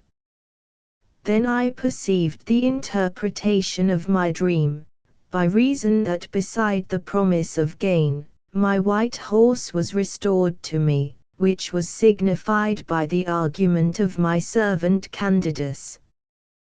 This done I retired to the service of the goddess in hope of greater benefits, considering I had received a sign and token, whereby my courage increased every day more and more to take upon me the orders and sacraments of the temple, insomuch that I oftentimes communed with the priest, desiring him greatly to give me the degree of the religion, but he which was a man of gravity, and well renowned in the order of priesthood, deferred my affection from day to day, with comfort and better hope.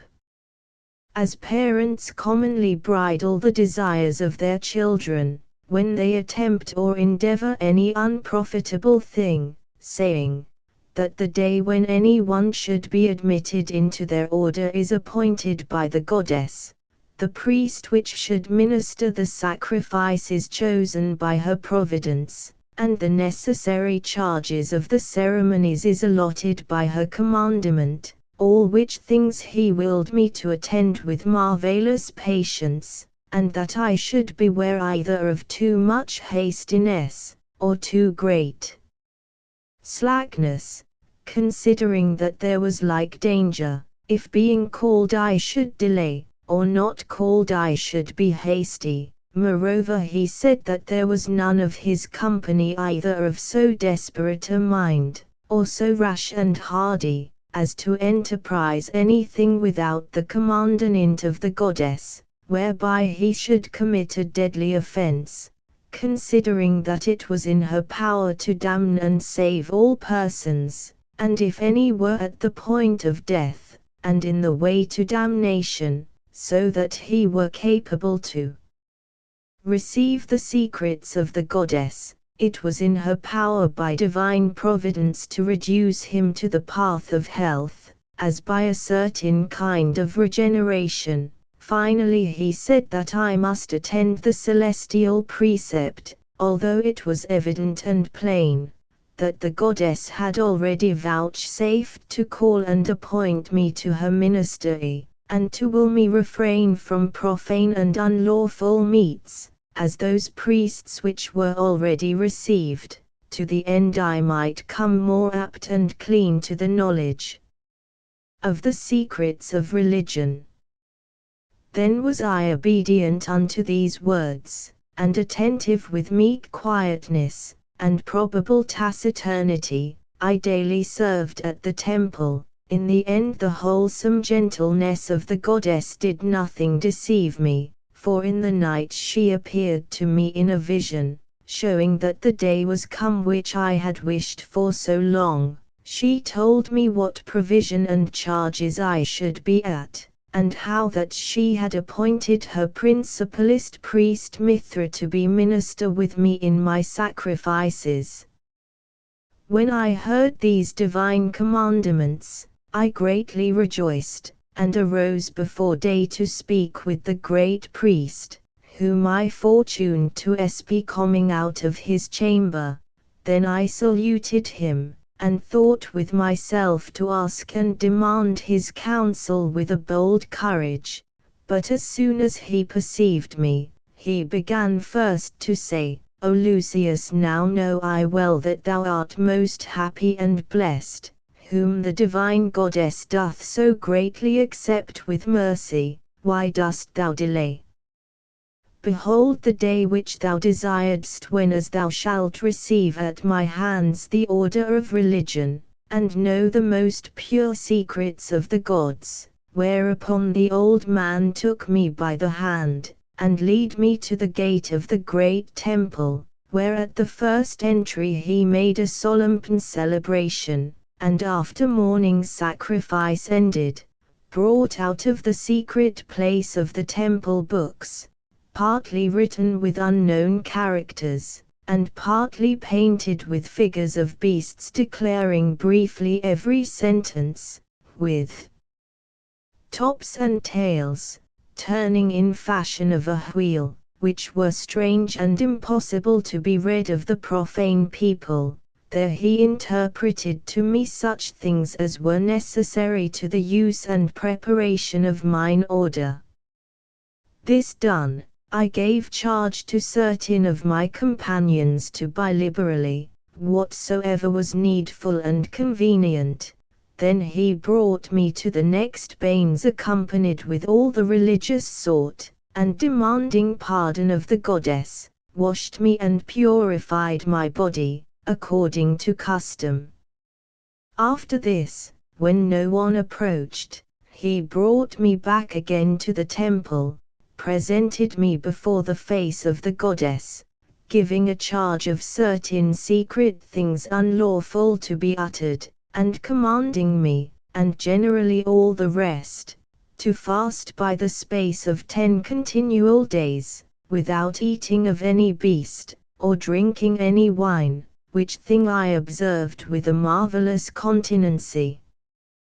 Then behold the day approached, when as the sacrifice should be done, and when night came there arrived on every coast, a great multitude of priests, who according to their order offered me many presents and gifts. Then was all the laity and profane people commanded to depart, and when they had put on my back a linen robe, they brought me to the most secret and sacred place of all the temple.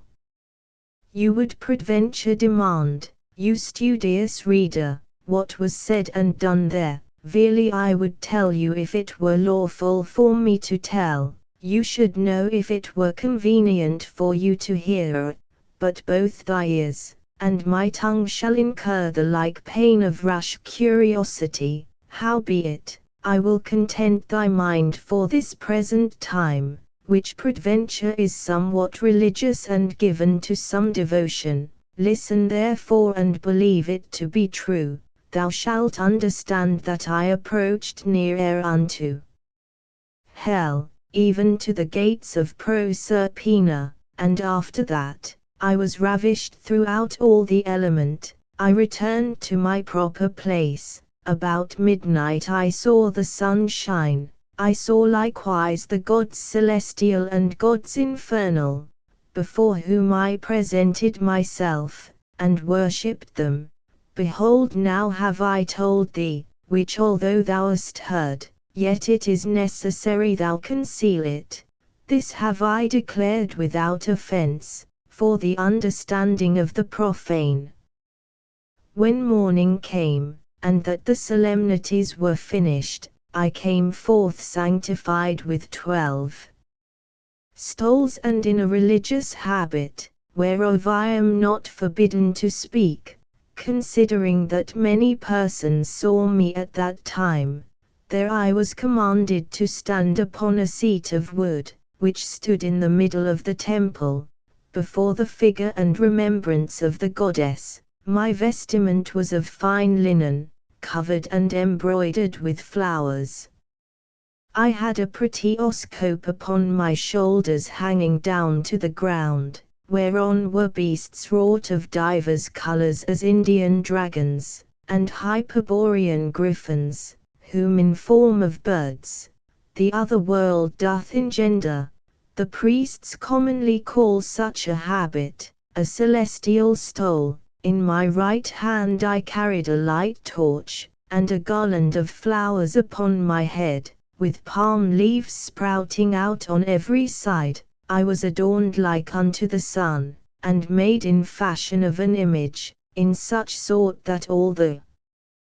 people compassed about to behold me. Then they began to solemnize the feast of the Nativity, and the new procession with sumptuous banquets and delicate meats. The third day was likewise celebrated with like ceremonies, with a religious dinner, and with all the consummation of the order. When I had continued there a good space, I conceived a marvellous great pleasure and consolation in beholding ordinarily the image of the goddess, who at length admonished me to depart homeward, not without rendering of thanks, which although it were not sufficient, yet they were according to my power. Howbeit I could unneth be persuaded to depart, before I had fallen prostrate before the face of the goddess, and wiped her steps with my face, whereby I began so greatly to weep and sigh that my words were interrupted, and as devouring my prayer, I began to say in this sort: O holy and blessed Dame, the perpetual comfort of humankind, who by thy bounty and grace nourishest all the world, and hearest a great affection to the adversities of the miserable, as a loving mother thou takest no rest, neither art thou idle at any time in giving thy benefits, and succouring all men, as well on land as sea. Thou art she that puttest away all storms and dangers from man's life by thy right hand, whereby likewise thou restrainest the fatal dispositions, appeasest the great tempests of fortune, and keepest back the course of the stars. The gods supernal do honor thee, the gods infernal have thee in reverence. Thou environest all the world, thou givest light to the sun, thou governest the world, thou treadest down the power of hell. By thy mean the times return, the planets rejoice, the elements serve, at thy commandment the winds do blow, the clouds increase, the seeds prosper, and the fruits prevail, the birds of the air, the beasts of the hill, the serpents of the den, and the fishes of the sea, do tremble at thy majesty. But my spirit is not able to give thee sufficient praise, my patrimony is unable to satisfy thy sacrifice, my voice hath no power to utter that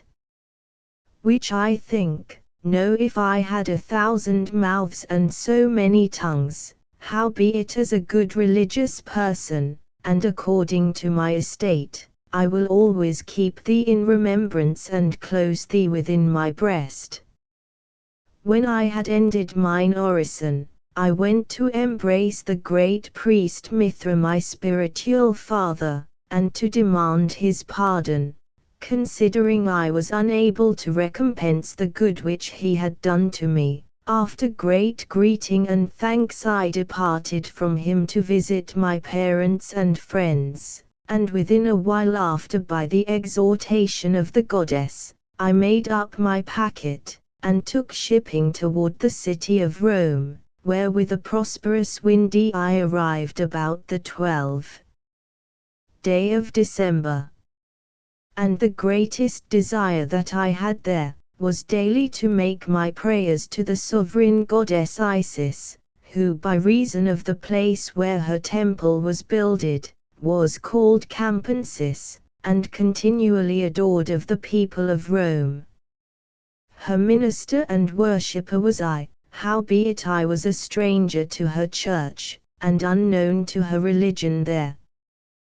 When the year was ended, and the goddess warned me again to receive this new order and consecration, I marveled greatly what it should signify, and what should happen, considering that I was a sacred person already. But it fortuned that while I partly reasoned with myself, and partly examining the thing with the priests and bishops, there came a new and marvelous thought in my mind. That is to say, I was only religious to the goddess Isis, but not sacred to the religion of great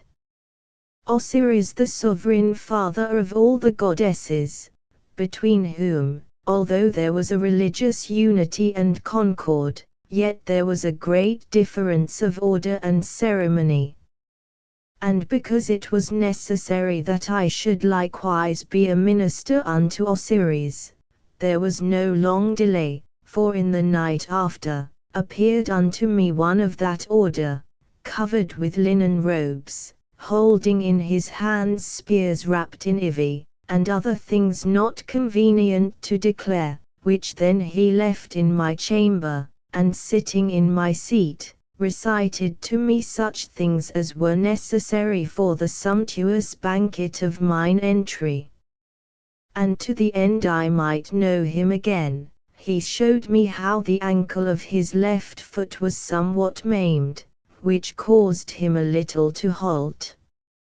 After that I manifestly knew the will of the god Osiris. When matins was ended, I went from one to another, to find him out which had the halting mark on his foot, according as I learned by my vision. At length I found it true, for I perceived one of the company of the priests who had not only the token of his foot, but the stature and habit of his body, resembling in every point as he appeared in the night. He was called Asinius Marcellus, a name not much disagreeing from my transformation. By and by I went to him, which knew well enough all the matter, as being monished by like precept in the night, for the night before as he dressed the flowers and garlands about the head of the god Osiris, he understood by the mouth of the image which told the predestinations of all men, how he had sent a poor man of Madeira, to whom he should minister his sacraments, to the end he should receive a reward by divine providence, and the other glory, for his virtuous studies. When I saw myself this deputed unto religion, my desire was stopped by reason of poverty, for I had spent a great part of my goods in travel and peregrination, but most of all in the city of Rome, whereby my low estate withdrew me a great while. In the end, being oft times stirred forward, not without great trouble of mind, I was constrained to sell my robe for a little money, howbeit sufficient for all my affairs. Then the priest spake unto me, saying, How is it that for a little pleasure thou art not afraid to sell thy vestments, and entering into so great ceremonies, fearest to fall into poverty? Prepare thyself, and abstain from all animal meats, as beasts and fish. In the mean season I frequented the sacrifices of Serapis, which were done in the night, which thing gave me great comfort to my peregrination, and ministered unto me more plentiful living, considering I gained some money in haunting the court, by reason of my Latin tongue. Immediately after I was eftsoons called and admonished by the god Osiris, to receive a third order of religion. Then I was greatly astonished, because I could not tell what this new vision signified, or what the intent of the celestial God was, doubting lest the former priests had given me ill counsel, and fearing that they had not faithfully instructed me. Being in this manner as it were incensed, the god Osiris appeared to me the night following, and giving me admonition said, "There is no occasion why thou shouldest be afraid with so often order of religion, as though there were somewhat omitted, but that thou shouldest rather rejoice, since as it hath pleased the gods to call thee 3 times, when as there was never yet any person that achieved to the order but once, wherefore thou mayst think thyself happy for so great benefits. And know thou that the religion which thou must now receive, is right necessary, if thou mean to persevere in the worshipping of the goddess, and to make solemnity on the festival day with the blessed habit, which thing shalt be a glory and renown to thee." After this sort, the divine majesty persuaded me in my sleep, whereupon by and by I went towards the priest, and declared all that which I had seen. Then I fasted 10 days according to the custom, and of mine own proper will I abstained longer than I was commanded, and verily I did nothing repent of the pain which I had taken, and of the charges which I was at, considering that the divine providence had given me such an order, that I gained much money in pleading of causes. Finally, after a few days, the great god Osiris appeared to me in the night, not disguised in any other form, but in his own essence, commanding me that I should be an advocate in the court, and not fear the slander and envy of ill persons, which bear me stomach and grudge by reason of my doctrine, which I had gotten by much labor. Moreover, he would not that I should be any longer of the number of his priests, but he allotted me to be one of the decurions and senators, and after he appointed me a place within the ancient palace, which was erected in the time of Sela, where I executed my office in great joy with a shaven crown. Asterisk asterisk asterisk End of the Project Gutenberg ebook The Golden Ass asterisk asterisk asterisk Updated editions will replace the previous one, the old editions will be renamed. Creating the works from print editions not protected by U.S. copyright law means that no one owns a United States copyright in these works, so the Foundation, and you, can copy and distribute it in the United States without permission and without paying copyright royalties. Special rules, set forth in the general terms of use part of this license, apply to copying and distributing Project Gutenberg trademark symbol electronic works to protect the Project Gutenberg trademark symbol concept and trademark.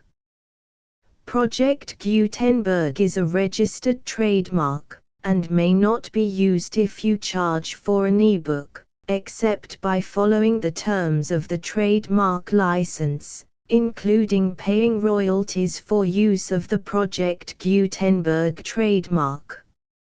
If you do not charge anything for copies of this ebook, complying with the trademark license is very easy. You may use this ebook for nearly any purpose, such as creation of derivative works, reports, performances and research. Project Gutenberg ebooks may be modified and printed and given away. You may do practically anything in the United States with ebooks not protected by U.S. copyright law. Redistribution is subject to the trademark license, especially commercial redistribution. Start. Full license. The full Project Gutenberg license. Please read this before you distribute or use this work to protect the Project Gutenberg trademark symbol mission of promoting the free distribution of electronic works. By using or distributing this work, or any other work associated in any way with the phrase Project Gutenberg, you agree to comply with all the terms of the full Project Gutenberg trademark symbol license available with this file or online at www.gutenberg.org/license. Section 1. General Terms of Use and Redistributing Project Gutenberg Trademark Symbol Electronic Works 1.0. By reading or using any part of this Project Gutenberg trademark symbol electronic work, you indicate that you have read, understand, agree to and accept all the terms of this license and intellectual property, trademark/copyright, agreement. If you do not agree to abide by all the terms of this agreement, you must cease using and return or destroy all copies of Project Gutenberg trademark symbol electronic works in your possession. If you paid a fee for obtaining a copy of or access to a Project Gutenberg trademark symbol electronic work and you do not agree to be bound by the terms of this agreement, you may obtain a refund from the person or entity to whom you paid the fee as set forth in paragraph 1.e.8. 1.b Project Gutenberg is a registered trademark. It may only be used on or associated in any way with an electronic work by people who agree to be bound by the terms of this agreement. There are a few things that you can do with most Project Gutenberg trademark symbol electronic works even without complying with the full terms of this agreement. See paragraph 1.c below. There are a lot of things you can do with Project Gutenberg trademark symbol electronic works if you follow the terms of this agreement and help preserve free future access to Project Gutenberg trademark symbol electronic works. See paragraph 1.e below. 1.c.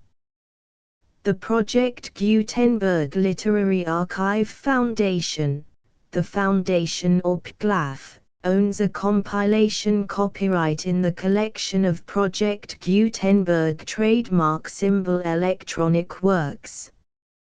Nearly all the individual works in the collection are in the public domain in the United States.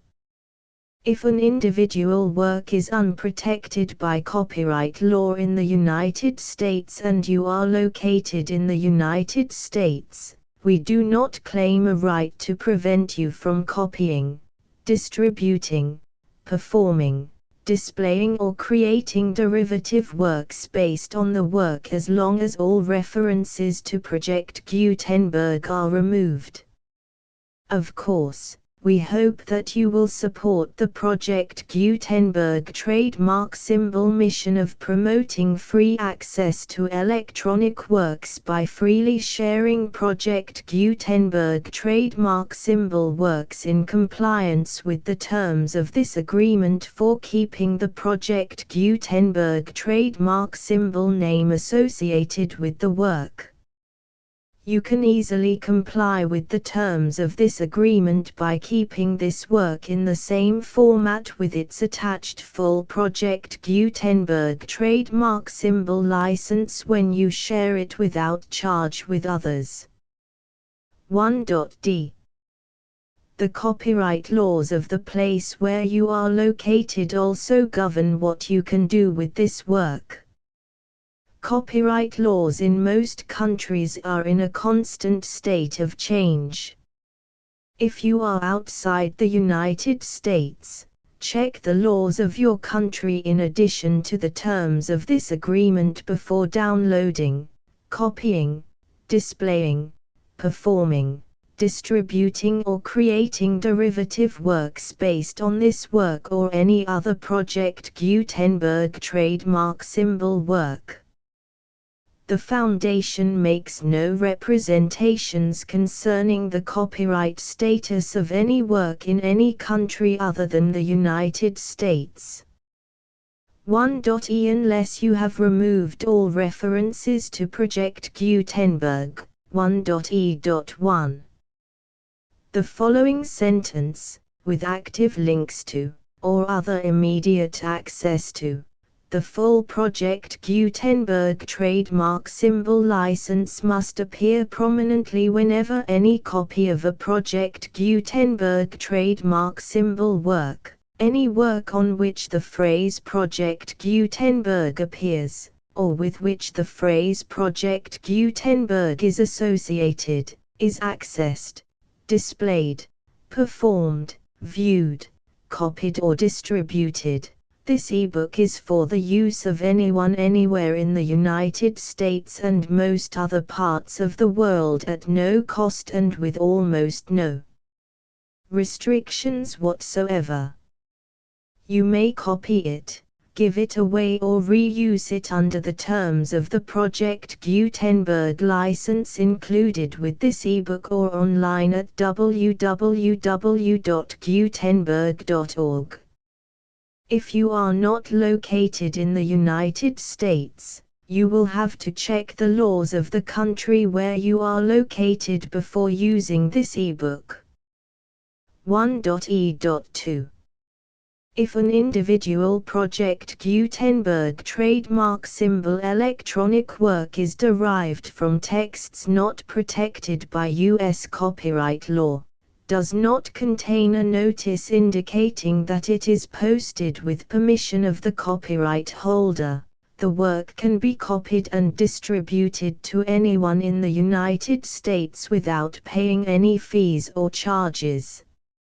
If you are redistributing or providing access to a work with the phrase Project Gutenberg associated with or appearing on the work, you must comply either with the requirements of paragraphs 1.e.1 through 1.e.7 or obtain permission for the use of the work and the Project Gutenberg trademark symbol trademark as set forth in paragraphs 1.e.8 or 1.e.9. 1.e.3.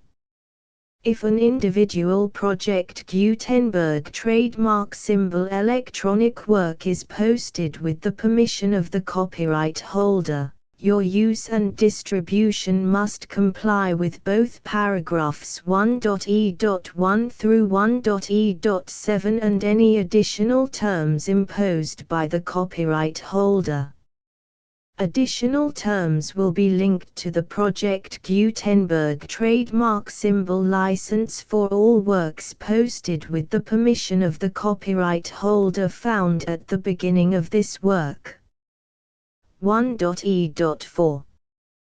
Do not unlink or detach or remove the full Project Gutenberg trademark symbol license terms from this work, or any files containing a part of this work or any other work associated with Project Gutenberg trademark symbol.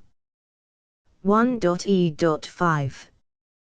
Do not copy, display, perform, distribute or redistribute this electronic work, or any part of this electronic work, without prominently displaying the sentence set forth in paragraph 1.e.1 with active links or immediate access to the full terms of the Project Gutenberg trademark symbol license.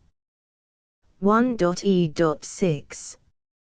You may convert to and distribute this work in any binary, compressed, marked up, non-proprietary or proprietary form, including any word processing or hypertext form. However, If you provide access to or distribute copies of a Project Gutenberg trademark symbol work in a format other than plain vanilla ASCII or other format used in the official version posted on the official Project Gutenberg trademark symbol website, www.gutenberg.org, you must, at no additional cost, fee or expense to the user, provide a copy, a means of exporting a copy, or a means of obtaining a copy upon request, of the work in its original plain vanilla ASCII or other form. Any alternate format must include the full Project Gutenberg trademark symbol license as specified in paragraph 1.e.1. 1.e.7. Do not charge a fee for access to, viewing, displaying, performing, copying or distributing any Project Gutenberg trademark symbol works unless you comply with paragraph 1.e.8 or 1.e.9. 1.e.8. You may charge a reasonable fee for copies of or providing access to or distributing Project Gutenberg trademark symbol electronic works provided that you pay a royalty fee of 20% of the gross profits you derive from the use of Project Gutenberg trademark symbol works calculated using the method you already use to calculate your applicable taxes. The fee is owed to the owner of the Project Gutenberg trademark symbol trademark, but he has agreed to donate royalties under this paragraph to the Project Gutenberg Literary Archive Foundation. Royalty payments must be paid within 60 days following each date on which you prepare, or are legally required to prepare, your periodic tax returns. Royalty payments should be clearly marked as such and sent to the Project Gutenberg Literary Archive Foundation at the address specified in Section 4, Information about donations to the Project Gutenberg Literary Archive Foundation. You provide a full refund of any money paid by a user who notifies you in writing, or by email, within 30 days of receipt that he does not agree to the terms of the full Project Gutenberg trademark symbol license. You must require such a user to return or destroy all copies of the works possessed in a physical medium and discontinue all use of and all access to other copies of Project Gutenberg trademark symbol works. You provide, in accordance with paragraph 1.f.3, a full refund of any money paid for a work or a replacement copy, if a defect in the electronic work is discovered and reported to you within 90 days of receipt of the work. You comply with all other terms of this agreement for free distribution of Project Gutenberg trademark symbol works. 1.e.9. If you wish to charge a fee or distribute a Project Gutenberg trademark symbol electronic work or group of works on different terms than are set forth in this agreement, you must obtain permission in writing from the Project Gutenberg Literary Archive Foundation, the manager of the Project Gutenberg trademark symbol trademark. Contact the Foundation as set forth in Section 3 below. 1.f1.f.1. Project Gutenberg volunteers and employees expend considerable effort to identify, do copyright research on, transcribe and proofread works not protected by U.S. copyright law in creating the Project Gutenberg trademark symbol collection. Despite these efforts, Project Gutenberg trademark symbol electronic works, and the medium on which they may be stored, may contain defects such as, but not limited to, incomplete, inaccurate or corrupt data, transcription errors, a copyright or other intellectual property infringement, a defective or damaged disk or other medium, a computer virus, or computer codes that damage or cannot be read by your equipment. 1.f.2 Limited warranty, disclaimer of damages, except for the right of replacement or refund described in paragraph 1.f.3. The Project Gutenberg Literary Archive Foundation, the owner of the Project Gutenberg trademark symbol trademark, and any other party distributing a Project Gutenberg trademark symbol electronic work under this agreement, disclaim all liability to you for damages, costs and expenses, including legal fees. You agree that you have no remedies for negligence, strict liability, breach of warranty or breach of contract except those provided in paragraph 1.f.3. You agree that the Foundation, the trademark owner, and any distributor under this agreement will not be liable to you for actual, direct, indirect, consequential, punitive or incidental damages even if you give notice of the possibility of such damage. 1.f.3 Limited right of replacement or refund. If you discover a defect in this electronic work within 90 days of receiving it, you can receive a refund of the money, if any, you paid for it by sending a written explanation to the person you received the work from. If you received the work on a physical medium, you must return the medium with your written explanation. The person or entity that provided you with the defective work may elect to provide a replacement copy in lieu of a refund.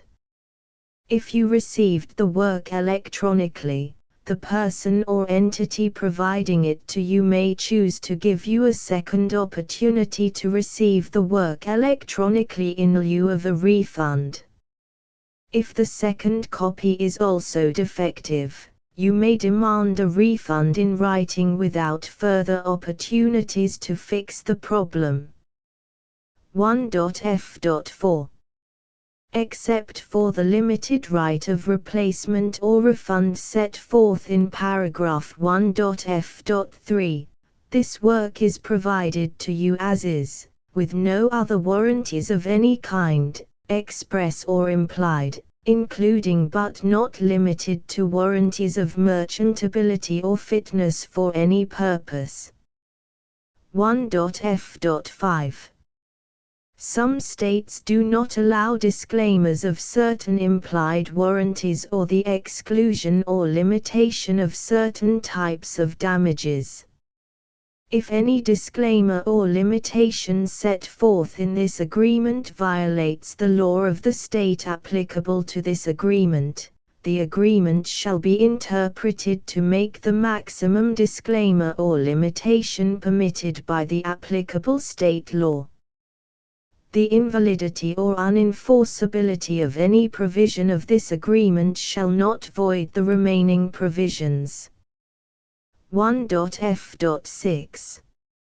Indemnity. You agree to indemnify and hold the Foundation, the trademark owner, any agent or employee of the Foundation, anyone providing copies of Project Gutenberg trademark symbol electronic works in accordance with this agreement, and any volunteers associated with the production, promotion and distribution of Project Gutenberg trademark symbol electronic works, harmless from all liability, costs and expenses, including legal fees, that arise directly or indirectly from any of the following which you do or cause to occur.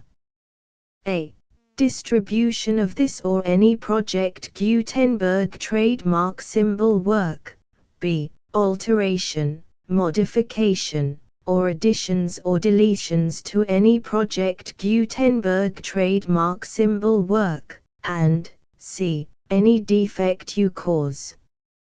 Section 2.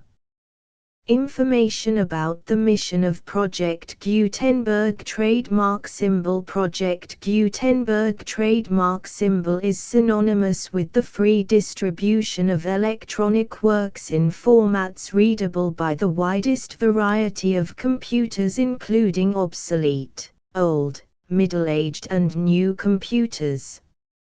It exists because of the efforts of hundreds of volunteers and donations from people in all walks of life.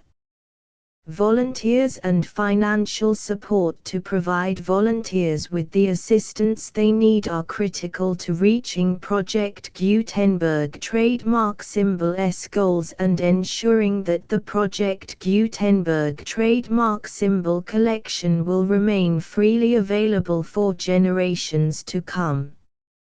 In 2001, the Project Gutenberg Literary Archive Foundation was created to provide a secure and permanent future for Project Gutenberg trademark symbol and future generations. To learn more about the Project Gutenberg Literary Archive Foundation and how your efforts and donations can help, see sections 3 and 4 and the Foundation information page at www.gutenberg.org. Section 3. Information about the Project Gutenberg Literary Archive Foundation. The Project Gutenberg Literary Archive Foundation is a non-profit 501(c)(3) educational corporation organized under the laws of the state of Mississippi and granted tax-exempt status by the Internal Revenue Service. The Foundation's IN or Federal Tax Identification Number is 64-6221541. Contributions to the Project Gutenberg Literary Archive Foundation are tax-deductible to the full extent permitted by U.S. federal laws and your state's laws.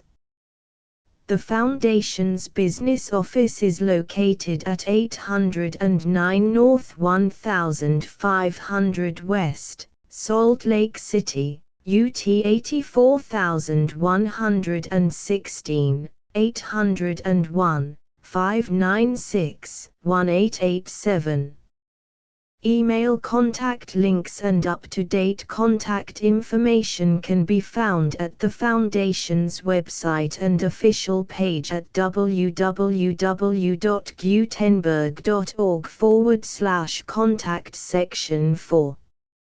Information about donations to the Project Gutenberg Literary Archive Foundation. Project Gutenberg trademark symbol depends upon and cannot survive without widespread public support and donations to carry out its mission of increasing the number of public domain and licensed works that can be freely distributed in machine-readable form accessible by the widest array of equipment, including outdated equipment. Many small donations, $1 to $5,000, are particularly important to maintaining tax-exempt status with the IRS. The Foundation is committed to complying with the laws regulating charities and charitable donations in all 50 states of the United States. Compliance requirements are not uniform and it takes a considerable effort, much paperwork and many fees to meet and keep up with these requirements. We do not solicit donations in locations where we have not received written confirmation of compliance. To send donations or determine the status of compliance for any particular state, visit www.gutenberg.org/donate. While we cannot and do not solicit contributions from states where we have not met the solicitation requirements, we know of no prohibition against accepting unsolicited donations from donors in such states who approach us with offers to donate. International donations are gratefully accepted, but we cannot make any statements concerning tax treatment of donations received from outside the United States. U.S. laws alone swamp our small staff. Please check the Project Gutenberg web pages for current donation methods and addresses. Donations are accepted in a number of other ways, including checks, online payments and credit card donations. To donate, please visit www.gutenberg.org/donate. Section 5. General information about Project Gutenberg Trademark Symbol Electronic Works. Professor Michael S. Hart was the originator of the Project Gutenberg trademark symbol concept of a library of electronic works that could be freely shared with anyone. For 40 years, he produced and distributed Project Gutenberg trademark symbol ebooks with only a loose network of volunteer support. Project Gutenberg trademark symbol ebooks are often created from several printed editions, all of which are confirmed as not protected by copyright in the US unless a copyright notice is included. Thus, we do not necessarily keep ebooks in compliance with any particular paper edition. Most people start at our website, which has the main PG search facility, www.gutenberg.org. This website includes information about Project Gutenberg trademark symbol, including how to make donations to the Project Gutenberg Literary Archive Foundation, how to help produce our new ebooks, and how to subscribe to our email newsletter to hear about new ebooks.